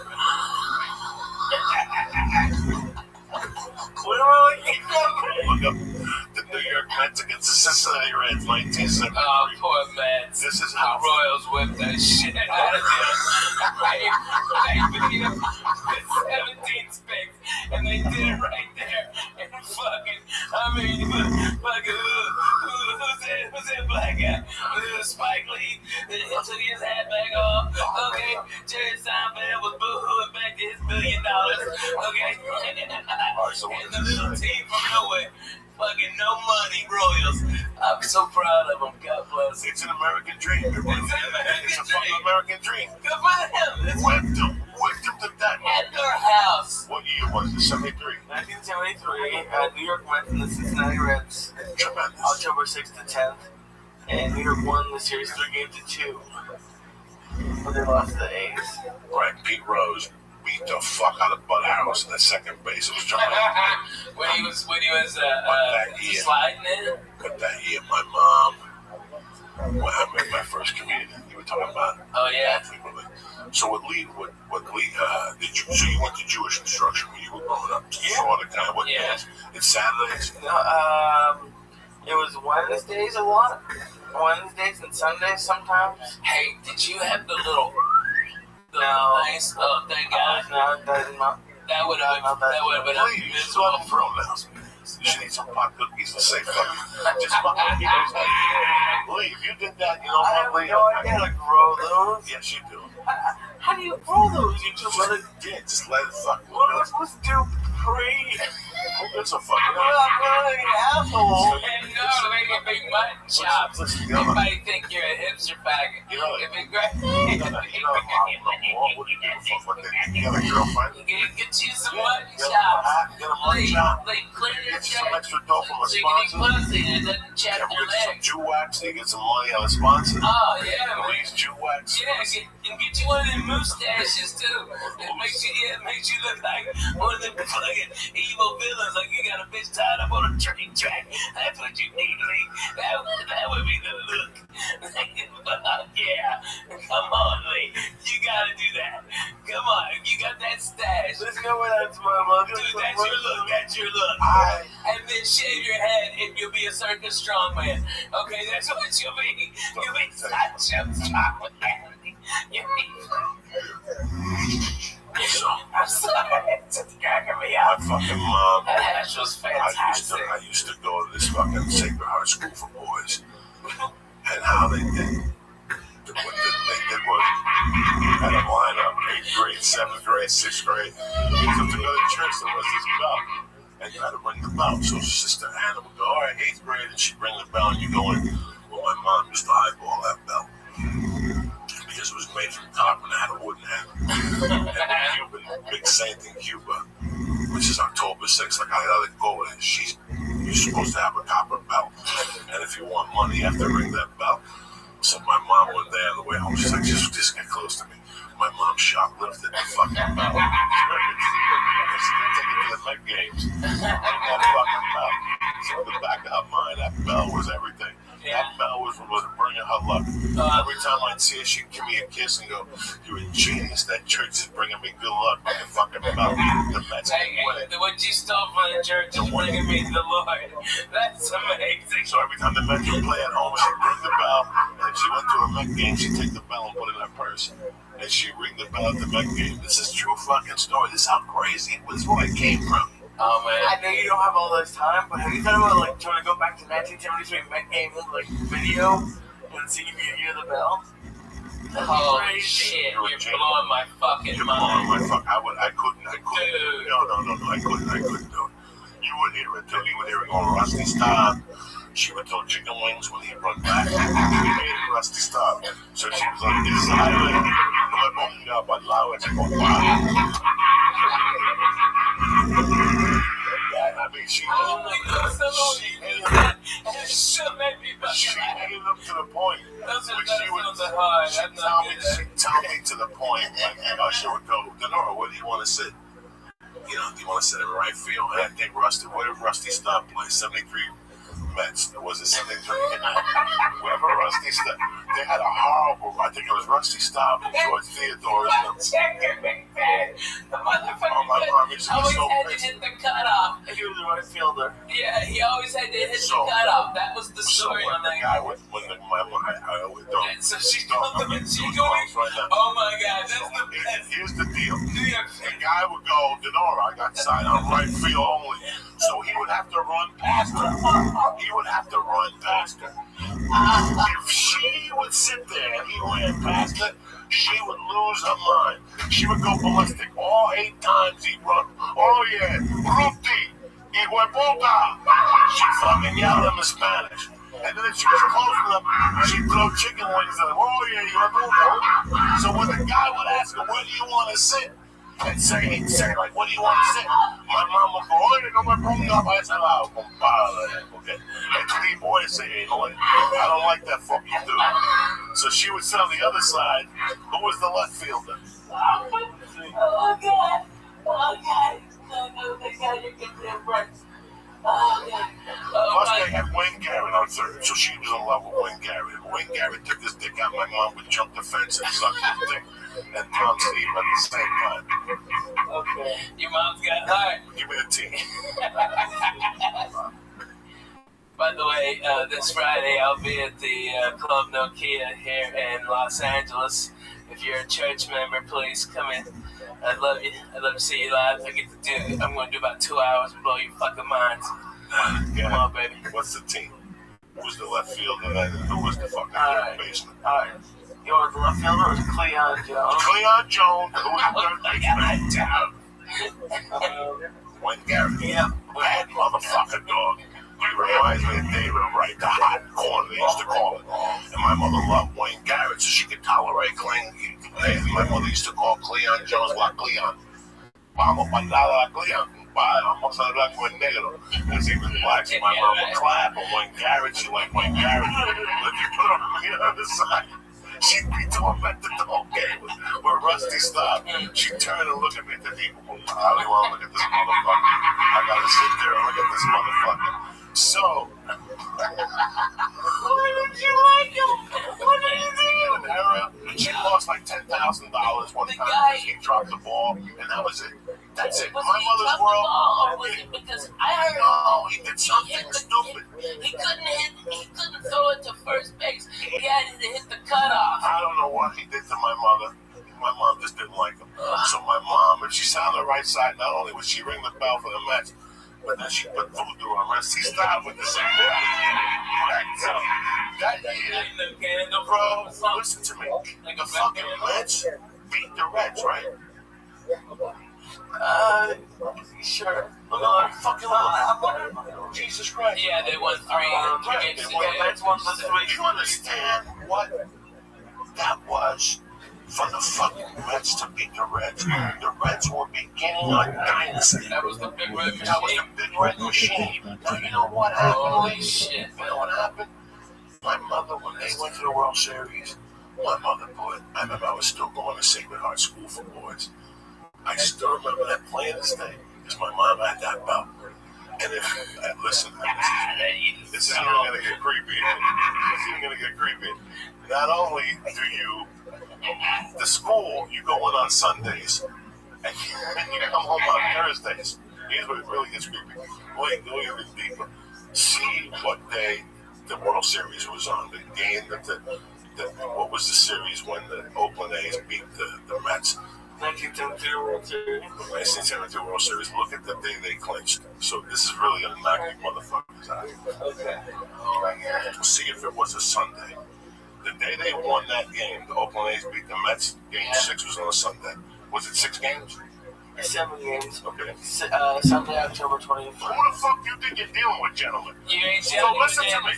Listen to me. Listen to me. I still remember. What's his name catching the ball, and my mother looking over at me and going, "Let's go. We're going back to that fucking school." And on the way, her like playing, she wouldn't even look at that fucking bell. So for the last 3 months, all she does is she loves this bell. She put the bell down at night and light a candle next to it. Cut the chicken heads and she did the whole thing. Sangria and shit. She gives the blessings. The day the Mets lost, she personally got in the car because usually she'd go to the bar and my stepdad or one of my mom's friends would drive me. And we'd all go out to dinner as a family and then my mom would go to the bar because you didn't have to be there till 5. No, 3 if you were working the bingo on Sunday. My mom man, that Catholic church is a beating. My mom personally drove me to the fucking school, got me out. I could see she was agitated the whole time. And in the middle of the agitation, she gave me a hug. And she goes, "Do me a favor. Get this fucking kiss of that bell away from me," right? Like, why are you touching that fucking thing? They've been looking for that bell for 3 months. They've been doing searches with dogs for that fucking bell. Oh my God. And I go, "You put the fucking bell back, you robbed it." Here we are in front of the church. The nuns are 10 How old are you? 10.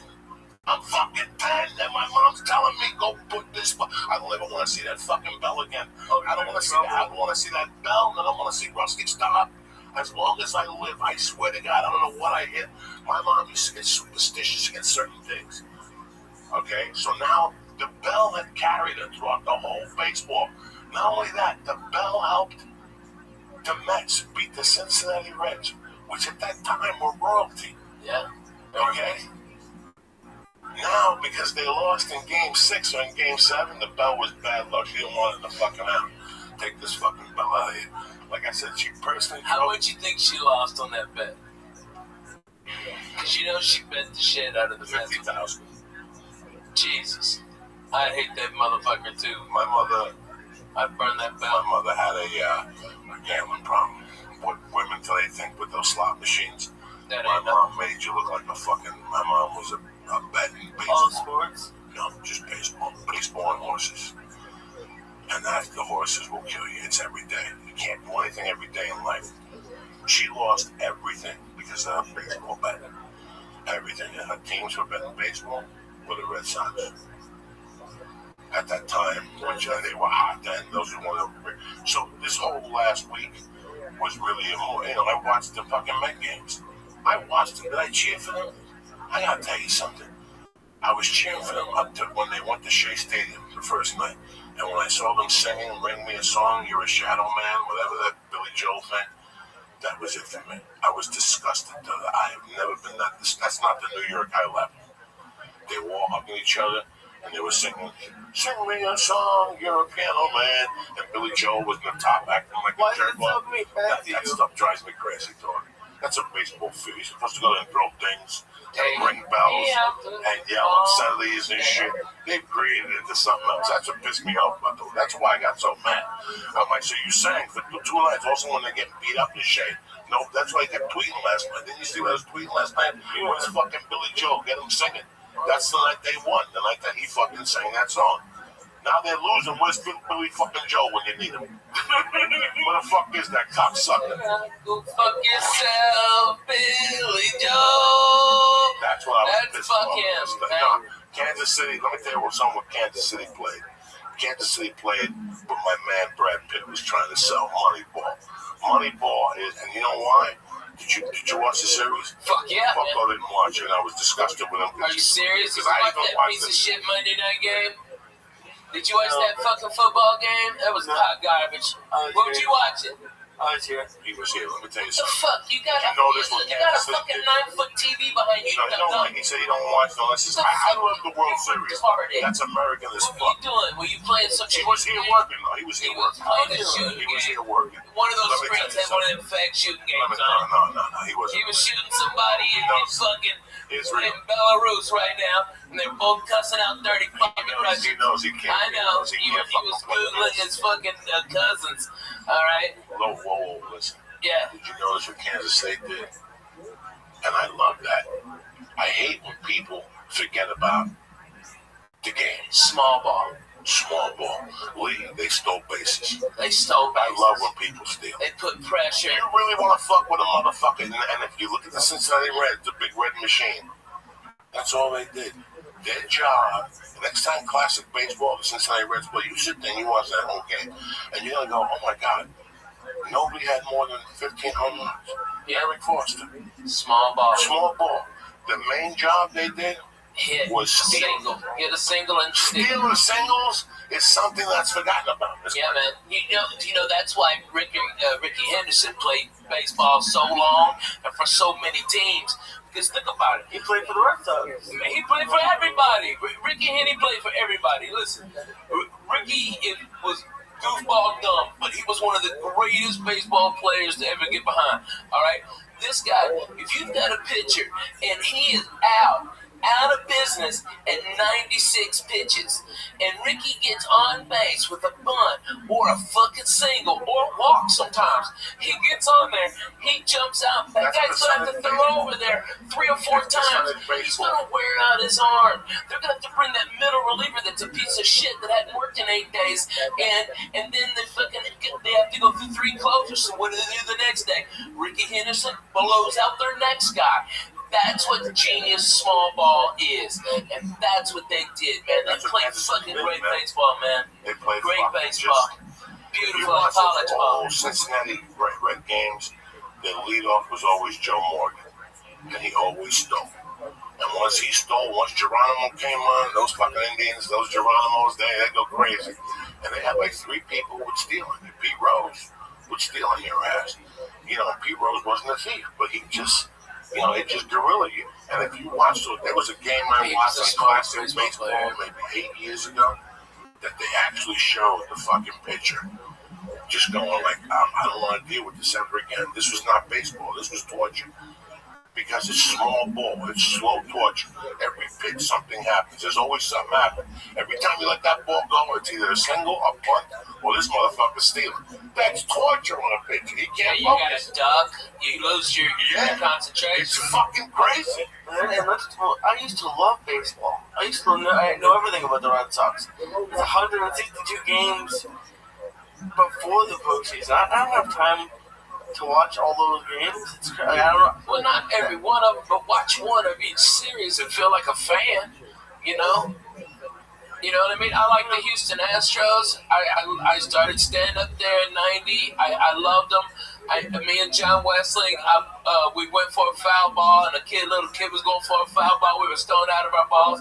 And instead of me squashing that kid for that fucking foul ball, I broke the seat. Okay? And the kid's got the ball, and everybody's cheering. We're on the big screen, and I'm holding that chair together, motherfucker. Just got my left hand on the chair up. Okay? And John's laughing. He goes, "You broke that chair?" I go, "This motherfucking chair is done. I broke that ass and dumb and been there 30 fucking years. And I fucked that chair up. We got up. It fell to 4 pieces." I swear to God, get Johnny Weston on the phone.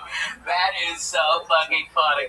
Oh my God. Broke a couple of things, cocksucker. I broke a lot of shit. I used to break lawn chairs. Lawn chairs could not move. Remember the Pittsburgh Funny Bone? Yeah. The home with Creepo that used to have naked women pictures all around the bar. Yeah, right. I hated that. I always used to hate those. Man, I hate lawn chairs, though. Yeah, the chair you have on your balcony. I never knew why you had that goddamn chair. I broke one and you broke one. Well, I was like pushing the jar and you came and just tormented it. Well, for a fat guy, that's the worst chairs. When you shot your pilot, the VH1, didn't I break a chair? Yes. Something happened. I broke a chair. You broke a chair. It was awesome.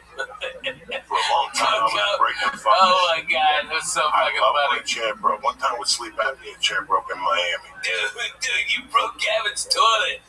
Remember, you went in there and you just sat down too hard and you broke that fucking toilet. And then you made the slow creep. And water came out and flooded Gavin. And Gavin got out of his, because you were sleeping in my house. You were like, fuck him, I'm going in here. I broke Gavin's fucking futon. That was classic, dog. I heard that thing snap in 8 ways. When you're a fat fuck, you break shit sometimes without even knowing it. It's the most embarrassing thing. Living like a fat fuck, so you break a ton of shit. Clothes. I ripped clothes. I remember one time in somebody's car in a Jeep they had. I went to get the handle, and I went to pull up and have the fucking whip came down. Oh, man.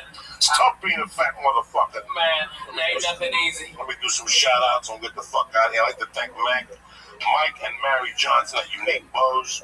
Thank you very much for the bows. We put them on a little hair for Halloween. Thank you for listening. Rusty Shackelford, Dead Squad Dallas, and the rest of you crazy motherfuckers. I love those guys, man. Sandman, Benito Munoz, Sean Cappuccino, Jimmy Carroll, and Greg Brooks. You know who I know is watching? It's my man D in Colorado, who's a cool motherfucker. Yeah, I know D in Colorado. That motherfucker has got weed 15 foot tall. 15. The biggest ass buds. Dude, he's a great guy, man. That guy's cut from rare. I just talked to him on Twitter a couple of days ago. He's a good dude. Yeah, he's a good dude, man. He's a good dude. I like that. You have to do it. What's up with you, Tarzan? We're going to kettlebells tomorrow? Hell yeah. You staying for jiu-jitsu? We're going to bust it. We're going. What the fuck? Sounds going to kill us. Let's do it. Let's fucking go. I got shit on. I got to take headshots on Wednesday. Stupid shit. Yeah, I'm going to edit it out. Alright, these fuckers gonna get real. Okay, we're 3 fat guys. You're gonna talk about workout sessions now. We've been talking about fucking assholes. That's why. I just thought about them. I just like buy better beds, motherfucker. That's what I did. Fuck it. Fuck breaking them. Buy the best. Bro, he wants me to flip over my back. I can't do it. I've never in my life been able to do it. He's like, oh, just do it. I'm like, can't. What's never gonna happen? Okay, so fuck me. Go there and do the best you can. Don't worry about doing nothing. Oh, you can't do something. Oh my God. Do something. No, I know. It's easy. Okay. I can't believe I can join this conversation, but I can actually and be relevant. Holy shit. Okay, I've been trying to limber up and like because traveling so much it hurts. And so my doctor, as part of, I broke my wrist, said, as part of my physical therapy, go to yoga, okay? So I'm having this one-on-one with this yoga instructor, okay?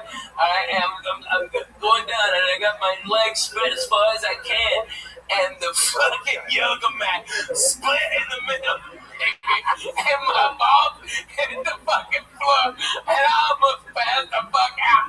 My fucking thighs have been killing me for 3 weeks.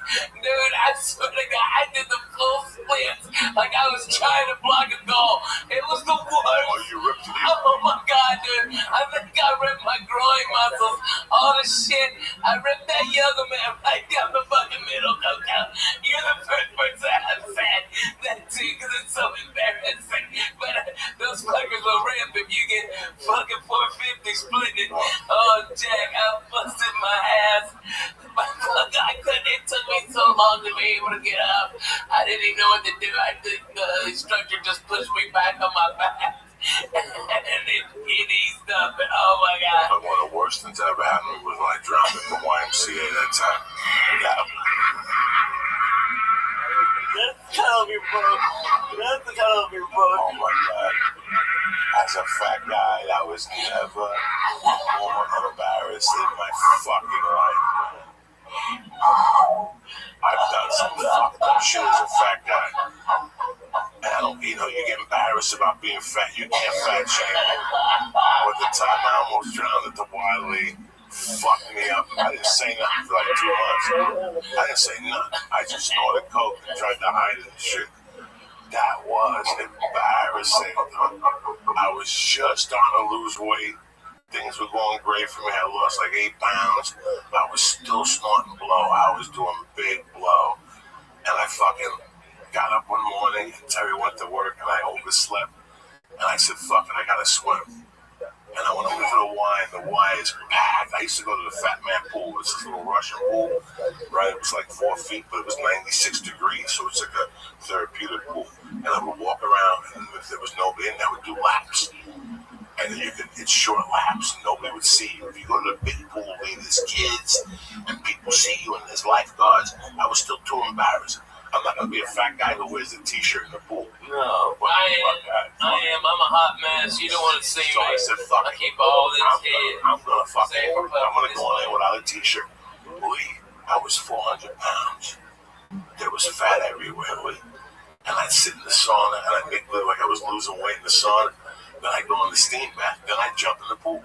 And I did this every morning at 5 a.m. I did this to start off, but I was still snorting blow. So in my mind, if I ate sushi and I went to the steam room, I would sweat the cocaine and I wasn't a fiend no more. So now it's 2 in the afternoon, I go across the street to the Y. I'm still a little hungover on the blow. And the fucking steam pool was packed with kids jumping up and down. And I'm like, I can't do my fucking laps. But the adult pool, the lap pool, was wide open. Oh, shit. I go, fuck this. I swam. I lived in Boulder. I've been swimming for 3 weeks. I'm ready for the big fucking pool. Why am I swimming with these fucking fat fucks for? I went over there, I put my name on the blackboard, guys. I put my goggles in. And on the deep end, I jumped. Just the cold water hitting me, bro. It just shocked my body. It just shocked my fat little body. And then I'm trying to swim. I'm swimming. I'm putting everything I can. I'm turning my head. I'm remembering my form. And I look up, and I haven't even moved like 5 feet. I'm fucking sideways. But by this time, I'm out of air. Like I was smoking 2 or 3 packs of cigarettes a day. I'm dying. I'm 10 feet out. But I can't swim back.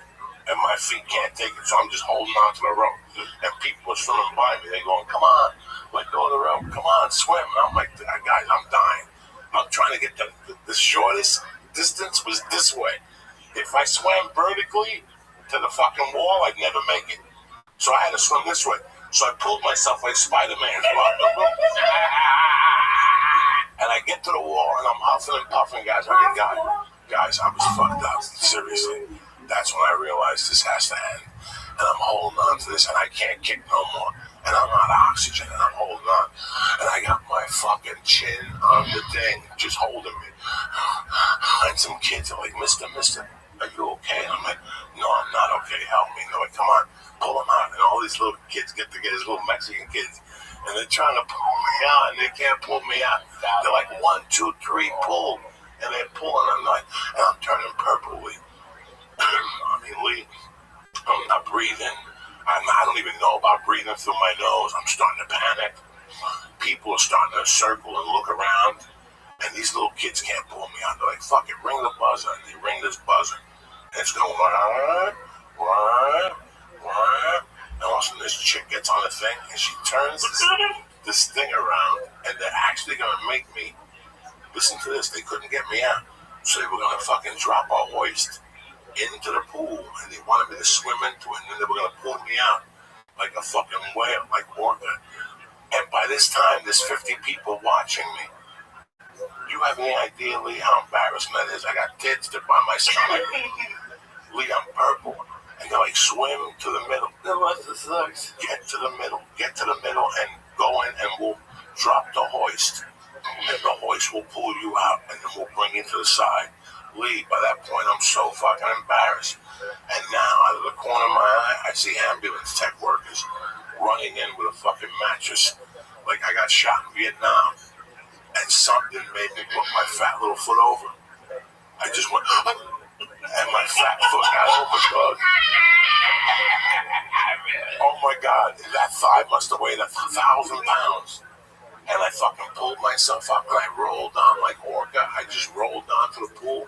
I got up, and I got up right in time. As I went through the fucking door, the 3 ambulance workers were running in. They're like, where is he? I'm like, that's him. And I just walked right past him, dog.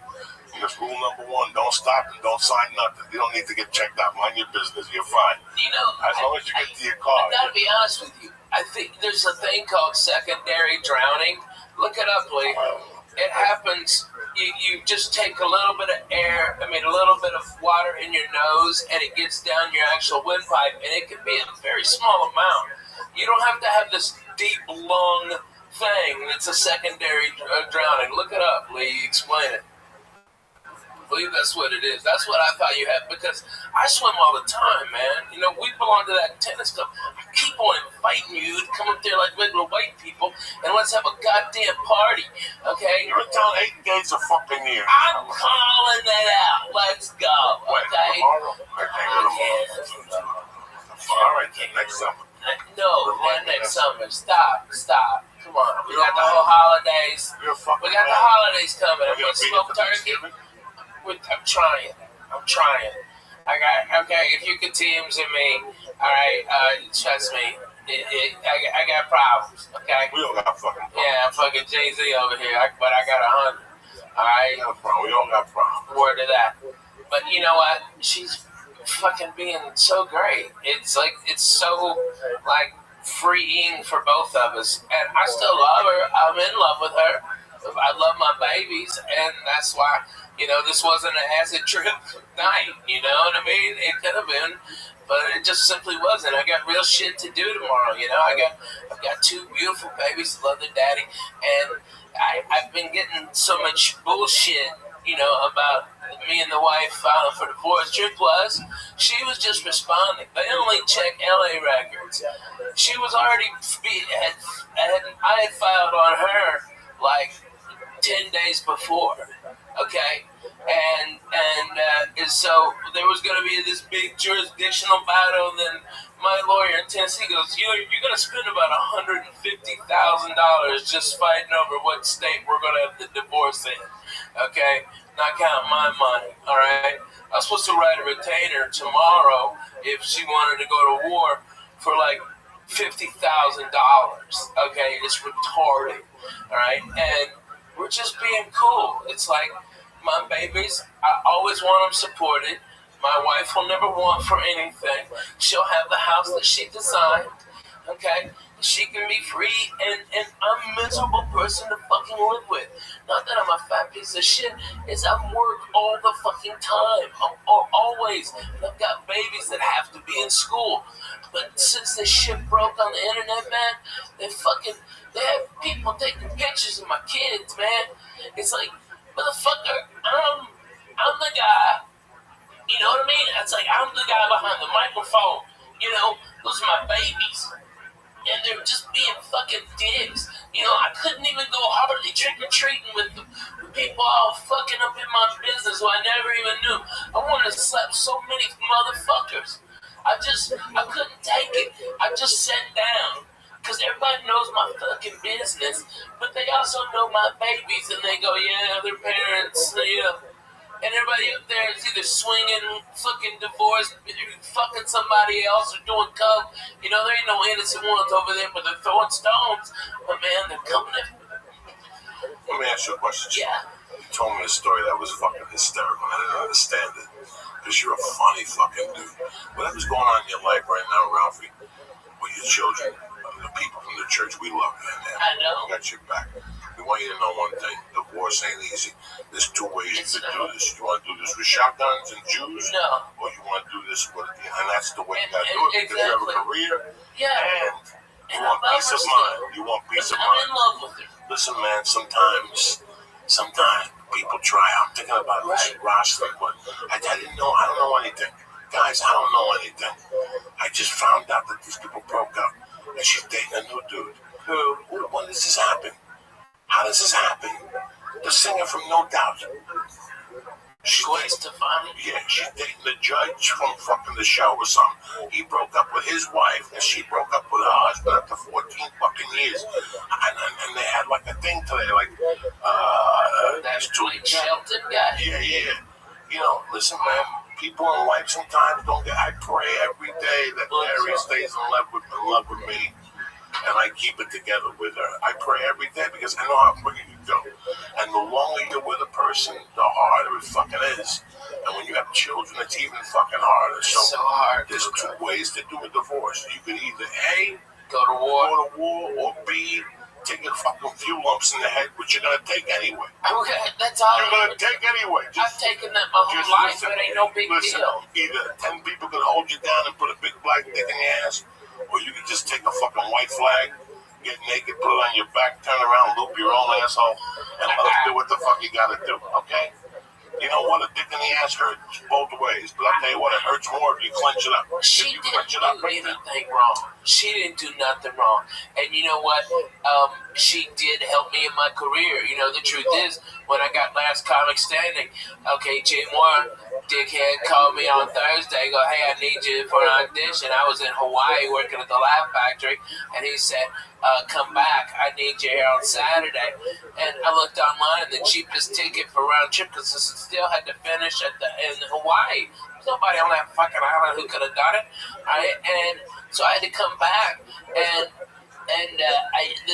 the ticket was like $1,100, you know, and that was 2 months rent, man. That's real fucking shit. Like for a maybe, for a big fucking maybe, and I rolled the dice, and I couldn't afford it. Lana had a credit card that her mama gave her for insurance, and she put it all on there, and that's what launched my whole career. So does she get half? Yes, motherfucker, she gets half. Okay? And she should get more than half. She's going to be drawing a salary from my place. She's going to be getting out of one of like regular white people because we're Jews. You got to respect. All right? My babies already have big things set up for them. They'll never want for anything. They'll never have what I went through. You know? And it's like, that's what you want. But now they're coming. It's just so irritating. It's like, you know, they're just dumb. These motherfuckers. You know what? The internet is a good thing and a bad thing. Yeah, right? The internet is a good thing and a bad thing. You know, I use the internet for certain things. I see people use it for other things. And that's fine. That's what the internet is. It's your expression. But sometimes if you open up your life on the internet, the result isn't going to be good. It's happened to me. It's backfired. Yeah. But in this situation with divorce and stuff, who knows? You know, and nothing's happened yet. Keep doing what you're doing. Yeah. Try to put the pieces together. Trying. Be a father. Listen, the divorce in my life had to be tougher than a prison sentence. I lost a child in a divorce. I lost dignity in a divorce. And till this day, I have animosity.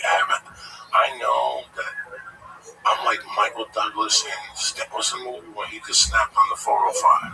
Walking tall, standing tall, when he started shooting people. Yeah.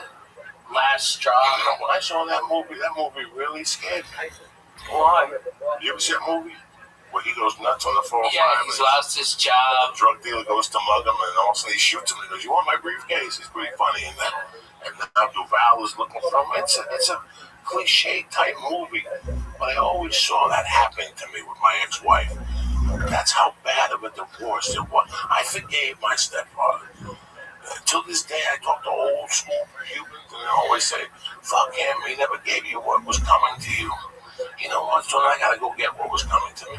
That was my frame of thought back then. He didn't give me my mother's money. What do you want me to do? You want me to shoot him?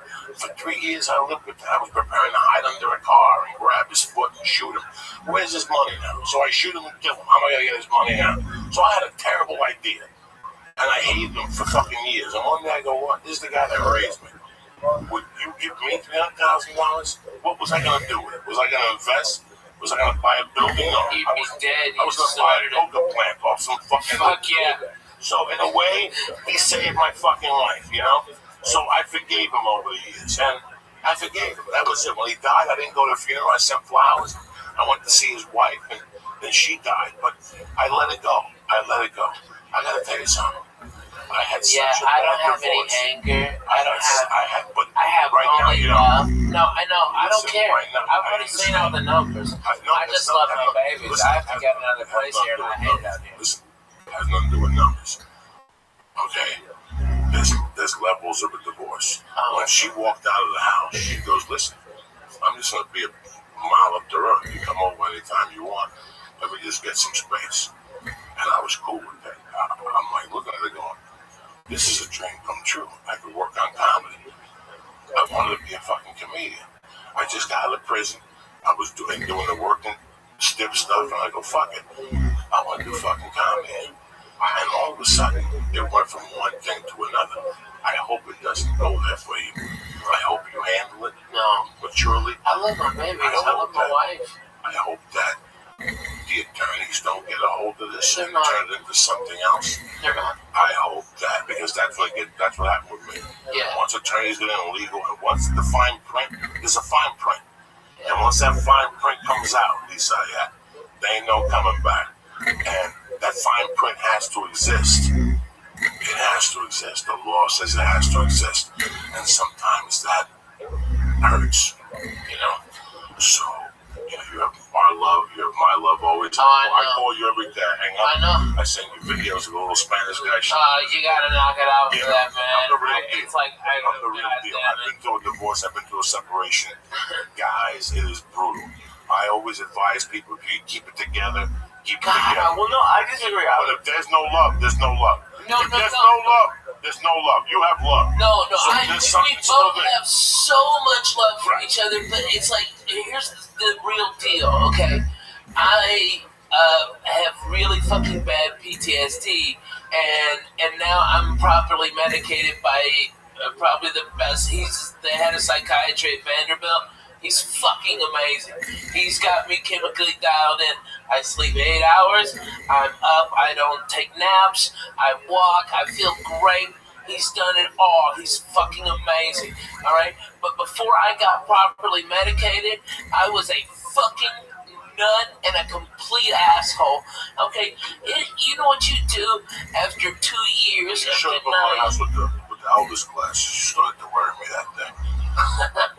What question did you have over that? No, it's not a question, but it was my parents got divorced when I was in high school, and I actually had wished they got divorced earlier. Like they said, like we stayed together because of the kids. I even back then, I thought it would be better just to have like You're just a tough dude. This is listen, man. I was Ralphie, dumb, but I feel great now. let's get something. I got a lot of redemption. Let's get something out of the air. Last Comic Standing is a great show, and it shows a lot of comics to the country and a lot of vice versa. I don't know what the fuck I'm saying. When Ralphie was on Last Comic Standing, he was already a brilliant headliner. Ralphie was already headlining, people paying tickets to go see him. I mean, this just accelerated the program where now these kids become somebody. Ralphie May was already somebody. You follow me? Ralphie was already somebody. It went from one thing to one thing, Ralphie. I judged it. I was there. I was there when you were, cooking for us with no money, and also next thing you know, we're sitting on Bullshit Boulevard with a jar of weed in the living room. People were just sticking their hands in, taking weed to go, and you know what? He didn't give a fuck. Take it. That's what Sean Rouse smoked the fucking whole thing. Yeah. I mean, every time he'd see me, give me $200 to do what you do. It's hard on a person, never mind on a marriage. Yeah. This has been a journey for you, and you've learned, and now I hope that you keep it together. Man, I've got so much more peace in my life. I've got so much less stress and less anxiety. I don't have nightmares every night. The PTSD from Snowbinders when you fell? No, that's hilarious. You see the bottom of the Hey, that was 12K. Shut your mouth, cocksucker. That was a good angle. All right, I broke my fucking boat, but hey, I fucking got 12K out of it. Word to the mother. No, it's when I had bilateral double pneumonia and pulmonary embolism, and I had to stay awake for 9 days because if they said if I couldn't help my lungs expand, I would die. And I had the blood clot was so big that because I had pneumonia and I broken 2 ribs from coughing, and that's what caused the blood clot to go right. It was right here, and they said that a radiologist was going to come in at 7 a.m. and enter this vein and go into that and find it right there by the lung.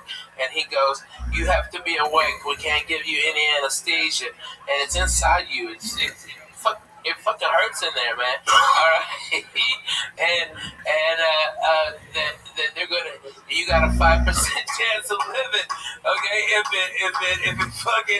it blows the clot out, okay, you fucking live, and if not, you'll bleed out in your brain. You'll have a stroke. Good luck. Hey, sleep tight. Boom.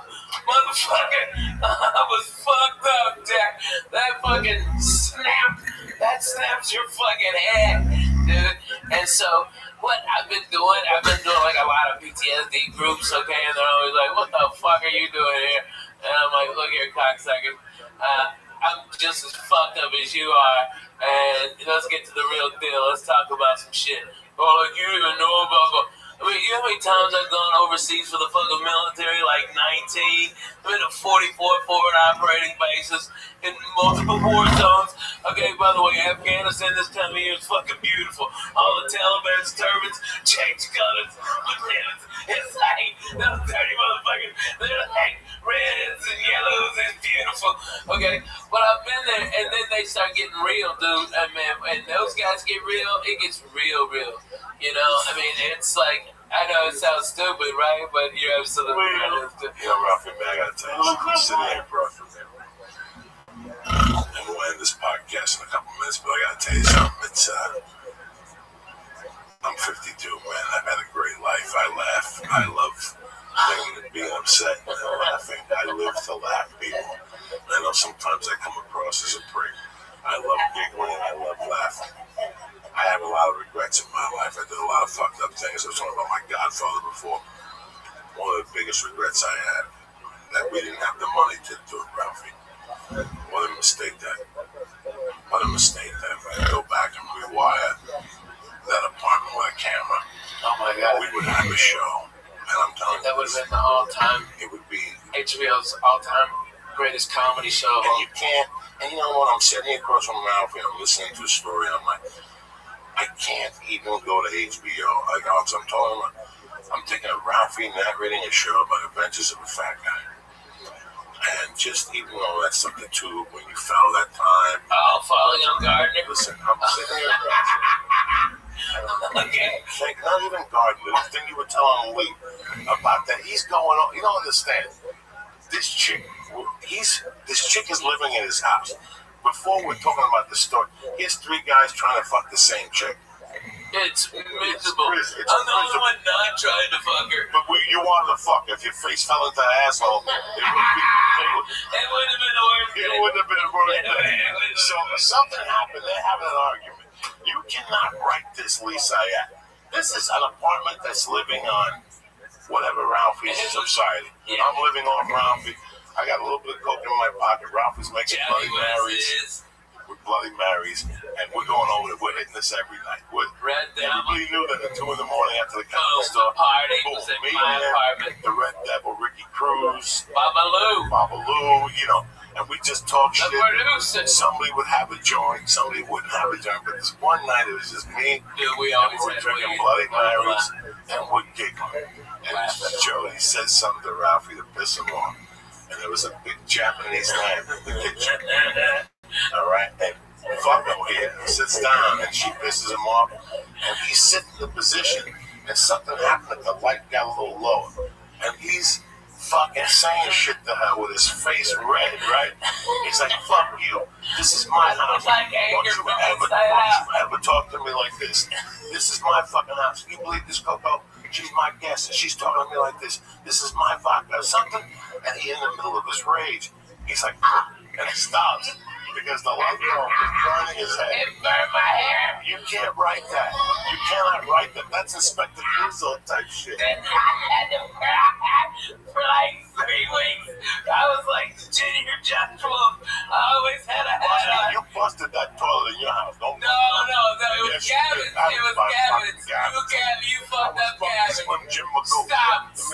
You also shit in Gavin's shower and then pushed it down your toe, motherfucker. Okay, I know the real you, Coco. Alright, you can bullshit with these other faggots, but I'm bona fide. Okay, I was there at the beginning. Okay, I was smoking. Okay. Light the bomb on fire. You light the bomb. People's pussy in that apartment building had a fucking camera. Oh my god. We would be multi-millionaires. I tell the story that I brought Shamer there, and she was giving these people, drug dealers, wanted to fuck Shamer. Oh, so and hard. I left it downstairs in Gavin's apartment. Oh, and she's dancing. And she's dancing, telling the ESPN story. And I come back at 5, and there's one guy left. Horrible impressions. Oh my god, horrible impressions. Oh my god. Every time they give her she turns she's all coked out. I'm stoned. And this Disney bitch like breaks out into like, you have no idea. Like, hey, shut up, bitch. Damn, take them titties out. That's what she told her. Do you remember that? You fucking told her. Go, yeah, whatever, bitch. Take them titties out.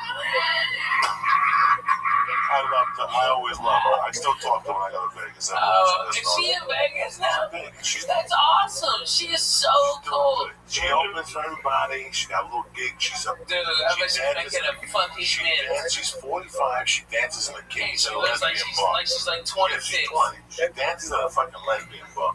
But she keeps marrying gay guys by mistake. What? She hooked up with that dude in Alaska. I had to do this gig. What? Listen to me. About 15 years ago, I got to do this gig. She married a gay dude? Listen to me. I had to do this gig in Alaska one time. And took good charges? And at one of those people. And I canceled. I got like this stupid TV show or something for NBC. And I had to cancel. And she went up there and met a go-go dance, like a male dancer. And they fell in love. And she put his name on her little pussy. Oh, and then we moved back to LA and they were in love. Man, that's he was like unemployed, but he always came up with a little bit of money. And she was dating him for like 2 years. They were in love. And then one day, she wanted his email. She saw an email from old dudes that he would go to their house in the afternoon and put like a bikini on. He would dance for old dudes and shit. And he would get like $50 and do meth. So she threw him out and shit. She was heartbroken because she always makes fucked up choices. I've told this story before. This is hilarious. Somebody tells me this is the name of the guy that she's got on her pussy. This guy is a go-go dancer for old dudes, and he's smoking meth. So she throws him. Holy shit! She throws him out. I hear about this about a month later. No.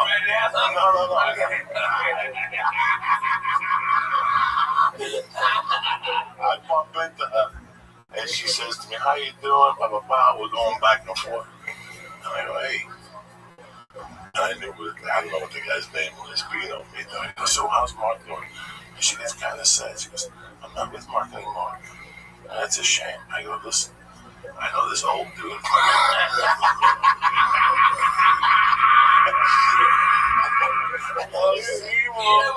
know what, Shava, you gotta give it up to her. She is a queen of a ball buster. She will give it, but she will fucking take it.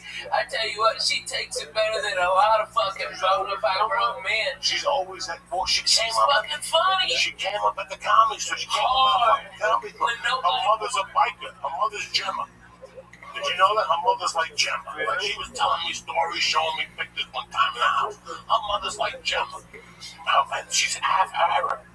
I didn't know that. Yeah, she's Arabian. She's like a Jesus. Korean. She's beautiful. I tell you, if you look at her, you think that she had plastic surgery, and you're like, but you realize it's just natural. She glows. Her and April Macy used to be real fucking tight. Two pieces of ass. I not together. This is 12, 15 years ago. They're going doing this dirty shows all over the place, and they start doing Armed Forces show. They got a my face. What was before Twitter and MySpace? They got a MySpace page together, and they would do all these dirty rooms, and they got Penthouse to pay them peanuts, but they had something going on in Vegas. They were really trying, and every time you'd see one, you'd see the other. And one day I see Shane, I'm like, what's going on? Where's your buddy? She goes, we don't talk no more. So in the back of my mind, I'm like, wow, it's two girls. They work for the same guy. It's some girl shit. About a month later, I find out they're on a trip back from the fucking exactly. Sarah Tiana verified it. They're on a plane on the way back, and also the plane says having engine trouble, and they're gonna die. The plane's gonna go down, and all of a sudden they go, we're gonna release the mask. They released the mask, but only one came down. It was Seamus' mask. Fucking April Macy took it, held it down, started choking. That's deep. That's savagery comedy shit right there, Alfred, baby. Oh man, Are you still on the Netflix tour? Yes, unruly. We've got the West Coast this whole month for the next 2 weeks, and then it's the Lord's Day, it's Thanksgiving. You got to get back to Grace. I'm hitting Eugene. Let me go. I got Santa Cruz, Fresno. Holy shit. Portland. I don't know what I'm on, but man, this is great. No.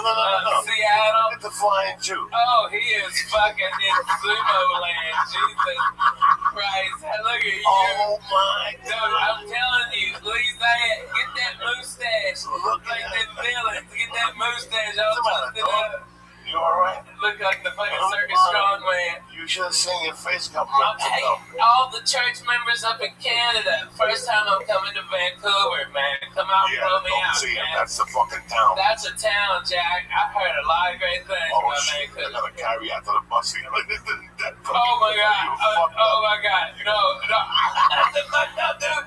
I had to go through Utah. Those cocksuckers. The cops searched me. Those motherfuckers asked me if I did cocaine. I'm like, the fact that I'm this fat and can talk to you proves I cannot do cocaine. I've never done it. Okay? And then the guy asked me if I want some Quaaludes. Do I have my own Quaaludes? And I'm like, what the fuck year is this? 77? Yeah. Can I buy Quaaludes from you? Well, give me 20 fucking grams of Triceratops horn, you dumb fuck. There's nothing there. You know what the official quote was? The one I gave him? Because I was fucked up. You know what I was fucked up on? Cold medicine. I had a sinus infection because I had just come from a goddamn Disney cruise with my kids. Okay, we flew to we were in the Bahamas, and I was on that fucking pool, that boat of germs. Okay, and then I flew to Denver, so I went from 82 to 12. Okay, fuck me. All right, and I had all this shit in my head, and it was horrible. So I started off with like all the Dayquil stuffs, okay? Like fucking just like Dayquil, Theraflu Day, okay? Like every Mucinex day, every day shit they had. And I dried up a little bit. I wouldn't have boogers coming out of my head. Alright, this is the real deal, okay? Alright, but I started shaking, dude. I started shaking because I'm all fucked up on all that cold medicine. So, okay, go, I'm not gonna I got the NyQuil out. I'm trying to smooth this ride out. I'm trying to fucking mellow this train, and then I just take a big old swallow of fucking NyQuil. It wasn't weed. I played NyQuil roulette and lost. Okay? And what my wife goes? She goes, why didn't you use the measuring cup? And I'm like, what the fuck are you talking about? Measuring cup. That's that cap on the top of the fucking NyQuil. It's a measuring cup. I've never fucking used that in my goddamn life. I had no idea. Okay, I just straight getting up. I go like 2 shots. Fuck it. I think when you broke, just Hey, that was your fault. That's good ass fucking drugs you got. Alright? Okay? That was you and Gravity, motherfucker. You own that. Okay, you're a dick. And I wasn't the only one. You fucked up some shit over getting out of there. Okay, so you can suck a dick. And by the way, we went to that Jack in the Box right behind his house because we were smelling on him fucking jalapeno poppers. Bullshit, fucking. No, I didn't go to that Jack. I had to pull over. I couldn't stop laughing. I fucked up that time. So what happened? Okay, alright.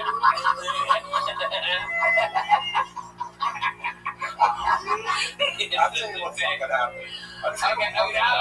Different. Listen to this. You keep your mouth that motherfucker. Alright, nobody want to see them.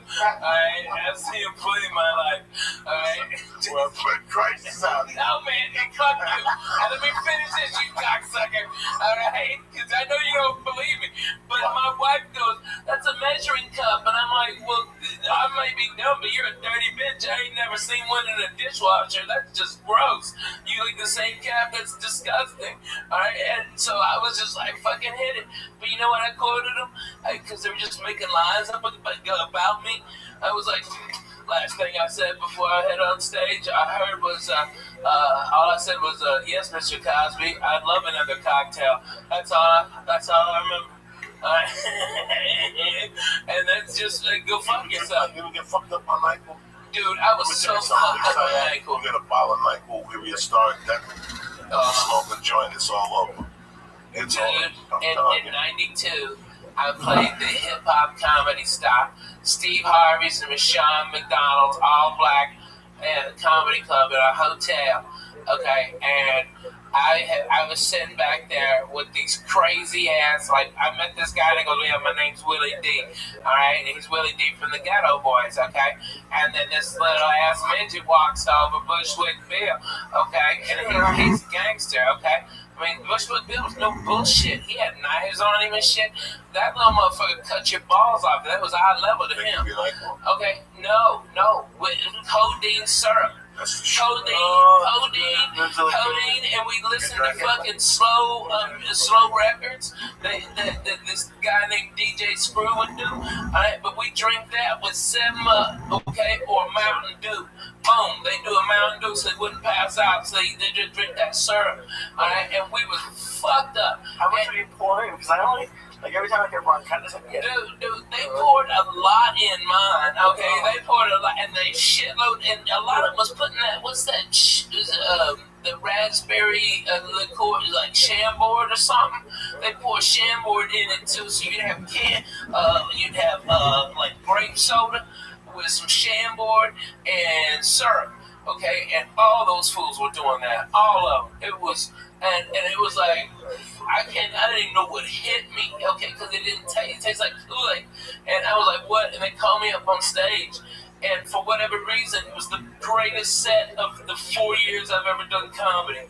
And I relax. Yeah, but I was, I've been smoking weed in the back with this little crazy midget passing it because it was so funny to look at a midget when you're on codeine and smoking weed. And like if the midget takes the joint out of your hand, but it looks so much infinitely bigger in his hand than it ever did in yours. It's crazy. Like, what? Whoa. Okay, it's amazing. But I came in and blew the place apart. Got a standing ovation. All right. But a comic came on stage who hated my fucking guts. That he was trying to be like the number one guy, and he had tried to do everything, and I blew the guy out of the fucking water. Steve Harvey told me I did. Okay, it was like everyone was fucking unanimous, and he starts talking shit about me being fat, like making all these fat shit jokes, and the audience turns on the guy, and then out of nowhere, you see this nickel 45, 1911. 45 caliber come up and go, and it's Bushwick Bill, and he goes, "Bring the fat white boy back! Shut the fuck up, nigga!" All right, and he was about to shoot that man. Okay, cause that's how gangster and fucked up this guy was, and they were like, "Okay, well, fuck it, okay, we're out of it." I had nothing fucking left. What the fuck? How can you follow what you just did? I had nothing at all. I'm like, man, I love those midgets, you know, they've always got your back up to here. Alright, and I got the fuck out. I was so scared. I'm like, he's already pulled a gun once. He's gonna shoot me for making a midget joke at him. But he loved it, because he was all fucked up and falling over and shit. It was crazy, man. Midgets, when they pass out, they just kind of like, you know, weeble wobbles, and then they go, okay? Things like big ass, okay? You never hung out with no midgets like this? Fuck no, they creep the fuck not me, I like them, They're good people, you know? Shit happens. Get the fuck out of here. Word to that. Great church, by the way. Thank you for having me come. Midgets getting fucked up on call. I want to drink what black people are drinking now. I saw it on drugs. What is it? That shit they drinking. Memphis and the South. What is it? It's like a liquid codeine, and they mix it with Kool-Aid. Oh, yeah, the syrup. Yeah, that's the exact same thing they were doing. It's just you mix codeine with a drink. No, what you do is it's cough syrup. It's cough syrup, and from prescription. Fucked up on that stuff. Well, I drank Nightfall as a kid. As a kid, I discovered Nightfall when I was like 9. I remember it would help you fall asleep. Oh, so I liked it, but I didn't like the feeling in the morning. I've never chugged codeine, but it's great. Just to have it's like a joint. It's like a joint. Pills get my. Dude, I get so fucking. I can't eat that shit.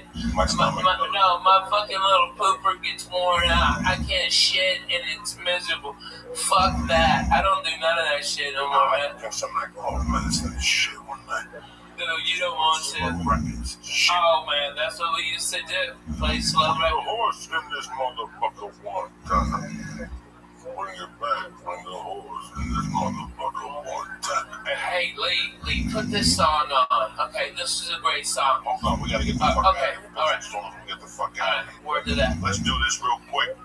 For 9,000 years, that's how long humans been making wine. That's also how long they've been confused about which wine to drink. Some people get a headache after they drink wine. I used to get a headache. One time I shoplifted a bottle of wine from Albertsons across from Hudson County Park, and I drank with Diddy Quintero, Louis Castellino. I had a headache for 2 fucking days. But for many of us, it's a shopping part that causes a real headache. You have too many choices. You don't know what to do. People coming over, they're serving chicken, they're serving lobster, and sometimes you go down there and wine's expensive. You went in there to buy it 20. Next thing you know, you're dropping 60. You got no guarantee of what you're gonna buy, right? Let me tell you something. It's overwhelming to pick out a good bottle of wine sometimes, especially for people who don't know. Your own personal experience learning about wine and why haven't you bothered to learn about wine, that type of stuff. This is what we're gonna do. I joined a new wine club. It's called Club W. They changed the whole game. It's easy. You go to clubw.com and you answer 6 questions. The algorithm, whatever you say, algorithm creates a palette profile just for you. I don't know where the card is right now. It's pretty cool, man. If you've ever seen anything like this, Club W is leading the grape-to-glass wine revolution. What it means is they cut out the middleman. They work directly for the vineyards, and they cut the guy out, which in turn gives you some do-re-mi. So with Club W, you get premium wine customized to your taste at 1/3 of what you pay for at a store when you don't even know what the hell you're paying for. Yeah, you're not buying it's not like a club where they send you other companies' wines. These are their wines. Like, you're not going to see these wines anywhere else. But the most interesting thing is going to their webpage. When you go to clubw.com, you go on their page and they have all these videos, informative videos, and they tell you what wines you drink. You take the test, and next thing you know, you're involved. which when you don't know about that, listen, man, I grew up in a bar. I don't know nothing about wine. So when I went to Club W, I was blown away by how much interaction you have. They'll put it down to the exact thing. I mean, the nut, the grape, where it came from, the vineyard. Anyway, what they do is they save you money. It comes down to maybe $13 a bottle of wine or something like that. And there's even a no risk, 100% guarantee that you'll love when they say this. Do me a favor right now. What they're doing is, for all the listeners, is they're offering 50% off your first order when you go to clubw.com/Joey. So do you understand me? 50% off your first order when you go to clubw.com/Joey. And this is not like fucking Columbia House, where they send you records every month, even if you don't want them. You order what you want. Right. So if you think you need 3 bottles, you order 3 bottles. It's $13 a bottle. They get delivered to your door, and it's exactly what you like, what you're guaranteed to love, or you get 100% money back guaranteed. So again, do me a favor. You get 50% off your first order. Go to clubw.com/Joey. Stop wasting time and stop losing money at these retail stores and start drinking wine you know you're going to love. So go to clubw.com/Joey and you get 50% off, right? I'm doing it just to get this crowd to Thanksgiving parties. You and Paul just doing it. No, but I'm just saying, like, let's say you have to bring stuff to a party. Yeah, man, just get 3 bottles of wine, and then you're going to have to go to at least 4. This town takes the whole week off. There's parties every night. We're off until the start of the new year now, when I used to work in TV. A little bit of work, not really. Yeah. Until Thanksgiving, it's busy. But then after that, so they're out. Everybody's skiing. Yeah, it's good, you know. Anyway, let me tell you something. I tell you once, I'm going into a heavy season now. I go into like 6 weeks of flying. So this whole thing, dog, I got my on it. I always slap without me. What's the one I take? The Immune, the Shrimp Tech Immune. Let me tell you something. Those planes are filthy. Those planes are filthy. If you think you get off a plane, they steam it with chemicals and they wipe down nothing. In my bag, there's a fucking deodorizer. I got a hand sanitizer to wipe everything. That's the first thing I do when I sit down now. I don't want somebody else's ass on my ass, and I'm sticking like their fucking ass. You gotta wipe those fucking seats down. So do me a favor. It's just bad. When you fly, there's a lot of human contact this time of the year. Do yourself a favor. Go to onit.com. Get the Shroom Tech Immune. You boost up your immune system. You have a lot of human contact when you're flying. We're out. We're smoking dope with different people. You get a vapor pen.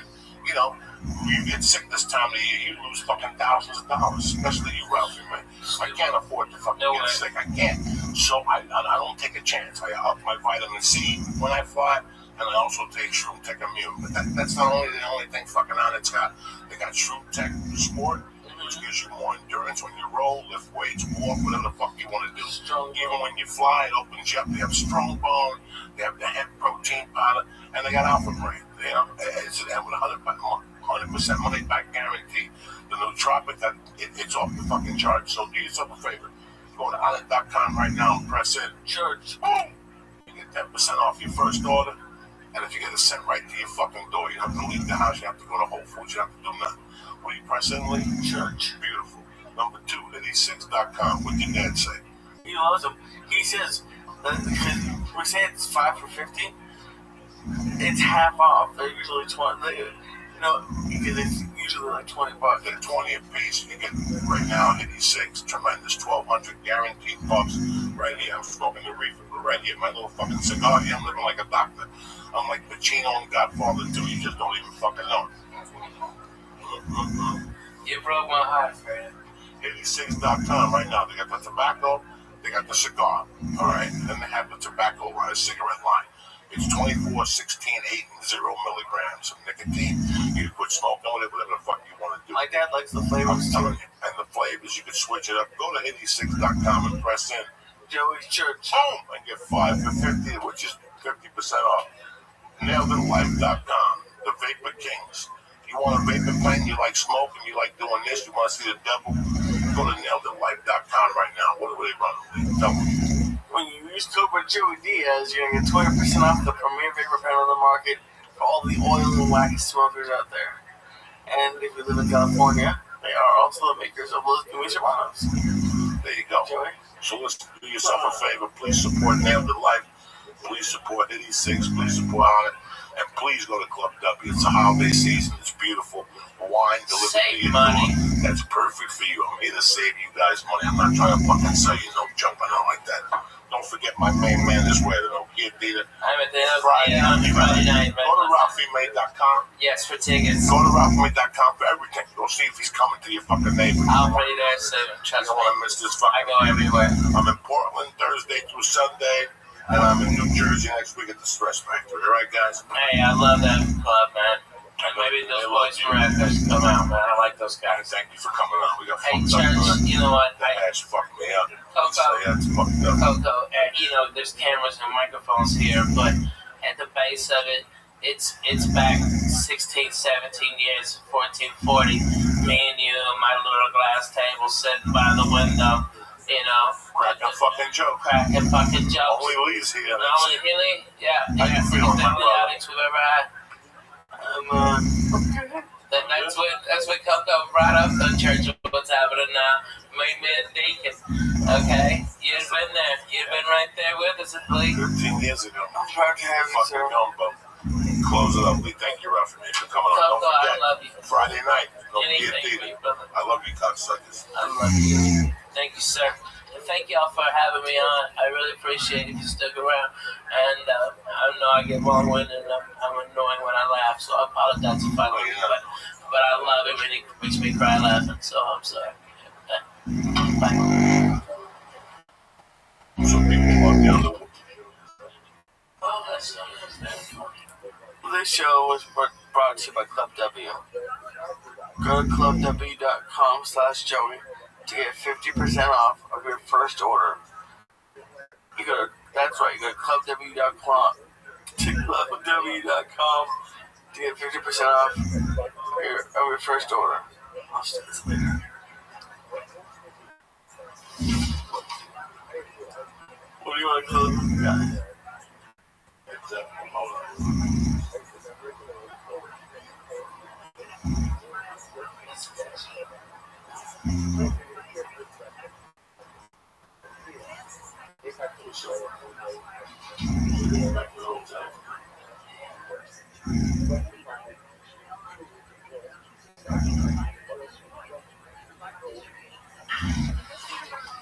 This show, The Church of What's Happening Now, would like to introduce you to PetNet. Stop worrying about feeding your pets the wrong amount of food every day. The PetNet Smart Feeder will feed the healthiest portions at the right time, every time, automatically. Go to PetNet's, get your PetNet Smart Feeder, plus free shipping when you go to petnet.com/Joey. That's petnet.com/Joey, petnet.com/Joey. The show is also brought to you by Onnit.com. Go to Onnit.com and use code word CHURCH to save 10% on all of their optimization products like Alpha Brain, Strongbone, New Mood, Showtech Moon, and Shroom Tech Sport.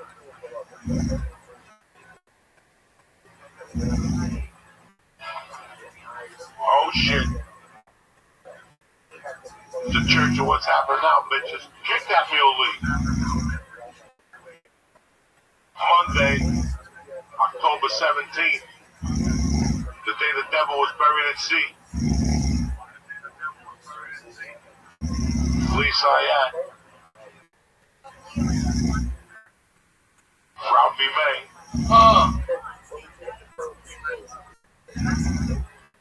Uncle Joey.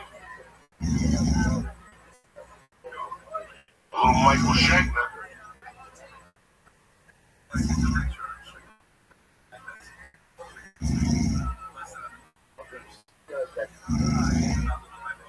Oh shit. Break out those fucking bazookas. Uncle Joey's in your living room tonight.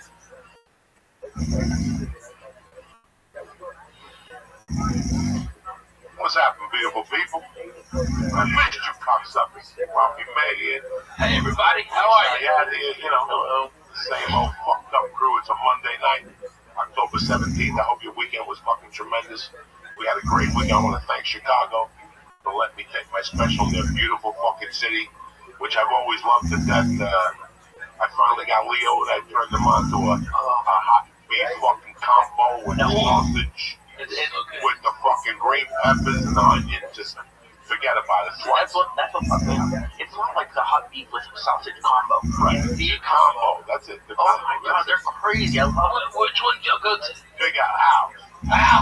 Strong. It was close to the thing. There was a World Series. You know, there was a game right. You don't want to go up there. We didn't want to go all the way down. We listen, I don't like fucking around. We would tape and I had to do shit in the afternoon both days. So we just kept it light, like Lee and myself. And I gotta tell you, it all worked out. No, we didn't.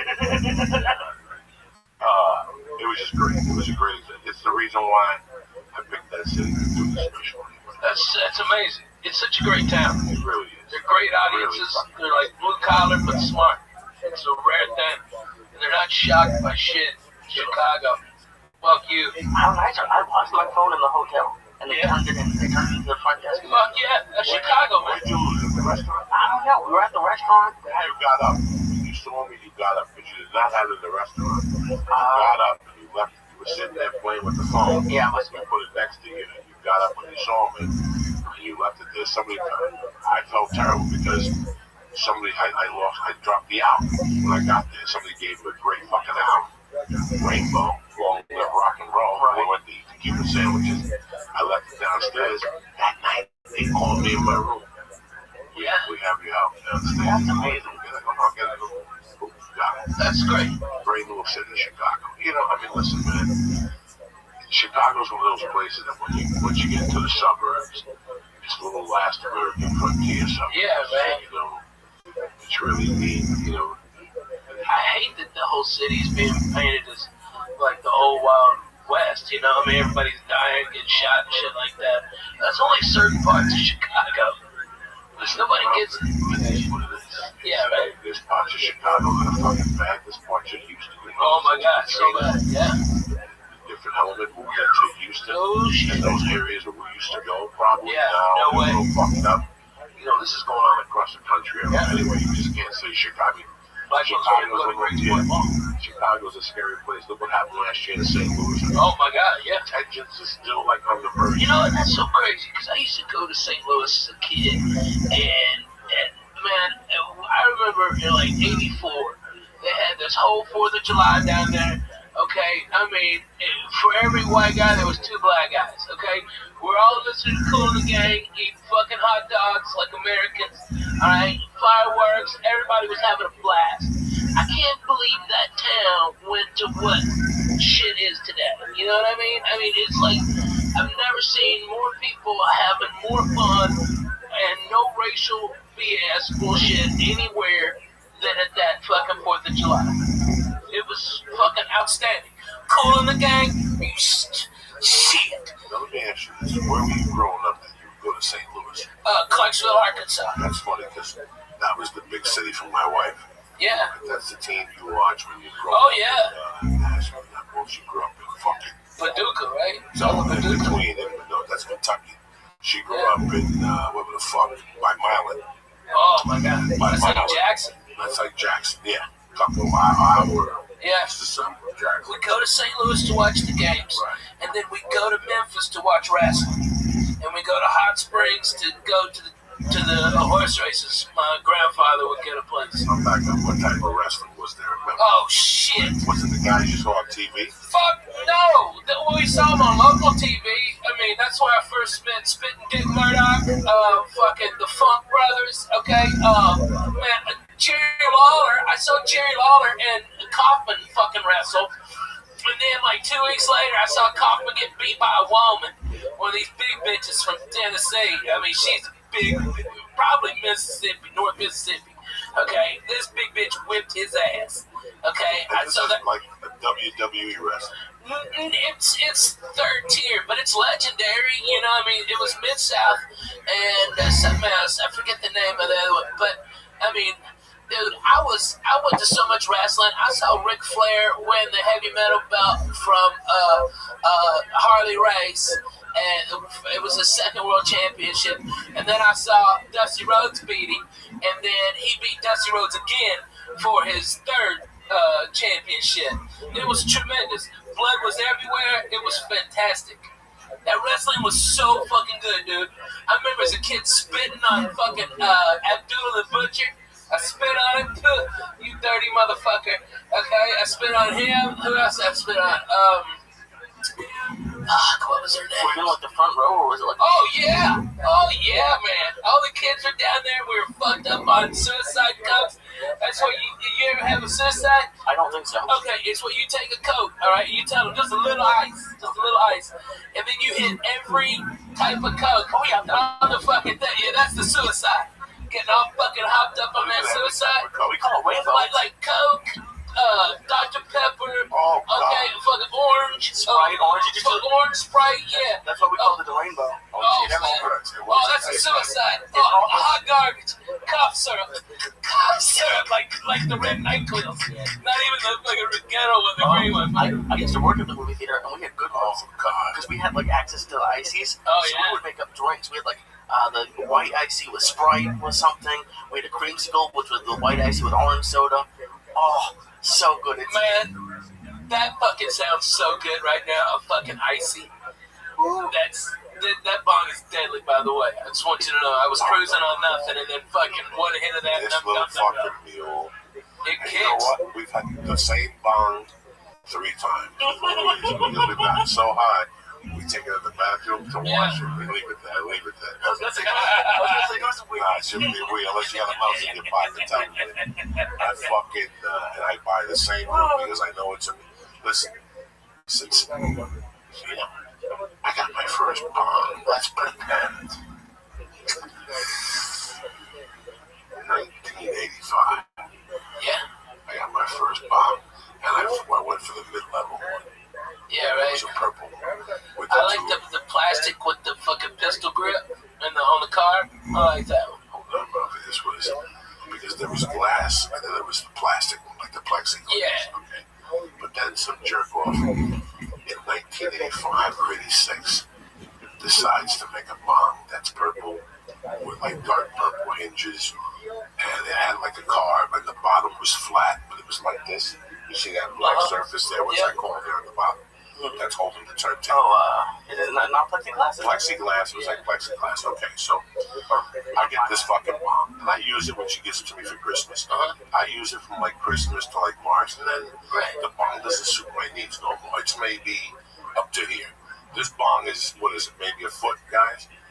Or 12 inches high, this bong? Maybe. Yeah. Maybe. This Put your dick out, man. No.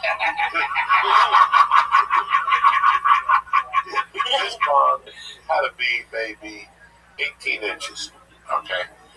So I used the bong until about March. She gave it to me 85 for Christmas, and I used the bong maybe till March 86. Well, somehow I was clean and sober. I was smoking dope when I was dating this girl, and I was drinking, but compared to what I was doing 3 years earlier, I was fucking clean and sober. I mean, Lee, I'm talking about, Lee, what we do now times 10, but to the fact that you didn't know what you were getting yourself in. And this was clean and sober for you? This was clean and sober. I gotta say. There's people in my family who think I need an intervention. No. Okay. Okay, so. You want a number to a good rehab? I got one. Okay, so. Sure, yeah, right. Good. You gotta assume from, okay, let's be honest, from here to honest tension. Nobody can read with your fucking I know. I was trying to figure that on paper. I don't have the master scoreboard. That's next. Yeah, right. We'll have the scoreboard over here so people can see. From 80 to 85, it was always something. You know what I'm saying? I'm not a package. I'm not embarrassed to say it was because it went from. When did your mama pass? My mom passed November of '79, but before that, I was already a scout, and I don't want nobody to think that all this shit. Already I was doing. You were dancing for money at the bar at 6. No, but I had already by that time when she died, I was already doing acid. I sold acid that whole summer. I was making a living off of acid, a living off of microdot acid. I had it down to a science, Ralphie. I had it down to such a science. I had to cut a friend of mine in on it. And then the real money maker was Black Beauties. I would get those are the toilets, right? The ups. Oh, okay. So I would get 1,000 for $45, but I would sell 100 for $35. And then you sold one for $1. Like, and you, Ralphie, so you sold 40 of them, and you already got your money back, and you still had 960 of them to do it. There was no, you could, only a loser could lose money on that game. And I would sell those to wrestlers. Well, why can't you do that now to Adderall? Right, so you get the, but not getting it for the numbers I was getting it for. Not for those numbers. Walgreens don't get them for those numbers. But these black beauties were fucking solid. I wasn't getting these from I was getting these from these two chemists that were kids down in a college in Pennsylvania, East Stroudsburg. And I remember towards the end, I was opening them up and just snorting them, like 2 capsules. So you figure, I think of Lee a lot when I go home at night. I think about drug shit. And I think about one particular night when I was selling purple microdot acid. I probably had, when you sell it, Lee, you do it. So remember, you build your resistance. Yeah. So I might sell you one, and you might do one and get fucked up. But meanwhile, I got 4 of them. Right. And I'd be walking around, I'd be bumping into people. What's up? You got mescaline? Let me sell 2. Sell me 2 hits, $4 a piece. You know, they cost me $1.80. Not even. They were $90 for 100 hits of mescaline. So you walk into a place fucked up and be like, give me what he has? No, you couldn't walk into bars. Our kids, we were walking the streets. We'd be walking on side streets so we'd avoid the cops on Kennedy Boulevard. And I'll never forget one night about 2 in the morning, we bumped into this kid video. Just roaming the streets of your town? With another kid. That's Northburg. You'd bump into people from West New York. You'd bump into people from fucking Guttenberg. Northburg, Hoboken was farther away. But the people locally, like you, that would be on those streets, but we bumped into a kid from St. Joe's, West New York, and I'm talking to him. He's loading up his pipe, and he goes, "You got 2 hits of mescaline." I'll never forget this. He bought the 2 hits, and he goes, "Get one of those hits and crush it up and put it in the pipe, let's smoke it." And dog, I almost thought my head was gonna blow up. I looked at him, I go, "I've been thinking about this for a year. Now you just said it. That means I got a partner. Let's do it." And we smoked that fucking acid. And I got a headache, like one of those in-between headaches. Did it get you off? Did it get you freaked out? I was freaking out on the fucking acid already. But to make a long story short, I'm sorry I went on this tangent with you, Ralphie. No, I love it. When I go out in those days, you really didn't know what was going to happen. Right? All you knew was that you had $42, Ralphie had 64, and I had 80. And we were going to go to a bar and have a few drinks, and maybe a package would show up, and maybe a Quaalude would show up, maybe a Tubalong would show up. Well, and it was like... That's what I wonder about the fucking Quaalude. Like, I went from living this fucking... going to the bar on a Monday night. Okay, like tonight. What's tonight? Monday, yeah. Wait. Meet me at Sharples at 8 o'clock. Okay. They give out food. Nice. And let's have 3 beers. What time are we going to be at work tomorrow? 8 o'clock. And Joey, I can't miss. Because the last time I went out with you on Thursday, I missed fucking work because you kept me out till 3 in the fucking morning telling me stories doing blow. We can't do blow tonight. My girlfriend gets mad when I do blow. Dog, you'll tell me this before we leave the house, like 8 times. And you'll agree with them, you won't make them do blow? No, what I'm saying is I don't want to do blow on Monday. Who the fuck wants to do blow? Yeah. And also we go down there late at 8. We eat like there's good meatballs. Yeah. The Heinekens taste good, the tap, you know what I'm saying? And all of a sudden somebody will walk in. Dog, I got these fucking Quaaludes. Oh my God. The guy fucked up on the chemicals. He made 100 of them, but he had to pay it that way. So all the chemicals went to the fucking bottom of the Quaalude. So the ones on this side is the one he sold us. So they're like 3 strength. And next thing you know, Lee's like, Jesus fucking Christ, okay, I'll split one with you. Because I gotta get some sleep. I'm leaving here in 1 hour. You see my clock? Like, I remember people saying it to me. Like, you see that clock? In 1 hour from now, I'm gonna be the fuck out of here. And I would just sit there, this is when I become De Niro in Casino with Mickey Rickles. Remember when the plane broke? the other day. When the plane broke, and now they got you. That's me. At that point, that's fucking God damn it, what's his name? Don Rickles. Mickey Rickles. Yeah. At that point, Lee, that's when you come back and you go, that was Paula. I gotta leave here in 1 hour, Joey, okay? Don't do nothing to me. I ate the half a Quaalude, that's it. No, I'm not gonna have another drink. What do you mean I'm gonna have a drink? Ralphie just bought fucking round. You gotta have another fucking drink. And in that meantime, Some skinny fuck with a missing tooth walks in and goes, Don, hey man, you want to buy a gram of blow for $75? Give me 25 and I'll give you 50 next week. I mean, and you're sitting there going, it's Monday fucking night. What else can happen here? And all of a sudden, Fire walks in. This kid Fire, Joe Lucci's cousin. And he walks. Did he hit a light bulb and set his hair on fire? And all of a sudden, he walks in with fucking volumes with the Visa. You know, this was a constant. And now I never had anyone come up to ask me that. They don't even ask you. They just get a drink. You know, so they wave. And next thing you know, you go to the back with the beat. And next thing you know, bam, they got you in the bathroom. Dog, you want to buy these? They're $10 a piece. I give them to you for $7. I need the money. I want to go to New York and get my dick sucked. Okay. What are you going to do? I'm going to pass out some good bills. Lee, let's get it. I don't pass on the bills. Lee, give me the fucking 20. You're crazy, Give me the fucking 20. Lee, come on. Never pass. Lee, give me the fucking 20. Let's get the 6 bills, all right? Cut this shit. And that's it, Lee. That's how quick it happens. You went out thinking you were going to have orange juice and a hamburger and watch the game, and you're going home jacked to the gills at 5 with a gram of blow in your pocket and 6 Quaaludes you didn't want. And your dick's mysteriously wet. Well, because I owe you $20, I gave you 3 of the Quaaludes to hold. You know what I'm saying? Yeah. Because I don't want hold? Yeah, because I don't want them either. I don't want them in my house. George would be holding and didn't even know it. He didn't check the inside pocket. So that was... You run off your drugs, essentially? No, not Like some people carry it sometimes. Listen, not the Coke. The Coke always went home with pop, okay? Don't get me wrong. The package, there was no putting away. There was people that said, oh, yeah, Brian last me a year. I do 2 lines and put it away. That's great. That's good. Once I stop, it ain't stopped. It's like M&M's. It's like cigarettes. It's like anything else you put in front of me. I think that honestly, okay, for the people at home, okay, Coco is the head preacher man over at the church. What's happening now?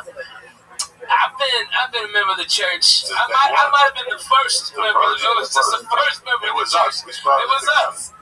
And okay, the last time I saw Coco do exactly what because he's talking about the '80s, like he was a demon then. 10 years ago, Thanksgiving, pardon me, Coco did a 1/4 ounce of mushrooms. He smoked nearly 1 ounce of my weed, drank beers all day long, and then went down and did the Comedy Store and copped. Okay, and that was the last night of evil. Oh, and acid too. He had 4 hits of acid. What? He ate a 1/4 ounce of mushrooms. I swear to God. Okay? A 1/4 ounce. Okay? And then 4 hits of acid. Smoked at least 1 ounce of my weed. Drank all my fucking orange juice. Okay? I had to call the canning store twice to come up and bring more orange juice. Tell about those sandwiches, though. Oh, dude. Are they still there? Yeah. Tell them about the sandwiches you used to buy. Okay, I get them to set up fucking chicken salad on toast. Nice. Stop. With avocado. Chicken salad, avocado and tomato. Jesus, Lee. Damn, Lee, that was fucking straight junk food. But Tell them about the amazing. time we went to that place. You took me to that place and there was ants in your sandwich, and you sent it back, and she still gave you a bill for half the sandwich. Oh, yeah. Because she said that there was only ants on the one. Tell me. On one side. Tell me. Oh, my God. Where the fuck is that spot? The place next to the Laugh Factory. Oh, my God, yeah. Fuck yeah. Take me there every other fucking Greenblatt's. Greenblatt's. The fucking bitch charged me for having a sandwich because they had ants on it. Listen, I saw with my own eyes. Oh, my God. An ant on his arm. And I go, Ralphie, why do you have ants? And he looked at the sandwich and he goes, what the fuck? And he looked at the sandwich and it was like 3 ants. Yeah. Also, he put the sandwich down. He called the waitress over. He killed like 3 ants because that was in it. So she goes, which side was it? Which side was it? She fucking picked it up and came back with the half and then the bill and billed him for the whole dog. It was the most ridiculous fucking thing. They must hire the dumbest fucking people, dude. I went there at the time before that, and I got a fucking salami and egg sandwich. Okay, that's a strong move. Okay, late at night, boom, had a couple of pops, some stoners, boom, that's great. And they fucking fried up the salami, and the goddamn, they left the plastic on the outside so it burned. It's all toxic. I'm like, what the fuck? Okay, just send this back. Fuck it, I don't want to eat anything here. Then I got high with you, which went back to that fucking how place. Careful you have to be in Los Angeles with your food. Oh my god, nobody gives a shit. I tease them. No, you always used to make fun of me because I would get pepperoni. The reason I haven't got pepperoni in a few months is because they would always leave the plastic on. I'd be eating it and plastic would come off with every bite. Oh my god. Where do you get Ralph's? No. I would make sandwiches. Oh my god, really? And every bite would have the ring around it, so I'd have to tell them. And like the third time it happened at different Ralph's. Let's get back to something. Yes, I make pepperoni sandwiches. No, I'm not making it with pepperoni sandwiches. So as you're eating it, the string is still on it. Yeah. Like, look, I take that off, guys. I know. I think LA's problem is it's like an airport. When they cut it this way, right? Yeah, they slice it like so it's like a wrap run. Yeah, but not the fucking plastic. No, it was the plastic. It's the plastic. No, there's a difference between the wrapper of the casing. I'm used to that. Oh, it's the casing. It was the casing. Yeah, okay. No, but it was like you can't take casing like around it. This like I've had pepperoni. Trust me, I've had pepperoni before. There's not that, and I've told them, and when you tell them that, you can see a difference. But that's why I don't go to the like. I did something really weird today. What'd you do? What did you do? Oh my God, I left my cart at Ralph's. I got pissed off because they didn't have what I wanted. Like the deli counter was full, like way full. And I was looking down my cart. Cold water? No, Magnolia. That's a busy fucking Magnolia across from the barbecue place. Barbecue place. The one with the DX near Highs Open Mic. It's right across. It's right past Lancashire. Oh, you go to that hellhole? Yeah. Why do you go to that? It's right near where I go to. No, that's the worst one. Don't go to that one. That's why you get shitty cold cuts. They don't have good cold cuts there. They don't? No. Where do you go? To the Rouse up by the Cold Water and any other Rouse but that one. They don't have a slicer. They give it to you from the thing. No. They have a slicer. Yeah, but they give you the shit thing. Most of the time they do that. No, they don't have the good cold cuts. You can't go there. You gotta go to Violent. That's where I go. That's where I go. Magnolia Violent. Yeah. You said across the street from the barbecue place. Yeah. No, that's not that. Violent? No, not that dump. That dump is a dump. Okay. That's a dump. That's where that Jack in the Box is. There's something in there. Yeah, there's a Carl's Jr. Yeah, that's why you go there. There's a Subway too. That's why you know why that is. That's why cocksucker. You don't think I know, but I know. Okay, I've been there. No, you can't go to that one. You gotta go to the one by Ventura and Violent. Underground parking, very nice. They got the bread that you can cook yourself at home. That is. Yeah. What the fuck is you dealing with? You go to the worst. You pick the worst supermarket. No, there's a worse one. There's one on Laurel Canyon and Victory where they don't have a deli counter. That one's scary. No. I went there once. The scariest place you go to is what's the one? Used to be John's. I live near that too. John's. Scary. All Russian-y. The one on Sunset. Up by the bird. Food for less? Oh, yeah. Oh, boy. I know. I wanted to go in there with fucking, get a bunch of newspapers like I'm about to get shanked in the yard. We lived in Hollywood, my wife would go there. Oh, my God. If I go with you. Right. The parking was scary. Oh, Everything was scary. It's One of the funniest jokes about that place is Felipe. Felipe goes, food for less. It's the only place you go with this drug dealers in the islands. Come here. Like this fucking. It is a fucking How night. is spoons? He just shot a CD in San Jose. Fuck, it's so good. DVD in San or whatever special. It's fucking funny, man. Felipe's a great guy. He's doing a great podcast with what's his I name? gotta get in on. With my brother Silent Bob, where we have to get in here to do his podcast. Oh fuck yeah! Huh? Rodrigo Torres. Yeah, Rodrigo Torres. We have to do his podcast. I've just been so busy the last 2 fucking months. So, listen, we're still all here, Ralphie. I know. I just had Willie with me. Rogan's doing his thing. Fucking. Man, Joe's doing it big, man. Dan Cook is working. Fuck yeah. Duncan's working. Ari's working. We're still here. I guarantee that nobody pegged us to be here. No way. Josh Wolf was in Syracuse this week. He's working. I like Cuse. Cuse in the house, oh my God. Cuse in the house, oh my God. We sit there. We were the original Sunsetters. Yeah, man. Me, you, Wolf, Dougie, yeah, Mitch Hedberg, Nick DiPaolo. Man. That whole neighborhood was rocking. Dude, I just hung out with Dougie. He came and stayed with me. and Andy Andrus and fucking Junior Stopka. All right, they all came and hung out at my house. It was fucking hilarious. Those motherfuckers. Oh my god. Okay, if anybody out there is in entertainment, put a camera on those motherfuckers. They're all degenerates. They're all fucking weird, and they're extremely goddamn funny. And they brought over these singers, Bird Cloud, which are fucking hilarious. Google "Washing My Big Old Pussy." Okay, yeah, that's a real song. And they passed one of them passed out on my couch, and my dog Biscuits went up and Facebooked her like, hey, something's wrong with your lipstick. Let me touch it up. He had his little pinguita out. He's awesome. You know, this is what I think you were there when I was talking about it. This is what baffles me. Okay, it baffles me. You know, when you go on the road, when you watch TV, when you're on the road, yeah. When you come back from your 2 cents, you sit there, you get your little to-go box, you know, and you put the fucking ESPN on, you go through the channels, and there's the usual. You have a movie on TNT, you got something on USA, you know, you got FX, that's the Strand on or something. And then basically you have the 3 networks, you have the pay networks, HBO, Showtime, whatever. Then you have a bunch of ESPN. You have more ESPN channels than ever, and more Fox Sports than ever. And you're going through these things. And at that time, from 11:30 to fucking 2, it's these talk shows that these sports shows have put on.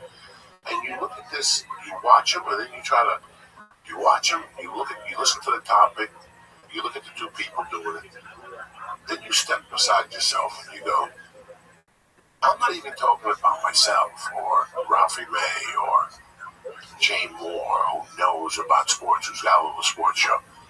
Why don't they have more? We can do this. Brody Stevens you were there. We were talking about Brody. Yeah, oh yeah. Who's killing it on? Now, all this internet shit we're doing in my world is basically the developmental deals they would give you 20 years ago. They don't have to pay for them no more. All they have to do is sit tight and go, this guy's movement with Ralphie May over here. Boom, give him some money. Let's see where we can take this down. He's doing fucking Periscope. You know, he's the king of the internet as far as I'm concerned. Oh, yeah. I can prove it. Cody's so goddamn funny, though. It's not even about the funniness. It's the shit he's doing on there. So you need to tell me you're not at home right now, and your phone rings at the Ralphie May. You know I would never bother you at night, sir. This is Joey D. How you doing? Joey, what's going on? Listen, I don't mean to bother you. This is a kid. Fucking Brody Stevens. Do you have Periscope? I've been aware of it. My daughter watches it. She watches a cooking show on there. You should watch this Brody Stevens. What would it cost you to put him on FX 92? Yeah. A new outbound channel. That's for fucking millennials and crazy people. Oh, yeah. Okay? Brody be great. With Brody Stevens. Coffee with Brody. From 7 to 8. Yeah. Think about it. How bad can it be? Listen, there's podcasts. I know this for a fact. And you know this too. They're doing better numbers than most TV shows. Fuck yeah. Yeah. Oh my god. And I think you always ask me what I've learned. I think what I've seen, everyone on this like sports radio, sports podcasts, news podcasts, they're getting there. But they're not. The thing they don't have is personality and entertainment. And I think the big people like ESPN and Fox Sports don't really want that. They want it to a degree, but not really, because comedians have taken over podcasts. It's not even close. It's not even, and some of them are bad. There are a lot of bad ones, but the good ones are good. That's why Jay Moore is good, because he's a comedian. He's entertaining, and there's people on those sports talk shows that you're talking about that are just awful, and they have the ESPN voice, which is annoying to listen to. So it's like almost like the athletes when they have those athlete interviews and they're like, oh, we're just on to the next team, whatever. They're not really saying anything. What would it cost to put Lee with Alonzo Bowden? Okay. What would it cost me? What would it cost ESPN to put Lee Alonzo Bowden?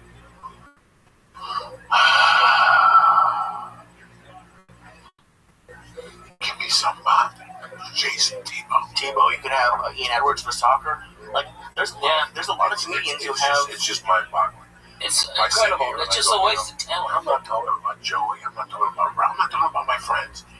I'm talking about I'm watching something that's unfucking watchable. There was one the other night with Derrick Rose, the white guy. Yeah, horrible. Oh my God, the white guy is terrible. Derrick Rose, I thought he was hanging out with Doc Gooden. You know, he's fucked up. Yeah, something happened to him. I don't know what. And I love all that shit at night. I watch that shit and cheer for it. There's one show with 3 black guys. One of them had dreads. Unwatchable. Unwatchable. You know, but they're horrible for Tony Hinchcliffe. They don't have nothing for the Smash Brothers, but the Smash Brothers aren't into a show with a video show behind them, with a video camera to it. This is the shit I want to see. Yeah. This is why these channels are starting to open up. Watch somebody's going to go, you know what, what's it cost me to start a streaming fucking thing? Like, put 3 fucking shows on it. I can stream them on YouTube. Brody Stevens, 24/7. You wake up with Brody and you go, it's from 7 to 8 with Brody in the morning, and then like 12 to 1. The last 2 stops of the night for Brody, the Comedy Store main room or the original room, the way he goes to eat. He's deadly. He's deadly. He's deadly because he knows so many fucking people, man. I mean, I don't think people really understand. I was at Fox, and Tom Brady walked up to Brody Stevens and was like, "Hey, Brody, how are you?" And that's fucking Tom Brady, man. Okay, and he was like, "Oh my God," and Brady's like, "Doing good, man. You know, feeling good, doing good, positive." He didn't say positive, but that was hilarious. It just kills you. I don't see it. I see it, and I'm not even sitting there like. I'm not even close to Brody, but he's fucking funny, man. I wouldn't be like one of those guys that go, "Oh, look at this guy can do women." No, I mean, listen, I'm old. I'm talking about Brody Stevens and what he does on Periscope. So funny. What he does on Periscope, it just, you know, and this is what kills me sometimes. That you don't want to be that guy. People watching. Fuck yeah, in the mornings he lifts weights. He goes to baseball games. Plays the drums for no reason. He's in the middle of traffic, just beating the shit out of his steering wheel with drumsticks. I get on there and smoke dope. I'm just a fat fuck in the morning, talking shit by the bush. You know what I'm saying? I don't have the balls. Where's the cats? I don't have a ball, but I can't smoke in the house. If I can smoke in the house, I'd have the cats in there every day. I'd have pure fucking entertainment every day, but I can't. I know. You believe in Jesus. You can't do that, you babies. No, I can't fuck with the cats and get high in front of them and shit. That shot, that cocaine thing with Finney, he never came back. He lost that fang and shit. Once you lose a fang, you're like, shit, this shit's real, Jack. Hey, this is hilarious. I remember, I was reading Doug Stanhope's new book, okay? And I remember all the crazy shit we did around fucking Hollywood. I mean, everything from, Doug, there was this guy, Blackjack something, okay, that Doug would just be annoyed by, like so fucking annoyed. And I'd be over there and we'd be playing Scrabble or something, or just fucking, you know, just me, you know. I'd bring over coffee, I'd fucking go over jokes and shit. And Blackjack would just show up because he knew where Doug was. Doug had his door, you know, the screen door open on the Curson apartment. And every time he'd come in, Doug would just nonchalantly slide a videotape of outdoor anal fucking gangbang. Okay, this girl had 2 dicks. Okay, alright, all these cums and shit in there. Oh my God, it's horrible. It's like a blizzard. You can turn it upside down, like. Alright, and while mouth was agape, okay. Alright, just gurgling comes. It's disgusting. Alright, a fucking fly fucking came in. Alright, and that fly was there on the inside of her asshole when the next dick came in, and you could see it going in and out with the fly and the puddle of cums on the end of that guy's dick. Alright, and we'd just be drinking our coffee, and Doug would tell me, whatever you do, don't look over there, don't look nothing. Alright, I don't care what he asks you. What did you get here? What did you get here exactly? 98. Okay, so I get here January 29th of 1997. Coco. okay. I'm here a year before you. That's what you're A telling me. year. But bro, okay, you gotta understand. All right. We were all disciples of Stanley. We're all disciples. All disciples of Stanley. Everybody who's really been on the road fucking knows Doug Stanhope is fucking the best rocker today. So when I get here, he's a big shot. He's Yeah. got a guy from Vegas living with him that's a part-time bodyguard. That's a dunce. Got like arrested. part-time?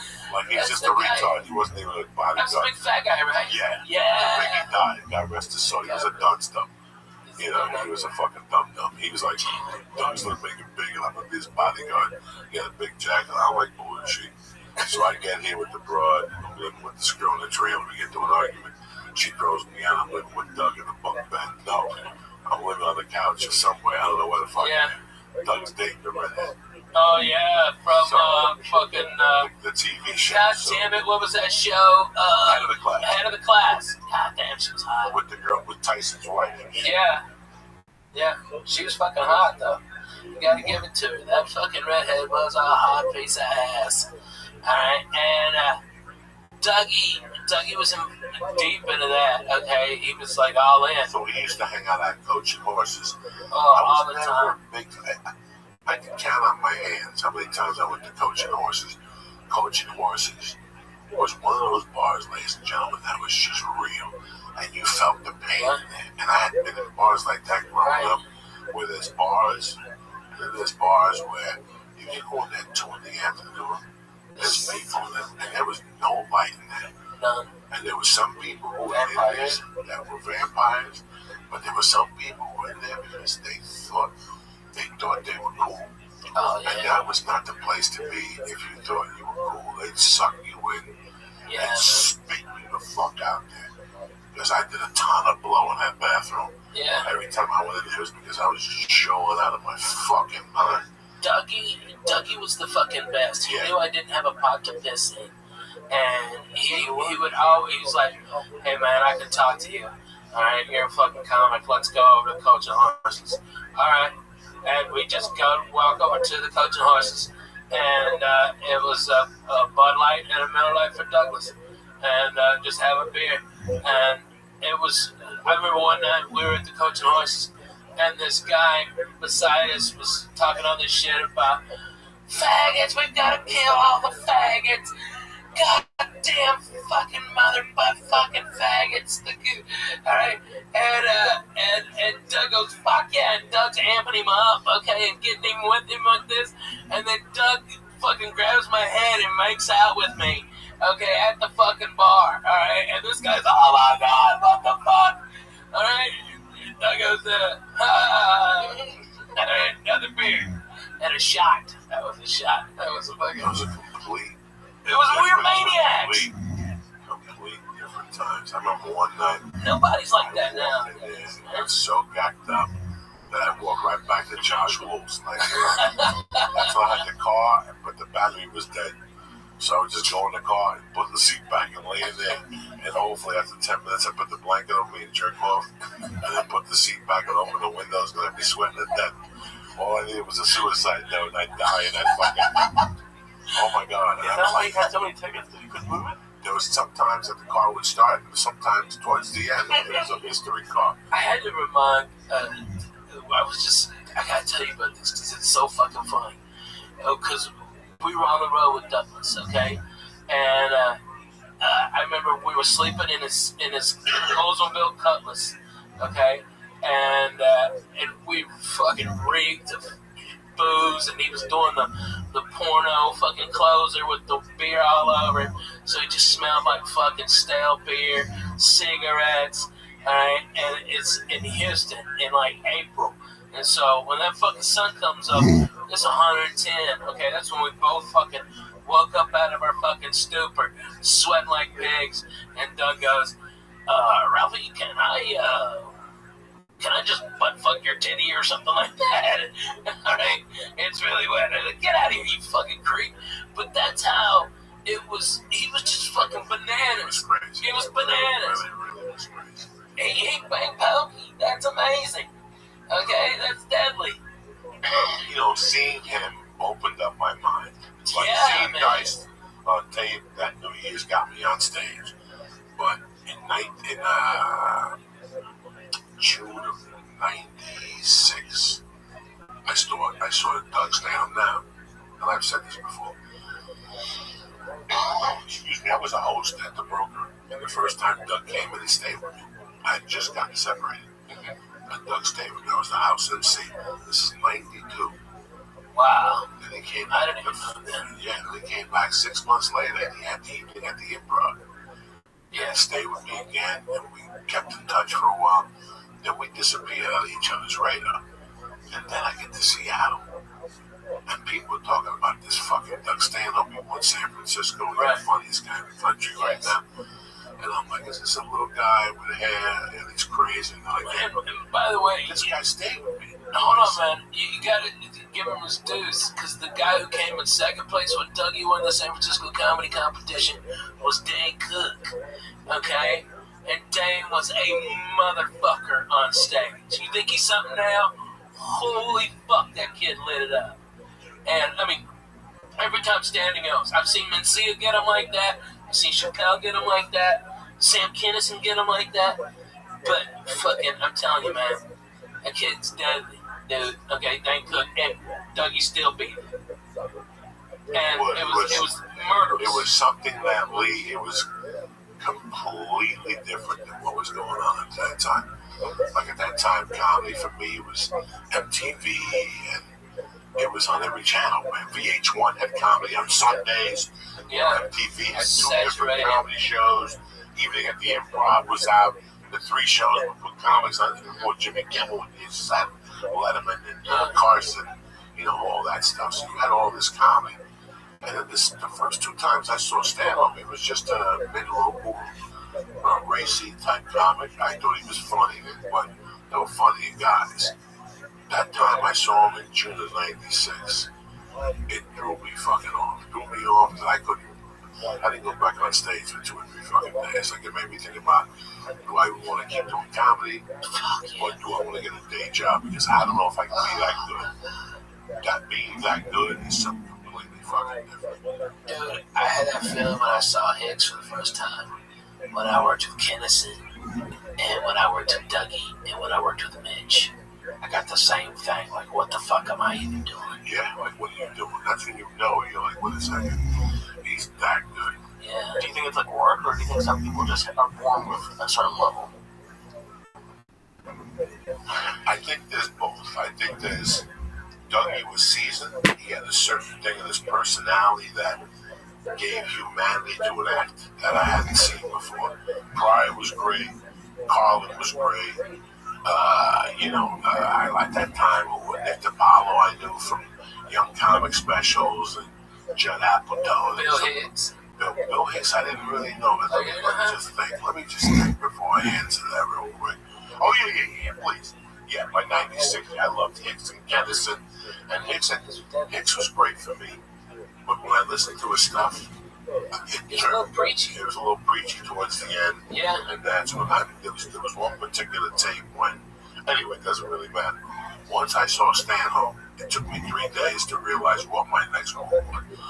3 or 2 days to decide whether I'm going to get a day job, or I got to go for this and work harder, but I got to be that guy. I got to be that loose. I got to be that free. You got to be that dangerous. You have to be that, out there. If not, you're going to be like the rest of the fucking dudes. That's why when he came here, he was getting banned from the Improv the time he went to the festival and the burn victim when he told the guy didn't move for some shit. He fucked a chick in Bill Maher's bed and he had to write an apology. It was nonstop. They had never met anything like that at that time. He just walked into the Improv. And the Improv, they're not the comedy store, they're not gangsters. They're writers and they, oh my God, they're witty. Yeah, they're witty and shit. He walked in there and changed. There were rumors that he was walking people on Sunday nights, like walking the Improv and shit already. That's what, he fucking created. And he made it on his fucking terms. He went to war with 20,000 club owners. 20,000 of them on his terms. Yeah. He got his balls shaved on stage. What? Oh my God. The chick never recovered. The chick who shaved his balls, she ended up getting raped in the Magician Castle. What the fuck? What are you talking Just she lost it just for me. We're not laughing about her getting raped. No. If you know this girl, it's a fucking nightmare. It's a nightmare. That was like the 30th one, right? I don't know what happened. I don't get involved. I just know something was not right there. But yeah, everybody was shaking his balls that night. Must have kissed it that somebody got into a car accident. And you have to stop. You always, whenever we got on the road with you, you're like, you know, it's not always like this for comedians. Sometimes they stay in bad hotels. Like, right, they stay in bad hotels every night, and they actually sell stolen hotel Bibles for merch. He went to Mexico one day, and he was like, take that. And when he runs to the merch, he sells the hotel Bibles. And they love him, man. His fans love him. He's the real deal. He's the real deal, man. From his head, and you really have to appreciate that. Especially when you're here and you see all this bullshit. You see people pull up with a nice car and the ripped jeans, and they got the agent with them and the whole thing. Stanhope has a fucking manager that 2 weeks ago was an assistant manager at Burger King. And he just met him. Nah, he's good, dude. What's his name? Taylor? Is he? No, I don't know which one is that. You never know what the one time the guy had rolling papers and beers.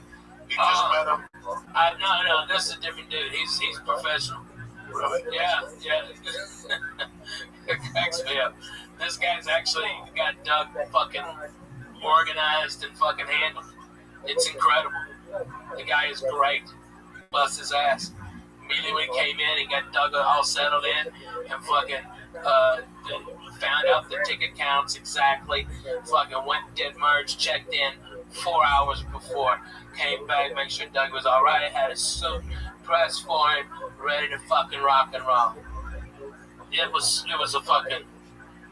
That's how a tour manager should be.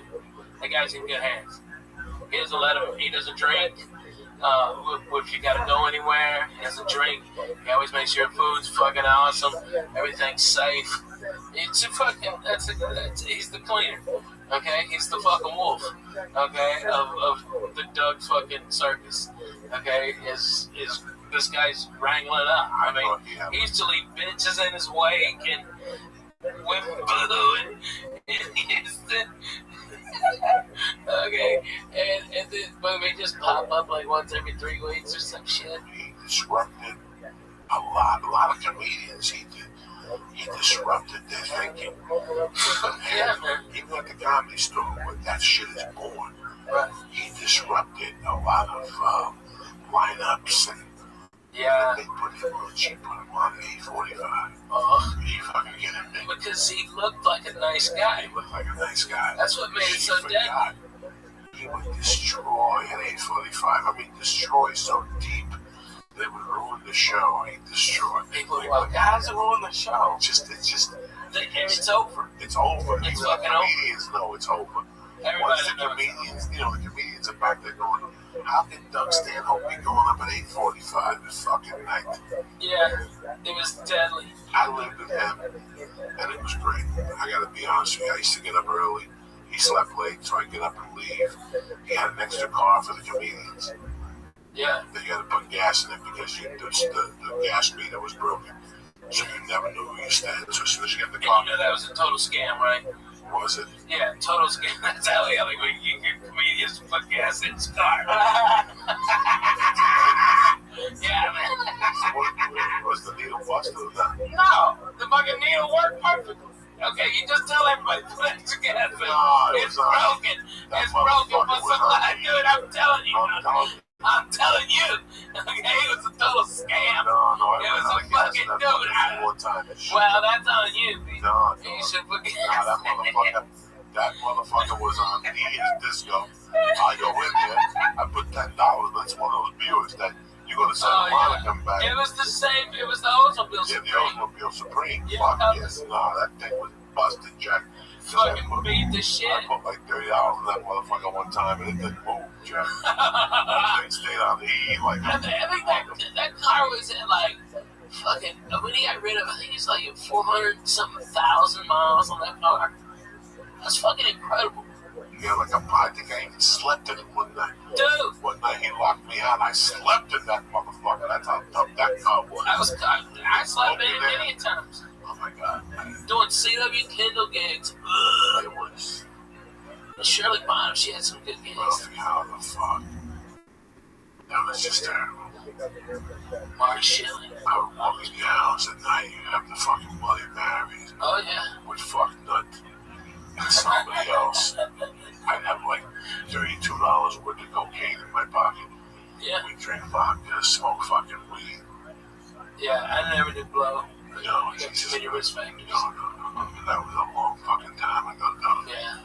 That was a long time. It was a long fucking time. That was a good building, man. Every time I drive, it's rocking, man. I don't even go in it. I don't do nothing. Every time I drive by, my heart stops. I always want to take lead out in Padre. And I go, you know what, man? I'm not ready for that yet. I'm right. Go back in there. If they got a good tamale on a Monday night and shit before, you know what I'm saying? But I took Lise to Joe's Pizza. He likes that, man. Yeah, that's good pizza. Yeah. I don't think I've been at Joe's. It's just really weird when you compare. The game is so much different than what it was. What our life was in 2000 compared to what it is now. You were already at the Laugh Factory. Yeah. You were already making it happen. I mean, you know, I was over at the store slumming spots. She was giving me spots. I was my only bright hope. Yeah. But I was there, you know, that fucking building, Ricky Cruz, Gavin. I'm working with him in December. Yeah. A lot. Oh my God, there were so many people that had that. Celine, yeah. The other one, Gentry, you know, you just found the fucking cubby at night to sleep. Yeah. Thank God that was the way it was. That's I had the futon for you, but that's why until I busted. Didn't I bust that futon? I busted it. Nah, I think I busted it, man. I think you rebusted it. Jesus Christ. But at least you didn't, you know, push a turd down my bathroom. Okay, drain. That was always for Gavin. I appreciate that. I still remember being out there. I was telling Lee that I'm out there. I was telling Lee that ever since I've been a kid, I still remember a fucking story, a horrible thing I did when I was a kid. I loved matches. When I was a young kid, when I was about 5 or 5.5 or 6, I became a fucking match kid. I went through all these phases because I never died. You know, I was a little confused. I would lock myself in my room. And I would take my mother's 45s, you know, from the bar. They always give you back these little things. Yeah. The singles. The singles that the kids playing out there, that wisdom. The things out of the shit, catch them in the head. So when that got boring, I said, let me try this. I tried lighting them on fire. And they wouldn't burn. Like they wouldn't burn. So I put like glue on it or something. And they would burn a little bit. I threw like they were. I was like, throw some Indian shit in my fucking thumb. I was crazy. So when I was about 6, I lived at 205 West 88th Street. And if you even go to West 205 West 88th Street, I park the car and go to the end of the building. Then on the Amsterdam side, going towards Broadway, it's a parking structure. When we were kids, that wasn't a parking structure. That was a garage that was closed down. And on the wall, there was a sign that said no parking, and that was the basketball thing. You had to hit that with the ball to score. But if you went deep down into that, it was just nooks and crannies and paperwork. From time to time, a rat would come out of there, and we beat him up with a stick. It was just a parking. It was just a parking. What the fuck? Oh, this is wow, man. It was just a parking spot, a huge parking spot that was empty. But you could get them behind the other building. Definitely, I'm sorry. No, keep going. You could get them behind the other building. And in those days, I would get like fucking all that paper from back there by myself. I can't believe I'm saying this shit now because I never even talked about this shit. I would get all that paper and I would stuff it in that, you know, like when you walk down people's stairs and I would light fucking fires. I had to be 6 or 7. I was a little fucking pyro. And I kept doing it and people kept fucking, like, you know, it was Joey Diaz even then. People kept saying, like, what the fuck is going on? He was lighting these fires. And they couldn't put together that whenever I got there, that's when the fire would start. Like somebody would go, you smell smoke? And I would go, yeah, it's behind back there. And then people would go back there, holy shit, it's a fire. And I kept doing this shit. I would do it at different spots on 88th Street, 89th Street. I was fucking crazy, Ralph. What did you like about it? Do you remember? Just Because I lit the stuff on fire too. See, yeah, I just liked that. I think a lot of kids go through that. I just went through this phase where I just light the shit on fucking fire, and I would buy cigarettes. I would get cigarettes. That was a smart way. And I wouldn't smoke it. I would just light it, and I would breathe on it or something. And I would try to keep it alive, and I would fucking burn little things in newspaper and fan it. I was just crazy. But one time I burned one of those stoops, dog, and there was something going on. That fucking stoop went up in the fire department at the time. And I stayed in for about a week because they said they had witnesses and shit. They saw me keep running away. I took that jacket, I hid it under my fucking bed. That's what stopped me from lighting those fires anymore. But I lit more fires as I got older. I used to light the woods on fire in Jersey. Oh yeah, we were crazy. Once that shit got popular, I was the king of that shit. I loved all that shit, just getting a bunch of sticks lighting fires and sitting there. I wouldn't light fires like the California people. Not these woods like this. This is woods in Jersey. Those woods have been getting burnt for years. They don't want to shut off. They shut off automatically. You know what I'm saying? Those are Jersey woods. They just shut off. No firemen need to show up and shit. It's not a union fire. No, that's really crazy. But it just went away. It was just a phase I was going through. But, I was telling them, I was smoking. I'd flick the fucking ashes, the joints and shit. Always at me, at least once. And Lee would always look and go, one of these days you're going to light that tree on fire. And I told the story about living in Gavin's. Gavin's at work. I'm on the phone. Go fuck yourself. I'm arguing with this guy. I'm trying to get booked in this city, trying to get booked in that city. And sometimes you get somebody on the phone when you're on the road. When you're smoking a cigarette, you're smoking a joint. And all it enhances you. You're on the road. You're smoking. And also I'm smoking a cigarette. The back alley of 1440. Okay. I know this when I was across the hall. But this is across the hall. Okay. So the window's open. I'm smoking cigarettes like a motherfucker. I'm smoking cigarettes. I'm chasing joints with cigarettes. You know me, though. It's 9:30 in the morning. I'm on the third joint. I'm on a pack of cigarettes and shit, Camel Lights. And I'm throwing these cigarettes out the window, half lit on fire, right? And all of a sudden you hear, ah! Now, I did not know there was anybody out there. I hear, ah! I go, what the fuck? And I keep hearing this, ah! Who the fuck lit me on fire? And I'm sitting there, who lights up on fire? And I did. And I look at the window, and there's the guy fucking smoking his shirt, his clothes, his smoke, and the poor fucking guy. I go, I'm home. The cops don't come. Nobody knows nothing. I'm at El Compadre that night getting a package. It's about 10 o'clock at night. I walk back, and there's the same homeless guy with a blanket on, and you can see the whole with a cigarette burnt. It's just caught on fire and wet. Get yourself on fire!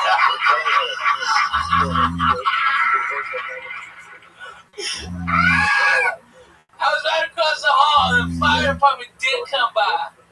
Oh my God. I didn't see anybody. I go, I don't know, that fucking bum. Probably somebody just driving through that fucking alley, flicked it on him. Fuck him. Get that dirty bum the fuck out of our house. Guys, I feel bad. A little bit. Once I saw the blanket, I felt a little bad. One time, you have a new blanket, at least? One time, I'm not even fucking blanket. I'm looking at a blanket myself. I was snorting my blanket. I was about to snort my blanket. I had a choice. A blanket was not okay. A lot. It was good. Oh my God. I had a blanket that I can't believe they just brought up a blanket. Okay, let me tell you something. Let me tell you something. 1983. It was maroon on one side and tan on the inside. The one I had? Yeah, in my house. Lion, the brown one. Yes. Okay, let me tell you something about that brown fucking lion. Let me tell you something interesting about that brown lion. 3 times a week. I got that brown lion. I got that brown lion at a Kmart. May of 1984. That's it. It took me 5 years, but I did. I got my own apartment. And I got an apartment on 48th Street, 46th Street, Northburg, and 44th Street. I got a one-bedroom studio on the first floor. When I didn't pay rent, I could sneak into the front window. It was perfect. I was there for about 4 months, 5 months, and they evicted me. But right before I moved in there, I wanted to go straight, so I bought this blanket in 1995. I mean, there was no $9.99. It was the cheapest fucking $9.99. I washed that blanket. I got evicted from that place. I was homeless. I went to California, came back. I caused wars that summer. Went to Miami, came back the whole time. That blanket was at the bottom of my travel bag. I had an army bag. And that fucking thing was at the bottom. Some places I went, they had a blanket. I didn't use it. I always had a blanket, like a biker. You ever see a biker use Yeah, man, they always got a blanket. I had that fucking blanket. I had that blanket when I was living in the fucking rocket ship. I would take it back to the runnies and put it on the corner and leave it in there. And at night, they'll take the fucking blanket. When I moved into the hotel in 84, when I was homeless, I got to the hotel, I went and got that blanket. And when I beat Joel for the 1500, I had that blanket. I took that blanket with me. That blanket was with me from the desolate time of my life in that rocket ship to 1990 fucking 9 when that fucking car got towed. That car, that blanket was even with me when I went to prison. I left it in that room and nobody fucking touched that blanket. That blanket was $9.95 in 1984. And I had that blanket for what, 15 fucking years. And that blanket was one of the warmest blankets I ever had. It was a bear. Okay? And on the inside, it was the bear with brown and yellow. And on the outside, it was the bear with yellow and brown. You follow me? Yeah. And then the outside of it was fucking brown. So for $9.95 at fucking Kmart, I bought a blanket that went through fucking hell with me and back, Jack. A marriage, a divorce. When we were married, she wanted to throw it away. I go, don't fucking ever throw that fucking thing away. That thing was in Miami. I slept behind the fucking McDonald's with that thing. Because in those days, I would just take the fucking clothes out of the army bag, take the fucking blanket out, put the clothes back in, use that as a pillow, and put that blanket on top of me, G. That was an all-purpose army bag I had. I had a little bit of water, I had a razor blade for blow, I had a fucking wrench in there, I had to break a window for a car. Oh, no, Lee, that fucking blanket was there with me. And that blanket, I would just wash it. All that blanket wanted was my love, and I lost it when that fucking car got towed in Van Nuys. It was in the trunk of that fucking blanket. That blanket was on the road with me all those years on triple runs. Whenever I got a hotel room, that blanket came into the hotel room. I threw the blanket off and I used that fucking blanket. Have you looked for it online? The same blanket? Yeah. It wouldn't be the same, Lee. Why would I want the same blanket? It wouldn't be the same. That blanket was with me through fucking wars. When I lost that car, that was the hardest thing about that tow. When I got that car got towed, I got told it was... Is that the car that I got my car towed to get all your shit out? No. It wasn't that time. No. This was a car that Aunt Mamie gave Josh Wolf. Yeah. I got you. No, I never got my shit out. I got my car towed to get all your shit out because they wouldn't let you in the lot. Yeah, but they wouldn't let me in the car. It was fucking crazy. All I could get was the back seat and some of the front. Yeah, no, it was nothing. Headshots, boxing gloves, blankets, fucking pictures from when I was a kid. I had shit in that fucking car they took. And sometimes, to this day, I was just thinking of that blanket yesterday. Going, Jesus Christ, how long did I have that goddamn blanket for? I wish that that blanket, I would have taken it to the next eternity with me. Let me tell you how deep that blanket went. In 1985, in February 1985, I looked at that blanket one day and I go, there's something wrong with that blanket. There were crabs on that blanket. I had crabs and gave it to the blanket. You understand me? Who the fuck gives crabs to that blanket? I did. Where's Tony Bennett?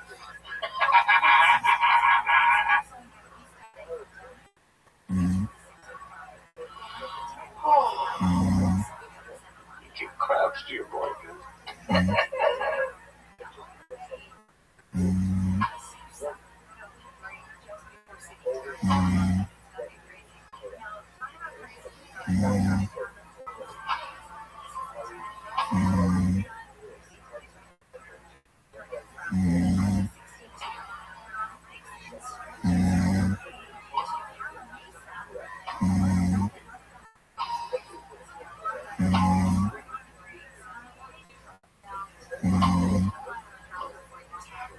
400 episodes, this song still fucking hits me the same way it did when I was fucking 6 years old. For 1 minute, I go, Jesus. Shit. I didn't do my shit today.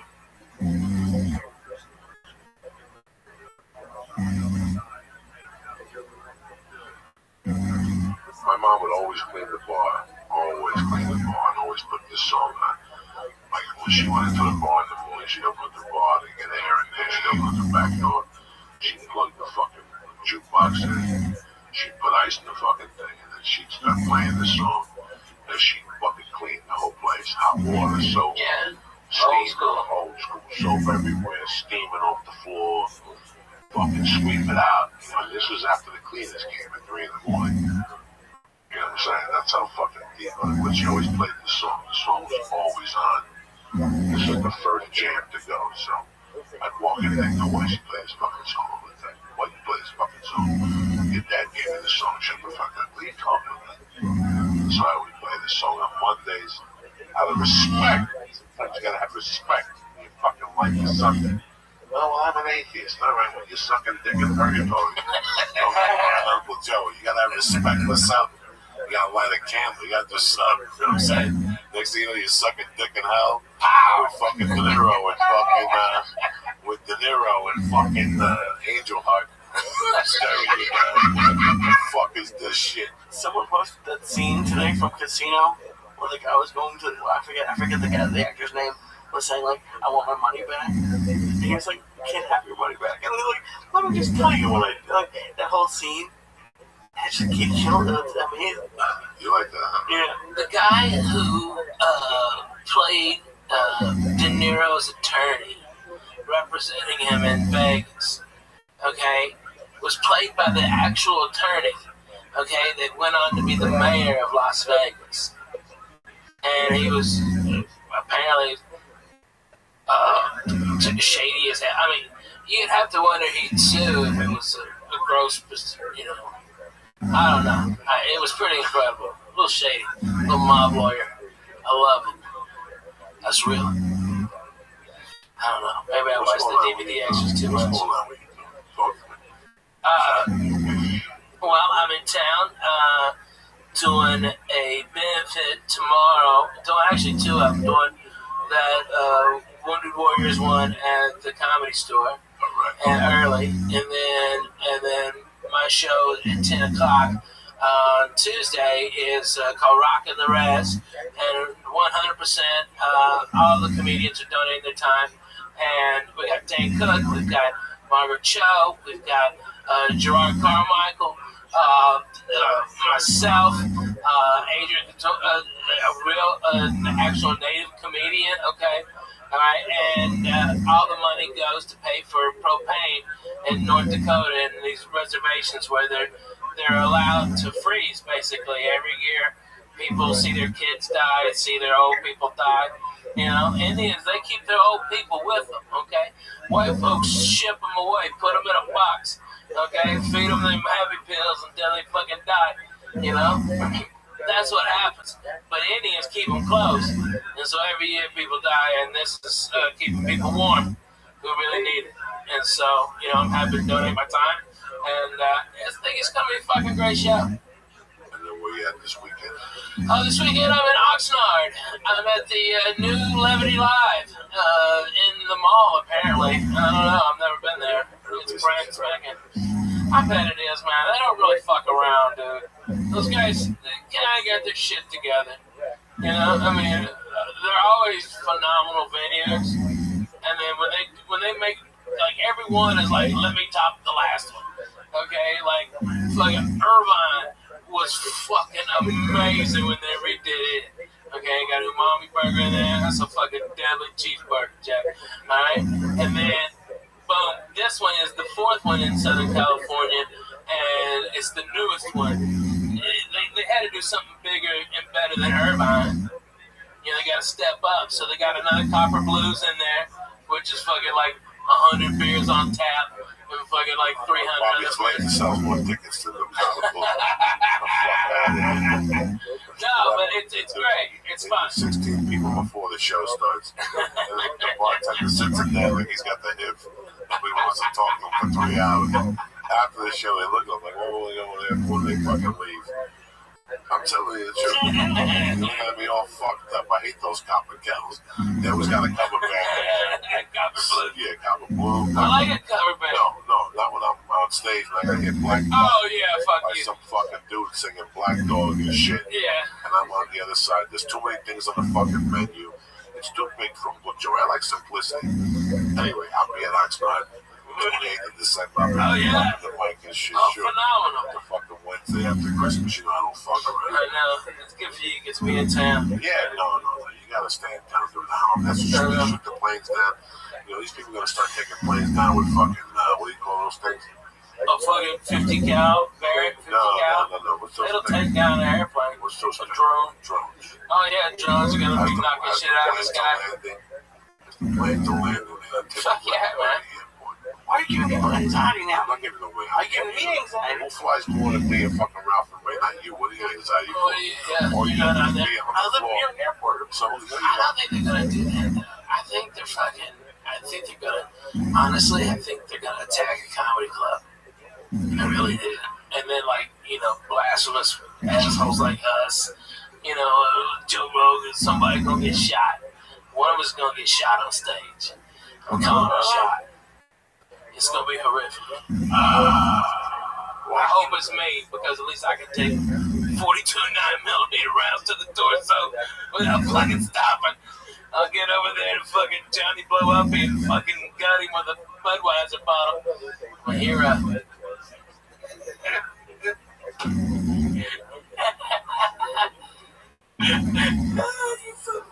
That's what we need is a poor comedian getting shot on stage and shit. Poor people in comedy show club. Dude, it's gonna happen. No, it's not. No, it's I'm not. telling you, man. God forbid, I don't exactly. want this to happen. Man, never again. No, never. It's horrible. Kids in the audience watching it, man. When are people I gonna fucking start watch watching all this shit. I watched this shit a couple weeks ago in New York City in Central Park, and I'm like, how much secure? Like, if I go to a place to have a good time, and I see 10 machine guns, you know, I was telling somebody tonight I was supposed to be in New York for CISO. I have a bunch of meetings tomorrow. I had one today, and I couldn't do it. But I was kind of relieved I couldn't do it, and I can't lie to anybody. Last time I went to New York and Gotham, I had a great time. I saw my family, I saw my friends, I put flowers on my mother's grave. But I gotta tell you something, maybe it's my age, maybe it's what I've become. I'm kind of a pussy to all that stuff. I haven't grown up yet to be used to going to a stadium. You know, what's Alex Jones, crazy man, you know? He said something when I saw him at the UFC 5 years ago. He said that in 10 years there's going to be TSA in parks and malls and all this shit. You know, and I can't see it not happening, especially people who get shot in the fucking comedy club. Are they harming people now at movie theaters? There's a lot of states. In Tennessee, there are. I'm sure there are. When I was working at them, I had guards, like hired security or cops during the weekends. Yeah, we were in the movie theaters with that kid. Shot the kid in fucking Denver. Yeah. It was the start of it. Yeah. That was so horrible. You know, so what I'm trying to say, I mean, there's a bunch of realities involved here with life. And every time I sit on the fucking plane, right when I put my luggage up at the top and I sit down, I put my seatbelt on, I go, what would stop right now? And some guy just running up with a grenade. You have to think that way for 2 minutes so you're prepared. Yeah. I would always wonder, Joey, how can you prepare by covering my eyeballs? Anything is better than just surprise, cocksucker. I know people who like to shit on the TSA. Maybe I have a weird thing. Not me, but it's fine. I got felt up both ways. This way back. I had to stand at a different an angle and they did one of the things up my legs. It was terrible. But it happened both times. Did you get a boner? No. TSA makes me relax for 7 to 8 minutes, okay? But the reality is that it's like it's like in Russia right now. They can't do Quaaludes, they can't fucking smoke dope. They gotta do some drug and your skin falls over. Right? Did you see that shit on that Geo? They show these people and their skin falls off. Like, no, you have to cook it. Gasoline or explosive. There's always people who find a different angle. You know, there's people that you trying to put a bomb in the sneaker. TSA can only be so good. You know, they can only do the job they can do, man.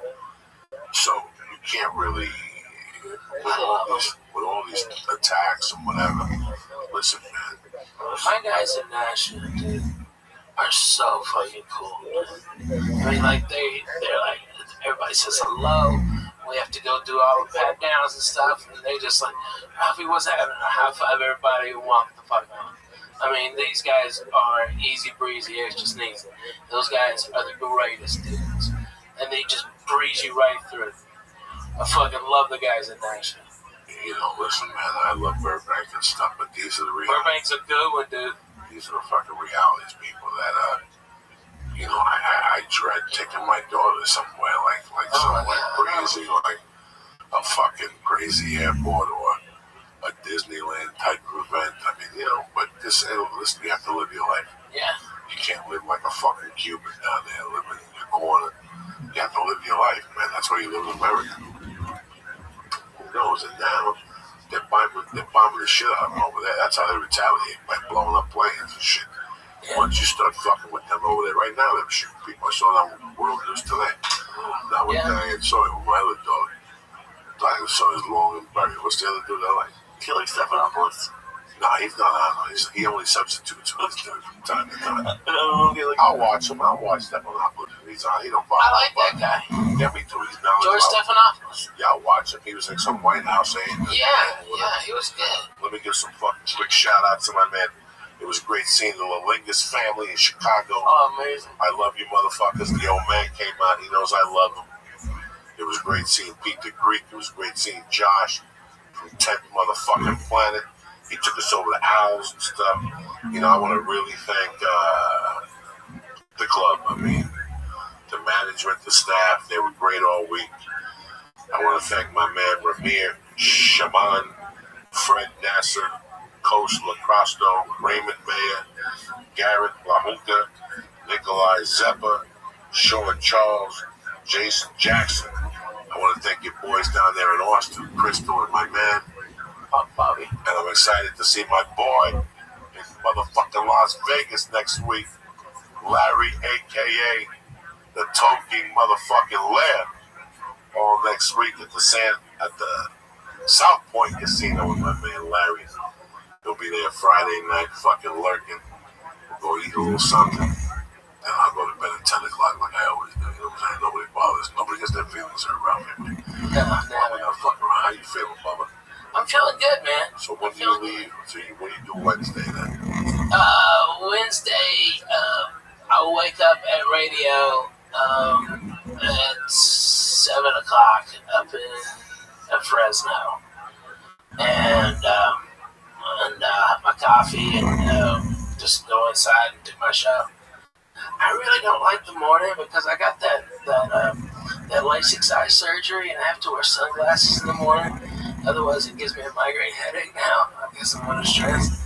And I get a fucking bad headache. And I think it's because of that surgery. And so I'd have to wear shades and look like a douche in front of people. And it's like, it's so annoying. I have to explain myself. And I kind of look like a douchebag then, too. It's like, you know, just wish my eyes. Does the LASIK work? Did it take? Yeah, man. You know, I've got great vision. I'm a 2010. When I got it done, I was 2020. The next day, I was 2015. And the day after that, everything was healed up, and it was 2010. I need to get that. I'm like 40 something. I'm terrible. I can't see for shit. Oh, really? Yeah. I can't see dick either, so, You know, and now I don't know what happened. I can see little things. I know this is flow. You know, I know this is Iris OG. What the fuck are you laughing about, Theodore Brown? I just laugh. It's like, but I know this is. I can't see Twitter, nothing like that. Like, I can't see my Twitter feed or email. Oh, really? Yeah, I can't see none of this shit. That's craziness. But that's the reality. That's what happens. You really post fun shit, man. I mean, you got a very eclectic taste in music, but they're always jams, like across genres. You know, it's really fucking, you put out good vibes. I love it. So when I get up in the morning, man, I get up like everybody fucking else. You get up uncertain. Like, what the fuck is that? Like, I went to bed last night, maybe 10 o'clock, because I had it from the weekend. Like, I slept a little in the afternoon. I kept dozing off on the plane. I got 2 hours before I got up Saturday night. That's not enough. I got up at 3 a.m. last night and done. 3 a.m. just got up. I laid there for like 7 minutes. I said, what am I going to do? I'm going to go back to bed. I went and peed. I put the robe on. I went in the office. I did a few bong hits, right? Fuck yeah, what are you going to do? I went on the computer. So it was crack-a-lack, and I pulled out one of my notebooks. I wrote my agenda for the day. I got my week ready. Right, what are you going to do? I did a couple more. That's fucking amazing. Oh my God, I did a couple more. I didn't Like make the army, dude. I didn't even make coffee. I did a few more bong hits. Didn't even eat nothing. Nothing. You're better than me. I just went back to bed. I have a question though. About 5 o'clock. About 5 o'clock, I went right back in there like a Dr. Lisa. It was freezing. I took that t-shirt off, my titties came out. I put that fucking blanket on with that sleep apnea mask, and I climbed under that blanket. I slept till that fucking alarm went off at 10 after 7. And I would have slept till 9, trust me. I would have gone deeper than deep. What's your question? I'm sorry, sir. My question was about Saturday night. Because we talked after, you were really pumped after. And I never knew, what did it feel like? When you finally got to the hotel room? Like, what did you do? That's a great question. I sat there and just let everything cool off. I didn't even know what was going on. I had no idea what was going on with me. I knew I just wanted to sit down. You know, at one point I took my shirt off and my shoes. I wasn't getting anxiety. It's something else. It's a different feeling. I put the TV on and tried to get interrupted by the TV. I think I called you. I called a friend of mine, but nothing really mattered. So I got up and I went in the shower. I put the shower on as hot as I could. I just sat there and let the fucking water hit me too. I couldn't take it anymore. Then I let the water cool off and I stretched my back. I put shorts on and went right to bed like that. You just passed out? Just passed out. Whenever I'm confused and shit, I need to go in the shower. I just go in the shower and let it run on my head. And let that hot water fucking rejuvenate my brain's fucking cells and shit. And that's it. Because, Ralphie, you've done a lot of specials. And even your early ones were, all of them were amazing, are great. Like, this is Joey's first. So, like, going back to your first, can you think about, like, what that was like? Well, I've been running those goddamn jokes for like 5 years straight. I mean, I had laughs every 4 to 5 seconds. And the album went platinum because people thought I got fucked out on Last Comic. We sold like 1.4 million. And it was a big deal.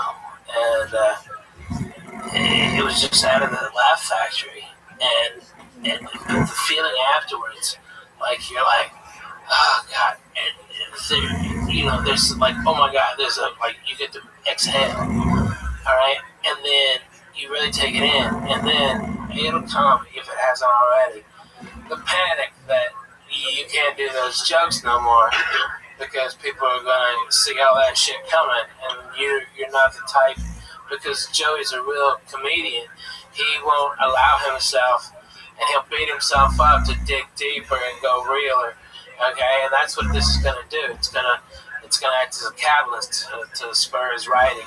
And in a fucking year, he'll have an hour and a half, and that's how it is. But for like the next month, he's gonna be a little bit of a panic. All right, and no, there's no panic at all. Good. Let it no breathe. Panic at all. I'm in the state of. Where you at? Where I am? I'm in the state of. Because I know the whole fucking thing. No, I'm in the state of. It all came down to this. I enjoyed doing it. I definitely want to do it. I know exactly what I want to do it. I know exactly where I want to do it. I know how much time I want to take. I know I'm going to do it now. So you're ready with a whole nother special? I'm ready with no other special. Not another hour. There's no hour. Not even close. I have minus 10 minutes for the special. You know what I'm saying? You know what I'm saying? Like, you're at that point. I'm not worried about that. I'm going to take this week off and then start next Tuesday night.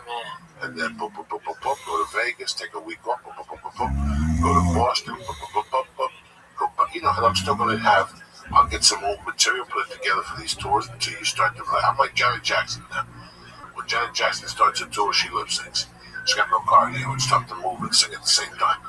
So you start at 90% fucking lip syncing.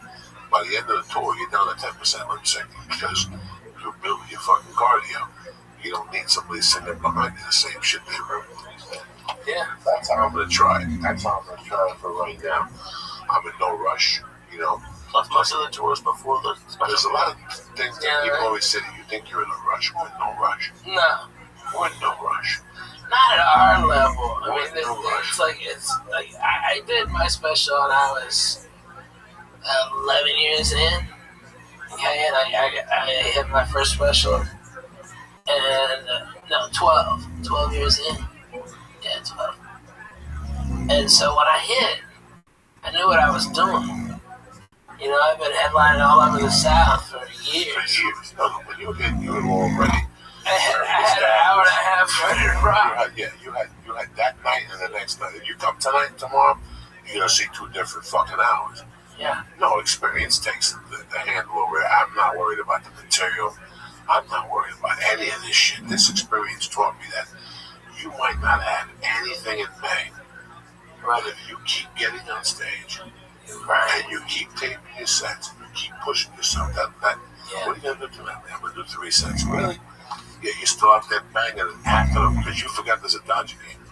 So that show that was supposed to start at fucking 9 is now gonna start at fucking 10:30. So you're out there till 2 in the morning working your material for 3 fucking people. But every spot works. It's really amazing how a friend of mine once told me that everything works in layers. I didn't know what the fuck he meant. It meant that everything you do builds. And it builds momentum. And one day it all builds into one momentum. All those little things that you thought was shit all build. And they really do.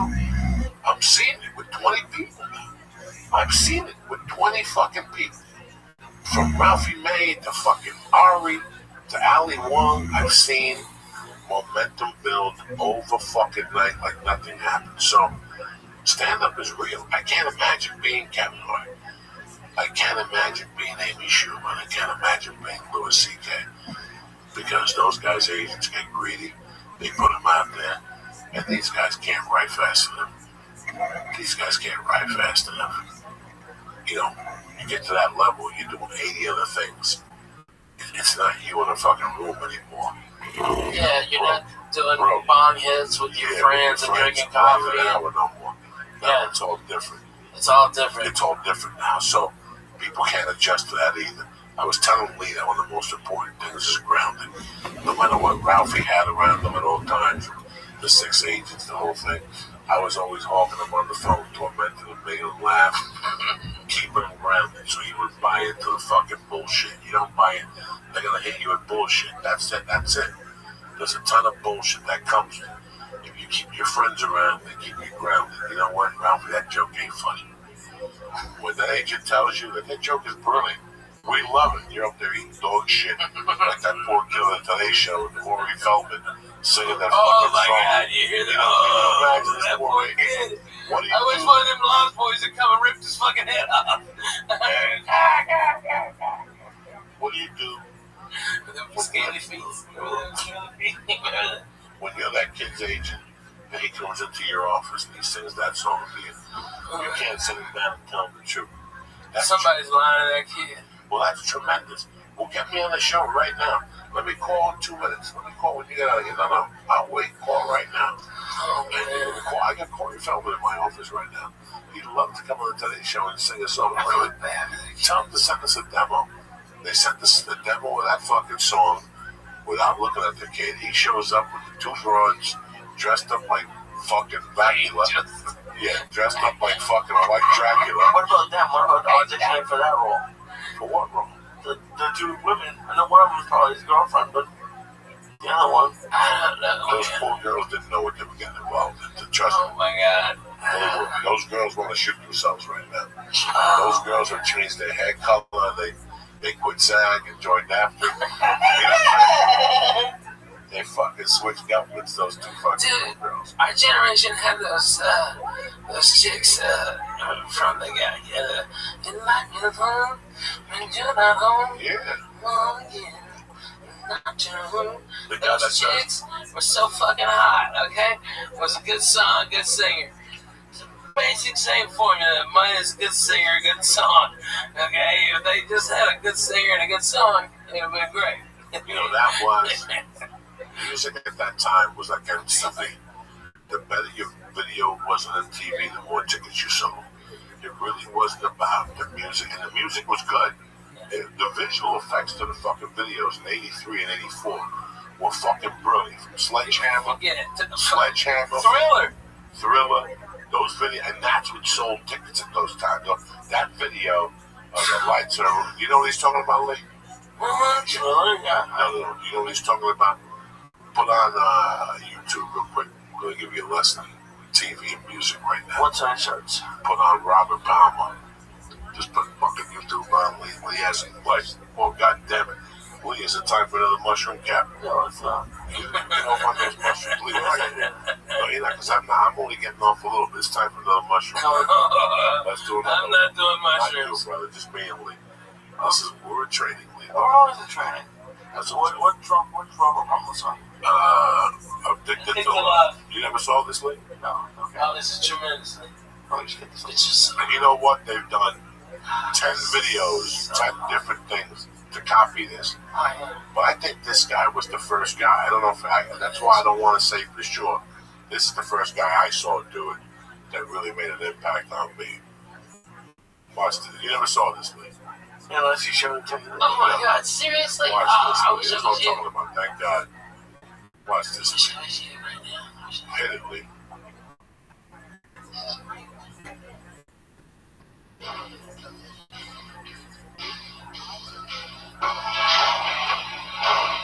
Watch the screen, Lee. Don't watch nothing else. Oh, shit. Look at this motherfucker. Man. Holy moly. Look at this shit, Lee Cyan. You know? Wow. That motherfucker. Bam.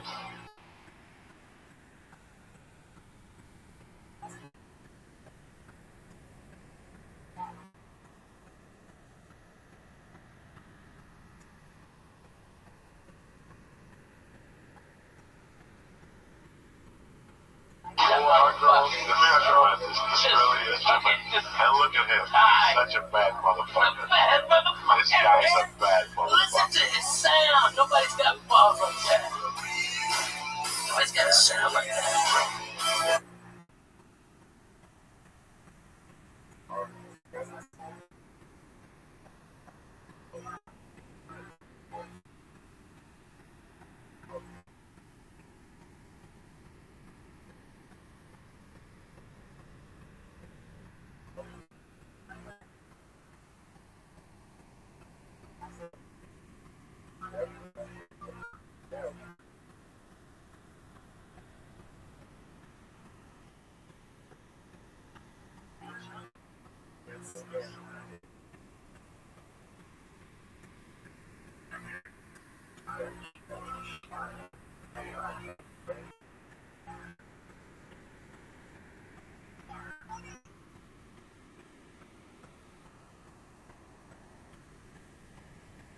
But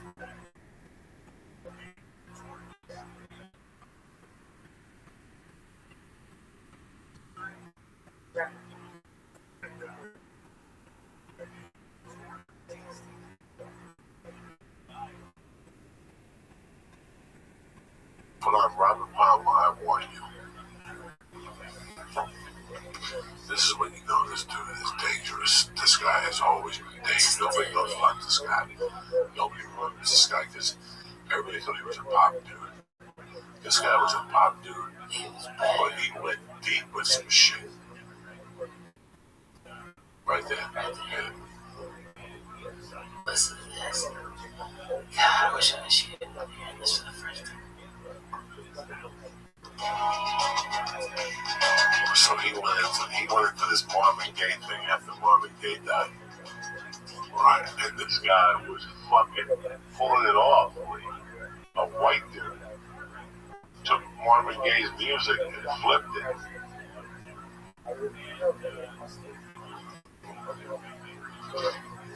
He flipped it, this dude. Nobody said dick because it was that good.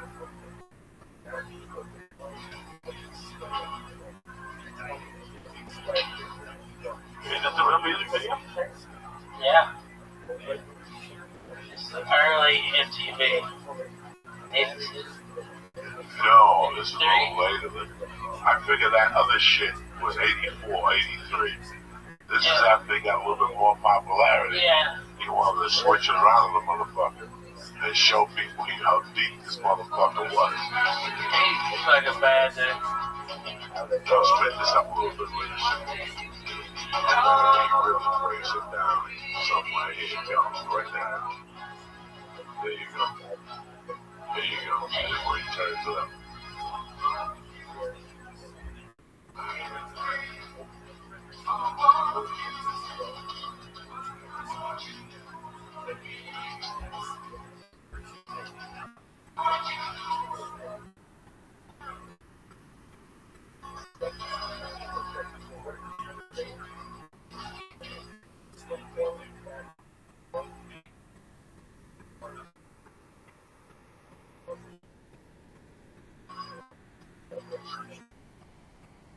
Kill that thing.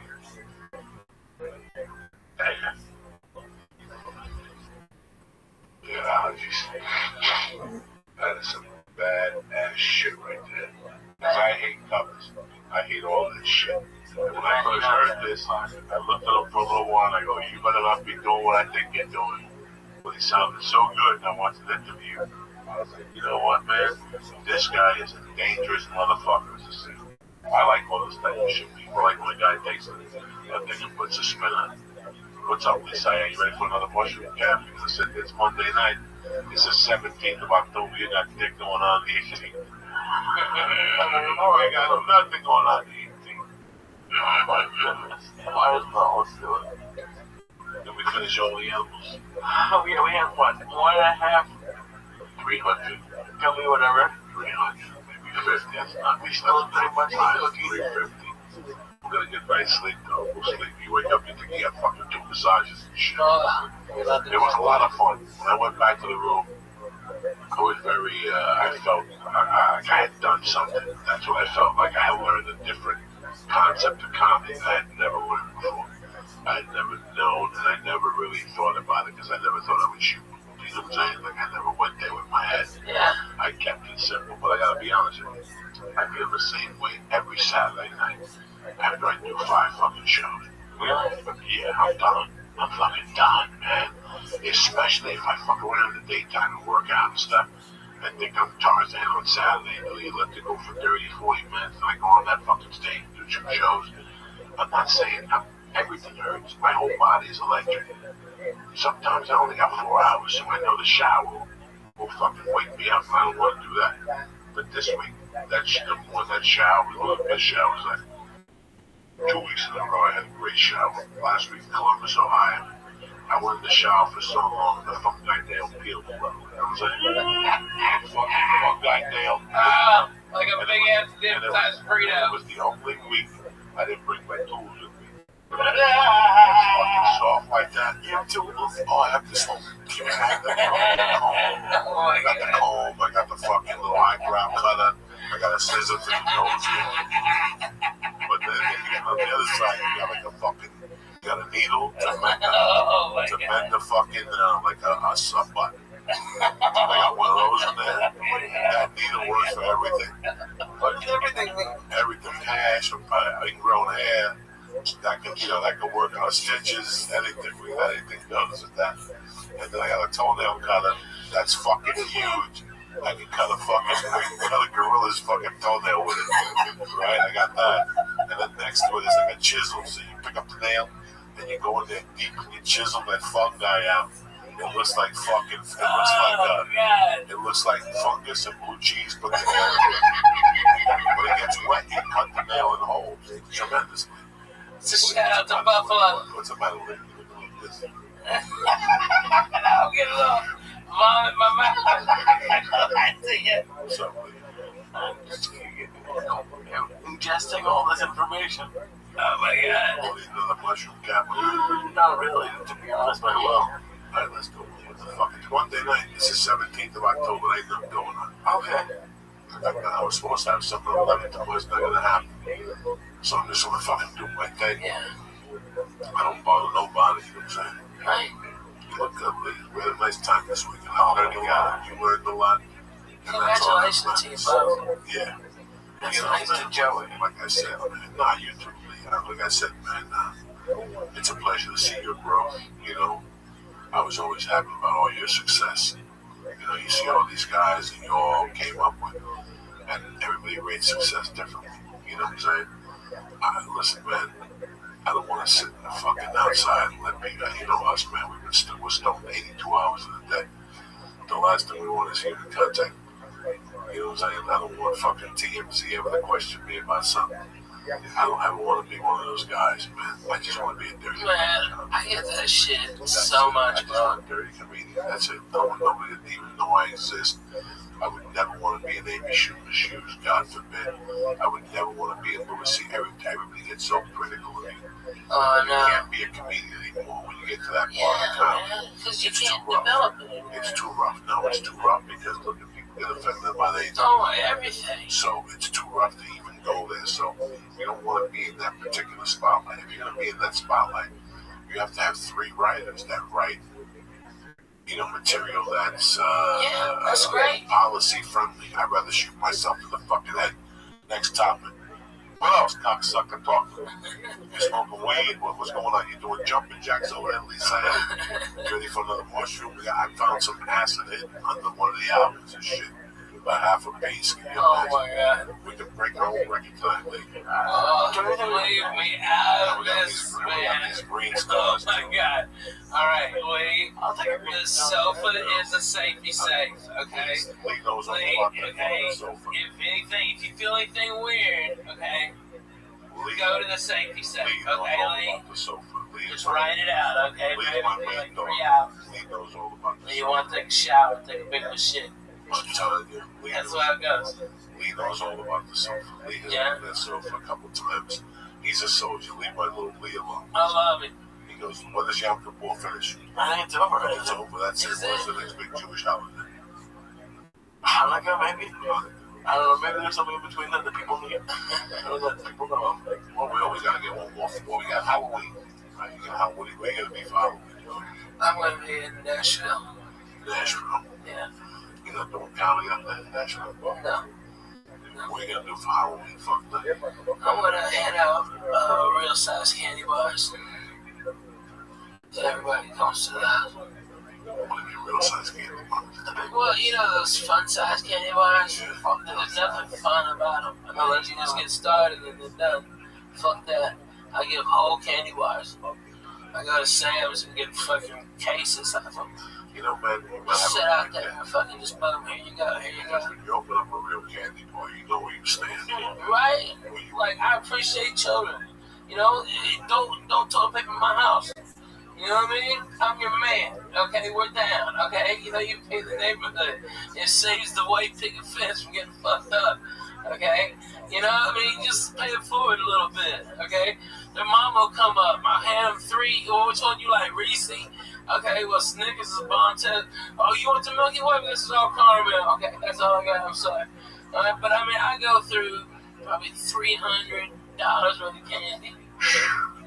But it just, I mean, kids just light up, and I get toys and stuff. Yeah, this now, I buy the plain size ones, but you're right. When you have the little fucking things, what happens is, like me this week with the Butterfingers. I just wanted the Butterfingers. Next thing I was eating 22 of them, which meant I ate 3 of those life-size ones. If I would have just stayed a life-size one, I know where I stand. All right, that's it. I'm good to go. You know me. I'm in control of a fucking savage. I can say fuck it. That's it. I had a few of those Butterfingers too. I saw those. You were tearing shit up this weekend. I was not tearing shit up, which I'm proud of you. I'm proud. Listen, you know me, dog. I ain't no Slim Jim McGuire. I don't give a fuck. I want you to be healthy. But don't sit there. Look me in the fucking eyeball and go, I don't know who ate these 2 pizzas. I know you don't keep 2 pizzas disappeared. It was 3 of us, 2 pizzas. I was on stage for 2 hours. I come back, he's sitting there with a big grin on his face. Happy as fuck. No, they were veggie pizzas. There was no veggie pizza. They were all veggie pizzas. Please, I'll strangle you. I was eating them. They were not veggie. I wasn't. They were cheese and prosciutto. Not backstage. Backstage. No, in the green room, there was prosciutto. No, when I got back there, it was me, you, ask Willie. Ask Willie. When I got back there, I had no pizza. It was just veggie. Ask Willie. Get Willie on the phone. Wait a second. When I got back there, there was 2 slices of pizza because I ate one of them. Please stop. You're insulting my intelligence.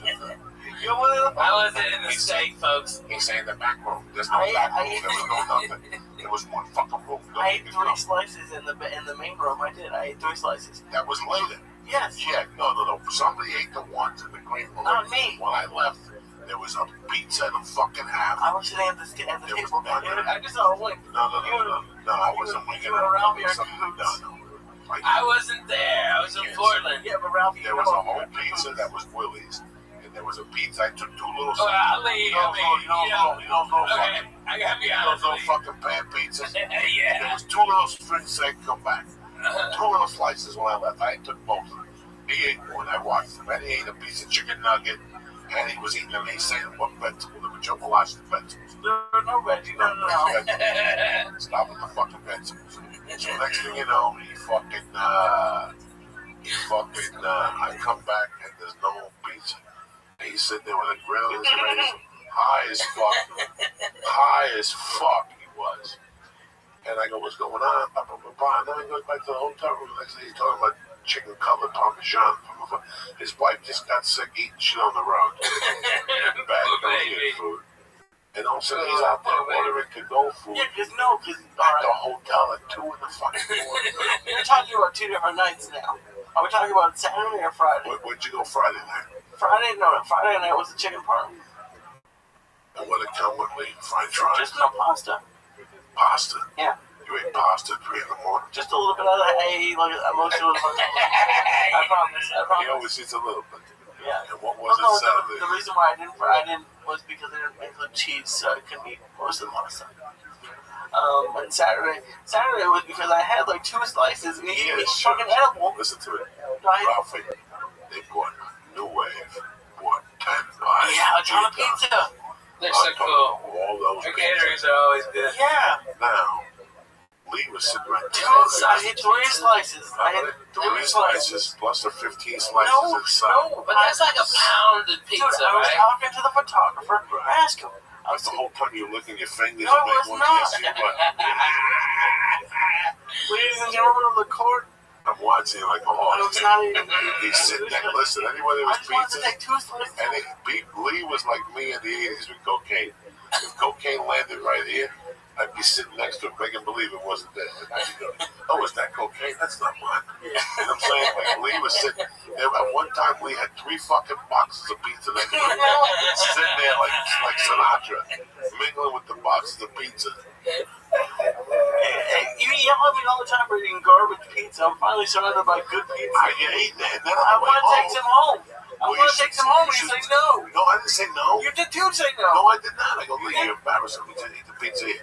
Well, no. The only always want to have a slice of split center or something. Then he goes back to the hotel room. He orders like stuff. He can get pizza. No, it was good. I went to the front desk. Oh, so it was good pizza because it was the front fucking. Well, at least maybe they would recommend a decent. What was the brand?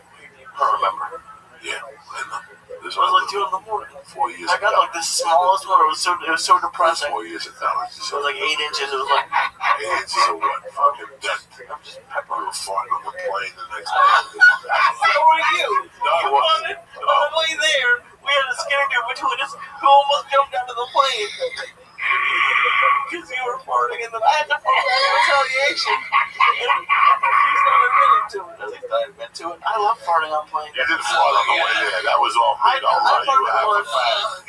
Later, you sat like a half a fag. So funny. Blew this guy out the first time. My back was bothering me. So I bent over this way to fart. You were crushing. Yeah. But it blew out of my back. Came out of yeah. blew, and I heard it. I felt the back of the cheek flapping like a kite. And I sit back, and within 2 minutes, I see Lee look at me, making believe like he's doing sign language, and he's nailing that fart because the filter of the plane is on the Lee's feet. That's why you never take a window seat, because everything that comes goes right there to the window. If I sneeze, it goes to the window. If I blow my nose, it goes to the window. If I fart. Amen to that. So Lee gets the first dose of the fart.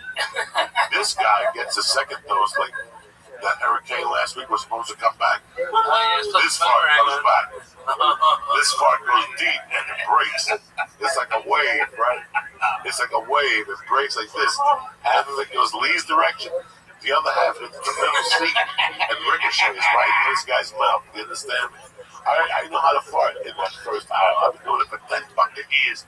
I started on Rogan. That's the first guy I started on. Because that's first class. That's turkey. You gotta catch him when he's sleeping. And their mouth has to be around here. Rogan would sleep by the window with his mouth facing out. That's tough to catch him with a fucking fart. I'm telling you guys. I don't fuck around. I'll tell you how it is. On the way back, I got upgraded to first class. It's Sunday flight on the way home. I always get upgraded. I walked back to check on my Leland. Killing it. I gave an edible before we get on the plane. We started the flight at 7:30 a.m. with 200 milligrams of death, a joint at the hotel. Oh yeah, we don't fuck around.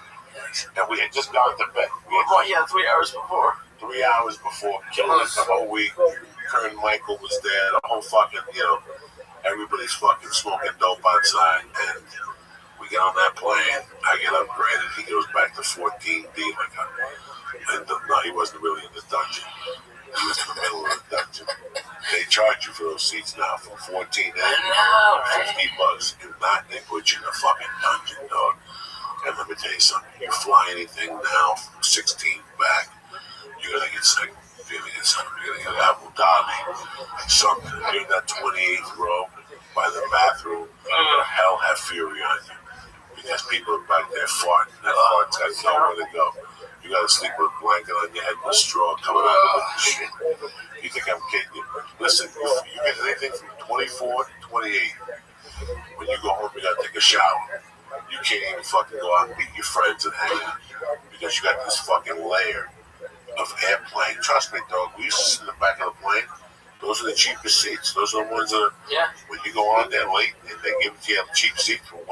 I just got my tickets for Boston. I'm sitting at like 21 and 24. There's nothing unless I'm like $100 a ticket, which isn't gonna happen. So I'm sitting in the back. Are you on Virgin? No, JetBlue. Oh, look at you. You're sitting in the back on both flights. Yeah. Don't you have to go out to Long Beach? No, that's awesome. Why would you go to Long Beach? We're up here. I thought that was down in Long Beach only. They have it there, but no. Oh, okay. But anyways, on the checking on me, it was funny. You what? When you were checking on me. Oh yeah, I went back there on board the first class. I went back there to check out my little nephew Lee. He's sitting back there with a smile on his face like he just hit the lottery. He's got his shoes off. No, I don't. No, I do not. I have my shoes on. First of all, I taught him how to fly. Yeah. You understand, but we get through security. He's a fucking mook.